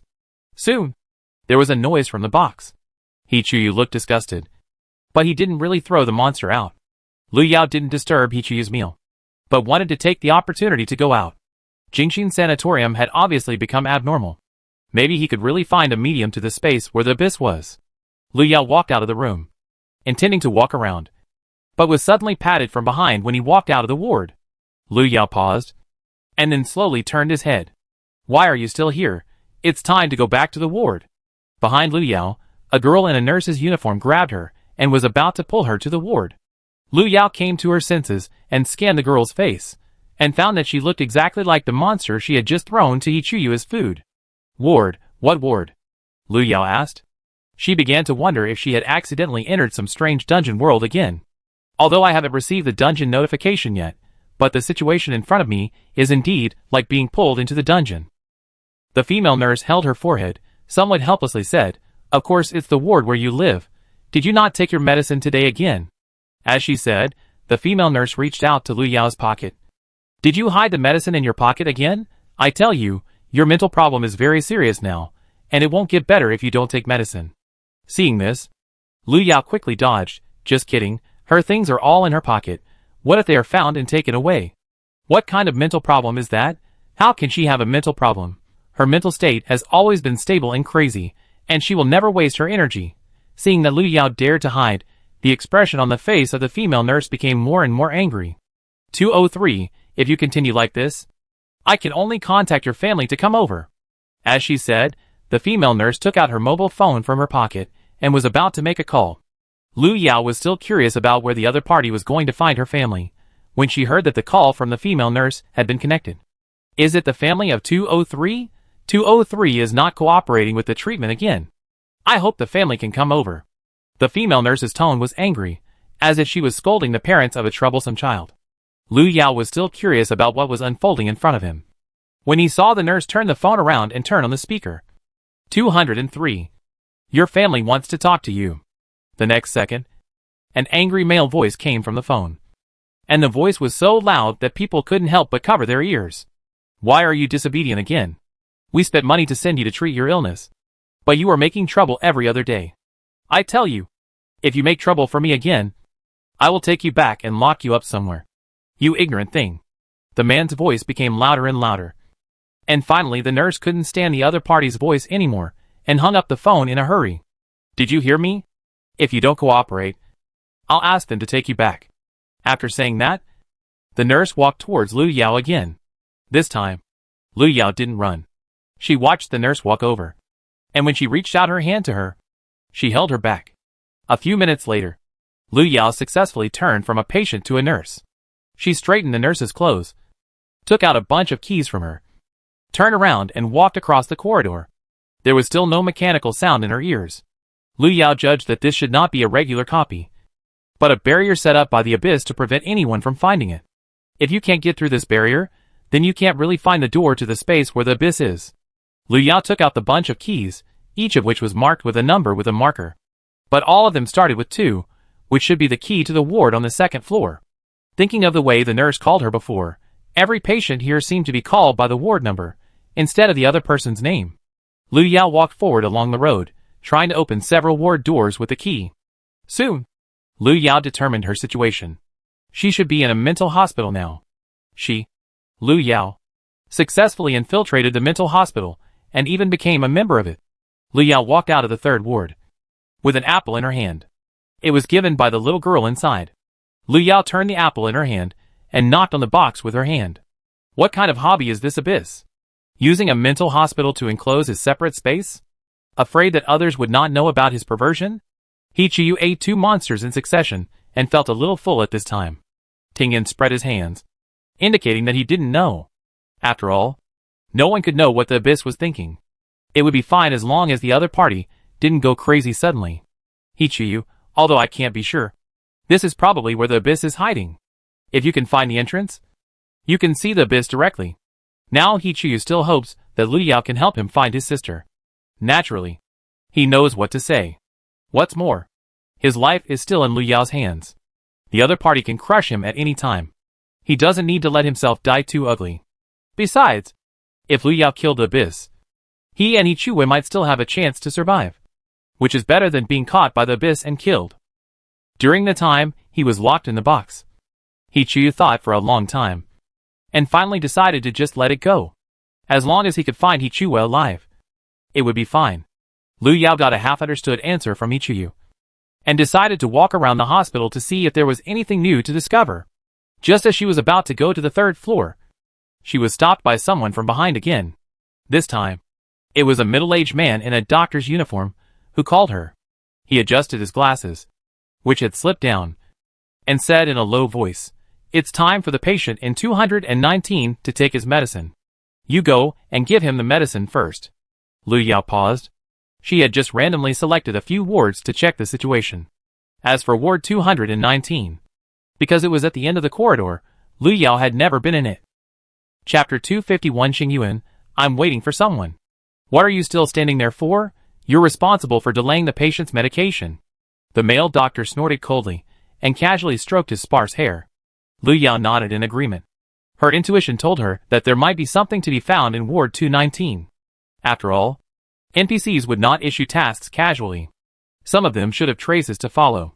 2 minutes later, Lu Yao appeared in front of ward 219. Compared to other wards, ward 219 in front of her looked more dilapidated. On the already modeled iron door, there were even many dents caused by blunt objects. Lu Yao even saw some dried blood under the door. Lu Yao found the key to open the door, but the next second, he heard a muffled sound of heavy objects hitting the ground in the room. It seemed that the patient inside was very irritable. Realizing this, Lu Yao retracted her hand to open the door. She turned her wrist, and when she stretched out her hand again, she was already holding an axe in her hand. The door was pushed open, and what she saw was pitch black. Lu Yao didn't see anyone in the room, and subconsciously wanted to turn on the light first. But before she could touch the light switch, she was grabbed by a hand that suddenly stretched out. A chill came from her wrist, and Lu Yao immediately swung the broken axe in her other hand. However, just when the axe was about to fall on the other person's head, Lu Yao urgently withdrew her hand. In the darkness, a pair of dark red eyes were staring at her, and a familiar face slowly approached in front of Lu Yao. The moment Lu Yao saw the figure in front of her clearly, she was stunned for a moment. "Xingyuan?" Lu Yao asked, and slowly put down the axe in his hand. Xingyuan blinked, and his expression looked a little confused. "Who are you?" Lu Yao touched the back of her neck with her backhand, trying to confirm whether Xingyuan in front of her really existed. However, she touched the back of her neck for a long time without any reaction. When she came to her senses, Xingyuan in front of her had suddenly approached her. He was wearing a hospital gown from a mental hospital, and his long black hair fell down and hung on his side. He stared at Lu Yao with his eyes, and his breath hit Lu Yao's face the moment he approached. Lu Yao rubbed his fingertips. For some reason, he wanted to reach out and pinch the other person's face. Lu Yao thought about it, but he really did it. A gentle touch came from his fingertips, even with a hint of coolness. Alive? Real person? Lu Yao frowned. So what's the situation with this guy now? Is he amnesiac or restarted? It hurts. Suddenly, Xing Yuan pulled the corner of his mouth, and a dissatisfied voice sounded. Lu Yao realized that when he was thinking. The hand pinching Xing Yuan's face had uncontrollably used some strength. Seeing Xing Yuan's cheeks turn red, Lu Yao withdrew his hand with a guilty conscience. It must be said that the evil god in front of him looked really cute. If it was Xing Yuan before, Lu Yao would probably have been turned into a small animal in his hand. Don't you recognize me? Lu Yao looked at Xing Yuan and asked. The other party looked blank and shook his head. I don't recognize you. Lu Yao, then do you know who you are and what you are going to do? Xing Yuan thought for a while. And suddenly his eyes brightened. I am Xing Yuan. I am waiting for someone. Who are you waiting for? Waiting for someone. Xing Yuan repeated this sentence. But he never told Lu Yao who he was waiting for. Seeing Xing Yuan become like this, Lu Yao couldn't just abandon him. Before, Xing Yuan said that he needed time to merge with his original body. Now it seems that it is probably because the fusion is not thorough enough. Which is why such a problem occurred after being pulled in here. No matter who you want to wait for now. You must follow me first. Lu Yao couldn't leave Xing Yuan alone here now. Anyway, it's safer to keep him by my side. Xing Yuan took 2 steps back. No. I'm waiting for her. Tell me who you are waiting for, and I will help you find him. Lu Yao supported her arms. If this continued, she felt that her patience would be exhausted. And for some reason, when she heard Xing Yuan say who he was waiting for, she felt a little uncomfortable. Who Xing Yuan was waiting for had nothing to do with her. Why should she feel uncomfortable? Lu Yao was a little irritated. And because of his irritation, he couldn't help but knock on the box again. He Chuyu, who was about to fall asleep. What happened to him? Can you really help me find her? Xing Yuan's eyes brightened up a little. Lu Yao nodded hesitantly, and his palm slowly tightened. Just tell me who it is. Lu Yao. I'm waiting for Lu Yao. Xing Yuan spoke, and subconsciously looked at the door. I don't know how long he will have to wait. Lu Yao stood there for 2 seconds, and when he came to his senses, he pointed at himself. I am Lu Yao. You are not. I remember Lu Yao's appearance very clearly. Xing Yuan seemed to realize that he was deceived, and looked at Lu Yao with a little more guarded eyes. Now Xing Yuan looked like a child with a pure soul. He almost subconsciously expressed his likes and dislikes. What Lu Yao looked like in his memory, then he would only identify that person as Lu Yao. Lu Yao was a little worried. But she felt a little happy. Even though she had lost some memories, Xing Yuan was still waiting for her. But why did he say that he was not the way he is now? Could he be talking about the self in the abyss before? Lu Yao did not have any memory of Xing Yuan during the abyss period. In her opinion, she and Xing Yuan should have never met. But all signs showed that Xing Yuan seemed to have known her for a long time. At least much earlier than she thought. Lu Yao rubbed her brows. She had a headache. How could she prove to Xing Yuan that she was the Lu Yao he mentioned? Maybe he just had some problems with his brain. I wonder if there is any way to make him recover quickly. While thinking, Lu Yao couldn't help but look at the top of Xing Yuan's head. I wonder if the collision would be effective. Lu Yao thought of several ways to restore people's memories, but in the end, she didn't really implement them. She looked at Xing Yuan, who was full of confusion. Although she thought that the evil god was very cute, she couldn't survive like this. When Xing Yuan wanted to refuse Lu Yao's offer to take her away again, Lu Yao chose to take her away by force. She cast a spell on Xing Yuan, controlling him to follow her steps. However, Xing Yuan's hospital gown was too eye-catching, and he would be noticed wherever he went. Lu Yao could only find a way to help him get a set of doctor's clothes. The moment he put on the white coat, Xing Yuan's temperament suddenly became much more mature. Lu Yao took him forward, intending to find a way to the abyss space as quickly as possible, and to help Xing Yuan recover quickly. The two walked past the 2nd floor and headed straight for the 3rd floor. The incident happened the moment Lu Yao walked up to the 3rd floor. The moment Lu Yao pulled Xing Yuan out of the elevator, a nurse with a medicine box in a cart looked over. Dr. Xing, why are you here? The nurse was a tall girl with long legs.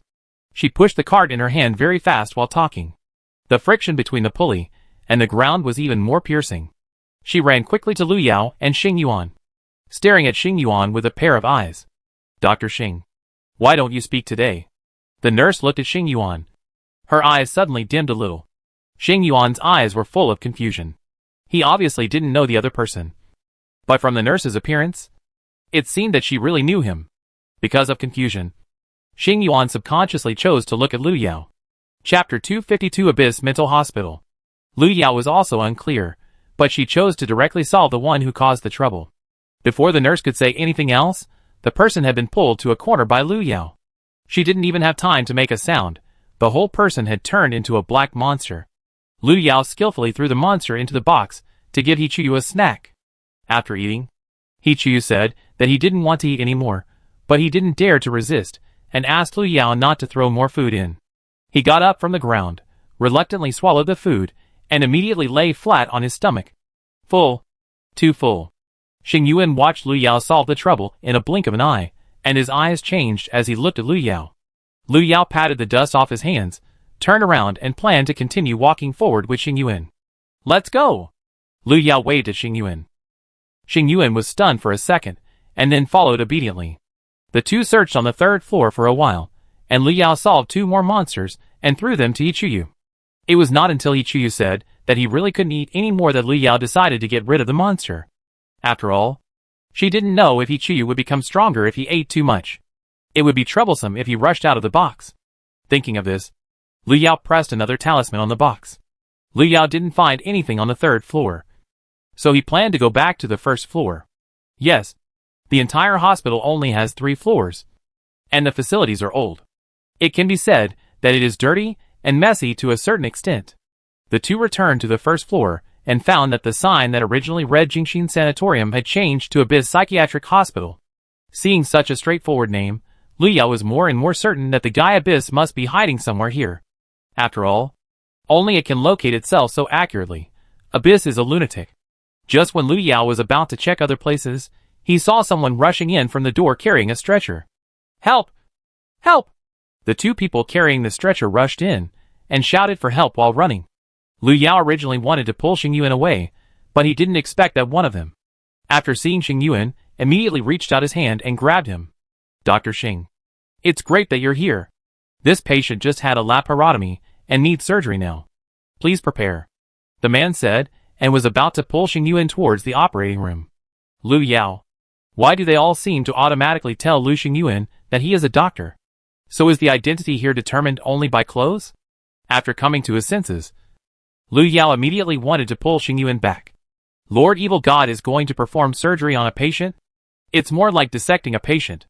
Just when Lu Yao wanted to pull him back, a black mist suddenly flashed in front of him. Lu Yao dispersed the mist, but found that Xing Yuan was no longer in the hall. Someone was missing. Not only Xing Yuan was missing, but also the 2 people carrying the stretcher and the patient. Lu Yao certainly couldn't rest assured that the innocent and naive Lord Evil God would be taken away. So he had to go find someone first. The man wanted to take Xing Yuan to the operating room. So Lu Yao's first reaction was to go to the operating room to find someone. Fortunately, the entire hospital was not large, and Lu Yao soon found the door to the operating room. At this time, the indicator light on the door was indicating that the operation was in progress. However, thinking that there was no other living person besides her, Lu Yao smashed the door of the operating room without any burden and rushed in. The moment the door of the operating room was smashed open, a strong smell of blood immediately spread out from inside. Lu Yao frowned and walked in, and saw a person lying on the operating table inside. It was more like a monster with a human shape than a person. It was completely black, and only a pair of red eyes were clearly visible. They were exactly the same black shadows that Lu Yao had seen at the Smile Nursing Center. Next to the black shadows, a person in doctor's clothes was standing with his back to Lu Yao. His long black hair was scattered behind his head. Although the white clothes were already full of bright red, not a single drop of it was stained on his hair. Lu Yao walked over, wanting to confirm the current state of a certain evil god. Xing Yuan? The next second, the figure with his back to Lu Yao slowly turned his head. Xing Yuan's mouth curled up with a smile. He looked at Lu Yao, and turned the scalpel in his hand twice. He glanced at the operating room door that was smashed by Lu Yao, and a gloomy look flashed in his eyes. Are you so impatient to see me? Hearing this, Lu Yao paused. Something is wrong. There must be something wrong. Although they have the same face, why does Xing Yuan in front of him speak so greasy words? What kind of person dares to pretend to be her evil god? Lu Yao was about to roll up his sleeves to beat him up, but Xing Yuan had already stretched out his hand to Lu Yao. The smile on his face faded, and a slightly gloomy expression appeared instead. I thought it was a patient sent to me for examination, but it turned out to be a troublemaker. Xing Yuan's tone sank, and he turned the scalpel in his hand and moved closer to Lu Yao. Lu Yao quickly dodged and pulled up Xing Yuan's sleeve. A slender arm was exposed under the sleeve, but there was no talisman left by Lu Yao. Fake? Lu Yao frowned and was about to fight back, but heard a muffled sound from the operating table. The shadowy figure who was lying there suddenly sat up. At this time, he was looking at Lu Yao with his red eyes. Troublesome things. Xing Yuan looked back and saw the black shadow man sitting up. His tone sank.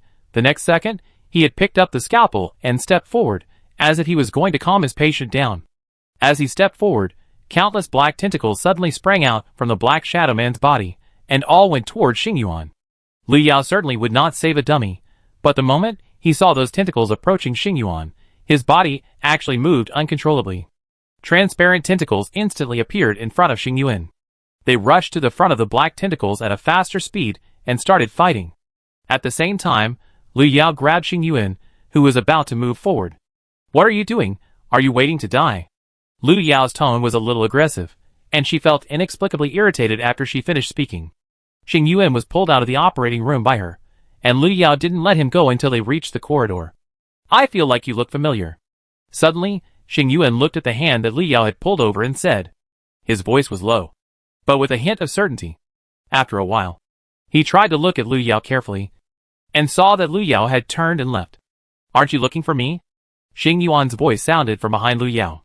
Lu Yao paused, turned her head and looked at Xing Yuan, then crossed her arms and said, I just found out that I found the wrong person. You think I am familiar? Probably because of my clothes. After all, the nurses here all wear this. Chapter 253 Want to kiss her. Xing Yuan frowned, as if he was recalling something, and then he suddenly smiled. Maybe. After that, Xing Yuan walked straight to the other side of the corridor. As for the monster in the operating room, it had been torn into a pool of black matter by the transparent tentacles, and was now crawling on the ground. Lu Yao watched Xing Yuan walk away, turn around and walked into the operating room. She glanced at the things on the ground, and habitually wanted to throw them into the box. It was only at the moment of the action that he remembered that the one inside seemed to be unable to eat. Helplessly, Lu Yao proudly drew a spell on the spot to manually remove them.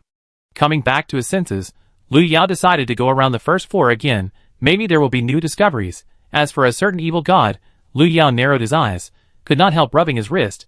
It will appear when it is time, not to mention that the person is not lost. A few minutes later, when Lu Yao turned around the corridor and opened the door of one of the clinics, he saw a certain evil god sitting inside. Seeing Lu Yao appear, Xing Yuan raised his head and smiled at her. We meet again. Lu Yao pushed open the door and walked straight in.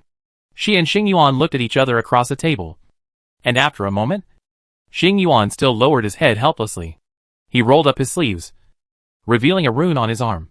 You were looking for this before? Lu Yao's mouth moved slightly. How could she not recognize Xing Yuan's aura? But she didn't see this rune in the operating room before, and found that Xing Yuan's memory seemed to have recovered a little. So she didn't expose it directly, and even wanted to see what the other party was going to do. Unexpectedly, after just a few minutes, he couldn't help but stop pretending. Didn't you say you didn't recognize me before? Lu Yao pulled a chair over and sat down. Xing Yuan's condition was probably really affected by this place. But as time went by, Xing Yuan's condition was obviously getting better. Because he knew this clearly, Lu Yao didn't rush to find someone afterwards. My memory has indeed recovered a little, but you don't seem to be like this in my memory. Xing Yuan rubbed his eyebrows. His face was still pale, but the confusion in his eyebrows was gone. Lu Yao thought for a while and asked a question he had always had. Besides the previous sacrificial ceremony and behind the secret door of the museum, where else have you seen me? Xing Yuan did not have a complete memory at the moment, and even lacked some of the fierceness of the evil god. Lu Yao felt that if he wanted to ask something from the other party, now would be the best time. Xing Yuan's eyes flashed with hesitation, and he seemed to be considering whether he could answer this question. Although his memory was not complete, he inexplicably trusted the girl in front of him. A few seconds later, Xing Yuan said, 3 times. And there are 3 more times in my memory. Lu Yao suddenly opened his eyes wide. According to the fact that Xing Yuan has no memories of the present world, the other 3 times he mentioned should be when he was in the abyss. So when was it? Which copy? Lu Yao wanted to ask more details. But Xing Yuan seemed to realize something and refused to say anything.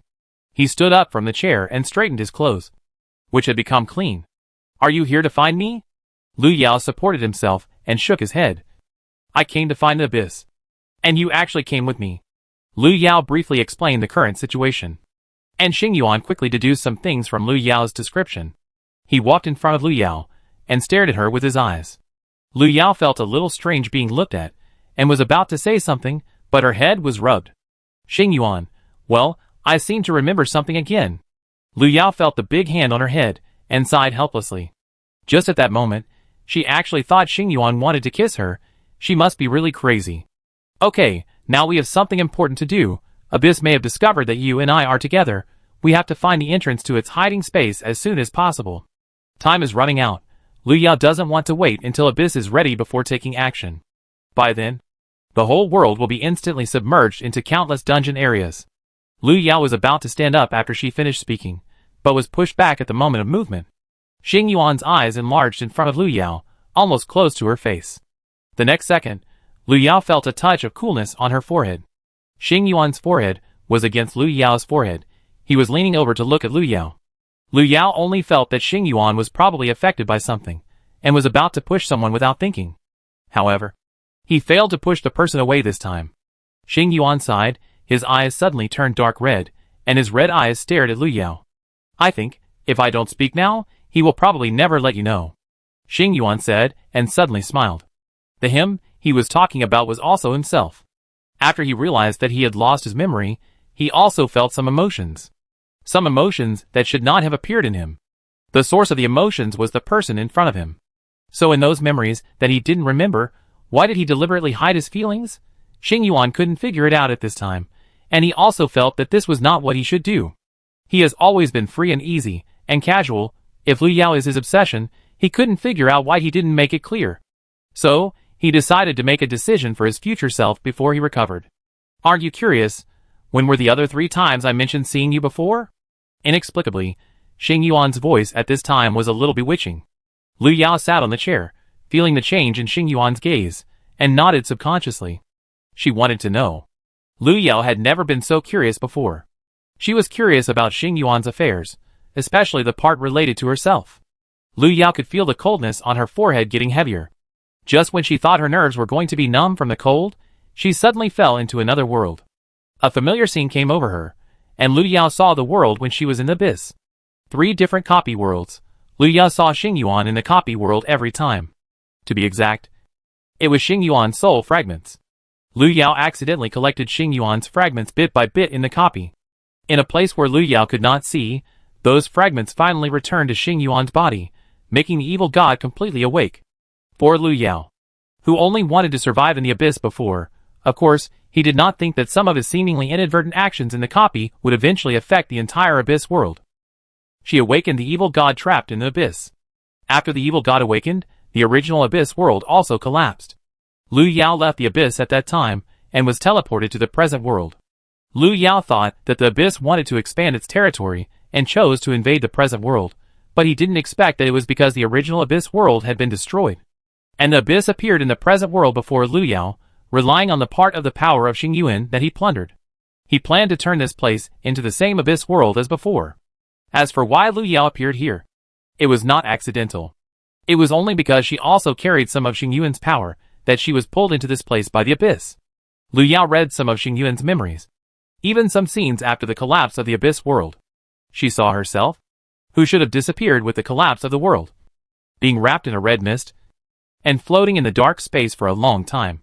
It was Xing Yuan who protected her. Chapter 254 I Like You Too.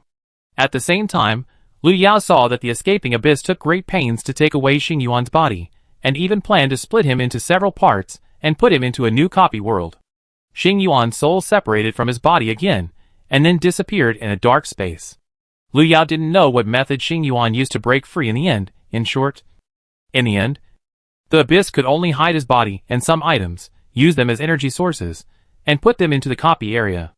A second before waking up, Lu Yao vaguely caught a glimpse of a pair of eyes in the red mist. It stared at Lu Yao, but did not make her feel uncomfortable. At a certain moment, Lu Yao even wanted to reach out and hold him. Just like holding the boy who followed her in a certain copy, comforted her and coaxed her to sleep, and reminded her to avoid danger. Suddenly, the boy's figure overlapped with Xingyuan. Lu Yao's heart beat violently uncontrollably.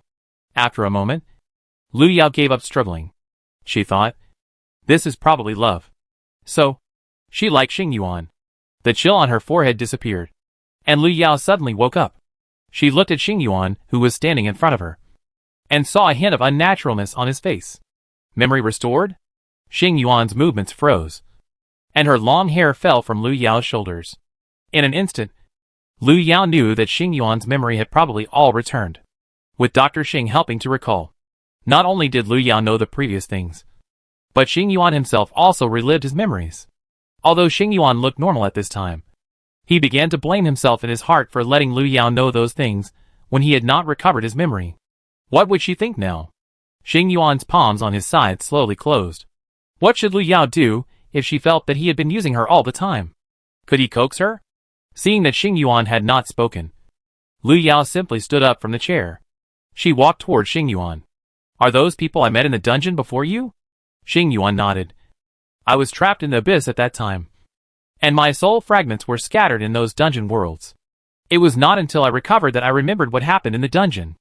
As a soul fragment, Xingyuan had no memory of the evil god's body. It was not until his fragments merged that he could see everything that happened before. Therefore, he remembered Lu Yao. He planned to find Lu Yao at that time. He did not expect that at this time the abyss would also take action. After he destroyed the abyss world, he did not expect that the abyss would try to take his body to the world. Before leaving, he only had time to separate a part of his soul and put it beside Lu Yao to protect her. Originally, Xingyuan did not intend to let Lu Yao know about these things. After all, the relationship between the two people now was enough for him. He did not even need Lu Yao to respond. I just didn't expect to be discovered at this time. Xingyuan was a little at a loss for the first time. He met Lu Yao's gaze, and subconsciously wanted to get closer, but hesitated at the moment of action. So don't you have anything else to say to me? Lu Yao approached. Xingyuan was much taller than her, so she could only look up at him. This angle was a little unpleasant to Lu Yao.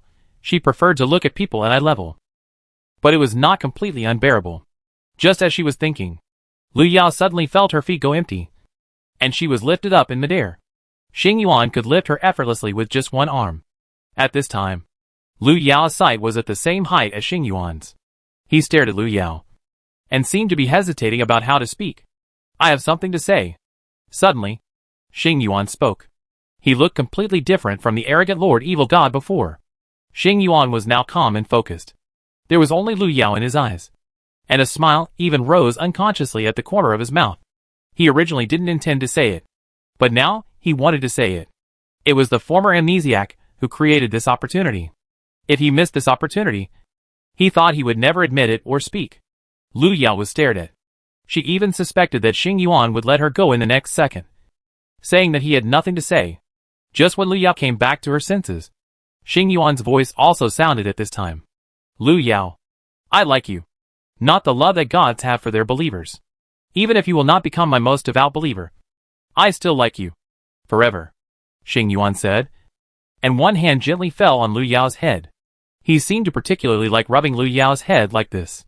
After saying that, Xingyuan subconsciously looked at Lu Yao's reaction. In his prediction, Lu Yao might go berserk, lose his temper, find it ridiculous, or simply pretend that nothing happened, as if he had simply heard a confession. But when he looked at Lu Yao, he found that the girl's eyes were bright. Oh, me too. Lu Yao narrowed her eyes and smiled. Xingyuan paused, and a moment of confusion flashed in his eyes.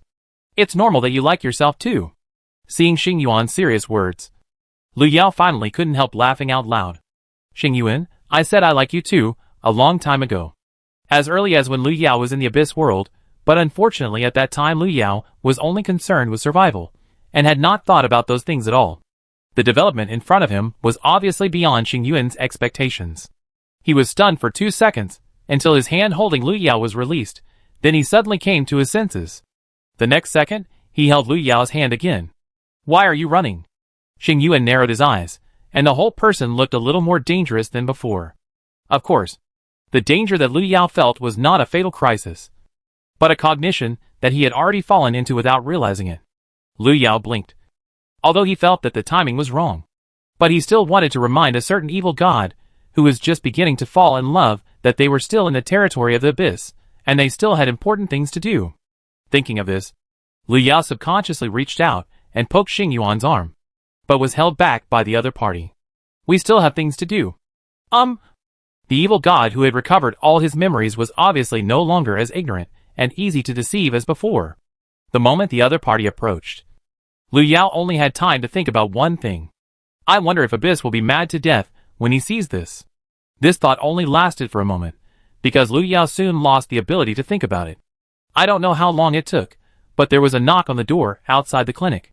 The nurse pushed the door open and walked in, and saw two people sitting opposite.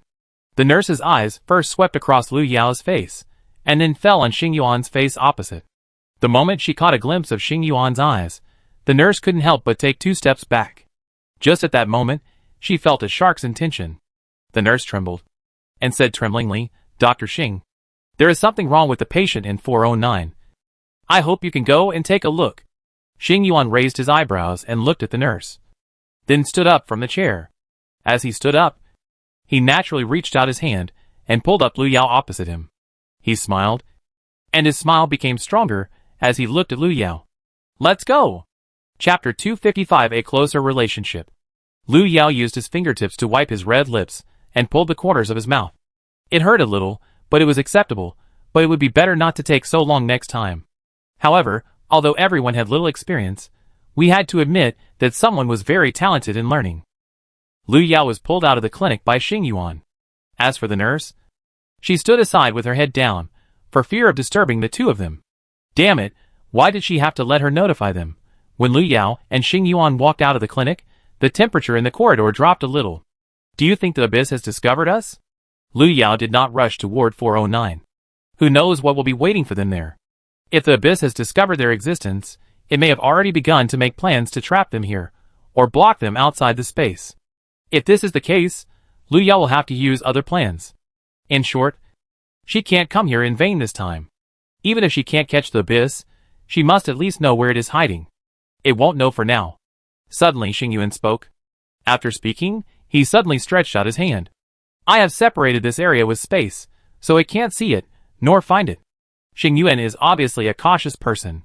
He would not confess to Lu Yao in an environment where he is not sure whether there will be danger. After all, he needs to consider the consequences if the confession fails. He can't let Lu Yao be in danger. After hearing that the Abyss can't see anything, Lu Yao's mind flashed with disappointment. Maybe it was a pity that he failed to provoke that bastard Deep Abyss. Although it was only for a moment. You look a little disappointed? Xing Yuan leaned in to look at him. Perhaps because the relationship between the two of them became closer, Xing Yuan lost his previous coldness and looked a little similar to the person Lu Yao had remembered before. Let's go, first find out where the guy Deep Abyss is hiding, and solve this trouble first. Lu Yao raised his head. Now is not the time to talk about this here. After solving this bastard Deep Abyss, there will be plenty of time for them. If the Abyss didn't realize the two people were there, then Ward 409 might not be a trap, but might be the key to the development of the plot. Lu Yao didn't intend to give up the search for clues, so he pulled Xing Yuan towards Ward 409. But just when Lu Yao was about to go upstairs, he suddenly stopped. The entire Abyss Psychiatric Hospital only has 3 floors. So where did Ward 409 come from? Lu Yao, realizing that something was wrong, immediately planned to call the nurse to lead the way. But when she turned around to look for someone, she found that the nurse had disappeared. Unable to find the previous nurse, Lu Yao directly grabbed another person to ask. After a friendly exchange, Lu Yao successfully asked the location of Ward 409. Lu Yao turned around and waved to Xing Yuan. Let's go! Although it was called Ward 409, it was actually not upstairs, but underground. The underground floor, in the Abyss Mental Hospital, is called the 4th floor. The moment Lu Yao walked out of the elevator, he clearly felt a burst of cold air blowing in his face. Rather than calling this a ward, it looked more like a place in the hospital where corpses were stored. The temperature here is at least -10 degrees. Lu Yao walked in and subconsciously pulled her coat tighter. She was still wearing a nurse's uniform, which looked pitifully thin. Xing Yuan approached from behind her, and when he pulled Lu Yao's wrist, his palm felt cold. He frowned, and one hand went up from Lu Yao's wrist. In an instant, Lu Yao, who was thinking about whether to go to the wish list to ask for a down jacket, felt warm all over, and the previous chill was gone in an instant, and even the air he breathed was less cold. Will this be better? Xing Yuan leaned over to look, trying to see Lu Yao's reaction clearly. Lu Yao nodded with satisfaction, and patted Xing Yuan on the shoulder as a compliment. Without the previous chill, Lu Yao's activities on the 4th floor were naturally much more convenient. Soon, Lu Yao discovered that not only the temperature around her was rising, but almost at the same time, the temperature of the entire 4th floor was rising. Xing Yuan seemed to be worried that Lu Yao would be cold, so the temperature rose to the point that even the metal door of the ward became warm. The moment Lu Yao held the door of room 409, she felt that the temperature of the door handle in her hand was obviously higher than her body temperature. If this goes on, I'm afraid all the patients on this floor will be steamed to death.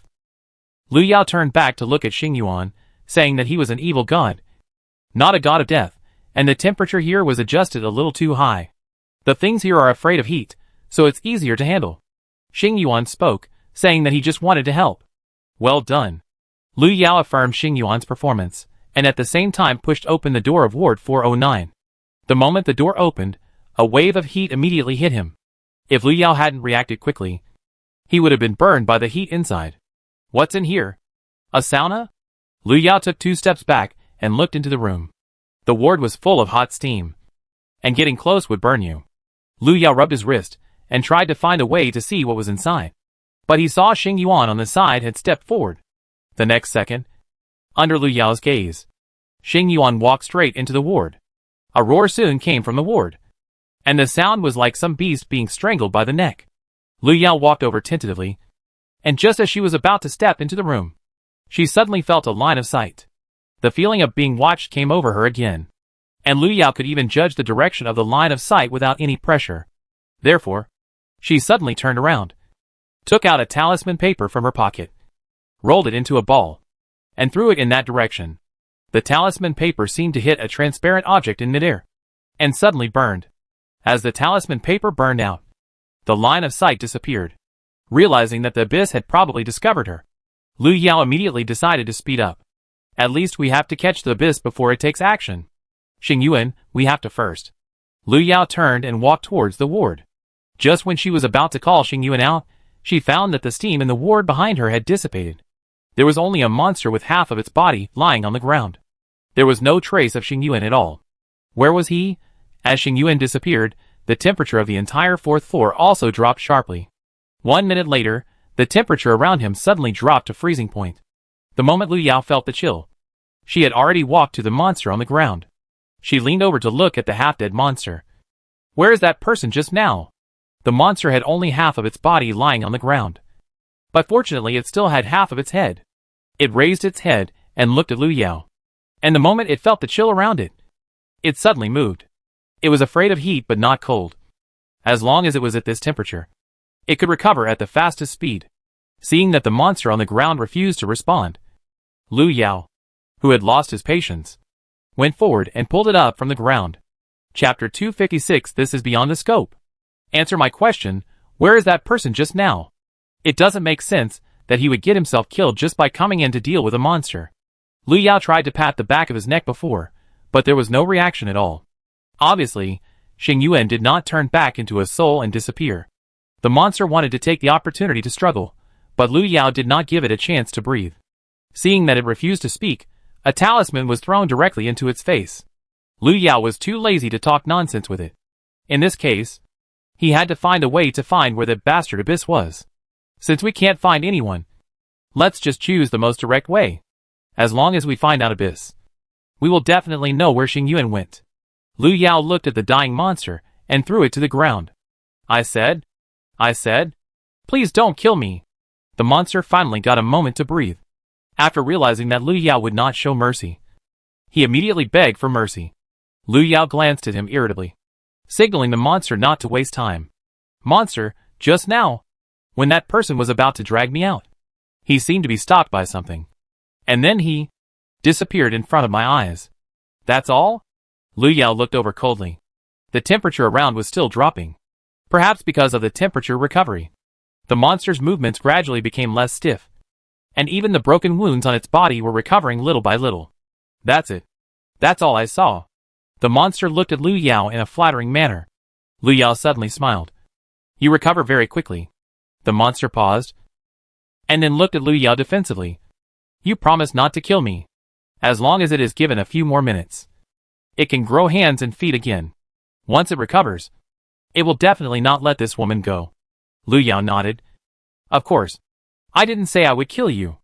After that, Lu Yao did not give the monster a chance to react, but directly rolled it into a ball and threw it into the silver box. While stuffing it into the box, Lu Yao did not forget to knock on the box to inform the occupant inside. Don't eat this yet. I'll keep it for later use. He Chuyu, who hadn't digested it yet. After Lu Yao threw the monster in, she immediately walked out of the ward. She had sensed the sight of the abyss before, and if she looked in that direction, she might be able to find the entrance to the abyss hiding space. Lu Yao determined the direction and immediately rushed in that direction. The temperature of the entire fourth floor returned to below zero in an instant, and Lu Yao gradually felt a layer of cold. She took out the wish book and asked it to turn it into a cold-proof and warm jacket for her. Although the wish book was dissatisfied with Lu Yao's only ordinary wishes, it did not dare to resist. After all, if Lu Yao was annoyed, he would probably tear it up and throw it into the trash can. Are you really not going to consider making other wishes? The wish book tried to struggle. Lu Yao did not stop. Then help me find Xing Yuan. Wish book. It's beyond the scope. It's beyond the scope. Can't do it? Lu Yao raised his eyebrows. You can change it. The wish book continued to struggle without giving up. Lu Yao, then just kill Abyss directly. The wish book suddenly felt guilty. Do you need a cup of hot water? It's so cold here after all. Lu Yao wrapped her coat tightly and stopped arguing with the wish book. She walked through the corridor and finally saw a wall in front of her. She had reached the end. There was a dead end in front of her.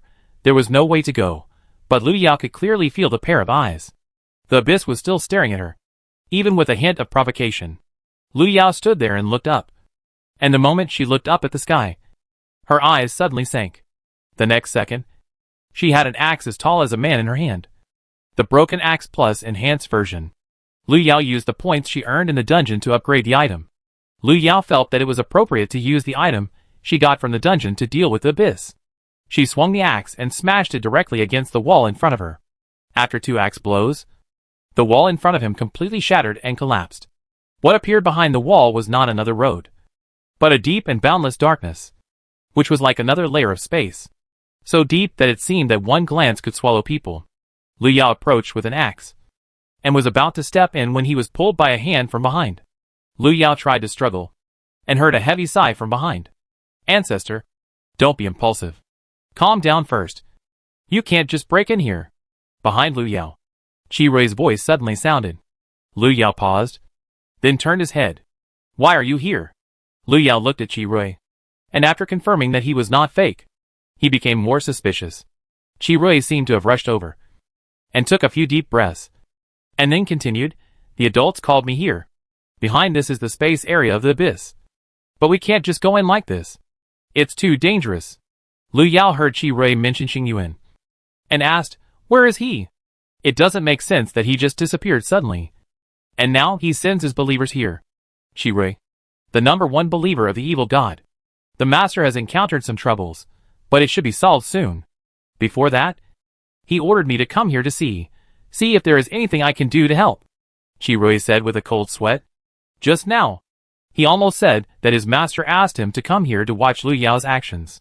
After all, he can see the relationship between the two clearly. The master of his evil god cannot be offended, and the one in front of him cannot be offended even more. Are you sure you are here to help me instead of hindering me? Lu Yao glanced at Qi Rui. After knowing the relationship between Qi Rui and Xing Yuan, Lu Yao was not as defensive against Qi Rui as before. But the question now is, what kind of trouble did Xing Yuan encounter that made him disappear suddenly? What trouble did Xing Yuan encounter? After coming to his senses, Lu Yao did not continue with the previous question, but chose to ask about Xing Yuan's situation first. Qi Rui was about to breathe a sigh of relief. But he almost couldn't catch his breath after hearing this. I don't know what happened with the master, but he just said that it can be resolved soon. So I don't think you need to worry. Although Lu Yao didn't completely believe what Qirui said, she knew that Xing Yuan's ability probably wouldn't cause too much trouble. At most, that bastard Abyss would suddenly cause trouble. However, it stands to reason that most of Xing Yuan's things had been recovered by her, so she shouldn't be hindered by Abyss again. Qirui saw that Lu Yao's expression had eased up, so he tried to pull her back from the edge of the black hole. The space of the Abyss is too dangerous. I think it's better to be careful.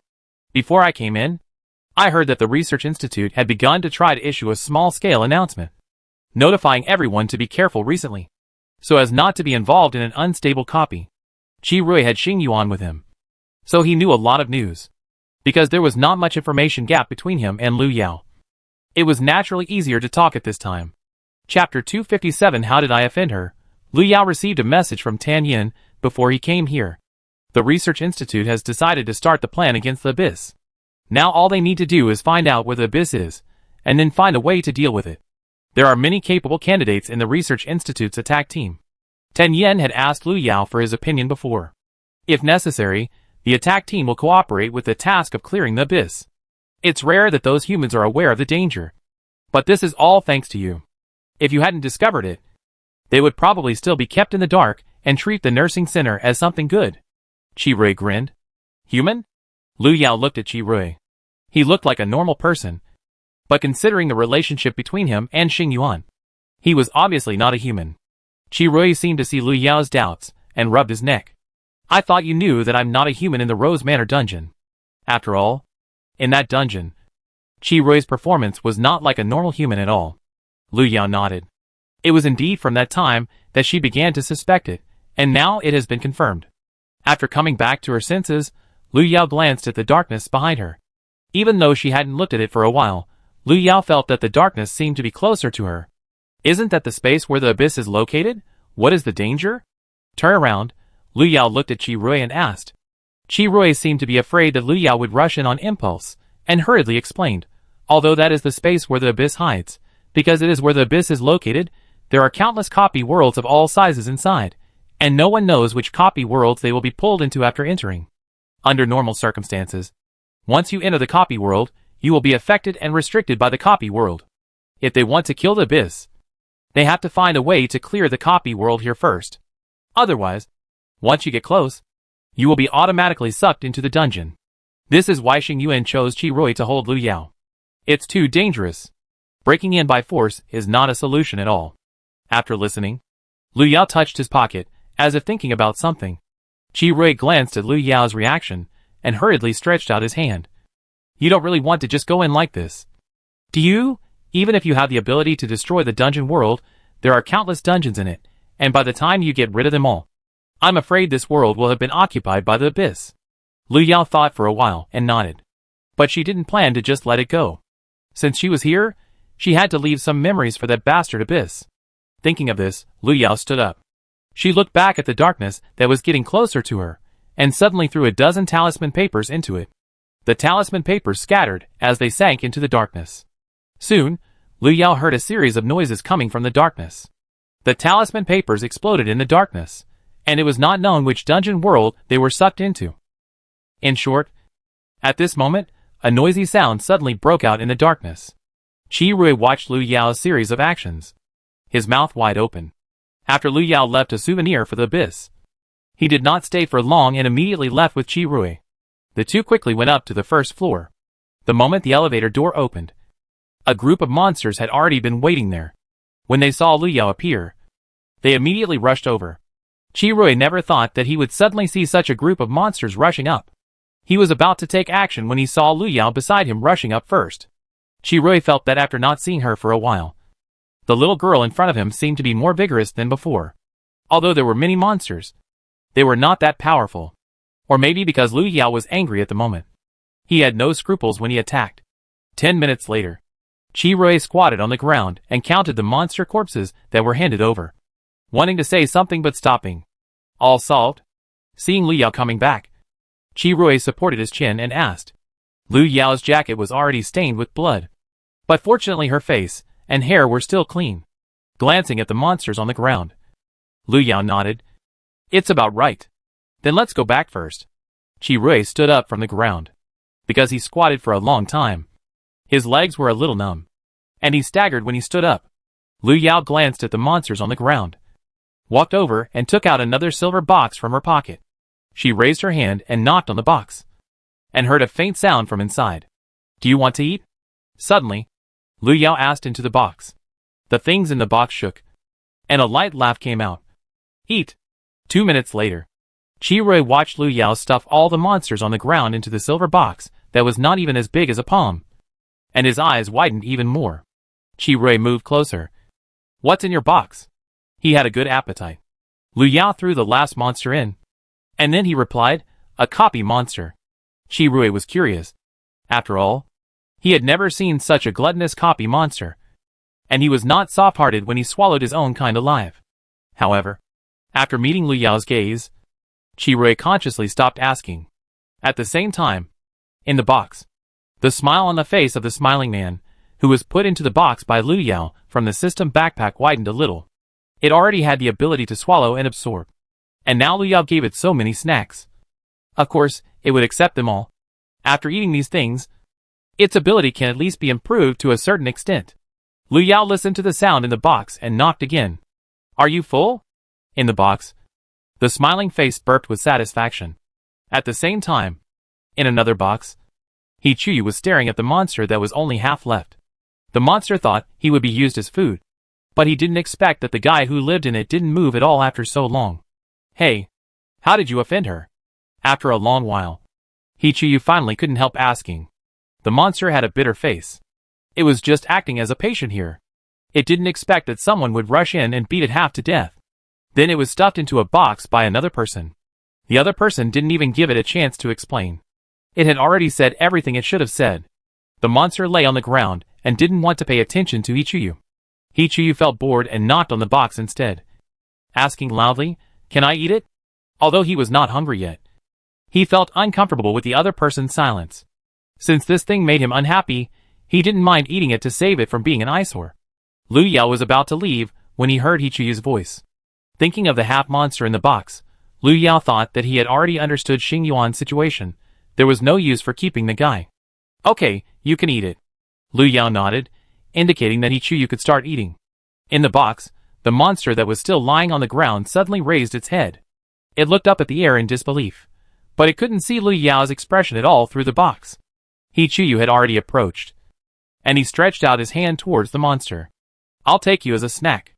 After saying that, Qi had already picked up the monster. Just when Qi was about to swallow it, he heard the monster suddenly shout, I know where the person you are looking for is. I will tell you as long as you let me go. Chapter 258 Abyss That Bastard. Lu Yao paused. Qi, who was following behind Lu Yao, changed his expression. Although he didn't know where his master had gone, but according to his master's instructions, it was best not to let Lu Yao go there. For a moment, Qi wanted to shut up the monster, but with Lu Yao there, he had no chance to do it secretly. Lu Yao only heard from Qi that Xing Yuan had left for something, but he didn't know where he had gone.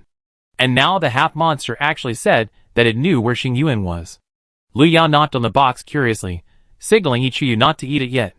Qi held the monster, with a somewhat speechless expression. He was planning to add more food here. Why did he suddenly not be allowed to eat? And what could a monster with only half left know? Although thinking so, Qi still did not open his mouth to eat it. He let go of his hand, and threw it back to the ground, while shouting, Ask now if you have anything to say, don't delay my adding more food. The monster was about to breathe a sigh of relief, but suddenly heard Qi say this, and trembled violently again. You're still going to eat me even if I told you? The monster's voice trembled. Lu Yao wondered what Qi had done to the monster. How could he be so scared? Tell me what you know, and he won't eat you. Lu Yao spoke, and the monster breathed a sigh of relief. For some reason, it just felt that what Lu Yao said this time should count. It's like this, that person was planning to get rid of me. But a cloud of black fog suddenly appeared in the ward, and then a voice came out of the black fog, and the black fog said a few words to that person, and then directly pulled that person into the black fog and disappeared. The monster said, as he glanced at Qi opposite him, fearing that the other party would suddenly bite him. That's it? Before Lu Yao could speak, Qi spoke first. You still dare to say you know where that person went? Ichiyu grinned. I think you should just let me swallow you. The monster was so scared that he trembled. And immediately continued, I heard the conversation between those two people. They mentioned a place called Yongin Road. Yongin Road? Where is it? Lu Yao raised her eyebrows. But she was somewhat familiar with the word Yongin, as if she had heard it somewhere else. When the monster saw Lu Yao respond, it naturally didn't dare to keep the secret any longer. Although I don't know where Yongin Road is. That person should have gone there. If you want to find someone, Wanjin can go there. After saying that, the monster quickly rolled itself into a ball. You promised that if I told you, you wouldn't let that guy eat me. Don't you humans believe in keeping your word? Lu Yao came back to her senses and tapped the box with her fingers. The next second, the half monster appeared in front of her. It curled up into a ball, looking pitiful and helpless. Lu Yao stepped forward and poked the curled monster. Are you sure you didn't lie to me? Lu Yao's tone was calm, but it was enough to give the monster a sense of oppression. It nodded hurriedly, revealing only one eye left. I promise I didn't lie. Although Lu Yao felt that it was better to keep the half monster for the time being, she didn't plan to let it go. She returned the monster to the box and asked Ichiyu, where is Yongin Road? Ichiyu looked at the monster that fell again and yawned. There are too many places called Yongin Road. But if you really want to know where it is, you can ask your human friends for help. Maybe they will know. Ichiyu hinted. And Lu Yao turned to look at Chirui, who had been silent since just now. Chirui was standing behind Lu Yao, like an invisible man, trying to reduce his presence as much as possible. Suddenly being looked at by Lu Yao, Chirui wiped the cold sweat from his forehead helplessly, shook his head. I don't know either. And he was talking about humans. I'm not human. At this moment, Chirui decided not to pretend anymore. Anyway, he was not human, and it was useless for Lu Yao to ask him. Even if he really knew where Yongin Road was, he would not tell it. After all, he was the most loyal believer of the evil god, and he would never disobey the orders of the evil god. Lu Yao glanced at Chirui, who was completely unreliable, and decided to leave here first. If what the half-monster said was true, then Xing Yuan was most likely taken away by the abyss. The bastard took Xing Yuan to a place called Yongin Road, and I don't know what he was planning. However, since Xing Yuan had a way to call Chirui over, he should be fine for the time being. What's more, Lu Yao felt that her boyfriend was unlikely to be so weak that he would get into trouble like this. Subconsciously rubbing his wrist, Lu Yao had already made plans. The next time he met Abyss, that bastard would be dead. 5 minutes later, in front of the gate of Abyss Mental Hospital, Lu Yao looked at the big words above, and immediately fell with an axe. The sign of the mental hospital was smashed, and the gravel and dirt were scattered all over the ground. Even Chirui, who was following behind Lu Yao, was shocked. He clearly felt Lu Yao's temper, but he couldn't say anything. When Lu Yao stepped on the sign of the Abyss Mental Hospital and walked out inside the Abyss Research Institute, Qin Yen had just finished the 5th meeting of the day. She looked a little pale, but she still walked towards the data monitoring room with a firm step. Pushing open the door of the monitoring room, the light spots on the screen in front of her were constantly flashing. What happened? Seeing this, Qin Yan's face suddenly changed. The sign showing the completed dungeon areas on the top of the screen suddenly flashed together. All this happened too suddenly. It was like a precursor to a disaster. The researcher standing guard here stood up and said, 1 minute ago, all marked dungeon areas showed some degree of fluctuation. The specific cause cannot be determined at present, but based on the data, we suspect that all dungeon areas have a tendency to expand and spread. Qin Yan clenched her palms when she heard this. What she and Lu Yao were worried about seemed to have happened. The abyss began to try to expand its area, and even wanted to pull the entire world into the dungeon. Minister Qin, what should we do now? The researcher's face was covered with cold sweat. He was panicking now. This was the first time he had encountered such a situation in such a long time. Even though he had heard that someone had sneaked into the institute to steal data, he didn't feel so panicked.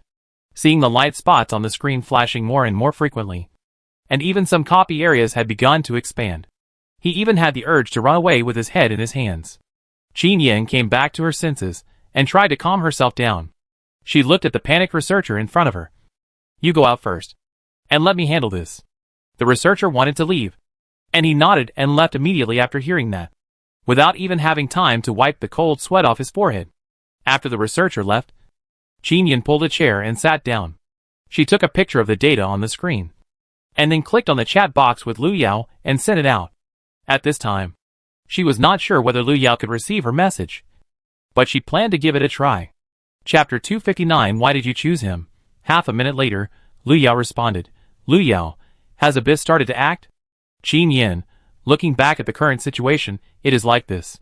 Lu Yao, I just came out of a place, it is not convenient to call now, I will come back to find you. After Lu Yao sent the message, she turned to look at Qi Rui, who was following behind her. Qi Rui seemed to be afraid that Lu Yao would do something extreme, and followed her like a tail the whole time, until Lu Yao turned her head to look at him. He touched his nose and said, Is there something wrong? I should ask you. Are you going to follow me all the time? Lu Yao turned around and asked. Qi Rui thought for a while and nodded. I will follow you until the master comes back, to prevent you from getting into danger or taking risks without authorization. In Qi Rui's view, his duty is to watch Lu Yao and make sure she is safe. As for other things, they can only wait until their own evil god comes back. I just don't know what the evil god said about coming back later. And what exactly is the road to immortality? Why doesn't he have any impression of it? What is the master going to do there? Seeing Qi Rui said he would follow her, Lu Yao didn't refuse. She has lost contact with Xing Yuan now. Maybe with Qi Rui following her, she will be able to contact Xing Yuan as soon as possible. When the two walked out, it was already dark outside. Lu Yao opened her phone again to check the time. It was only around 3 o'clock in the afternoon, but the sky looked like it was late at night. In connection with the photos that Tan Yin had sent her before, Lu Yao roughly determined the reason for this situation. It was probably the work of the Abyss. Let's go back to the incense and candle shop first. After coming to his senses, Lu Yao waved to Qi Rui, signaling him to follow. Jingxi Nursing Home was already in ruins at this time, and there was not even a single patient inside.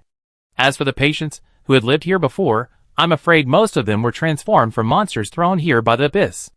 Thinking that the Chung family had lived here for so long before, Lu Yao felt it necessary to arrange a comprehensive physical examination for the two elderly people. As for who sent his mother and grandmother here in the name of Chung Yilwan, Lu Yao thought he could ask Hichuyu about it.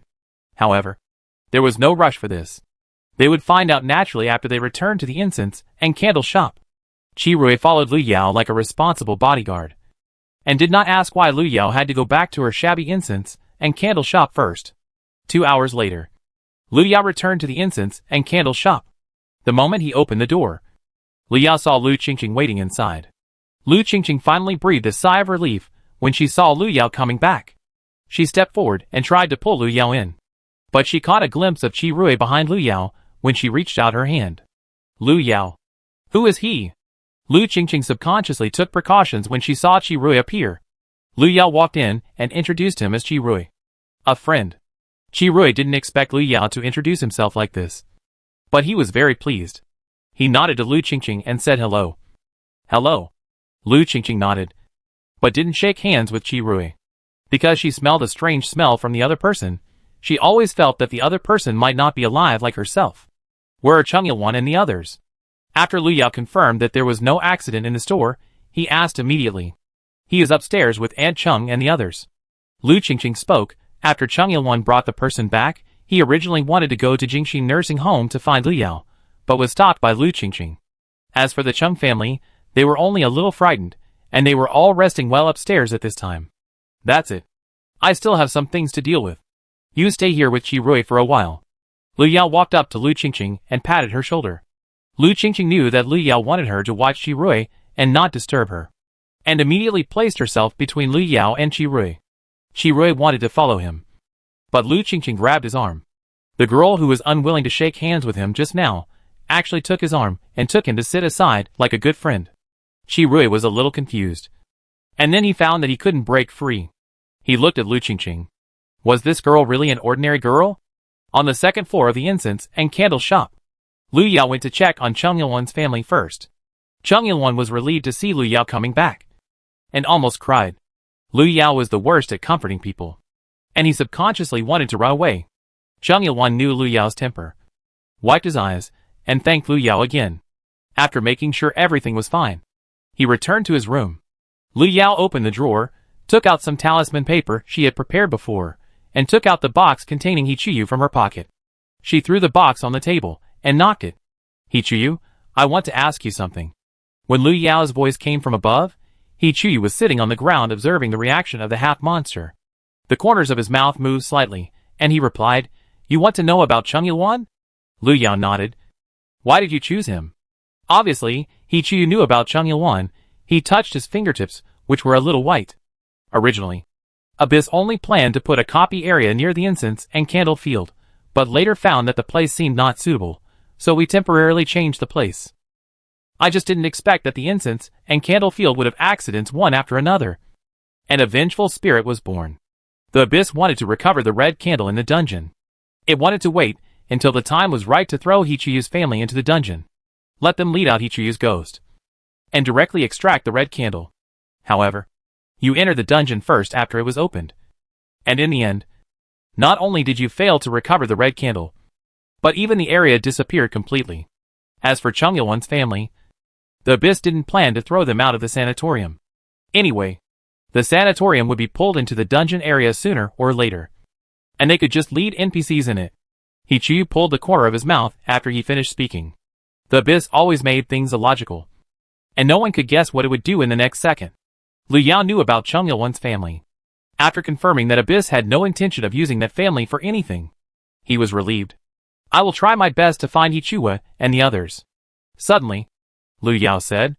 In the box, Hichuyu, who had been lowering his head, suddenly raised it. He smiled. You are really a strange person. We were all planning to kill you. But you actually helped me. Lu Yao paused while tapping the box with her fingertips. I promised to do it. In other words, Lu Yao kept her word. Since she promised Hichuyu to help him find Hichuyu in exchange, she would not break the agreement before Hichuyu broke it. Hichuyu laughed out loud again. But this time the laughter sounded more like self-mockery. In the previous dungeon world, he wanted to kill Lu Yao several times. He thought if his identity was switched with Lu Yao today, he would probably not hesitate to cross the river and burn the bridge, and kill the person directly. As for what he promised to the other party, now that the person is dead, who would care? Chapter 260 being a stand-in. Perhaps he finally realized that Lu Yao had not lied to him. Hichuyu spoke again after a while. If you want to find the Abyss, you'd better do it as soon as possible. Within 3 days, it will probably start to take action officially. Lu Yao probably guessed what the action Hichuyu was talking about was. It planned to turn the entire world into a copy area, to make up for the Abyss world it lost. Once it was successfully taken by the Abyss, it might even continue to destroy other worlds. Lu Yao rubbed her forehead. To this day, she still doesn't think she is a savior. She just wants to seek a stable and peaceful life for herself, for her friends, and for her family. Lu Yao moved quickly. She packed up the things she might need, and then walked out of the room. But she didn't go downstairs directly, but turned to the next room, where the statue of the god was placed. Perhaps out of habit, Lu Yao walked to the statue of the god, and lit the incense and candles as usual. After doing all this, Lu Yao went downstairs. Downstairs, Lu Qingqing still pulled Qirui to sit there. The two sat opposite each other, looking strangely harmonious. Seeing Lu Yao, Qirui finally tried to turn his neck. Lu Yao, you finally came down. If this continued, he was afraid that he would be stared at by the girl in front of him. Lu Yao nodded, walked over and pulled a chair to sit down. She pulled out a cardboard box from under the cabinet, and took out some materials for making paper figures. Lu Qingqing looked at those familiar materials, and knew that Lu Yao was probably going to make paper figures again. I just don't know whether this time he is going to give her and Chung Yilwan a new skin or something else. Lu Yao's movements were quick, and she quickly made several paper figures of the same size with paper. She threw the paper figures on the ground, and then took out a pen and began to draw runes on the paper figures. Qirui couldn't understand these, but he always felt that the eyebrows and eyes of the paper figures drawn by Lu Yao were somewhat familiar. Upon closer inspection, Qirui even found that one of them was quite similar to himself. These paper figures are them? What are you doing with these paper figures? Qirui was full of curiosity, and he couldn't help asking. Lu Yao said calmly, be a substitute. After saying that, she had already drawn the runes on the paper man. After finishing these, Lu Yao picked up the phone. On the way back, Lu Yao had already sent a message to Gui Weisheng, informing her that it would be best not to go out in the next few days, especially to take the talisman paper she left with her. At this time, Gui Weisheng had sent countless messages, which was like an information bombardment. Lu Yao picked out a few useful replies, and finally reminded her to be careful again. If it wasn't for the fact that she couldn't find out where Lu Yao was now, Gu Yuisheng would have driven here. In the end, Lu Yao calmed Gu Yuisheng down with a few words, so that Miss Gu didn't run around at this time. After doing all this, Lu Yao planned to go to the research institute to see Tan Yin first. Time was running out. If they wanted to get rid of the abyss, then it would be best to act now. Lu Yao stood up with the paper man in her hand. She looked at Lu Qingqing, said that she was going to leave for a while, and the incense and candle shop would not be open to the public during this period, and reminded her to take good care of Cheng Yuan's family. Although Lu Qingqing has a somewhat impetuous personality, she is not as gentle and introverted as Cheng Yuan. Therefore, it is best for her to take care of this place while Lu Yao is away. Qi Rui saw Lu Yao stand up, and immediately followed him. Just looking at the paper figures in Lu Yao's hand, he couldn't help but be curious about what the substitute she was talking about was. But soon, Qi Rui understood. The moment he pushed open the door of the incense and candle shop, Qi Rui saw Lu Yao throw the two paper figures in his hand out of the door. The moment the paper figure landed on the ground, it suddenly turned into two people. Except for the unstable steps, it was no different from real living people. And the two people looked like him and Lu Yao. At this time, the paper figure Lu Yao and the paper figure Qi Rui were standing in front of the store. They walked forward slowly. But when they were about to reach the corner of the street, they were suddenly swept into a ball of black fog that suddenly appeared in the air. Qi Rui, who was standing in place, widened his eyes, watching himself disappearing at the corner of the street, and couldn't help pinching himself. Where did they go? After a while, Qi Rui came back to his senses, and then pointed to the restored street corner opposite and asked. Lu Yao pulled the other paper figures in his hand. You have to ask the abyss about this, and see which copy world it plans to send them to. So this is what you mean by a substitute? You guessed that the abyss would find a way to capture you, and take you to the copy world. So you made that paper figure? Qi Rui touched his head. He was a little overwhelmed. How did Lu Yao know? And why did the abyss think that the paper figure was them? Even if Lu Yao's level was really amazing, has the ability of the abyss really degenerated to this point? You're right. I just guessed. Lu Yao narrowed her eyes. In fact, it was not entirely a guess. But she had been in the abyss world for a long time before, and she could probably guess some of the abyss thoughts. There was also Xing Yuan, who was suddenly swept away by the abyss before. Although Xing Yuan voluntarily went with the past, she could also guess some of the abyss thoughts. As for how she could deceive the eyes of the abyss, she could only say that she was amazing. Lu Yao never doubted her ability. In the field of talisman metaphysics, she knew much more than the abyss knew about her. It's just that some spells can't be performed here. Probably because the world and the abyss here are different. What are the remaining ones? Qi Rui looked at the remaining paper figures in Lu Yao's hand. He counted them, and there were about 4 left. These are for others. The bastard abyss is so petty. Of course, he won't let go of anyone who may pose a threat to it. Lu Yao was planning to go to the research institute, but unexpectedly saw Tan Yin rushing over in front of the incense and candle shop. Tan Yan's face was pale, but her eyes were dark blue, and she looked like she hadn't rested for a long time. She got out of the car, looking hurried. Behind her were 3 people. Coincidentally, Lu Yao knew all 3 of them. One of them was Tan Yan's assistant, the lady who always prepared snacks and juice for Lu Yao. And the other 2 were Qin Yunting and Zheng Xiaoxiao. Zheng Xiaoxiao looked much thinner than before, and the loose combat uniform she wore made her look even thinner. As for Qin Yunting, he was still serious and stern. He walked at the end, more like he was protecting the others. Seeing Lu Yao, Qin Yin seemed to finally breathe a sigh of relief. Why are you here? Lu Yao frowned. Logically speaking, the research institute should be busy now. The fact that Qin Yin did not stay in the institute but came here instead was enough to show that something must have happened. The research institute no longer needs me. I came here this time to deal with the abyss with you. Qin Yin was standing in front of Lu Yao at this time. She looked extremely tired, but she still straightened her back and raised her head. Chapter 261. Welcome to join. As one of the leaders of the Abyss Research Institute, Qin Yin has always been strict with herself. Even at this time, she still did not have the slightest thought of giving up. Therefore, after arranging the work of the institute, she chose to follow Qin Yunting and others to meet Lu Yao. She knew that Lu Yao had discovered the location of the abyss, so the next thing, she should also let her personally participate in it.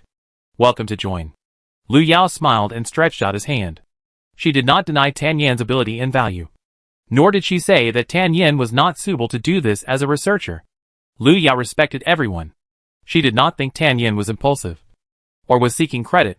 In her opinion, Tan Yin must have made this decision after careful consideration. Since she chose to do this, she would treat her as a companion and welcome her to join. What do you think? I said. Lu Yao would definitely not say anything inappropriate. Behind Tan Yin, Zheng Xiaoxiao suddenly laughed. The team members selected for this mission were her and Qin Yunting. Firstly, the attack team was short of manpower. Secondly, the institute was worried that the team members were not familiar with Lu Yao, which would cause some unnecessary trouble. Fortunately, Zheng Xiaoxiao, Qin Yunting, and Lu Yao knew each other, and they had been on a dungeon mission together, so they were obviously the most suitable candidates. Yeah, you're right. Qin Yunting nodded, and said as he looked at Lu Yao.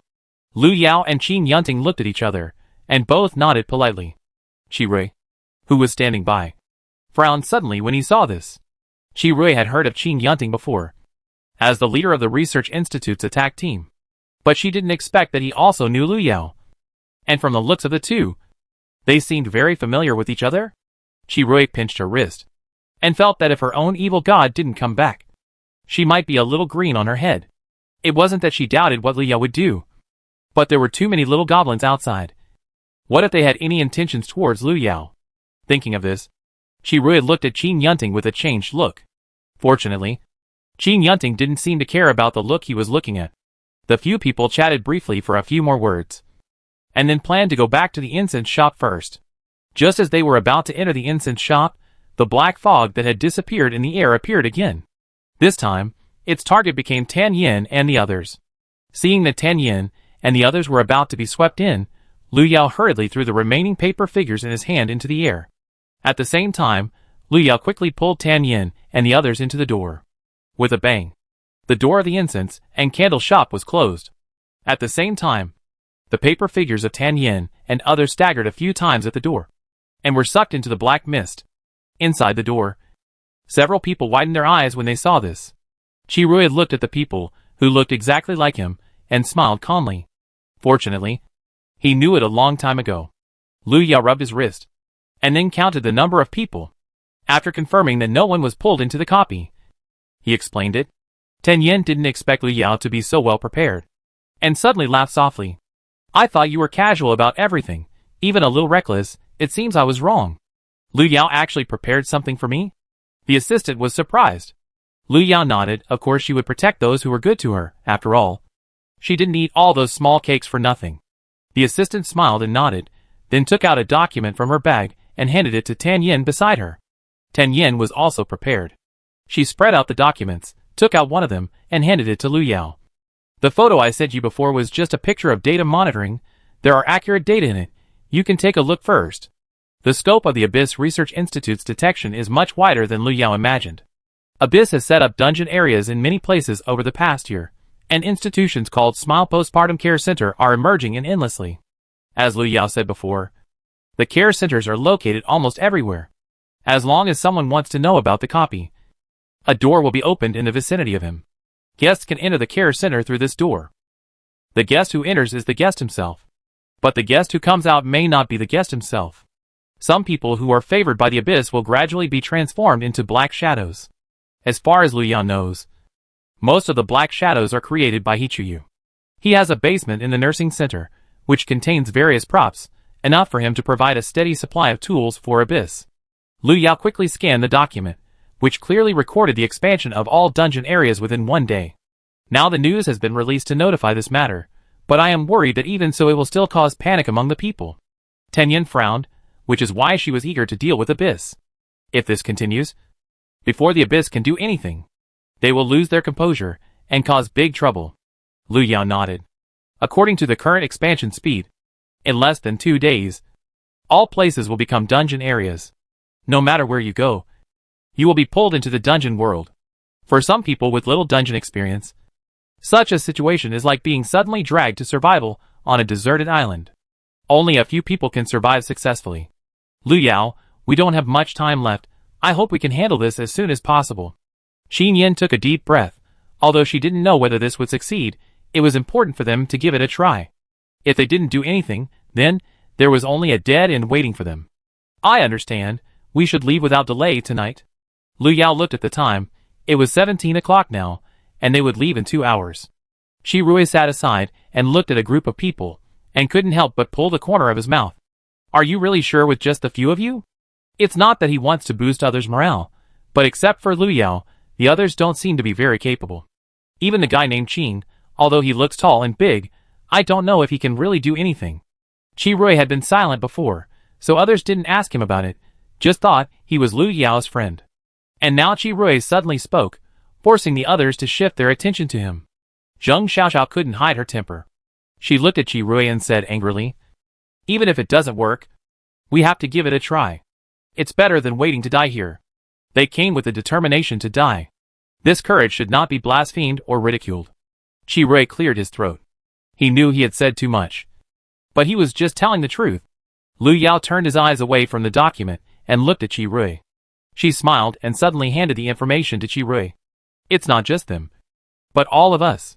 Chapter 262 The Male Vixen Outside. Qi Rui's mouth twitched slightly, thinking that there was no need to take me with you for this kind of thing. But then he thought, if Lu Yao wanted to go, he would have to go with him. After all, following Lu Yao was the order left by his own Lord Evil God. Before Lord Evil God returns, he cannot let Lu Yao leave his sight. Thinking about it, Qi Rui could only let out a heavy breath. Are you really going to act with them? This group of people doesn't look reliable. If they must go together, it's probably more like taking a few burdens with them. Qi Rui had brought a burden into the dungeon before. But at that time, he followed the team and tried to hide himself. So he didn't need to take action even if he encountered trouble. Now, if these people had problems, he couldn't just sit back and watch. After all, according to Lu Yao's temper, she would definitely choose to save her teammates. And he would have to take action even if he didn't want to. Qi Rui looked reluctant, but he nodded. He lowered his head and glanced at the file in his hand. The data in it was very detailed. But once he entered the dark area, these things would be useless. After all, once you really step into that place, everything depends on your strength. Qi Rui didn't say anything after reading the information, but told Lu Yao that he needed to make some preparations. Lu Yao nodded, indicating that he could go to the second floor to prepare by himself, and they would call him back when they were sent out. Qi Rui thought about it, but still refused. He turned around and squatted in a corner, fiddling with something on the ground. This angle allowed him to prepare the necessary props, and keep an eye on Lu Yao's actions, killing 2 birds with 1 stone. 10 Yin and the others came here after they were well prepared. Lu Yao had always been curious about how they got here in such a short time. Zheng Xiaoxiao told her that they first arrived nearby by helicopter, and then drove here. Lu Yao knew the speed of the helicopters at the institute, so it was not surprising. Lu Yao spread out the pen and ink on the counter, and immediately drew some spells and distributed them to several people. As for the assistant lady, she was mainly responsible for the liaison work in this operation. If Lu Yao and the others did not return within 3 days, she would contact the institute directly and start another emergency plan. Lu Yao did not ask what the other plan was, because this time she had to completely destroy the abyss. 2 hours later, the group got on the car sent by the institute and headed straight for Jingxin Sanatorium. In the car, Lu Yao signaled Tan Yin and the others to take a break. After all, the condition of several people looked average, and they probably hadn't rested for a long time. Tan Yin nodded and leaned back in the chair and closed her eyes.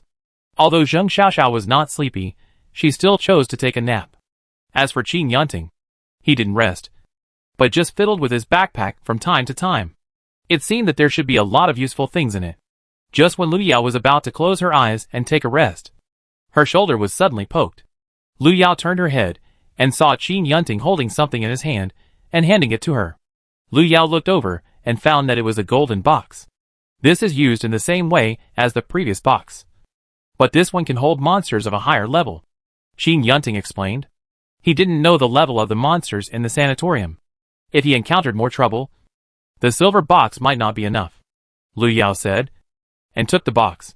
Next to Lu Yao, Qi Rui gritted his teeth secretly. When will his master come back? If he continues like this, the wife he just caught will be lured away by a vixen outside. It was late at night when he returned to Jingxin Sanatorium again. Lu Yao got out of the car and changed into the special combat uniform made by the institute.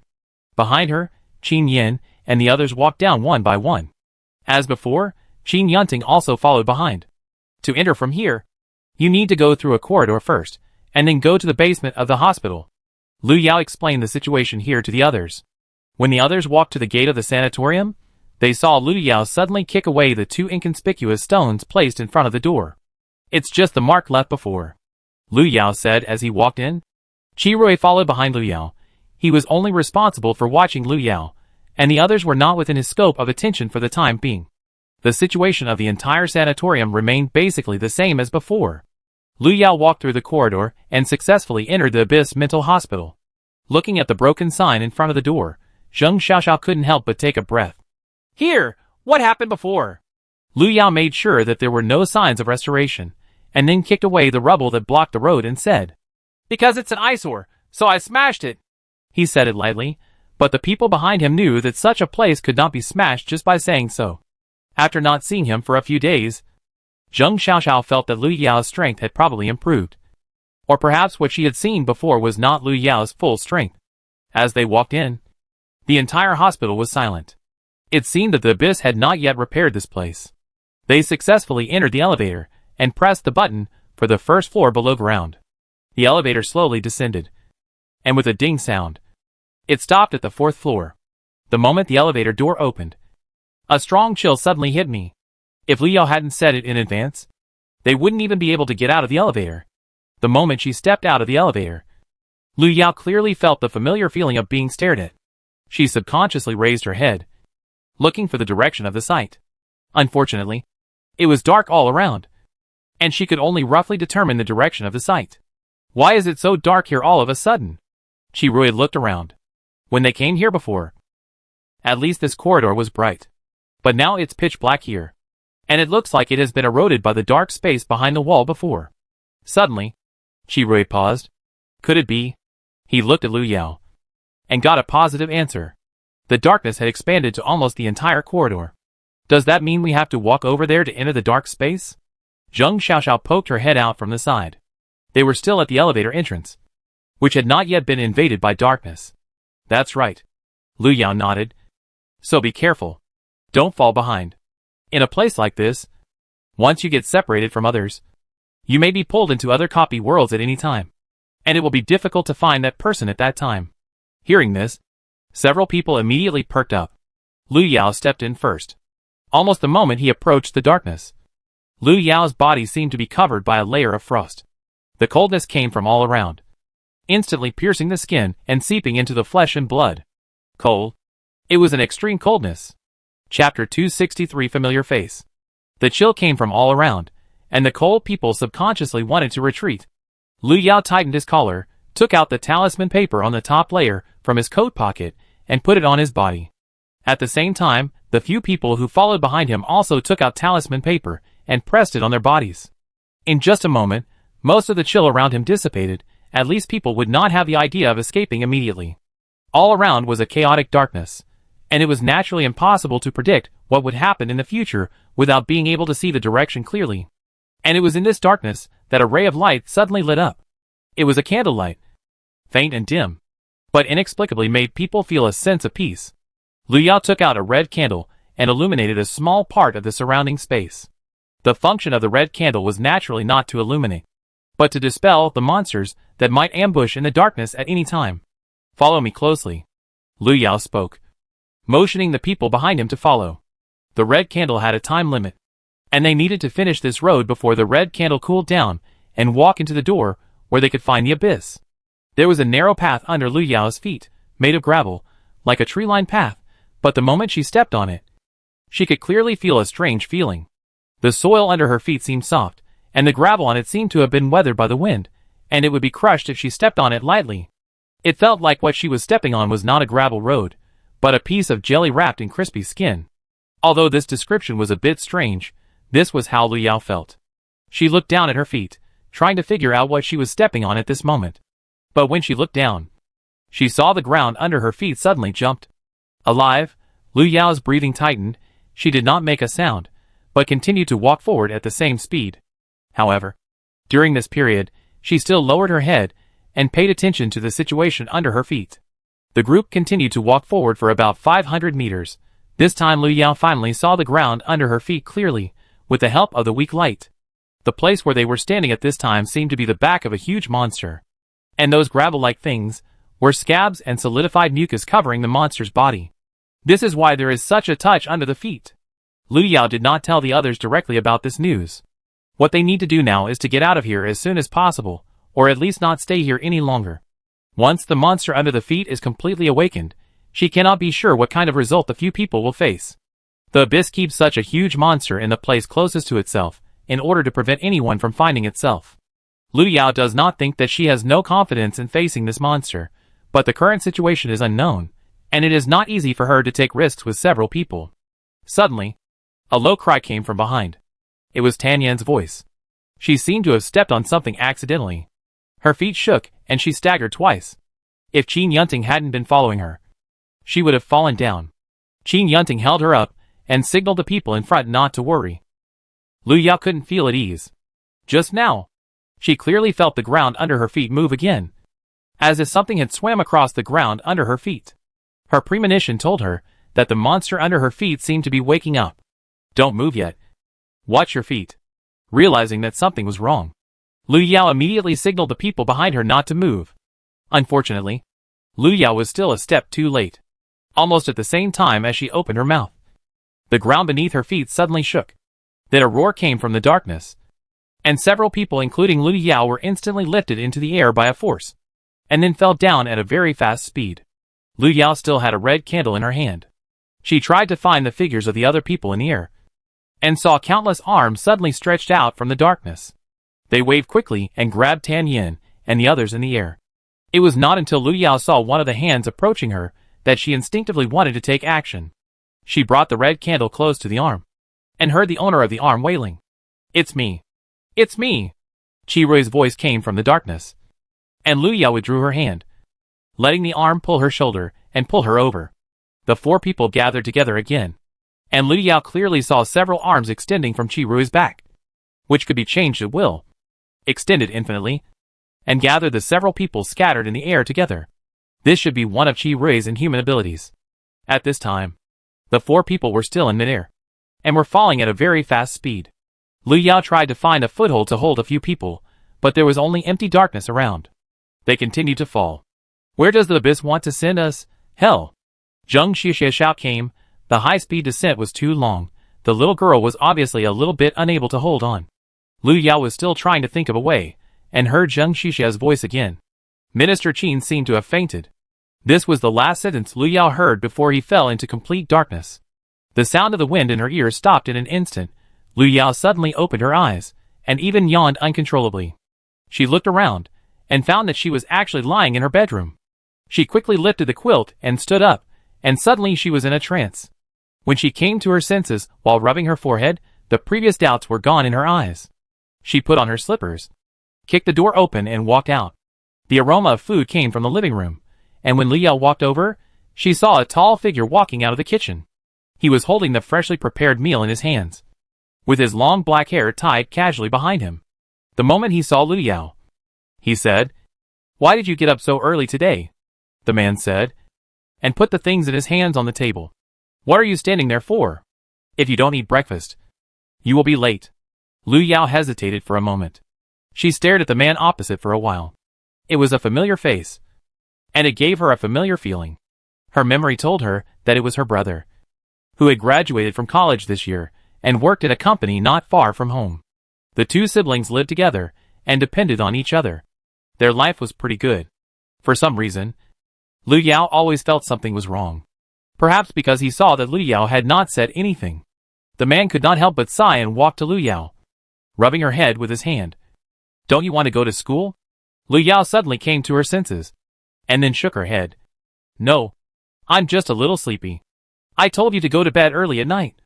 Eat quickly, or you will be late," the man said, and pulled Lu Yao to the dining table. The breakfast was simple, but it tasted very good. Lu Yao was satisfied with the meal. If she hadn't been so full, she could have even finished the whole plate. Just when Lu Yao was thinking about whether she should go out to school, she suddenly heard a shout from outside the door. "Lu Yao, come out quickly. We should go." Chapter 264. What is wrong? The girl's voice came from downstairs. Lu Yao subconsciously walked to the window and looked down. They lived on the second floor, so he could see the people outside the door by sticking his head out. Downstairs, a girl with a ponytail was waving at Lu Yao, and behind her stood another tall boy. The boy had his head down, but when Lu Yao looked over, he subconsciously raised his eyes and looked over. The moment their eyes met, Lu Yao saw a pair of gloomy eyebrows. The strange feeling before seemed to be stronger. Lu Yao nodded in response, and turned to the living room to get her school bag. She is now a sophomore in high school. Because the school is not far from home, she is not living on campus for the time being, but walks to school with 2 nearby classmates every day. Before leaving, Lu Yao subconsciously glanced at her brother behind her. She saw the tall man frown slightly, and seemed to be in a bad mood for a moment. "Brother, what's wrong with you?" Lu Yao spoke naturally, and paused while carrying her school bag. The man shook his head. "Nothing. Let's go. Be careful on the road." "Okay. See you, brother." Lu Yao nodded, took his school bag, and went out quickly. The moment he walked out of the door, Lu Yao subconsciously looked back. The place where they lived now was an independent 2-story building. The first floor was originally a store left by the family, but later, because the brother and sister could not take care of it, it was abandoned. Lu Yao stared at the door and couldn't help scratching his hair. What's wrong? Why is she so strange this morning? Lu Yao, are you feeling uncomfortable? Behind him, Zheng Xiaoxiao came over and grabbed Lu Yao's arm and asked with concern. Zheng Xiaoxiao is Lu Yao's classmate, and they have a good relationship. Lu Yao looked at Zheng Xiaoxiao and waved. "I'm fine. Maybe I ate too much this morning." "Then don't leave too quickly later. Be careful of gastroenteritis," Zheng Xiaoxiao said and patted Lu Yao. Lu Yao nodded, and then noticed the boy standing opposite. "Let's go!" The boy pulled the backpack on his shoulder, but couldn't help looking at Lu Yao. "Qin Yunting, what's wrong?" Zheng Xiaoxiao just confirmed that Lu Yao was fine, and saw Qin Yunting across from her looking a little strange. It was early in the morning. Why were they all so strange? Did they not get enough rest yesterday? Qin Yunting was suddenly asked, and shook his head immediately. Opposite Lu Yao's house, several shops had opened for business one after another, and the breakfast stall in the corner was already surrounded by people. Lu Yao looked around, and the 3 people walked away quickly. In front of the second-floor window, the man watched Lu Yao's figure walk away, and then slowly turned around. He glanced at the watch on his wrist, and frowned slightly. What was wrong? 20 minutes later, Lu Yao and Zheng Xiaoxiao had already walked into the classroom. With the ring of a bell, the head teacher walked in from outside the door. The head teacher was Tan Yan, a female teacher with a gentle voice. She walked up to the podium. Her eyes quickly swept from below, and finally greeted the students with a smile. For Lu Yao, the 2 classes passed very quickly, as if it was lunchtime with just a thought. Zheng Xiaoxiao was about to pull Lu Yao to the cafeteria. Lu Yao stood up, and suddenly felt as if someone was staring at her. She looked around and found that the classmates around her had already left. At this time, only Lu Yao and Zheng Xiaoxiao were left in the classroom. Zheng Xiaoxiao saw Lu Yao was in a trance again, and couldn't help but stretched out her hand and waved it in front of her. Lu Yao, come back to your senses. Lu Yao came back to his senses, smiled. Let's go. Let's go to the cafeteria first. Lu Yao met Qin Yunting again in the cafeteria. He and Lu Yao were not in the same class, but because their homes were close to each other, they were familiar with each other. When Qin Yunting saw Lu Yao and Zheng Xiaoxiao, he was almost done with lunch. He waved to Lu Yao and the other 2, indicating that they could come sit down with him to eat later, and that he would finish and leave soon. Lu Yao looked at the food in the cafeteria and suddenly lost her appetite. The food looked delicious, but Lu Yao still had no intention of picking up her chopsticks. She was holding the plate in a daze, thinking about how to deal with the food. Just when she was about to find an excuse to overturn the plate, she found that the plate that had just been untouched was now empty. At the same time, Zheng Xiaoxiao, who was sitting opposite, had put down her chopsticks and touched her mouth. The food in the cafeteria is actually better than the food at home. It's another day of overeating. Lu Yao. That strange feeling became stronger and stronger. The afternoon also passed quickly. In the blink of an eye, it was already evening self-study. Lu Yao also didn't eat anything at night. She looked at the time, thinking that she could wait until after school to go home to find her brother. It seemed that only the food cooked by her brother could be eaten by her. Lu Yao was lost in thought, and was suddenly pulled by someone. When she came to her senses, she saw Zheng Xiaoxiao sitting next to her whispering to Lu Yao, "Lu Yao, I feel a little uncomfortable in my stomach. Can you accompany me to the toilet?" "Lu Yao, is the light in the women's bathroom broken?" Zheng Xiaoxiao shook her head. No, but I'm just scared. Please, accompany me. Just once." "Okay." Lu Yao nodded. Anyway, she couldn't learn anything now. The two walked into the bathroom one after the other. Lu Yao originally wanted to wait for Zheng Xiaoxiao outside the door, but Zheng Xiaoxiao just said that she was scared, so Lu Yao had to follow in. 2 minutes later, Lu Yao looked at the cubicle door, which still hadn't come out, and frowned. "Zheng Xiaoxiao, are you feeling sick?" Lu Yao asked. However, the cubicle was quiet, and there was no response. "Is there something wrong?" Lu Yao frowned and subconsciously moved closer. Before Lu Yao touched the cubicle door, he suddenly heard a weak voice coming from the cubicle next to him. "Is anyone outside? Please help me." The voice was very soft, as if it was extremely weak. But when Lu Yao heard the voice, he felt a chill on his spine. "Please, can you help me?" Seeing that Lu Yao did not respond, the voice continued. Finally, Lu Yao had no choice but to approach and ask, "What's wrong with you?" The girl inside said hoarsely, "I've been locked in and can't get out for a long time. Please help me." The moment Lu Yao heard it, she thought of school bullying. Her face sank, and she said immediately, "Don't worry. I'll let you out right away. But who locked you up? I suggest you call the police as soon as possible." The girl, No. I just want you to help me. Just help me open the door." Lu Yao, who was about to take out his mobile phone to help call the police. "Okay, I'll help you open the door first." Lu Yao put away his mobile phone and walked to the door. But no matter how she looked at it, there was nothing wrong with the compartment door in front of her. If it was really blocked from the outside, there should be something on it. After thinking about it, Lu Yao tried to reach out and push the door. Chapter 265 Brother. "What's your name?" The moment she touched the door, Lu Yao suddenly felt a chill on her back. Before she could exert any force, the door in front of her opened automatically. The moment the compartment door opened, Lu Yao did not see anyone inside. "Where are the people?" Lu Yao looked curious. "Is there something fishy?" Before she could come to her senses, Lu Yao felt someone suddenly push her from behind. The next second, she was pushed into the compartment. Then the compartment door was closed by someone, followed by the sound of a heavy object pressing against the compartment door. Oh no! In the end, she was the one who was locked up. Lu Yao rubbed her wrist. She actually just wanted to be a good student who was obedient and sensible, but reality didn't allow it. There was a muffled sound of bang. Lu Yao kicked the door of the cubicle open. The door panel shattered and fell directly to the ground. Lu Yao walked out of the cubicle, but found that there was no one outside the door. She frowned and looked around, trying to find out who was playing a prank just now. However, the reality was that there was no one around, not even Zheng Xiaoxiao was here. So she really encountered a ghost. Lu Yao didn't have a clear concept of ghosts in her mind, but she still tried to keep herself calm. She turned and walked to the compartment next to her to look for Zheng Xiaoxiao, but found that there was no one inside. Seeing this, Lu Yao almost subconsciously touched her pocket, but her pocket was empty, except for a mobile phone. It shouldn't be like this. There should be something in her pocket, but why is it empty now? Lu Yao kicked the door panel on the ground irritably, but was suddenly patted from behind. The next second, Zheng Xiaoxiao's voice came from behind Lu Yao.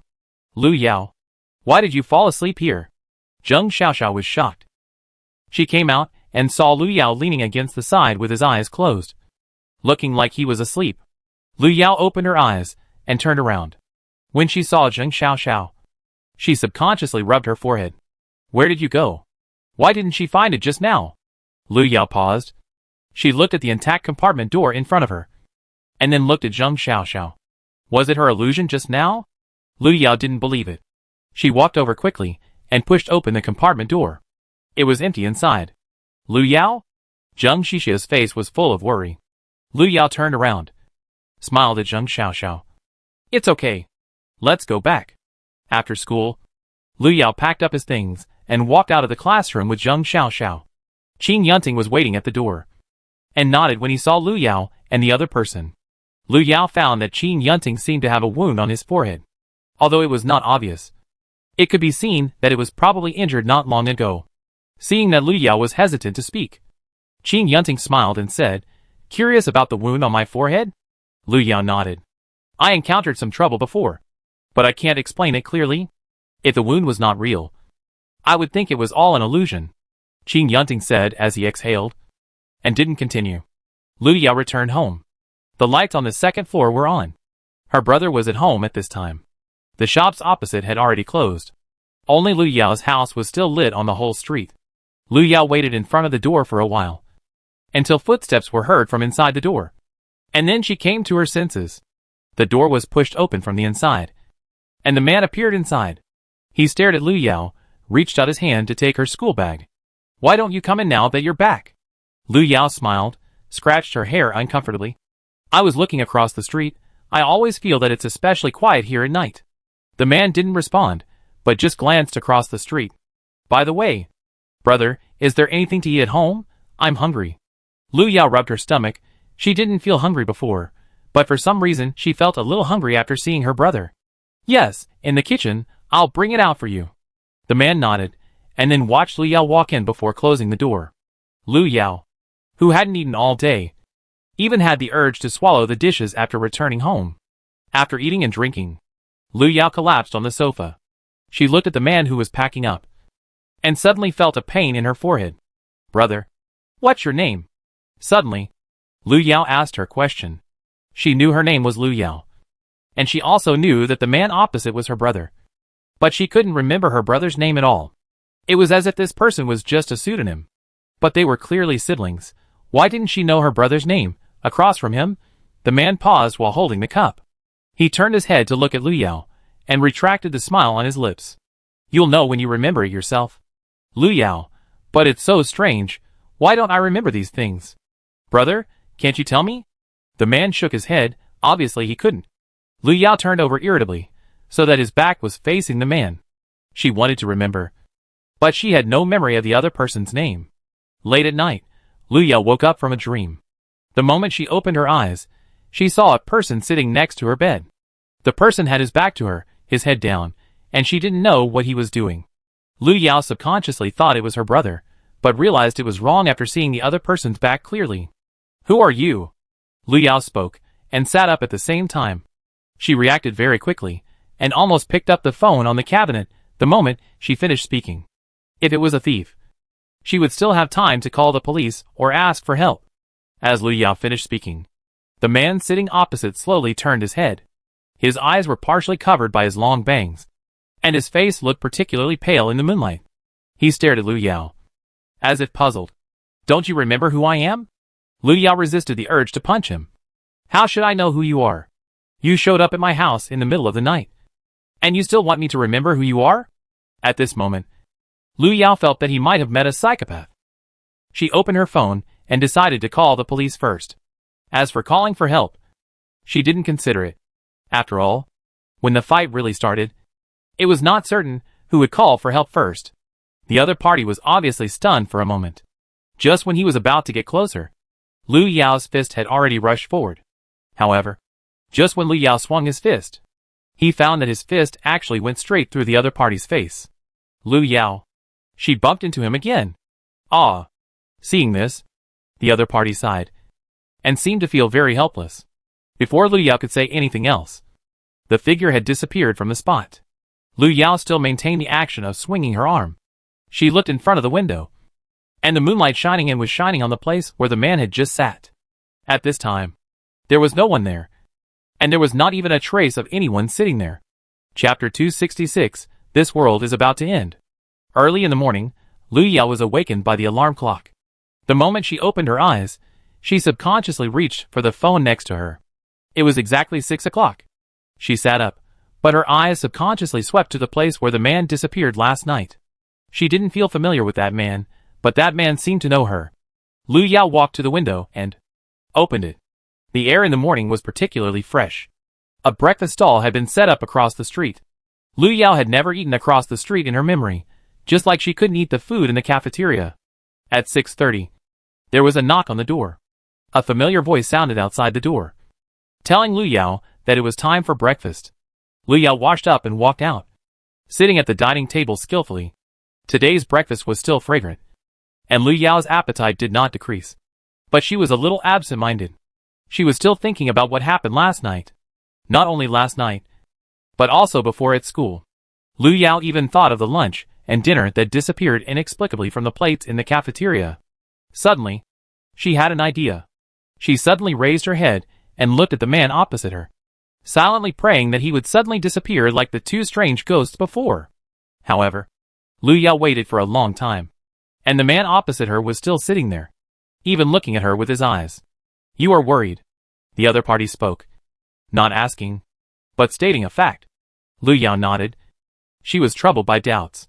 "Brother, do you think there are ghosts in this world?" Suddenly, Lu Yao asked. "If you believe it, it exists. If you don't believe it, it doesn't exist. It all depends on what you think." "Okay, I knew you would say that." Lu Yao sighed and ate faster. At 7 o'clock, Zheng Xixiao's voice came from downstairs. Lu Yao carried his school bag and went downstairs. The moment he opened the door, he saw Zheng Xiaoxiao standing there waving at him. "Zheng Xiaoxiao, who is behind you?" Lu Yao walked over and looked behind Zheng Xiaoxiao. Zheng Xiaoxiao looked puzzled. "What behind? Are you talking about Qin Yunting?" She turned around and looked at Qin Yunting standing opposite. But Lu Yao saw that as Zheng Xiaoxiao turned around, the figure leaning on her shoulder also turned around. At this angle, Lu Yao clearly saw that the person behind Zheng Xiaoxiao was not a person, but a head resting on her shoulder. Lu Yao rubbed her eyes. It must be an illusion. However, no matter what Lu Yao did, the head behind Zheng Xiaoxiao was still there, and even smiled at her the moment Lu Yao looked over. "Lu Yao, this world is probably going to end. Maybe I saw it wrong." Lu Yao was sure that except for himself, the other two people could not see anything, so he had to give up. 3 people plus a head went to school. When getting off the car, Lu Yao couldn't help but look at Zheng Xixia's shoulder again, and found that there was an extra head on her right shoulder. What was she doing? Cosplaying Neza? Zheng Xiaoxiao went to the classroom with 3 heads on her head without knowing it. Before entering the classroom, Qin Yunting called Lu Yao. Lu Yao turned his head, and saw that the wound on Qin Yunting's forehead seemed to be bigger than yesterday. "Is there something wrong?" Lu Yao asked. Qin Yunting pointed at Zheng Xiaoxiao, who had already entered the classroom. "I think there seems to be something on her body, although it's a little blurry, but I always feel that there is something." After a pause, Qin Yunting said again, "Please pay attention today, I'm worried that she will get into trouble." Lu Yao nodded. It seems that she is not the only one who can see, but she can see high definition and censored, while Qin Yunting sees a high blur. "The wound on your head seems to be worse." Lu Yao pointed at Qin Yunting's forehead. "Something went wrong. It has been dealt with." But this morning, before Qin Yunting finished speaking, the bell rang. Helplessly, Lu Yao had to go back to the classroom. Today passed quickly, and it was time for evening self-study again. Fortunately, Zheng Xiaoxiao was normal all day. Although there were 2 heads on her shoulders, she didn't look unusual. Just as he was thinking, the classroom door was suddenly pushed open, and Tanyan walked in from outside. She still had that faint smile on her face, but she looked very tired. She put the lesson plan on the podium, pulled a chair over and sat down. At this moment, Lu Yao clearly saw a person lying on Tanyan's back. The person lowered his head. His long hair was scattered behind his head, and his body was wet like a water ghost that had just climbed out of a well. Lu Yao pulled the corner of her mouth. Otherwise she should find time to go to the Taoist temple to ask for an amulet to exorcise evil spirits. Wait. Lu Yao paused, and then felt a sharp pain in his forehead. Why did he feel such a headache just thinking about the amulet? The pain became more and more intense, and Lu Yao couldn't help but cover his head. And the whole person was already lying on the table. "Lu Yao, what's wrong with you?" Zheng Xiaoxiao turned her head, and saw Lu Yao leaning on the table, with a painful look on her face. "Teacher, Lu Yao is feeling a little uncomfortable. I want to take her to the school clinic." Seeing that Lu Yao did not respond, Zheng Xiaoxiao immediately stood up and said. Tanyan nodded and asked if she should ask 2 more people to take Lu Yao there. Lu Yao raised his head and said, "No need. Xiaoxiao can go with me." Lu Yao felt that even a doctor could not save him, but it would be better to find a place with few people to relax than to have a headache in the classroom. "Lu Yao, Where are you feeling uncomfortable? Zheng Xiaoxiao watched Lu Yao staggering, and became more and more worried. Why not send Lu Yao to the hospital directly? What if something really happened? Nothing, I just have a headache. Lu Yao waved her hand to refuse Zheng Xiaoxiao's request to send her to the hospital, and just went to the infirmary. At this time, there was only the teacher on duty in the infirmary. When she saw Lu Yao and Zheng Xiaoxiao, she suddenly stood up from her chair. Teacher, my classmate. Hey teacher. What are you doing? Zheng Xiaoxiao was about to explain Lu Yao's situation, when she saw the school doctor walking over quickly. She quickly looked at Lu Yao twice, and then chuckled. Lu Yao? It's really you. The school doctor laughed, and was about to pull Lu Yao over. But Zheng Xiaoxiao was quick to block Lu Yao behind her. Teacher, my classmate is not feeling well. Please don't do this. Even if Zheng Xiaoxiao was slow, she could see the abnormality of the school doctor in front of her. The other party seemed to recognize Lu Yao, but his attitude was very problematic. Lu Yao raised her head and looked at the school doctor.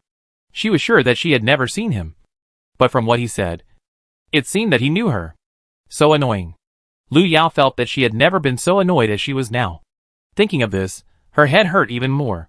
Seeing that the woman on the opposite side was about to rush over, Lu Yao simply said, Xiao, let's go, I'm fine. Not wanting to continue looking at the crazy woman in front of her, Lu Yao thought it would be better to go home first. If she went home, her brother should be able to find a way. Chapter 267 Going Crazy Suddenly. Lu Yao, are you really okay? Zheng Xiaoxiao wanted to say something, but was pushed away by the school doctor opposite. The woman walked quickly to Lu Yao and looked at him carefully. You really don't remember me? The school doctor moved closer to Lu Yao. She had a smile on her face, but it gave people a strange and spooky feeling. Lu Yao felt a headache when he saw her face. Why on earth were those people asking her if she didn't remember them? What on earth did she forget? Lu Yao slowly loosened the hand that was rubbing her forehead. Then she met the school doctor's gaze. Why do I have to remember who you are? Since you are so afraid that I will forget, why don't you tell me who you are? As she said that, Lu Yao suddenly pulled a chair over and sat down. She was very tired now, but she didn't intend to give up. Since they all wanted her to remember them, then why not tell her who they are first? The school doctor was stunned for a moment when he saw Lu Yao's reaction. She tentatively stretched out her hand and waved it in front of Lu Yao's eyes. Are you stupid? The next second, the school doctor's hand was grabbed fiercely. Lu Yao didn't know where she got the strength from. The moment she grabbed the school doctor, she pulled him to her side. You haven't become stupid, but if you keep talking like this, I might suddenly go crazy. Lu Yao's eyes suddenly sank, the expression on her face sank even more in an instant, and she looked terrifyingly cold. This was the first time Tang Wei saw Lu Yao with such an expression, even though she had faced Lu Yao several times before.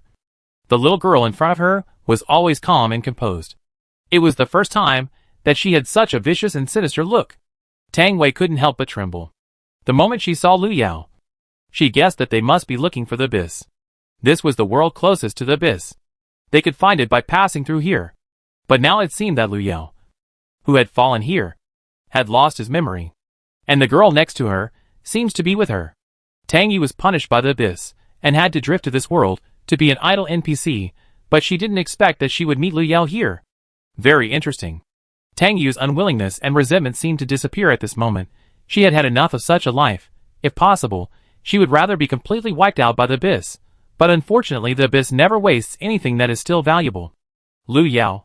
Are you angry? Tang Yi suddenly laughed out loud. It's okay to go crazy. Why don't you kill me? Instantly, Tang Yi's eyes also showed a hint of madness. She was tired of staying here, and she would rather die than live this kind of repetitive life. What's your name? Lu Yao did not move, but suddenly became calm. She asked Tang Yi's name, trying to see if she could remember something. Tang Yi laughed even louder. She stared at Lu Yao, and said word by word, my name is Tang Yi. Almost at the moment of opening her mouth, Tang Yi's mouth was dark red. Her voice suddenly became hoarse, as if an invisible force was preventing her from saying her name. However, even so, Tang Yi still spoke. After she finished speaking, her whole body twitched violently. Lu Yao could feel that the shoulder he was holding suddenly softened. It was a reaction of muscle relaxation, which also indicated that the person she was holding had lost consciousness. Sure enough, when Lu Yao looked at Tang Yu again, he found that she had fainted. Lu Yao. Is she dead? Zheng Xiaoxiao had never seen such a scene before, and was immediately frightened.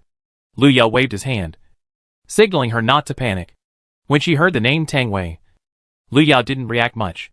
Her head still hurt, but it didn't get worse. She glanced at the figure on the ground, and pulled her aside to lie down. According to the current situation, she obviously didn't remember some people's names, and those people didn't seem to be allowed to tell her their names.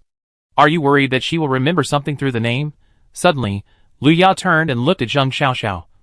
Xiaoxiao, do you know my brother's name? Zheng Xiaoxiao was stunned for a moment. She tried to widen her eyes, and said in disbelief, Lu Yao, what are you talking about? When did you have a brother? Aren't you the only one in your family? Instantly, Lu Yao felt that a nerve in her brain seemed to be disconnected with a snap. A moment of confusion flashed in her eyes. Why didn't Zheng Xiaoxiao know that she had a brother? Why didn't she remember her brother's name? So, her brother is actually the same as Tang Yu and the others, whose names she has forgotten. Even her brother's existence is only visible to her. Lu Yao, why don't I take you to the hospital? Zheng Xiaoxiao looked at Lu Yao, and felt more and more worried. If this continues, will Lu Yao really have mental problems? Lu Yao shook her head, indicating that she was fine. Then she said, do you know where the nearest hospital is? The hospital is just. Instantly, Zheng Xiaoxiao also froze in place. Strange. Why didn't she know where the hospital was? Lu Yao reached out and patted Zheng Xixi's shoulder. Don't you think this world is strange? Don't you think this world is strange? A sentence exploded in Zheng Xixi's mind. She was at a loss for a moment, then hugged her head. Headache. It was a pain as if something was drilling into her brain. Zheng Xiaoxiao squatted down instinctively. She couldn't stand it. It wasn't until Lu Yao reached out and knocked Zheng Xiaoxiao unconscious that Zheng Xiaoxiao was temporarily relieved. Lu Yao picked up Zheng Xiaoxiao and laid her down next to Tang Yu. She had other things to verify now, so it was not convenient to take Zheng Xiaoxiao with her. There were only 30 minutes left before the evening self-study class was over. Lu Yao planned to hurry up. Just as she was about to leave the infirmary, a figure suddenly flashed outside the door. Qin Yunting stood there. He lowered his head slightly. From Lu Yao's angle, he could see drops of dark red sliding down his forehead. It seemed that the previous wound had become more serious again. Do you need to bandage it? Lu Yao asked. Qin Yunting shook his head. It's useless, it's fine like this. He had tried to treat the wound before, but it didn't work. As soon as he thought of something, the wound would start to worsen. And now it was almost covering half of his face. Qin Yunting raised his head and revealed the wound on his face. Compared with before, the wound was indeed more serious. Lu Yao even saw a little bit of flesh and blood turned outward, which looked very hideous.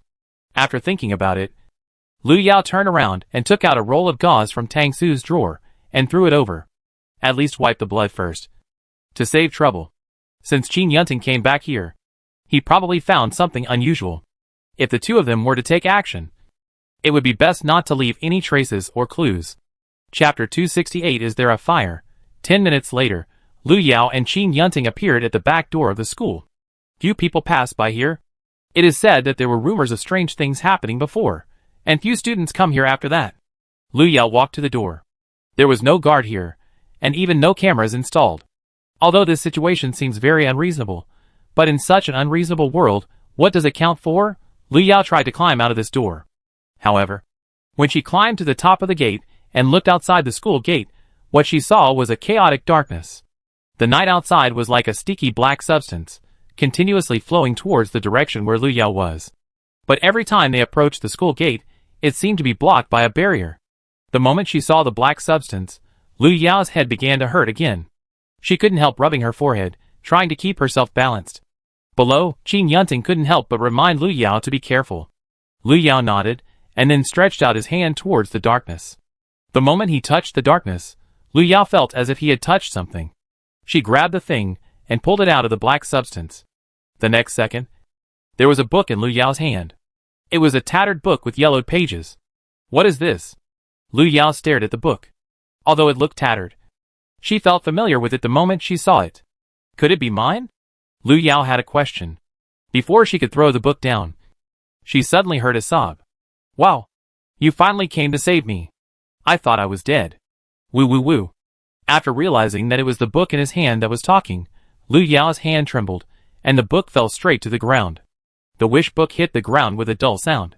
Qin Yunting looked at the book that fell at his feet, and subconsciously reached out to pick it up. But before he touched the wish book, he heard a roar from the book. "Lu Yao, you dare to throw me!" The wish book roared, so that Qin Yunting paused, and the wish book fell from above again, and this time it fell directly into the bushes next to it. At the same time, Lu Yao was reaching out to try to find more things in the darkness. She always felt that she would be able to find others. A minute later, Lu Yao successfully found an axe in the darkness. The axe was sharp, and even the handle was engraved with complex patterns. Lu Yao motioned Qin Yunting to move aside, and then threw the axe down. After that, Lu Yao groped for a while, but this time she couldn't find anything. She checked the time, jumped down from the door, and told Qin Yunting what she saw. "Just as you guessed. This seems to be the edge of this world." Lu Yao pointed outside the school gate. "If this is one of the boundaries of the world, then there should be another boundary." Lu Yao stared at the two things on the ground. Her eyes brightened. She walked over and picked up the wish book from the ground, and patted the dust off it. "Can you talk?" Lu Yao poked the wish book and asked. Although the wish book was dissatisfied, it was not the time for it to continue to be angry. "It seems that you really don't remember anything." The wish book sighed, then cleared its throat. "Well, let me formally introduce myself. I am the god of wishes. Human, write down your wishes, and I will make them come true for you." Taking advantage of Lu Yao's amnesia, the wish book felt that it could take the opportunity to correct its position and make Lu Yao its servant, so that it could order Lu Yao to do things for it in the future. The wish book secretly rejoiced, and even began to imagine how to instruct Lu Yao to do things in the future. However, before it could imagine a bad future, its dream was ruthlessly shattered. Lu Yao stared at the wish book and said, "It's probably a liar. Let's burn it to prevent it from cheating people again." After that, Lu Yao began to search on his body. "What are you looking for?" the wish book said in a horrified voice. "Lu Yao, something to light a fire." The wish book immediately lost its confidence. It knew that Lu Yao was a black-hearted person. Even if she had lost her previous memories, she was still a devil. Of course, Lu Yao couldn't have anything that could catch fire. She touched her empty pockets, and felt strange again. But she calmed down quickly, and turned to look at Qin Yunting. "Is there any fire?" The wound on Qin Yunting's face was slightly torn, and he shook his head. He didn't have the habit of smoking, so he didn't have those things on him. Seeing this, Lu Yao didn't sigh, but just picked up the wish book and shook its pages. "What the hell are you?" The wish book was much more honest when it saw that it would not be burned. It knew that if Lu Yao got angry, it would definitely suffer. If it wanted to survive under the hands of Lu Yao, who had no memory, it had to be obedient and actively cooperate. "It's like this. I am actually a book that can make wishes."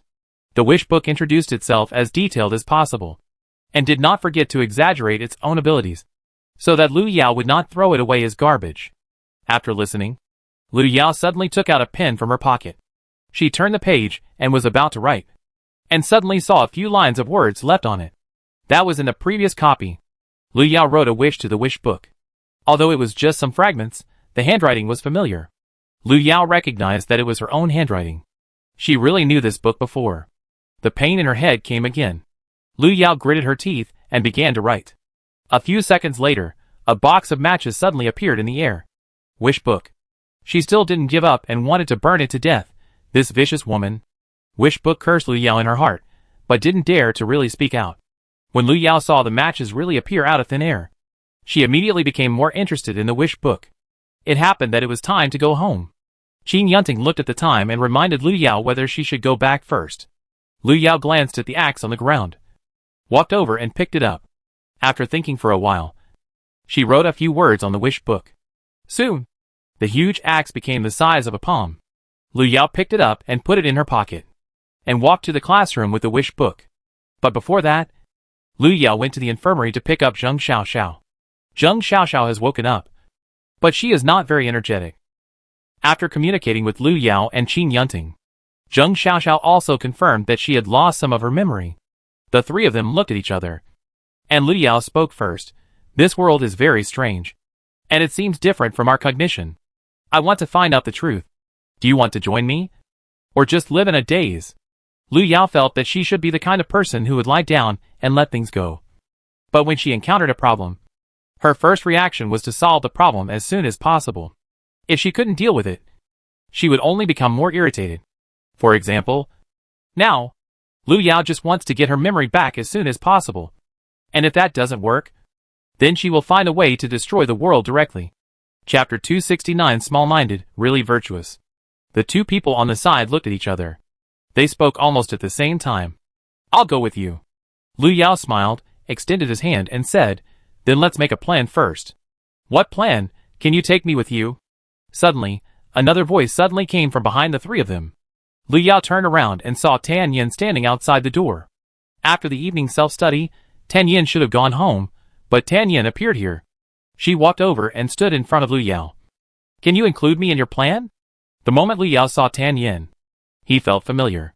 The woman in front of him was their current class teacher. But Lu Yao always felt that they were not in this relationship before. Seeing Tan Yin appear at this time, Lu Yao guessed that Tan Yin should be like them, having lost some of her memory. The four people gathered together, and it seemed that there was no need for any complicated certification activities, as if they already had trust. The plan was quickly formulated. Since this world has boundaries, they should find a way to find out the scope of this world. Just like Lu Yao could grab the wish book and the axe from the dark matter before, maybe others can find something. Maybe those things will be related to their memories. After the plan was formulated, Lu Yao wanted to start the action now. Tan Yin said that it was too dangerous at night. If they encountered anything, they might not even have the chance to ask for help. Although Lu Yao was not afraid of these, she was not acting alone now, so she did not say much. Lu Yao returned home nearly an hour later than usual today. She stood at the door and saw the lights on the second floor. Behind her, all the shops on that street were still closed. The whole street was terribly quiet, but the lights on the second floor were like a beacon in the darkness. Lu Yao took out the key to open the door, and she walked in and saw her brother sitting in the living room. I'm back. Lu Yao walked over and spoke subconsciously. Although it was only 2 days, Lu Yao seemed to have already gotten used to the presence of this person at home. The man on the sofa nodded. Do you want to eat? Lu Yao was indeed a little hungry. She turned her head and looked at the man. Aren't you curious why I came back late?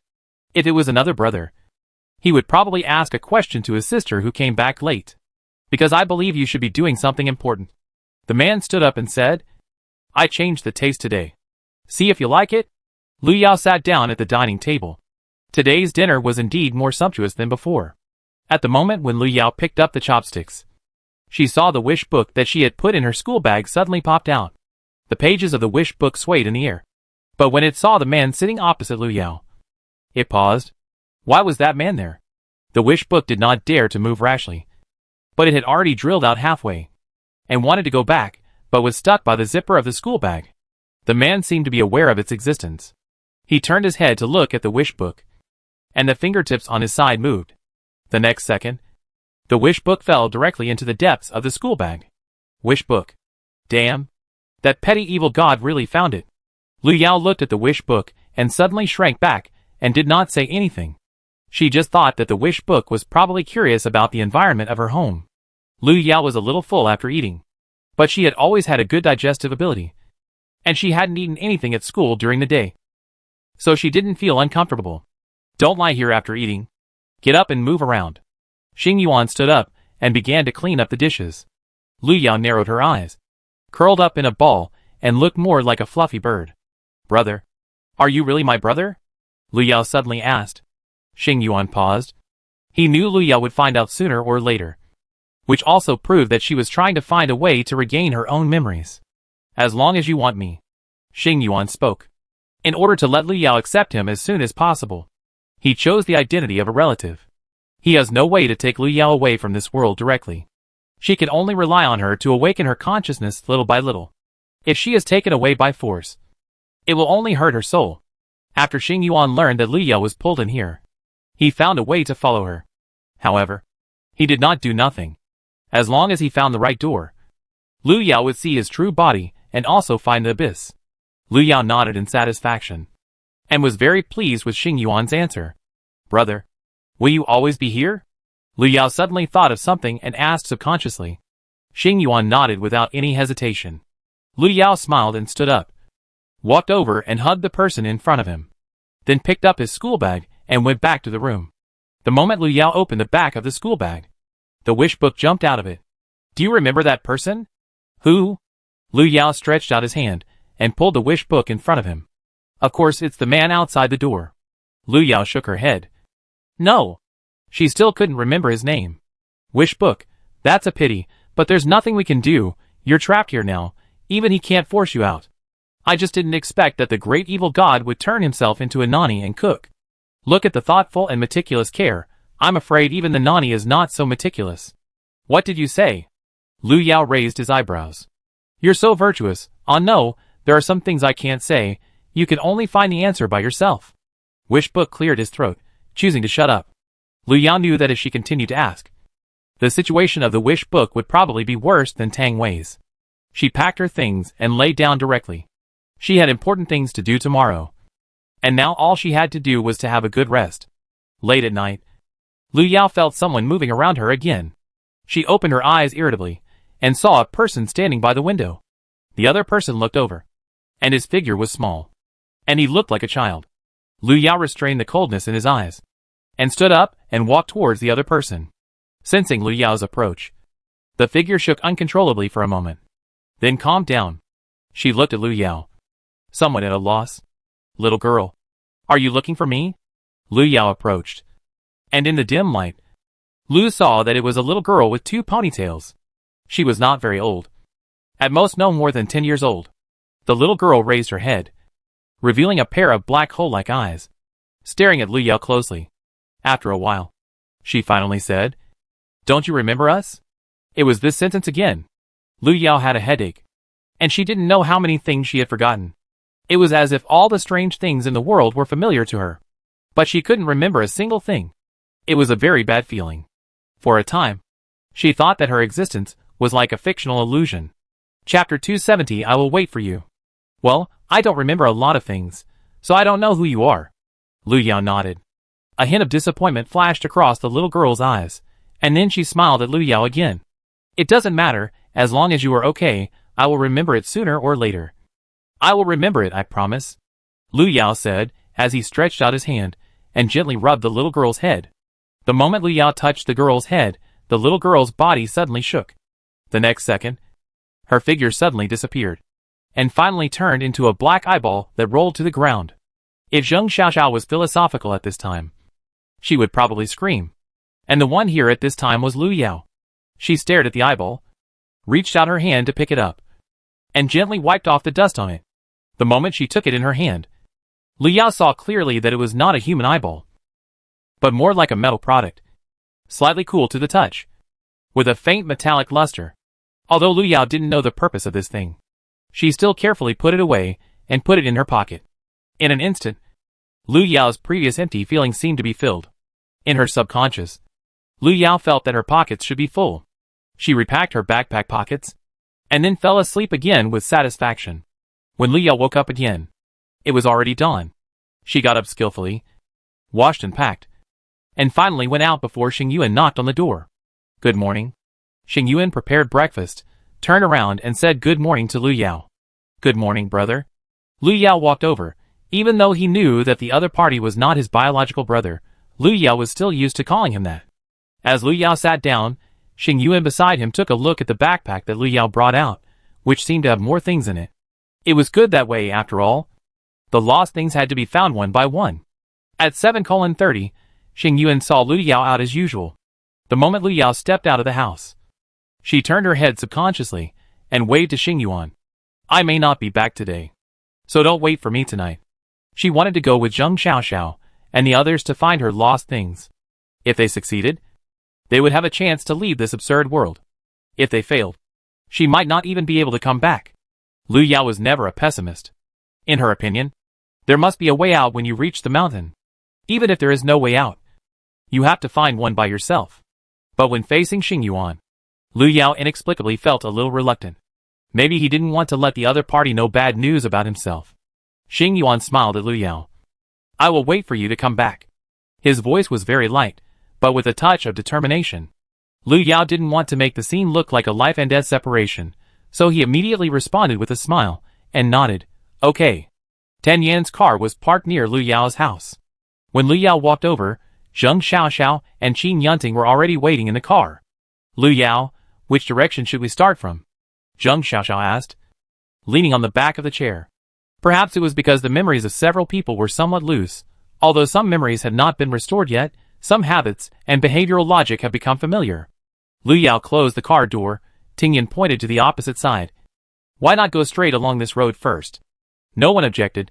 The car immediately drove out along this street. An hour later, Lu Yao looked at the familiar environment outside the window and frowned. They returned to the starting point. During this period, Qin Yan's mobile phone kept calling, urging her to go to school. Not only Tan Yin, but even Lu Yao and the others received calls later. The voices of the callers were different, but their purpose was the same. They were asked to rush to school as soon as possible, not to skip classes or be absent. If I remember correctly, we seem to have asked for leave. Zheng Xiaoxiao hung up the phone, feeling that the other party was mentally polluting her. It seems useless, so we have to go back to school? Tan Yin rubbed her forehead. She didn't feel tired after driving for an hour, but she was annoyed by the constant calls. Suddenly, a cell phone rang again in the car. Lu Yao glanced at his cell phone and immediately turned it off. At the same time, Lu Yao took out the wish book from his backpack. Give me a map of this world. As he said that, Lu Yao had already taken out a pen. Soon, a map appeared out of thin air and landed on Lu Yao's legs. She unfolded the map and took a look, but found that there was only one street and a school on it. So, the world they're in now is actually that big. So what should we do now? Zheng Xiaoxiao scratched her hair. Her mind was not as fast as the others, and she really couldn't think of what to do now. Lu Yao glanced at the map and poked the wish book with her hand. Are you sure there is no problem with the map? After being poked a few times, the wish book said weakly, of course not. In order to help you make this map, The rest of the words seemed to be interrupted by something, and Lu Yao only heard the wish book making a garbled noise. It seems that because of helping her, the wish book was also affected by this place. At the same time, Lu Yao's phone rang again. She had just hung up her phone, but now the school still called. Lu Yao glanced at the screen and answered the call. The moment the call was connected, a mechanical voice sounded. Student Lu Yao, please rush to school and go to the Academic Affairs office within 30 minutes to accept the punishment. Student Lu Yao, please within 30 minutes. The mechanical voice broadcast the same sentence, until Lu Yao hung up the phone and the voice finally stopped. Punishment? What's going on? Why is Lu Yao the only one who received the call? Is it because turning off the phone will trigger it? Zheng Xiaoxiao looked puzzled. At the same time, Qin Yunting had already turned off his phone. 2 minutes later, Qin Yunting's phone suddenly rang. But the moment he answered it, it was not the mechanical sound that Lu Yao heard, but a familiar voice, telling him to get back to school as soon as possible. I now suspect that there is something strange in the school. Zheng Xiaoxiao frowned, and subconsciously wanted to turn off the phone, but was stopped by Lu Yao. Don't try. Let's go back to school now. Lu Yao spoke. She was curious. What was so strange in this school? Lu Yao, you really have to go back to school. That Academic Affairs office, I always feel something is wrong. Zheng Xiaoxiao turned her head away. Qin Yin sighed. I passed by the door of the Academic Affairs office before, and there seemed to be some strange noises inside. The teacher said so. It's too dangerous. Zheng Xiaoxiao nodded hurriedly. Lu Yao suddenly smiled. How can we know what's inside if we don't go? Aren't we looking for the truth now, since there are clues? How can we miss it? 20 minutes later, Qin Yan's car appeared in front of the school. It's strange that Lu Yao and his friends can't even remember the name of the school they attended. Chapter 271 seems fake. Lu Yao stood in front of the gate, looking at the top of the school gate, but found that the place where the school name was written seemed to be covered by a layer of thick fog, and it was impossible to see what was written on it. Let's go, it's time to go in. Lu Yao stretched out his arms, and walked towards the school gate with his school bag on his back. Qin Yin and others followed closely behind. Zheng Xiaoxiao and Qin Yunting should have gone back to the classroom first, but the two were worried about Lu Yao going to the Academic Affairs office alone, and decided to follow him quietly. As for Tan Yin, she still had 2 classes to attend, although she felt that finding the truth was more important than attending classes at this time. Tan Yin, as a teacher, had professional ethics that prevented her from doing so. Tan Yin went to the classroom where she taught, and before leaving, she told Lu Yao and the others to call her directly if they had any questions. The academic affairs office was located on the 3rd floor, and it was 5 minutes later when Lu Yao found it. She stood in front of the door and knocked on it. The door was quickly opened, and a tall and thin figure walked out. He looked down at Lu Yao outside the door, and said with a serious face, "Are you Lu Yao?" Lu Yao raised his eyebrows and looked at the man. He didn't know why. The moment he saw him, he always wanted to take out something and hit him on the forehead. Lu Yao's fingertips rubbed his trouser line, and he resisted the urge to raise his hand to hit him, and nodded. "Come in with me." The man had a serious face, and his tone was even more serious and cold. Lu Yao walked in, and the first thing he saw was the figure sitting at the desk opposite. It was a girl, with a round face that was cute, perhaps to make herself look more mature. She had half-long hair, wore a professional suit, and even chose a pair of black-framed glasses. She looked at Lu Yao, and then adjusted the frame of her glasses on her nose. "Student Lu Yao, you have violated the school rules and regulations, and you will be punished now." The girl spoke, and her voice was deliberately lowered. As the girl finished speaking, the man next to her had already stepped forward and tried to catch Lu Yao. They did not specify the specific punishment, but in Lu Yao's opinion, no matter what it was, she would not obey. Almost the moment the other party stretched out his hand to her, Lu Yao had already dodged quickly, and she herself did not know that she could be so fast. The moment Lu Yao ran away, she turned around and ran towards the girl. Just now, she vaguely caught a glimpse of a figure behind the girl. It was a black humanoid shadow, lying behind the girl. If she could pull it out immediately, she might find something new. Lu Yao thought about it, and did the same. She reached out to the shadow, but was pulled back by a force just as she was about to grab it. Someone grabbed her ankle. Lu Yao felt the gravity, and she was pulled back by the force and fell directly to the ground. The body hit the ground, and the pain came instantly. Lu Yao tried to break free, but found that the thing holding her ankle was obviously not a human hand. Outside the teaching office, Zheng Xiaoxiao leaned on the door to listen to the movement inside. "Did you hear anything?" Qin Yunting asked in a low voice behind her. "I don't know when the wound on his forehead split again, but fortunately he was prepared and managed to stop the bleeding." Zheng Xiaoxiao was about to shake her head when she heard a muffled sound from inside. The sound was like something hitting the ground, heavy and powerful. Something happened. Zheng Xiaoxiao almost jumped up from the ground. She turned and shouted at Qin Yunting. At the same time, the door behind her was suddenly smashed open. With a loud bang, the door of the academic affairs office was smashed, and a figure walked out from inside. "Lu Yao?" Qin Yunting looked over and saw Lu Yao walking out. She was holding a huge axe in her hand, which was obviously the one she found last night. Behind Lu Yao, two figures were lying on the ground. One of the girls was obviously just fainted temporarily, and the other seemed to have no breath. "Lu Yao, are you okay?" Zheng Xiaoxiao turned around and saw Lu Yao coming out, and subconsciously stepped forward. Lu Yao turned the axe in his hand and nodded. "I'm fine, but they don't know." After Zheng Xiaoxiao confirmed that Lu Yao was fine, she breathed a sigh of relief. As for the other two people in the room, they couldn't take care of them for the time being. When Lu Yao came out with the axe, it seemed that only Zheng Xiaoxiao and Qin Yunting heard the noise in the entire corridor. There are many offices here, but until now no one has come out to check the situation.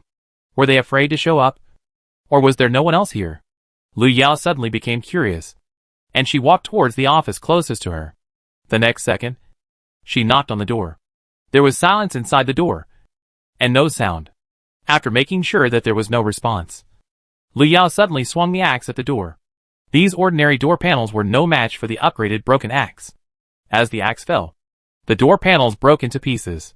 Lu Yao looked inside the door, and what she saw was darkness, which was the same dark matter that had fallen from the air when she learned the back door before. Lu Yao subconsciously reached out her hand, trying to find something from inside. She soon grasped something with a hint of coldness. She pulled her hand out of the darkness, and saw that she had a long sword in her hand. There were two intertwined roses on the hilt, and the sword was shining with cold light. But the moment Lu Yao touched it, it became particularly obedient. "Is this sword mine too?" Lu Yao raised her eyebrows. According to the wish book, some of the things she lost would be found by her in the darkness. Lu Yao put away the sword, and then went to explore again. But this time she didn't find anything. Lu Yao turned around and asked Zheng Xiaoxiao and the others to come over and try. And she walked towards the next door. Lu Yao broke through 5 doors in a row. And behind each door was the same black substance as before. She took out a few more things from the black substance, which seemed to be the item she had lost before. When Lu Yao turned around with a bunch of props, she saw Zheng Xiaoxiao, and the other 2 who were following her were also full of things. The 3 people looked at each other in the corridor, and each of them caught a glimpse of light in the other's eyes. There are so many things, but I just don't know how to use them. Zheng Xiaoxiao put her props on the ground, holding her chin in a daze. Those weapons are easy to understand. But what are the boxes and cans used for? Are they used to store things? Lu Yao carefully counted his things, although he also didn't know how to use them. But since he was sure that they were his things, he definitely couldn't throw them away. She picked up her school bag, poured out everything inside, and then put her props back in little by little. The wish book was left in the backpack, but the wish book was silent at this time, and it was surprisingly quiet. The other 2 also followed suit and put all their things in their school bags. Fortunately, their school bags were big enough, but some weapons could not be put in, so they were mainly carried with them. This school looks like a fake one. Suddenly Qin Yunting suddenly spoke. Chapter 272 Archives. Zheng Xiaoxiao nodded in agreement. I think so too. Those classmates and teachers are so weird, except for Teacher Qin. Of course. Lu Yao narrowed his eyes. Maybe not only this school, even this world is fake. At a certain moment, Lu Yao felt like she had caught a fragment of memory in her mind. Reason told her not to be impulsive now. The key is to leave here and regain memory. Do you want to search the remaining rooms again? Suddenly, Zheng Xiaoxiao pointed to the 3 remaining offices behind her. Lu Yao stood up, carrying the axe, and continued forward. Look, of course I have to look. Who knows if there will be new equipment inside? A few minutes later, Lu Yao had broken open the doors of the remaining 3 offices. It was a pity that the remaining 3 offices were empty, and the 3 of them found nothing. Perhaps the movement from Lu Yao's side finally alarmed the school administrators. Just when Lu Yao walked out of the last office, he saw a team of people in security uniforms rushing over from downstairs. They looked at Lu Yao and the other 2, holding weapons in their hands. Catch them! The leading man shouted, motioning the people behind him to come forward. Perhaps because they had found the props, or because they knew clearly that the people in front of them were not alive. The 3 of them had no worries when they started fighting. This time, Lu Yao didn't even need to take action. Qin Yunting and Zheng Xiaoxiao had already dealt with the security guards, who rushed over. Looking at those people lying on the ground wailing, Lu Yao walked over and tried to pull one of them up to ask for some information. Unfortunately, before Lu Yao could speak, the figures on the ground turned into black mist and disappeared in an instant. Lu Yao. The black mist in the corridor disappeared in an instant. At the same time, footsteps were heard again from the bottom of the stairs. The footsteps were hurried and flustered. Soon, a panicked figure appeared on the opposite side. When he saw Lu Yao, Qi finally breathed a sigh of relief. You are all okay. Great. As he said that, Qi's feet swayed, and he sat on the ground. He held his knees and stared at Lu Yao. After he found that Lu Yao looked at him blankly, he finally realized something. By the way, you still don't have any memory now, right? Lu Yao was sure that the other party should know him. He walked over the moment he heard it. Do you know how to restore your memory? Qi took a breath and smiled. What a coincidence. I just know it. Qi was lucky. He also lost his memory after being pulled into this world. And his identity was the school night watchman, because this identity gave him a lot of convenience. For example, he could freely enter and leave the school at night. And thus, he accidentally discovered a way to restore his memory. That was the school's file manual. Employees' employment files and student files. As long as he found his own copy and destroyed it directly, the lost memory would be restored. Qi wanted to know his detailed information before, so he sneaked into the archive room. And after finding his own file, he accidentally wet the file bag, and accidentally found that he had recovered some of his memory. When he realized his situation, he simply burned the files, and only then was he completely recovered. He tried to find other people's files, but except for his own, the names of others were blocked, and he couldn't tell which one was Lu Yao's. Are you saying that the part of our lost memories is sealed in the archives? Lu Yao raised an eyebrow. Not that she didn't believe Qi's words at all, but she didn't have any memory yet. and couldn't be sure of Chi-Rui's position and relationship with them. Chi-Rui slapped his thigh. I knew you wouldn't believe it. But you have no other choice. It's up to you whether you want to give it a try or not.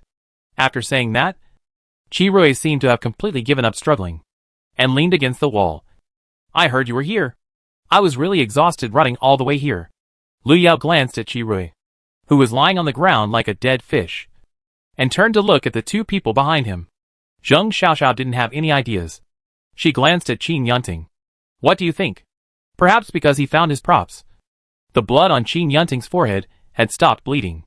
Tingyan touched the gauze on his forehead and said, if he has recovered his previous memory, why not ask us why we are here first? After saying that, Qin Yunting subconsciously walked towards Chi-Rui. Chi-Rui opened his eyes and shook his head. It's useless. If I speak, the will of this world will stop me. You can only recover your memories by yourselves. Where is the archive room? Lu Yao suddenly asked. Since there is no other way, why not give it a try? And she always felt that Chi-Rui's words were trustworthy. Maybe she was familiar with this person before. Seeing Lu Yao speak, Chi-Rui stood up from the ground. It's at the innermost of the 5th floor. I'll take you there. Wait. Seeing that several people were about to leave, Lu Yao suddenly stopped them. What's wrong? Zheng Xiaoxiao turned her head and asked. Call teacher Qin to come along. Qin Yan was with them. So since they were going, they could go together. Lu Yao asked a few people to wait for her downstairs, and she went to the classroom to find Qin Yan. It was break time now, and Qin Yan's 2 classes should have been finished. Lu Yao sent a message to Qin Yan on the way, and soon got a reply. Qin Yan said she was waiting for her in the number 2 teaching building. Building number 2 was some distance away from the building where the academic affairs office was located, and it took Lu Yao nearly 5 minutes to walk there. Tan Yan's office is on the 4th floor. When Lu Yao walked up, he could see some students coming down from the upper floor. Tan Yan was standing in the corridor. The moment she saw Lu Yao, she smiled and waved. Lu Yao walked over. Let's go. Tan Yan nodded, but her body stiffened for a moment when she took a step. What's wrong? Lu Yao turned around and subconsciously looked behind Tan Yan. With just one glance, Lu Yao saw countless silver threads connected behind Tan Yan. Those thin lines seemed to grow out from behind Tan Yan, extending outward to the office behind her, controlling Tan Yan's every move. Nothing. Just my legs are a little numb. Tan Yan still smiled and spoke, not knowing that Lu Yao had actually seen the thin lines that controlled her like a puppet. The two walked downstairs, and Lu Yao deliberately slowed down his pace, paying attention to the changes of the thin lines behind Tan Yan. As Tan Yan moved, the thin lines seemed to extend forward with her, as if there was no end. When the two of them walked out of the teaching building, Lu Yao suddenly stretched out her hand, and swung the long sword in her hand, and fell directly towards the thin line behind Tan Yan. Tan Yan was obviously startled. Before she could come to her senses, she was pulled aside by Lu Yao. Lu Yao? What happened? Tan Yan turned around and saw that the place where she had just stood was scattered with silver thin lines. Chapter 273. Just grab it, and it's over. The thin threads were scattered on the ground like spider silk, and they kept jumping. Lu Yao turned the long sword in his hand and pointed at the thin threads. These things just stuck to your back. Of course, it is possible that they have already drilled into your back. Do you feel anything behind you? Lu Yao looked at Tan Yan and motioned her to check her condition. Tan Yan was busy groping behind her. No pain, no strange things, it should just be stuck to the clothes. That's good, you hide aside, I'll deal with it. Lu Yao nodded and motioned Tan Yan to get out of the way. Those spider-like threads were obviously alive. They had not completely lost their activity yet. Lu Yao could not guarantee whether they would stick to someone again. Lu Yao walked over, looking at the threads on the ground, and felt a sharp pain on his forehead again. It was a sign that some memory was trying to awaken. Lu Yao pressed his forehead with one hand, but could not remember anything. At the same time, the threads on the ground moved. They jumped up from the ground at a very fast speed, and went towards Lu Yao. Having lost one puppet, they were eager to find the next target. And the target obviously changed from Tan Yan to Lu Yao. The thin wires quickly approached Lu Yao, and Lu Yao swung the long sword in his hand to cut at the thin wires. The attack range of the long sword was limited, but the thin wires could penetrate everywhere. Soon, Lu Yao's ankles were entangled first. The thin wires could directly take root in the skin the moment they touched it, leaving no trace. Lu Yao felt a stinging pain and subconsciously swung his sword downward. Lu Yao. Be careful behind you, Tenyin suddenly said. She watched the thin lines go around Lu Yao's back, obviously intending to attack from behind, and then control Lu Yao. Her fingertips were cut by the thin lines, and the moment the dark red flowed out, Lu Yao's body seemed to have a subconscious reaction. She used the fingertips that were oozing blood to draw directly on her arm. Soon, a strange pattern appeared on Lu Yao's arm. Although Lu Yao didn't remember what it was, he felt very familiar the moment he saw it. At the same time, the thin lines that were still wrapped around Lu Yao hurriedly retreated from Lu Yao's body the moment the pattern appeared. Watching the thin line quickly retract into the teaching building, Lu Yao touched the pattern on his arm. His eyes darkened. 10 minutes later, Lu Yao took Tan Yin to meet up with a few people. Why did it take so long? Did something happen? Qi Rui looked at Lu Yao and asked subconsciously. Lu Yao nodded. I encountered a little trouble. Because Lu Yao only said it was a little trouble. Others did not ask in detail. The archives room is on the top floor of the office building. During the day, there are many employees coming and going in the building. It is obviously not so easy to go to the archives room for no reason. It was only noon now, and with the lunch break, the flow of people here was even greater. The other people had wanted to wait until nightfall before going in, but Lu Yao didn't want to wait any longer. She noticed something strange about this place. Before, she could control a person just by thinking about it, and she couldn't predict what other dangers she would face next. After looking at the wide-open door of the office building in front of her, Lu Yao decided to find a way to sneak in. I thought you would just force your way in. After listening to Lu Yao's plan, Qi Rui clicked his tongue twice. Sure enough, it was because he had lost his memory. Otherwise, he had no doubt that Lu Yao would choose to break in directly. That was Master Lu's style. Lu Yao glanced at Qi Rui, but did not say that he really wanted to break in. 5 people stood at the bottom of the office building, 2 employees and 3 students. Even at this time, such a combination was conspicuous enough. Qin Yin was still thinking about whether to disguise herself, but she didn't expect Lu Yao to have already walked in. The office building had an elevator installed, and the 5 people took the elevator directly to the top floor. Qi Rui pointed to the innermost office with familiarity. The archives room is right there. Several people walked straight over without hesitation. As they approached, they heard a conversation from the other side. Someone walked out of the archives room. It was a tall figure, with a serious expression on his face, as if he was about to participate in an academic debate. Tenyin glanced at him and recognized the man. The director of the teaching department. He shouldn't be here at this time. Shall we hide first? Zheng Xiaoxiao poked her head out from behind Lu Yao. It's too late. He has already discovered us. Lu Yao raised his hand and patted Zheng Xiaoxiao's head, signaling her not to panic. At the same time, the figure on the opposite side had already walked over. He held a key in his hand, which obviously belonged to the archive room behind him. The archive room was just opposite, and the key was right in front of him. Lu Yao felt that there was no need to say anything more. Just rob it. She thought so, and did the same. The man who just walked out of the archives room didn't even figure out what happened before he was kicked to the ground. He watched a figure flash by him like a shadow, and took away the key from his hand. Before he could call for help, someone held his mouth, and he couldn't make a sound. Qin Yunting was quick-witted and knocked him unconscious almost at the moment he wanted to resist. He dragged him to the stairwell and locked the door. When he came to his senses, Lu Yao had already walked to the door of the archive room with the key. The moment the archive room was opened, a strong smell, as if something was moldy, came with it. Lu Yao quickly held his breath, but he was still almost choked. As for the other people who came in later, except Qi Rui, who was well prepared, the others were choked and started coughing without surprise.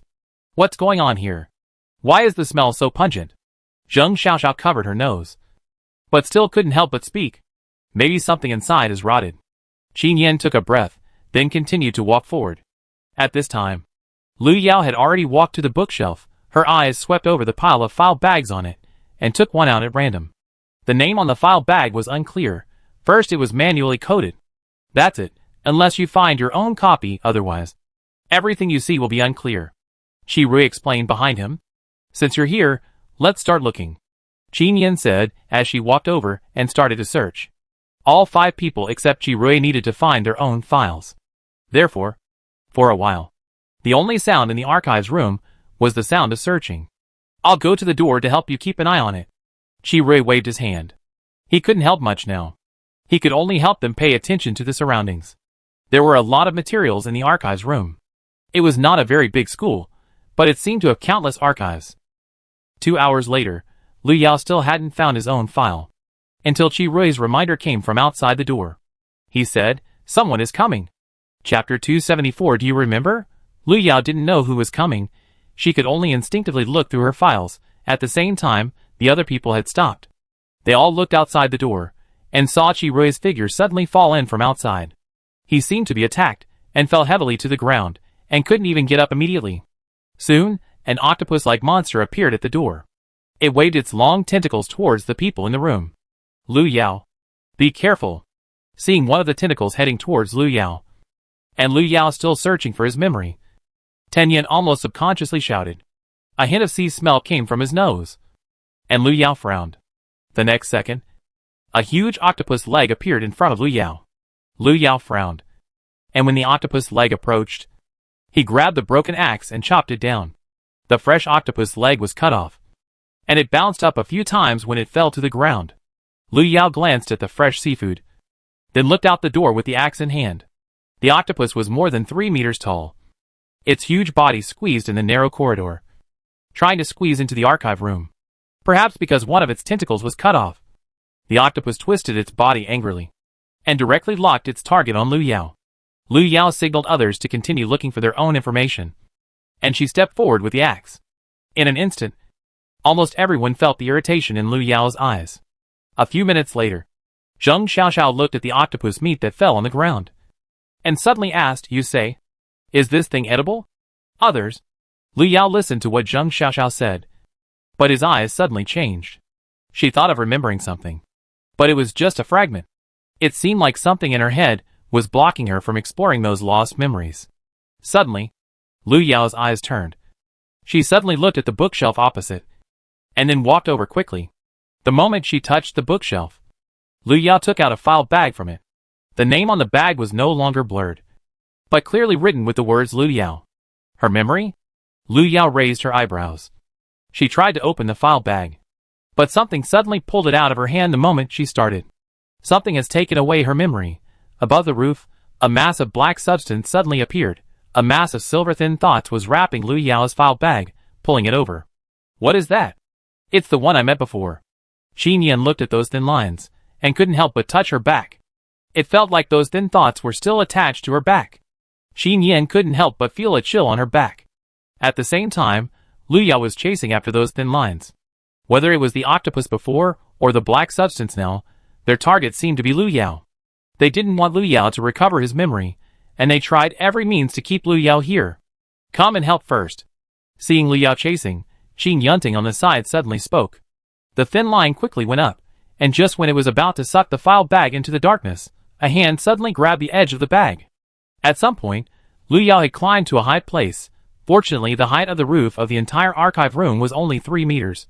Lu Yao was able to stand on a high place with the help of other tools, and save his memory in time. Lu Yao grabbed a corner of the file bag, and pulled it down desperately. And the others were still stubbornly pulling the other side, watching the corner of the file bag sink into the darkness. Lu Yao suddenly had a box of matches in his hand. The fire ignited the file bag, and it burned in an instant. The matches were obtained when he encountered the wish book at the back door before, and Lu Yao never thought that he would use them. Watching the file bag burn out, Lu Yao suddenly saw a flash of darkness in front of his eyes. The moment he fell into darkness, Lu Yao's body fell from above. Lu Yao fell too fast, and Qin Yunting, who was dealing with those people, obviously had no time to catch Lu Yao. Seeing that Lu Yao was about to fall to the ground, a black shadow suddenly jumped out of the darkness. The black shadow blocked Lu Yao in time, and caught him steadily. Then a short-haired girl walked in from the door. Fortunately, I caught her in time. He Chua looked at Lu Yao, and after seeing that she was fine, he turned to look at the black shadow supporting Lu Yao and said, "Brother, you can put Lu Yao down." He Chu didn't expect that he would be a scapegoat for Lu Yao one day, but considering that she didn't kill him before and helped him find He Chua, he didn't care about it. Lu Yao felt as if she was walking in a long corridor. She could not see the end in front of her, but just walked forward numbly step by step. What was she doing before coming here? Lu Yao rubbed her forehead, and found that she could not remember it at all. There was still an endless corridor in front of her. Lu Yao walked on her own, and occasionally heard sounds from both sides. For example, someone was talking, someone was arguing, or there was the sound of something being thrown. Lu Yao felt it was a bit noisy. She tried to cover her ears, but found that the sounds were more like coming from her head. This feeling was much worse than actually hearing the sounds around her. Lu Yao gradually became a little irritated. She walked aimlessly until she heard someone calling her name. The voice was very light, and it instantly dissipated in the air, leaving no trace. Lu Yao felt that she might have hallucinated. After all, the voice was familiar, and she shouldn't have heard it. After coming to her senses, Lu Yao continued to walk forward. But this time, the road under her feet suddenly became uneven. She seemed to be pulled from the corridor to the mountain path in an instant, and the voices around her gradually turned into the chirping of insects and birds. In an instant, Lu Yao felt that she had probably entered the deep mountains. Unconsciously, Lu Yao slowed down her pace. She was a little tired, wanting to rest.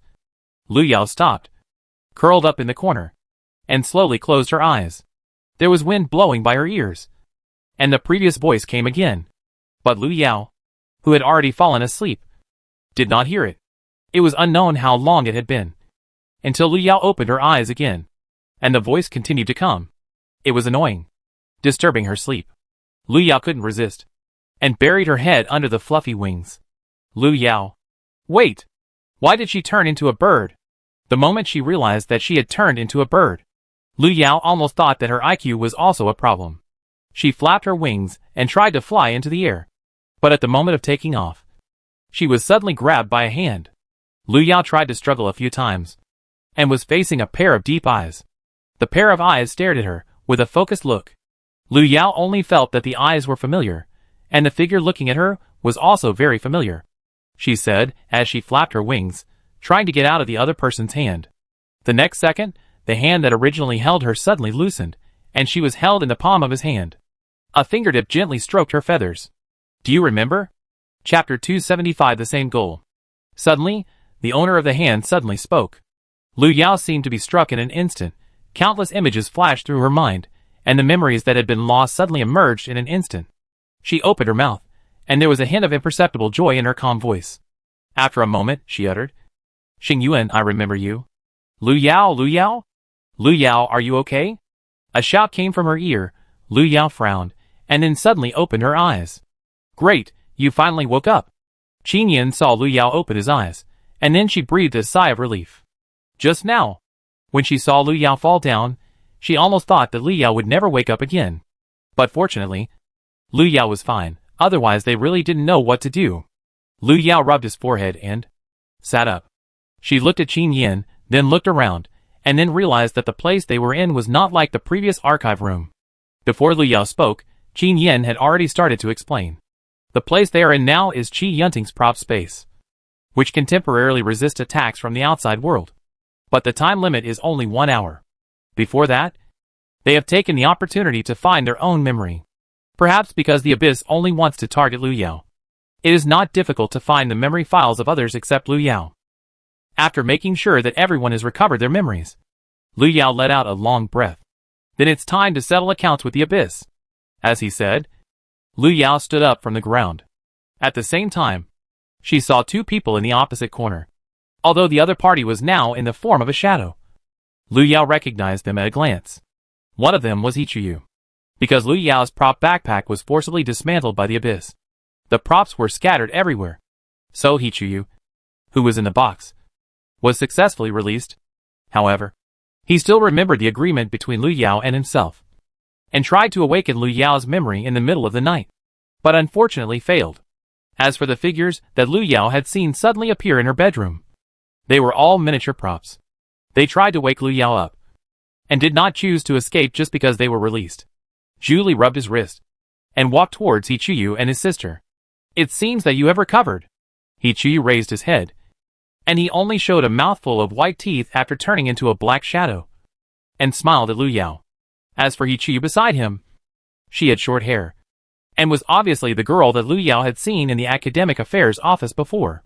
Lu Yao felt that Hichuyu's smile looked uglier than crying. Well, I thought you would run away with Hichuyu.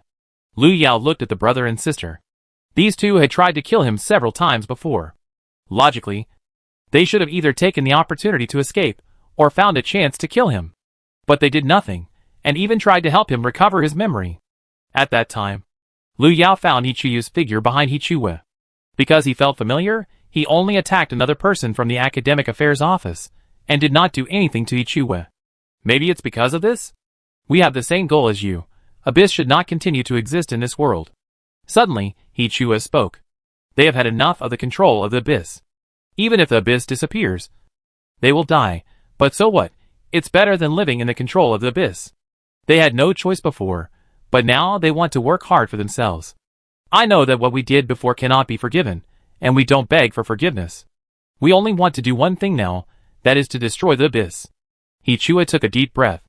After they were thrown into the dungeon world by the Abyss, they thought they would have no chance later, but Lu Yao appeared. She broke the plan of the Abyss, and even hoped to destroy it. Ichiyue's eyes were filled with joy. She was not afraid of death, but she just wanted to drag the Abyss into hell together. Lu Yao did not see anything strange on Ichiyue's face. She seemed to really hate the Abyss, as if she wanted to tear it apart. Then, cooperate as soon as possible? Lu Yao looked at Ichiyue and extended his hand. Ichiyue was stunned for a moment, then smiled, also extended his hand. Behind Lu Yao, Qin Yin, and the others were still unclear about what was going on, but they had recovered their memories, and would unconditionally support Lu Yao's decision. Suddenly, Zheng Xuxiao's voice came from the side. She pointed to the edge of the space and said, "Cracks are beginning to appear here. The appearance of cracks means that Qin Yunting's space will soon be unable to support itself." What was the situation outside before? Lu Yao suddenly asked after coming back to her senses. She now needs to know what happened outside during the time she was asleep. It's like this. Tan Yen was responsible for explaining the current situation to Lu Yao. While Lu Yao was asleep, the whole school changed. This change became more obvious after everyone else regained their memories. Some unknown monsters appeared from the underground roof. They surrounded everyone, trying to strangle them here. If Qin Yunting hadn't opened the prop space in time, they would probably be dead now. I know. Lu Yao nodded, and reached for her system backpack. Perhaps because of the return of memory, the previous props also returned to Lu Yao's hands. She looked at the intact props, and walked quickly towards the space crack. The crack in the space gradually expanded, as if it would be directly knocked open from the outside in the next second. Lu Yao glanced at the crack that was hit the hardest, and suddenly stretched out her hand. She moved very quickly, almost as fast as lightning. With a muffled sound, the barrier in front of her was completely shattered at Lu Yao's fingertips. At the moment the space shattered, a strong wind suddenly poured in from outside the space. At the same time, countless monsters appeared outside, rushing towards Lu Yao. Roaring, roaring. They want to tear Lu Yao apart. This is the order given to them by the Abyss. No matter what, they must kill Lu Yao here. Lu Yao faced those monsters. As far as he could see, he saw figures with fierce-shark spirits. They approached Lu Yao, but were suddenly entangled by countless transparent tentacles extending from behind him. Monsters came one after another. There were enough of them, and Lu Yao's props would be used up sooner or later. As long as they continued to attack, they would be able to. Bang! At the moment when those monsters tried to pounce again, Lu Yao suddenly had a mask on his face. It was a mask with a smiling expression. It was worn on Lu Yao's face, but it was particularly vivid. Chapter 276. Isn't it scary enough? Lu Yao used the smiling human face for the first time. She tapped the mask with her fingertips, making a soft dong sound. Are these enough to eat? Suddenly Lu Yao asked. The smiling human face was like a monster that had been hungry for a long time. It scanned the group of monsters in front of it and chuckled. Just barely. 10 minutes later, Lu Yao first felt the parasitic and devouring ability of the smiling human face. It effortlessly turned all those monsters into its own meals, even feeling a little unsatisfied. As for the parasitic power, it was a little unexpected when Lu Yao tried to take it off her face. Lu Yao touched the mask on her face, and found that she couldn't take it off. At the same time, the smiling face seemed to be in a mess, and didn't move. Lu Yao knocked on the mask, signaling a certain monster to be more conscious. However, the smiling face never responded to Lu Yao. It seemed to have determined that Lu Yao could not do anything to it, and even wanted to parasitize on Lu Yao and turn her into a new host. Lu Yao took a deep breath. She really gave it face. It made it think that it was a good-tempered person. Almost at the third minute, when the smiling face pretended to be dead, Lu Yao suddenly cut his fingertips and used blood to draw a rune on the smiling face. If you want to stay on my face so much, then you can try it. Lu Yao chuckled as he spoke, but his hands did not stop moving. Almost instantly, the smiling face that had been silent suddenly came to life. It struggled violently for a few times, and took the initiative to break away from Lu Yao's face, and then ran away. Lu Yao would not give it this chance. It had just devoured so many strange monsters. Once the smiling human face digested and absorbed the power of those strange monsters, it would only make its power stronger again. Almost at the moment when the smiling human face left, the rune that Lu Yao had placed on the mask was activated. The smiling human face was caught by Lu Yao, and it did not even have time to digest the food it had swallowed before. It was held in Lu Yao's hand, and it looked very quiet. Behind Lu Yao, the other people watched Lu Yao's series of actions, and were so shocked that they did not know how to speak. It was still Tan Yin, who tried to come back to her senses. She walked in front of Lu Yao, and glanced at the mask she was holding in her hand. Lu Yao? Lu Yao came back to his senses, and shook the mask off. Now it's time to find that bastard Abyss. She didn't explain the matter of the smiling mask. When Lu Yao put the smiling mask into her backpack, she guessed that this guy must have a rebellious nature. But it didn't matter. She only needed the other party to be able to devour the monsters. As for if it dared to resist afterwards, the consequences would be obvious. She didn't mind that these props had their own ambitions. But she had to be the one holding the rope. And all possible accidents had to be within her control. Perhaps because the monsters in the whole school had just been cleared. Lu Yao and the others didn't encounter any trouble until they walked out of the school gate. Where are we going now? Tan Yin looked around, not knowing if it was her illusion. She always felt that the world they were in now seemed to collapse soon. There were no other people on the street. All the cars were parked on the road. And there was no one in the car. For a moment, it seemed as if they were the only ones left in the world. Go to Yongnan Road. Lu Yao glanced at the car on the opposite side and walked straight over. Because her memory had been restored, Lu Yao naturally remembered that Xing Yuan said he was going to Yongnan Road after he disappeared. If she remembered correctly, in this world, the street opposite her house was called Yongnan Road. Maybe Xing Yuan was still there. Perhaps because the world was gradually collapsing. The journey that originally took nearly 20 minutes only took less than 10 minutes this time. 10 minutes later, Lu Yao stood on Yongnan Road, looking at the front door of his house behind him. At some point, the familiar small building had become dilapidated. It seemed as if it would collapse with a gust of wind. Lu Yao walked over and tried to push the door open. Even in the daytime, the lights were still on in the living room on the second floor.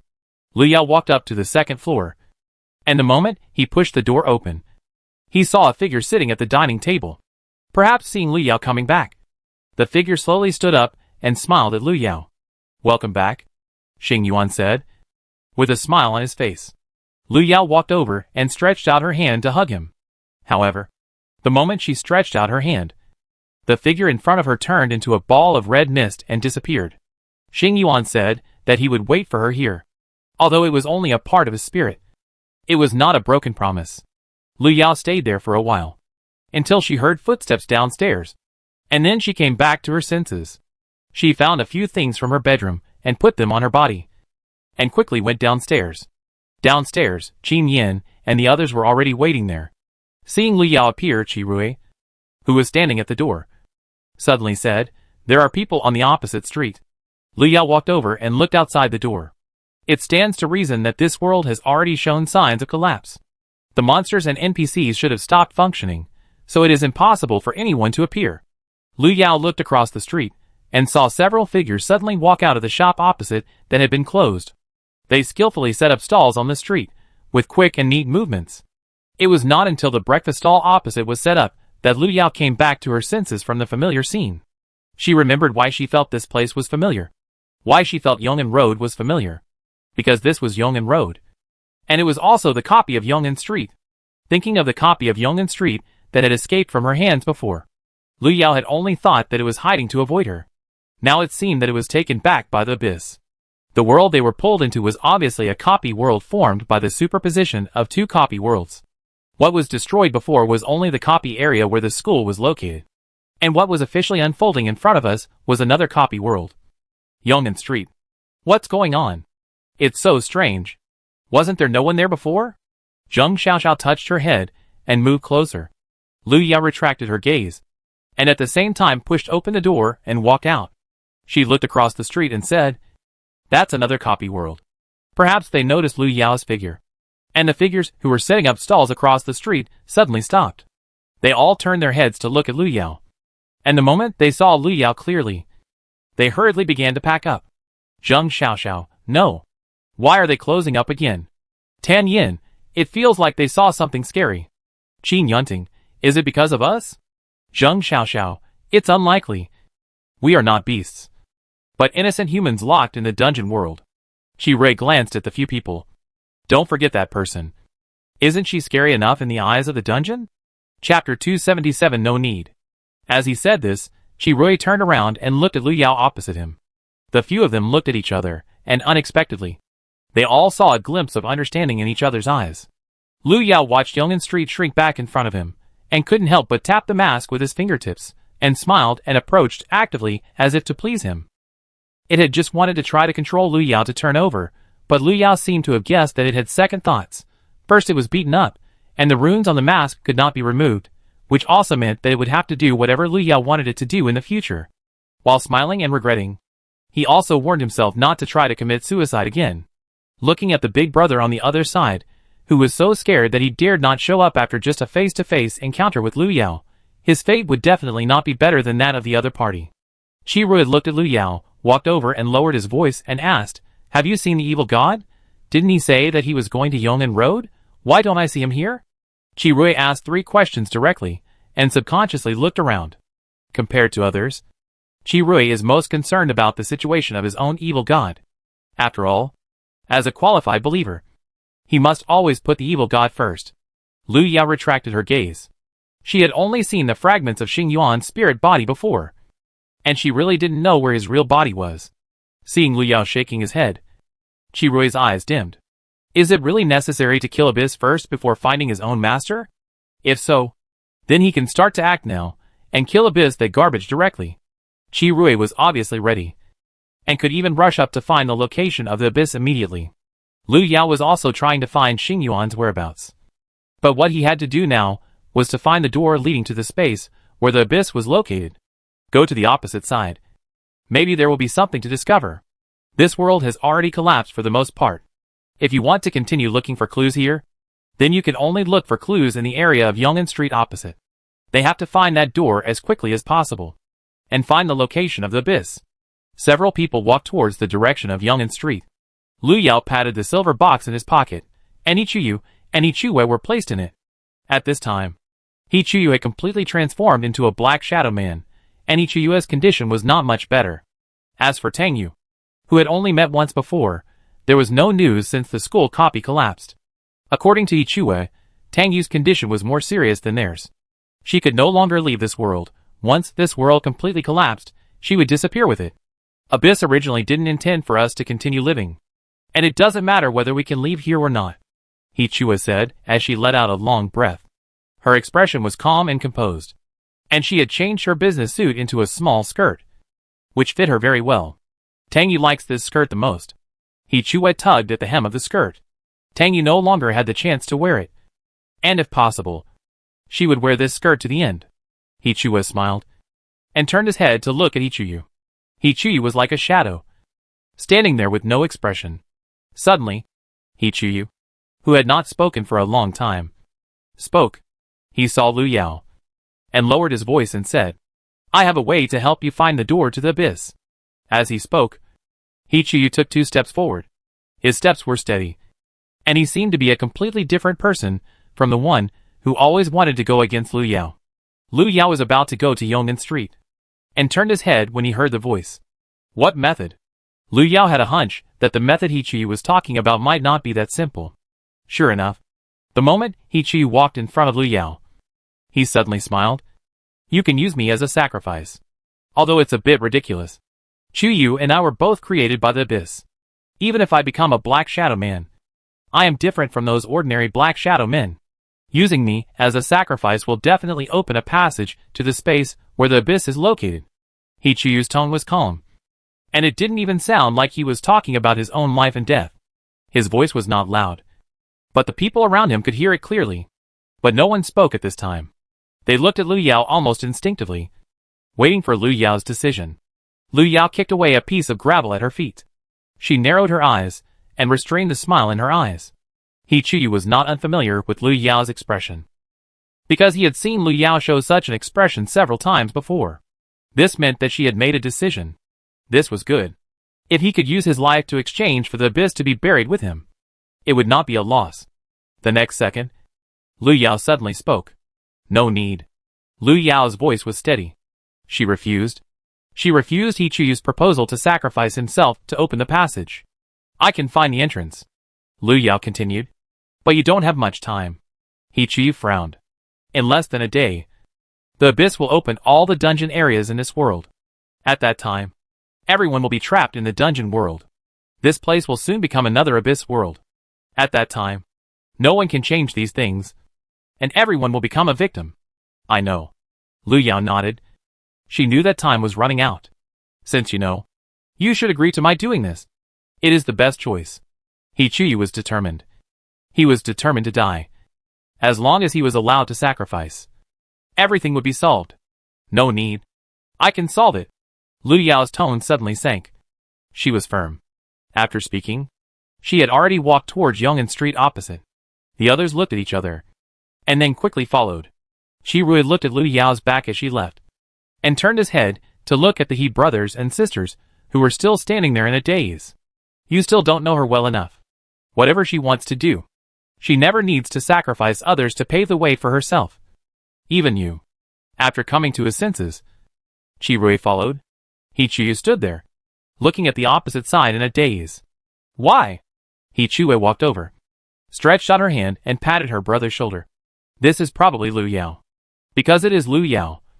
Even if she is in a desperate situation, she can still make a bloody way on her own. Suddenly, He Chuyu suddenly laughed. He seemed to be laughing at himself, and also seemed to be celebrating. He couldn't even explain the inexplicable emotion. The brother and sister didn't waste any more time, but followed Yong'an Street. It was the first time for Lu Yao to set foot in this dungeon area. Before, in the incense and candle factory dungeon, she only had some interactions with the Yong'an Street dungeon, and she didn't even know the operating mechanism here. Lu Yao looked at the shops in front of her, and chose one of them, and walked over. Chapter 278. So what? The moment the door was knocked open, Lu Yao saw the couple busy in the store. The two had their backs to Lu Yao. The woman was wiping the table carefully, and the man was carrying something to the back kitchen. Lu Yao's entry did not attract the attention of the two people. They were still doing their own things, like a set program, completing the route they were supposed to take. Lu Yao walked calmly from the front hall to the back kitchen. She walked around the kitchen, and finally found half of a pig's head that had not been processed from under the kitchen counter. 10 Yen and others came in, but before they could do anything, they saw Lu Yao coming out of the kitchen. Lu Yao, what's in your hand? 10 Yen glanced at Lu Yao, and then looked at the pig's head she was holding. What was she doing? Are you planning to cook? But this pig's head doesn't look very clean. Zheng Xiaoxiao lowered her voice. Although this was not the time to joke, she couldn't help herself. Lu Yao threw the pig head on the table, and then took out the red candle from her backpack. Because of the previous use, the red candle was only 5 centimeters long. Lu Yao held it in her hand, and it looked like a discarded crayon. Soon, Lu Yao came to her senses. She turned her eyes, and walked out of the store with the pig head. Seeing that Lu Yao had not said anything, the others subconsciously chose not to disturb him, but followed him. In this way, if Lu Yao needed them to do something, they could help as quickly as possible. Lu Yao took the half-pig head to another store 300 meters away from this store. Unlike the previous store, the door here was closed tightly, and it looked like it had already closed down. Lu Yao glanced at the shuttered door in front of her, and directly chopped it open with an axe. The door in front of her was violently demolished by Lu Yao. She walked in with the pig head. Surprisingly, this was actually a paper-made shop, which looked older than Lu Yao's incense shop, and there were some paper made and incense scattered inside. Lu Yao walked through the front hall, and went to the counter at the back. With a bang, Lu Yao threw the pig's head on the counter. The next second, she turned around and found some incense and candles from the store, and threw them over. After she finished doing all this, she put the red candle she had taken out earlier on the pig's head. At the same time, In the corner, a black eyeball suddenly rolled out. It stared at Lu Yao, and finally came to her feet. Lu Yao reached out and picked it up and put it in her pocket. The Eye of Surveillance can remotely monitor movements within a certain range. Because Lu Yao helped it upgrade, the range has been expanded from 100 meters to 500 meters. The reason why Lu Yao chose this place is because she discovered something strange here through the Eye of Surveillance. In the entire space, only this place is special, whether it is the closed shop door or the messy interior. These are just appearances. Lu Yao knew that there must be a door leading to the abyss here. As long as she finds the entrance to that door, she can go to where the abyss is, find it, and destroy it. After coming to her senses, Lu Yao arranged the sacrificial supplies on the counter as quickly as possible. The people who followed in were still confused when they saw this. Chi Rui poked his head out from the back, glanced at the things on the counter, and asked, "Are you sure this will work?" Lu Yao planned to perform a sacrificial ceremony here, and the sacrificial supplies were the half-pig's head she brought out from the kitchen. It was Ichi's words that reminded Lu Yao. Otherwise she would not have suddenly thought of performing a sacrificial ceremony. Sacrificial ceremony? Just based on these things? Ichi walked over quickly, and he thought Lu Yao must be crazy. Obviously, he could use the method he gave, but the other party insisted on doing it himself. What use would it be? Lu Yao ignored what Ichi said. She prepared everything on her own, and finally lit the red candle above the pig's head. The moment the red candle lit, a warm light spread out. If there were any monsters around at this time, they would definitely be driven away by the light of the red candle. Lu Yao stared at the red candle and waited quietly for a few seconds. The red candle had part of the power of Xingyuan, and the operation of the copy in the abyss relied on the power of Xingyuan. Lu Yao was betting that, after smelling the abyss would choose to open the passage and the door. As long as they seized the opportunity, they would definitely be able to pass through the door and find the abyss.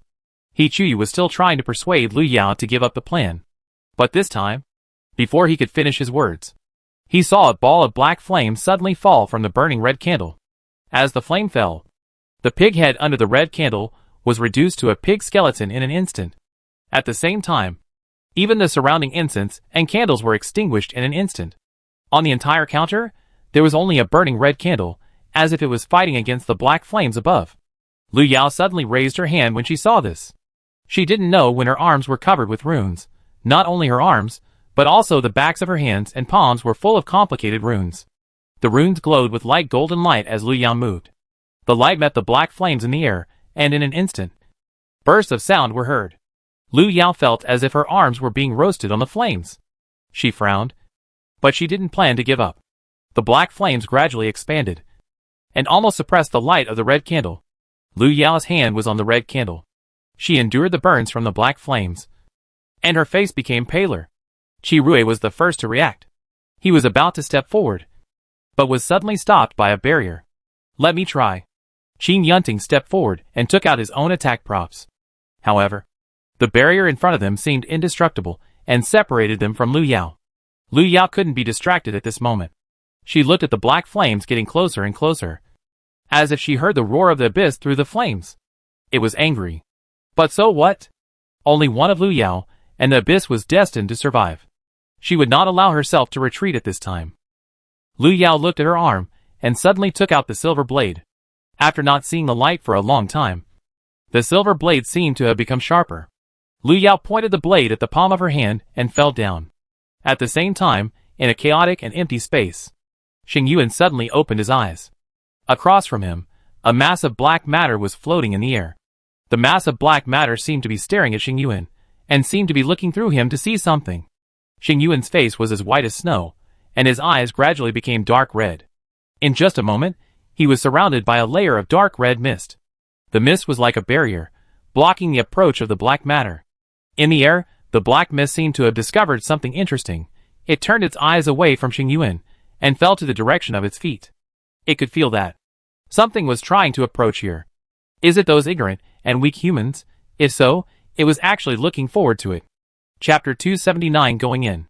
Bright red blood flowed from Lu Yao's palm, staining the rune on her hand red. The next second, black flame touched the bright red, and instantly retreated a little. Lu Yao Chen Sheng chased, directly smeared his blood on the rune on his arm, and even drifted on the burning red candle. The orange candle's smoke instantly glowed brighter, but in a moment, it began to cover up the light of the black smoke. The stalemate between the two sides only lasted for a moment. While Black Flame was retreating step by step, a black door suddenly appeared in the air. The passages appeared. Chuyu looked at the door that suddenly appeared. Unfortunately, they were still blocked by the barrier and could not get close. Others also saw the door. The door that Lu Yao had forcibly summoned. What should we do? We can't break through this barrier now. There is only Lu Yao over there. Zheng Xixiao's face was full of anxiety.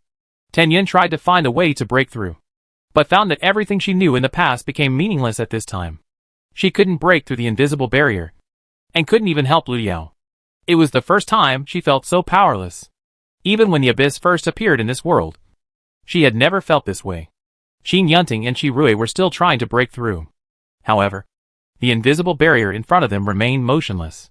Qi Rui couldn't help but curse. He'd promised his master to watch over Lu Yao, but now he couldn't even help. Suddenly, Qi Rui turned around and looked at the He brothers and sisters behind him. Do you have any ideas? These two people are tools created by the abyss. Maybe they know something. He Chuyu's eyes flashed with confusion, and he shook his head. This barrier is the last defense of the abyss. It should have blocked all of us, but it still missed Lu Yao. Now we can only rely on Lu Yao himself. Is it really that weird? Qin Yunting looked at the wound on his hand. Originally, they agreed to go with Lu Yao to find the abyss and completely eliminate it. He Chua also shook her head. There was no way. That was all they could do. How could there be no way? I don't believe it. Zheng Xiaoxiao said, as she suddenly rushed forward. She crashed into the top of the barrier without hesitation. The next second, she was bounced back by the barrier and fell heavily to the ground. In front of the counter, Lu Yao looked at the door that suddenly appeared in front of her, until she found the entrance to the abyss space. At the same time, she suddenly heard a noise behind her, and when she turned around, she saw Zheng Xiaoxiao lying on the ground. She seemed injured, with blood oozing from the corner of her mouth, and she looked like she was about to faint. What happened? Lu Yao frowned. She had only had time to deal with the black flames in front of her, and she didn't even hear the movement behind her.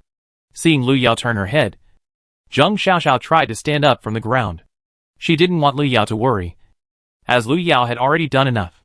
Lu Yao discovered the existence of the barrier, and also heard Tianyan's words. Lu Yao, find a way to open the barrier, and we will go with you. Tianyan's voice had just fallen, and the door floating in the air behind Lu Yao suddenly showed signs of disappearing. Lu Yao knew that time was running out. She turned her head and looked at the door that seemed to disappear in the next second, and walked over. The door was pushed open by Lu Yao, and she walked in before the door disappeared. As Lu Yao walked into the door, the red candle below suddenly went out, and a few seconds later, the black flame on the counter also disappeared, as if everything just now was an illusion. Tianyan watched Lu Yao's figure disappear, and subconsciously stepped forward, but at the moment she walked over, she saw something rolling over from the opposite side. Tianyan looked down, and then she realized that it was a white medicine bottle. It belonged to Lu Yao. She had seen it before, and she knew what was inside. Lu Yao went in alone. It's too dangerous. Qin Yunting pulled Zheng Xiaoxiao up from the ground. The little girl was seriously injured and obviously needed treatment. Tianyan came over, took out a pill from the medicine bottle, and handed it to Zheng Xiaoxiao. Take it. Zheng Xiaoxiao wanted to struggle to get up, but Tianyan held her down. Lu Yao left it for you. Don't let her down. Zheng Xiaoxiao took the medicine obediently, and the healing pill worked quickly. And it worked quickly. In just 2 or 3 minutes, Zheng Xiaoxiao had recovered. They tried to break through the barrier again, but this time they did it easily. However, no matter how hard they tried, they could not summon the door again. They could not find the abyss, and everything depended on Lu Yao. The moment Lu Yao stepped into the door, he saw an endless darkness. The scenes that Lu Yao had expected did not appear, and it seemed that the abyss had completely removed its defenses at that moment. It completely showed the space it existed in front of Lu Yao. There was no road under Lu Yao's feet. All she could see was an area completely covered by darkness. And in such a darkness, Lu Yao smelled a familiar scent. It was a very light woody scent. It was the scent of Xingyuan. Lu Yao was almost certain that Xingyuan was here at this time. So he left in a hurry before, because of what the abyss did, many of the previous speculations did not have the opportunity to be verified. The conversation with Xing Yuan's spirit body was only a few sentences, and Lu Yao did not even have time to ask anything. Lu Yao took a deep breath. She couldn't quickly identify the direction of the smell in such a boundless space. That is to say, she had no way to determine the direction of Xing Yuan for the time being. But it didn't matter. Since she was here, before finding Xing Yuan, it would be better to solve the biggest trouble here first. Lu Yao looked at the wound on her palm. The blood on the wound had begun to coagulate, but the runes drawn on her hand did not disappear. Lu Yao took out a pen to fill in the missing part, then took out the rose sword and walked forward. Her presence must have been noticed by the abyss. The other party would not allow an outsider to set foot in its territory, so it would not be long before the abyss would take action. And what Lu Yao had to do was to find it as quickly as possible and eliminate it. Soon, Lu Yao saw the reaction of the abyss. She saw countless monsters in the darkness. They rushed towards Lu Yao from all directions, trying to tear this unwelcome intruder apart. Lu Yao stood there holding a long sword. She looked at those strange creatures, and even saw some familiar figures. For example, the figure with lion ears at the front was Xia Jing, the director of the once warm zoo. Another example was the woman behind him, who was a step behind but full of anger. She waved the oil paper umbrella in her hand, and her eyes were full of hatred. Chapter 280 The Source of Faith. Xia Jing was very fast. He had the alienated blood of animals, and he could run even faster than some flying monsters. He rushed to Lu Yao at the fastest speed, trying to bite off Lu Yao's neck. At the same time, Lu Yao's ears suddenly rang with a mechanical sound that he had not heard for a long time. Ding, triggering the resentment of the zoo director. Current resentment value 50. As the mechanical sound fell, Lu Yao's wrist, which was wielding the long sword, suddenly felt numb. If she hadn't been quick-witted, she would have been caught by Xia Jing at this time. Lu Yao, the rubbish abyss, actually playing dirty. Lu Yao dodged Xia Jing's attack, turned around and saw other monsters coming up. Lu Yao felt as if she saw a dense swarm of flying insects, feeling a little nauseous for no reason. Helplessly, she reached out and patted the smiling face, smiled and said, "It's not that you didn't eat enough before, this time you'll have enough." After saying that, Lu Yao had already taken out the mask. This time Lu Yao didn't wear the mask on her face. She hung the smiling face on her left arm, so that it would be convenient for her right hand to wield the sword. The smiling human face no longer dared to lose his temper. It was obediently hung on Lu Yao's arm, and began to devour the monsters that approached. Most of the monsters that could come here were recovered by the abyss, and still had value. Their strength was not weak. In addition, they were around the abyss, so the power they absorbed was naturally stronger. After a few minutes, even the smiling human face began to feel a little bit full. It burped, and the smile on its face could no longer be maintained. "I really can't eat anymore," the smiling human face wailed. If it continued like this, it would become the first monster to be stuffed to death. Lu Yao stuffed 2 more into its mouth. "Hold on a little longer. There's still half." Smiling human face. "Let's kill it." Really. There were still a steady stream of monsters approaching. Lu Yao stepped on the corpses of the monsters, and felt that this was not a solution. Originally, I thought the smiling human face could devour all of these monsters, but its ability was limited. It only ate half of them, and there was no more food left in its stomach. Lu Yao frowned, and while dealing with the monsters rushing over, he began to think about countermeasures. Suddenly, she thought of the 2 remaining lottery opportunities in her backpack. As a non-African, Lu Yao had no interest in the lottery, but maybe she could give it a try in the current situation. She pulled apart a huge spider, stepped on it, and started to confirm the lottery. Lu Yao looked at the lottery panel that popped up in front of her and pressed the start button skillfully. After a few seconds, the turntable stopped turning, and the pointer of the first lottery stopped at the edge of the grand prize. Her luck changed. Lu Yao was a little unbelievable. Then, the turntable turned again, and this time the pointer finally stopped at the area. Lu Yao's thoughts paused for a second, and when she came to her senses, the winning area suddenly became larger in front of her eyes, and finally turned into a ball of white light that exploded in front of her eyes. Congratulations to player Lu Yao for receiving the System Special Reward Chapter of Piety. Congratulations to player Lu Yao for receiving the System Special Reward Source of Faith. The 2 rewards were instantly collected into Lu Yao's system backpack. Lu Yao held 2 prizes, and kicked the spider away. The surrounding monsters thought that Lu Yao would soon be exhausted, but after so long, Lu Yao was still energetic. Their attack speed gradually slowed down, not because they didn't want to speed up, but because they were afraid of Lu Yao. For some reason, when they faced Lu Yao, they gradually developed an indescribable emotion.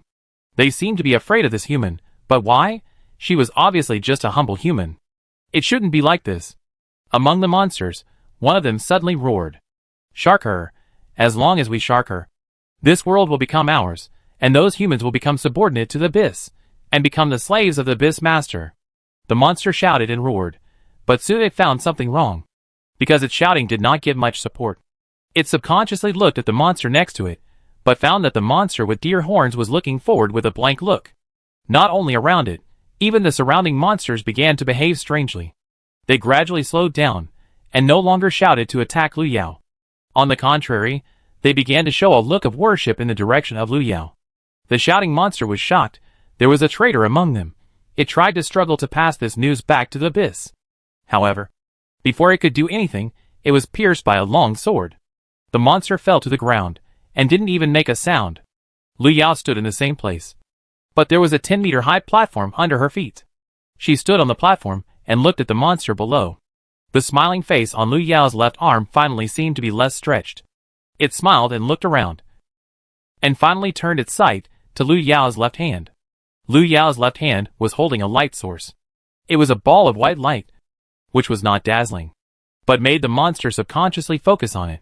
The smiling face was obviously attracted by the light source, and even after a brief gaze, it began to have an urge to worship. In Lu Yao's hand was the prize she had just drawn, the source of faith. I'm afraid even Abyss himself didn't expect that someone would get such a reward. Lu Yao watched the monsters possessed by the source of faith approaching her little by little. This was the ability of the source of faith, which could transform nearby monsters into believers of the holder. She was not unfamiliar with the word believer, because Xing Yuan had mentioned it many times in front of her before. And this time, Lu Yao was no longer someone else's believer, but began to have her own believers. After coming to her senses, Lu Yao reached out and stamped the seal of piety on the forehead of a monster approaching, making sure that the other party would become her devout believer. This was the first time that Lu Yao felt that her luck was pretty good. She moved quickly, and tried hard to turn all the monsters here into her believers. The smiling face witnessed all this, and even wanted Lu Yao to stamp a mark on him as well. However, Lu Yao was busy recruiting little brothers, and had no time to pay attention to the smiling face. The wish book rolled around in the system backpack. She is clearly hoarding food reserves. Lu Yao quickly turned those weird monsters, who were originally chasing her, into her believers. The next step, she planned to ask these believers where the abyss was. However, just as she asked, the weird monsters, who were about to respond, turned into black mist, and disappeared on the spot. As a result, the other weird monsters dared not speak. Lu Yao stood on the high platform, looking up into the air. She was sure that the abyss had discovered the abnormality here, but it was a pity that the coward abyss had not dared to show up until now. Chapter 281 Ending. Lu Yao placed the source of faith on the platform. She then picked up the rose sword again. She smelled the woody scent in the thick bloody smell around her. This time she suddenly identified the direction from which the scent came. It was as if Xing Yuan was deliberately pointing her in the right direction. She looked in that direction, and suddenly jumped down from the platform. At the same time, in another part of the dark space, the black fog surrounding the abyss was dissipating little by little, and it looked around, as if it wanted to get the latest news. However, the darkness fell into a dead silence, and no monsters even responded to its call. The expression on the face of the abyss became solemn, as if it could not accept such a result for a moment. It gathered and created so many monsters here. Why is there no one who will respond to its call now? What did the human do to his space? The abyss will not admit that it underestimated the enemy. It will only think that the monsters under its command are too useless. Why does it keep these useless things? It is so terrible. The abyss was filled with anger. It wanted to find out where Lu Yao was. If it could, it would choose to break her neck in person. That damn human. If it wasn't for her, the abyss world wouldn't be destroyed. If it wasn't for her own plan, it wouldn't be broken down step by step. Whenever it thought of Lu Yao, the abyss would only get angrier and angrier. However, at this moment, although it wanted to find Lu Yao in person and break her neck, it couldn't do it because of another reason. Because the two people it hated the most came to its space. Xing Yuan stood opposite the abyss. He looked at the black substance and felt that it was like sticky ink. He could smell a foul smell even without getting close. Xing Yuan, who was surrounded by red mist, watched everything. He came here because he still had the last thing in the hands of the abyss. He did not tell Liu Yao about this. After all, it was not necessary for him to find such a thing at that time. But now it is different. His power will help Abyss maintain the operation of the copy world, and can even repair the damage of the copy world to a certain extent. But now their goal is to completely eliminate Abyss, so the things naturally cannot continue to stay in Abyss hands. Xing Yuan and the other two have been deadlocked here for a day and a night. Xing Yuan tried to use the safest method to get the things back, but Abyss actually tried to integrate his things into his body, so now it is impossible to completely separate them. You're not going to give up yet? Suddenly Abyss spoke. Perhaps eager to find trouble with Liu Yao, Abyss even thought of making peace with Xing Yuan. As long as their goals are the same, this world will eventually fall into their hands. As for Liu Yao, if Xing Yuan likes her, she can give him her body, so that he can keep her as a collection. After all, dead humans are more lovely than living humans, after all. They will not resist, and will not do things that go against themselves. I will return this sentence to you intact. Xing Yuan's eyes suddenly turned cold, and the red mist around him also spread outward.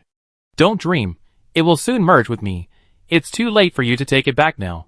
Abyss suddenly laughed out loud. It was not afraid of Xing Yuan confronting it. After all, since it could use Xing Yuan's power for its own use, it had a way to maintain the balance between the two sides. The most important thing was that Xing Yuan could not really kill it. Because they were originally connected by fate, Abyss depended on Xing Yuan for existence, but it was also constantly eroding Xing Yuan's power. Essentially, Abyss is more like a parasite that lives on Xing Yuan. It grows and develops by constantly absorbing nutrients from the host, and will never let go of the host until the last moment. Xing Yuan still stood there, his eyes moved slightly upwards, looking at Abyss as if he were looking at a clown. Are you sure you have the ability to fight me? Suddenly Xing Yuan's tone sank. Almost at the same time, Abyss felt the power around him fading. It felt like the pipeline for delivering nutrients was cut off. It could only rely on its own strength to maintain its movement. This situation was something that Abyss had never thought of before. It looked at Xing Yuan unwillingly, but had to find a way to maintain its own strength first. You did it on purpose. Abyss gritted its teeth and said, for a long time, it had become accustomed to relying on the power drawn from Xing Yuan to maintain the operation of the entire copy world. And once it lost this support, Abyss would become helpless like a child. This is exactly what Xing Yuan wanted. He knew Abyss better than anyone else. It thought it could dominate everything, but it was just a waste that relied on others to survive. That's about it. Suddenly, Xing Yuan's voice came from the other side. Abyss, who was still trying to save himself, looked over blankly and angrily. What do you mean? Before Abyss could ask clearly, Xing Yuan appeared in front of it. It was the first time they were so close that Abyss could feel a clear heartbeat. Heartbeat? Oh yes, that's Xing Yuan's heartbeat. But the heart is not beating in Xing Yuan's body at this moment, but here. Suddenly Abyss laughed. It hid Xing Yuan's heart in this space, and not long ago, it took out the heart and integrated it into its own body.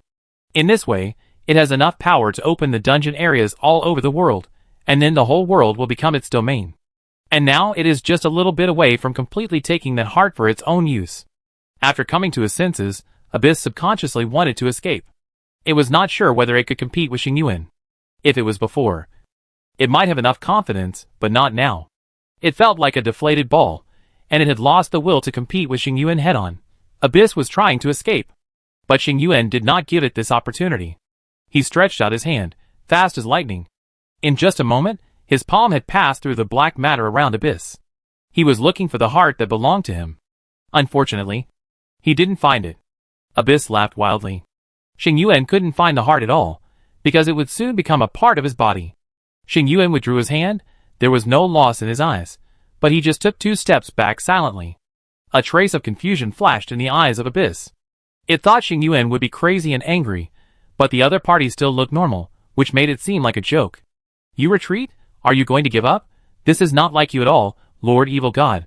Abyss tried to provoke, but Xing Yuan just turned his head slowly, looked beyond Abyss, and looked into the distance. He couldn't really kill Abyss. But that didn't mean others couldn't. What are you looking at? Abyss seemed to finally realize something was wrong. After saying that, it turned its head subconsciously. The next second, it saw a figure slowly walking out of the darkness. The moment Liu Yao broke through the darkness, he saw a familiar figure on the opposite side. Xing Yuan was surrounded by a red mist. Lu Yao couldn't see his face clearly, but he seemed to be able to see his expression through the mist. He was smiling, although the arc of his smile was not obvious. His eyes were filled with joy. "Sorry, I kept you waiting for so long," Lu Yao said from a distance. Her voice floated from the opposite side, and fell into Xing Yuan's ears. The smile on Xing Yuan's mouth widened, and at the same time he stretched out his hand in Lu Yao's direction. He had indeed waited for a long time. Compared to the thousands of years in the past, although it was only a few days, it still made the evil god feel particularly long. Lu Yao held a long sword in her hand, and behind her followed those believers, who became new followers. It was very impressive. Lu Yao waved her arm, signaling the believers behind her to be quiet. The next second, she had already walked forward. Xing Yuan was right in front of her, but there was a black mass between them. It was the first time that Lu Yao looked at the real body of the abyss. She thought that the other party would be a monster in the copy, but now it seemed surprisingly simple and sloppy. The black mass of mud-like substance just floated in the air. Perhaps it recovered from the shock of Lu Yao's appearance. And the abyss finally realized that it had been fooled. Xing Yuan was here just to delay time. He was buying time for Lu Yao, giving her a chance to come in here and even appear in front of him. Abyss felt that he should be angry, but perhaps today's anger value was already full, so he could not further express his anger and dissatisfaction. He turned his head and faced Lu Yao. Xing Yuan could not kill him completely, but Lu Yao could. Therefore, he had to face Lu Yao, the human being he despised. Weak and stupid humans. Humans should have been its playthings, but they never gave up resistance. What a disobedient toy. Abyss decided to teach Lu Yao a lesson, and then according to the plan set before, it would personally break Lu Yao's neck, and put her head on the antique shelf as a collection, and if possible, it would throw her into the dungeon world, and let other humans see the consequences of going against it. Thinking about it, Abyss became more and more excited. It faced Lu Yao, and the black matter around it suddenly spread, and it moved towards Lu Yao at a very fast speed. Lu Yao held a sword to meet it, but he had no intention of slowing down. The speed of the abyss was fast, and her speed was even faster. However, the next second, Lu Yao was suddenly wrapped in darkness. The abyss trapped Lu Yao with itself, but it did not intend to devour and digest Lu Yao, but to pull her out before she was trapped to death and break her neck. At the same time, it even took the time to look back at Xing Yuan, who was standing there. It glanced over with an almost provocative look. "Are you going to save her? She's going to die soon." Thinking of the previous plan, Abyss couldn't help but speak again. "Originally, I seemed to be planning to give you her body as a gift, but now I've changed my mind. I'm going to twist her head off and send it to the dungeon world, so that those humans can see clearly what the consequences of resisting me will be." Before Abyss finished speaking, he felt a sharp pain in his body. It felt like something was rolling up and down in its stomach, and it was poking at it with weapons. The Abyss collapsed for a moment. It was about to pull Lu Yao out, but it saw its body suddenly torn open.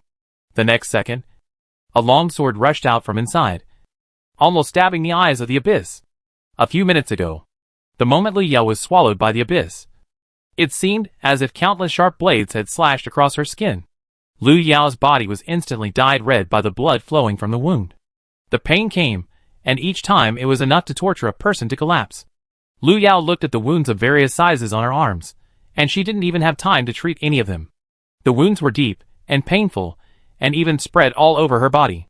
Finally, Lu Yao moved in the darkness. She gritted her teeth, and then stretched out her arm to reveal the rune covered in bright red. The rune bought her time to fight back. She held the long sword in her right hand, and a smiling face hung on her left arm. Lu Yao waved his sword to block the sharp blades around him, while the smiling human face was trying to devour the power of the abyss.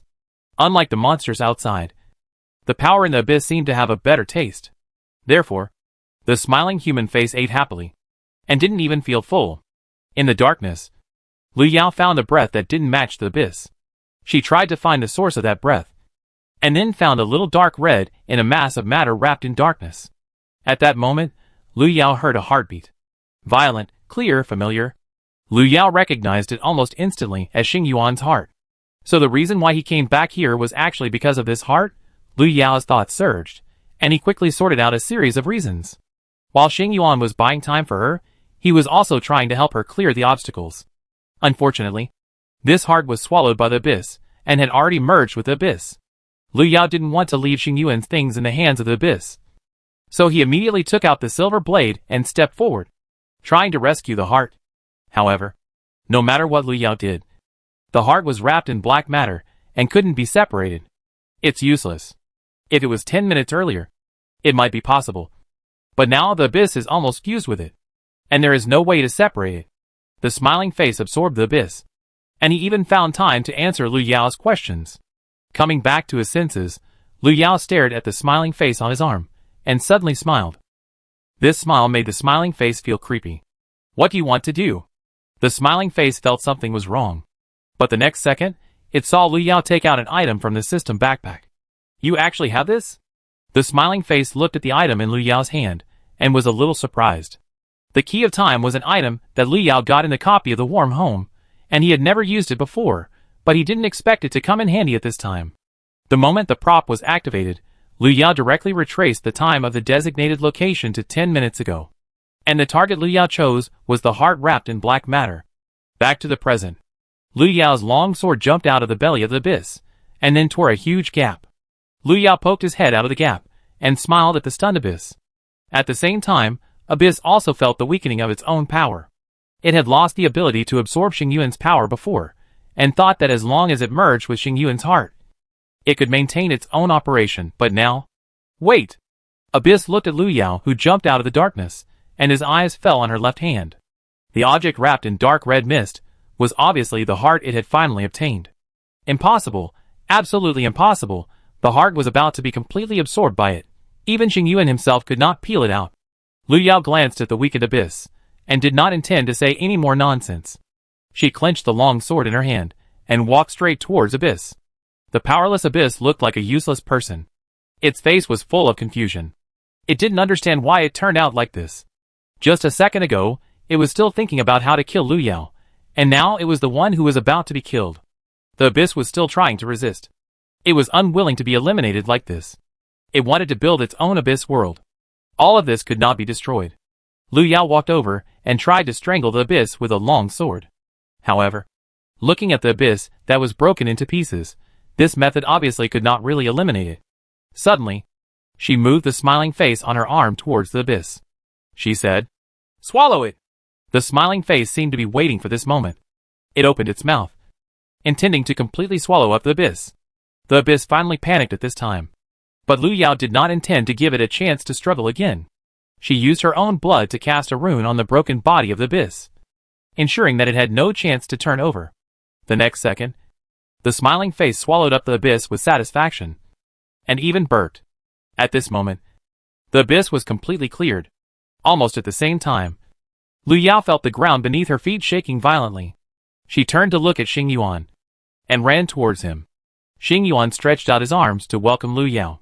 He hugged her. His eyes swept over the countless wounds on Lu Yao's body, and then healed the wounds on Lu Yao's body bit by bit. What he couldn't do, someone else did it now. I came to find you. Lu Yao raised his head, and a smile rose at the corner of his mouth. Xing Yuan leaned over and rested his forehead on Lu Yao's forehead, and whispered, "Well, you found me." Chapter 282 Extra. Abyss disappeared, the entire space began to collapse. After Lu Yao returned the heart to Xing Yuan, he planned to take people away from here. But just when Lu Yao was about to leave, he was blocked by a group of believers behind him. The copies of the monsters created by the Abyss did not disappear with the death of the Abyss. They surrounded Lu Yao, looking at him with piety. Lu Yao rubbed his forehead, and then realized the seriousness of the matter. Although she cleared the Abyss, the monsters in the entire space were still there. On his arm, the smiling human face burped and said, "They now believe in you as a true god. And you have absorbed a lot of the power of the Abyss before. In fact, you can now take over the legacy of the Abyss." Lu Yao lowered his head and frowned. "When did I absorb the power of the Abyss?" The smiling human face opened his mouth and motioned Lu Yao to look at himself. It was now parasitic on Lu Yao, so a portion of the power it absorbed would also be transferred to Lu Yao. To some extent, Lu Yao could now completely replace the Abyss as the master of this place. Lu Yao showed great resistance to this legacy. She didn't want to have anything to do with the Abyss and the copy. But how to deal with these weird monsters here? Lu Yao had a headache. Just as she was thinking about countermeasures, she heard a voice from behind. Xing Yuan approached behind her, looked at the believers opposite and said, "Create a space of your own." and put them all in it. Lu Yao raised his head, and then remembered the space that he had seen before, which belonged to Xing Yuan. It is not difficult to create a space that belongs to you alone. At least it is not difficult for Lu Yao. Lu Yao had learned how to use the space of the abyss under Xing Yuan's instruction before the space collapsed. Therefore, she sent all the believers into her own space, and also sent the props in the copy into it. After all, as the abyss disappears, the copy area that originally existed in the world will gradually collapse, and the props that Lu Yao got from it will naturally be unusable. Lu Yao felt a little reluctant to get rid of the props after spending some time with them. Although he could not use them later, he could send them to his own space to keep them together. At the same time, as the space collapsed, the people who were originally in Yong'an Street were ejected from the space. The moment Qin Yan was ejected from the space, she knew that Lu Yao must have succeeded. She jumped into the abyss and successfully saved the world. Did Lu Yao succeed? Zheng Xiaoxiao got up from the ground and cheered in a low voice. Qin Yunting helped Tan Yin up from the ground, nodded. It seems that this is right. But why didn't Lu Yao come out? Several people searched around. They entered the space at the same time. But now only the three of them came back. That Qi Rui is gone too. Zheng Xiaoxiao did not find Lu Yao. Nor did she find Qi Rui. As for Yi Chuyu and his sister, they were originally created by the abyss. So it is not surprising that they disappeared with the abyss. 2 days later, Abyss Research Institute. Qin Yan looked at the completely disappeared copy area on the screen, and her expression finally eased. In 2 days, the copy area left by the abyss had all disappeared, and the whole world seemed to have returned to its former state overnight. Qin Yan stood up, turned around and walked out of the Research Institute. The abyss had disappeared, and naturally the Research Institute had no value to continue to exist. She greeted the colleagues who passed by, left her work badge, and walked towards the gate. Outside the institute, Zheng Xiaoxiao was waiting there. Minister Qin. She waved to Qin Yan. Qin Yan walked over. The institute has been disbanded. You don't need to call me that anymore, just call me Qin Yan. Zheng Xiaoxiao nodded. Still no news about Lu Yao? Yes, but I think Lu Yao will be fine. Qin Yan responded, although there was no news about Lu Yao, but she just felt that Lu Yao would be fine. Let's go, we'll take you home first. Zheng Xiaoxiao also believed that Lu Yao would be fine. She turned around and pointed to the car parked on the side of the road. The car door opened, and Qin Yunting walked out.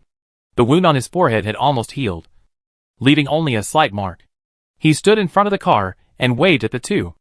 Hengji Medical University. Gui Weisheng took the phone and dialed the familiar number again. Unfortunately, no one answered this time. Lu Yao had been missing for 3 days. In the 3 days, the copy area in the present world had completely disappeared, and the whole world was recovering at a very fast speed. Gui Weisheng didn't know what Lu Yao had done in the past 3 days, but she knew that the disappearance of the dungeon area must be related to Lu Yao. She sat in the classroom and looked out the window. The dark clouds in the sky dissipated. It was a rare sunny day today. After coming to her senses, Gui Weisheng took a photo of the sky with her mobile phone and sent it to Lu Yao. If Lu Yao came back, he should be able to see it. The next second after Gui Weisheng sent the message, she suddenly heard a message reminder. A dong sound was particularly clear in the quiet classroom. Gui Weisheng paused. At the same time, the professor's voice came from the podium. Whose phone is this? I told you to mute it during class. Gui Weisheng took out her phone, and her hands couldn't help shaking even when she was checking the messages. She saw that there was a response to the message she had just sent. Goo goo goo, the weather is great today photo. Lu Yao, yeah, the weather is great. Damn. Gui Weisheng stood up from her seat suddenly. Then, she rushed out of the classroom, leaving only the professor's roar behind her. Lu Yao sent his followers into his own space. Because it was the first time to create his own space, the situation in the space seemed a bit messy and sloppy. The surroundings were all white, the kind that you couldn't see the end of. Lu Yao squatted in the space, looking at the followers walking around randomly on the opposite side, felt that this was not okay. Lu Yao left for a few minutes. When she came back, she was carrying 2 paper figures behind her. Lu Qingqing and Cheng Yilwan looked at everything in front of them blankly, thinking they were dreaming. However, they soon came to their senses, because Lu Yao assigned them a task, which was to manage the monsters here. Before Lu Qingqing recovered from the joy of Lu Yao's return alive, Lu Yao handed her a whip. I'll leave this place to you for the time being. After saying that, Lu Yao threw another axe to Cheng Yilwan. Lu Qingqing's acceptance ability was obviously better than Cheng Yuan's. She stared at the monsters dancing like a group of demons on the opposite side, and pulled the whip in her hand, indicating that she would definitely complete the task well. The abyss has disappeared, and people no longer have to worry about being pulled into the dungeon world to experience life and death struggles at any time. As for Lu Yao, who has swallowed the power of the abyss, although she can create a dungeon world like the abyss, she has no interest in it. She has experienced too many days of dying and worrying, and now she just wants to find a quiet place to lie down and retire. Lu Yao opened the entrance to the space in the backyard of the incense and candle shop. When she left the space with Xing Yuan, she realized that 3 days had passed. For 3 days, others had no news of Lu Yao, and Lu Yao could even imagine their anxiety and uneasiness. She looked at the countless missed calls on her phone, and fell into deep thought. It happened that Lu Yao received a message from Gui Weisheng. Seeing that it was Gui Weisheng, Lu Yao replied casually. A few seconds later, Lu Yao saw that Gui Weisheng was calling. The moment she answered the call, Gui Weisheng's roar came as expected. The news of Lu Yao's return soon spread to others. At that time, Ten Yin was planning to find a place to take a vacation. After getting the news, she rushed over with Zheng Xiaoxiao and others. Even Sui and others expressed their desire to meet Lu Yao. A day later, the front of Lu Yao's incense shop was full of people. Even Qi Rui, who had disappeared before, appeared in the crowd, and Lu Cheng and Han Yunzi stood beside him. The neighbors saw a lot of people gathered in front of Lu Yao's house, and thought someone was causing trouble. They were about to help Lu Yao call the police, but they saw Lu Yao push the door open and walk out. Lu Yao looked at the people outside the door and smiled. Did you make an appointment? Gui Weisheng walked over and grabbed Lu Yao's shoulder. If we didn't come, you would probably find a random mountain to live in seclusion. Come on. Come on. Don't be polite. Let's go in first. As he said that, Gui Weisheng immediately waved and invited everyone to come in. A group of people gathered together, and the scene was naturally very lively. Fortunately, Lu Yao's incense and candle shop was large enough. Otherwise these people would not even have a place to stay. A group of people stayed at Lu Yao's place for 2 days before finally leaving. Lu Yao used to not like crowds, but this time was an exception. Lu Yao saw Xing Yuan again on November 21st. During this time, Lu Yao was busy with his own space and subsequent issues, while Xing Yuan needed to repair his body. For a whole week, Lu Yao and Xing Yuan did not meet, because she had swallowed the power of the abyss. Lu Yao was obviously no longer an ordinary human being. Her life was enough to go through a long time with Xing Yuan, so it was just a short separation, which was not difficult for Lu Yao to accept. On the morning of the 21st, Ningxing had its first snowfall of the year. Lu Yao stood in front of the bedroom window, looking at the snow outside, and suddenly wanted to go out and take a look. She changed her clothes and went downstairs, put on gloves and went out. An hour later, Lu Yao built a snowman in the yard. She looked at her masterpiece with satisfaction, turned around and planned to go back to find a scarf to wrap around the snowman. The moment she opened the door, Lu Yao smelled a familiar aroma of food. She subconsciously looked at the second floor and walked up quickly. The moment he opened the door to the living room, he saw Xing Yuan coming out of the kitchen. Compared to the past few days, Xing Yuan was in much better condition. He turned his head to look at Lu Yao. What did you do? Lu Yao took off her gloves, ran over and threw herself into Xing Yuan's arms, making a snowman downstairs. Xing Yuan opened his arms and hugged her, and reached out to touch Lu Yao's face. Have you finished? Lu Yao raised her head and rubbed Xing Yuan's palm. Not yet. Xing Yuan smiled and pulled Lu Yao over to sit down. Then I'll go with you to make one later. Lu Yao nodded. Okay.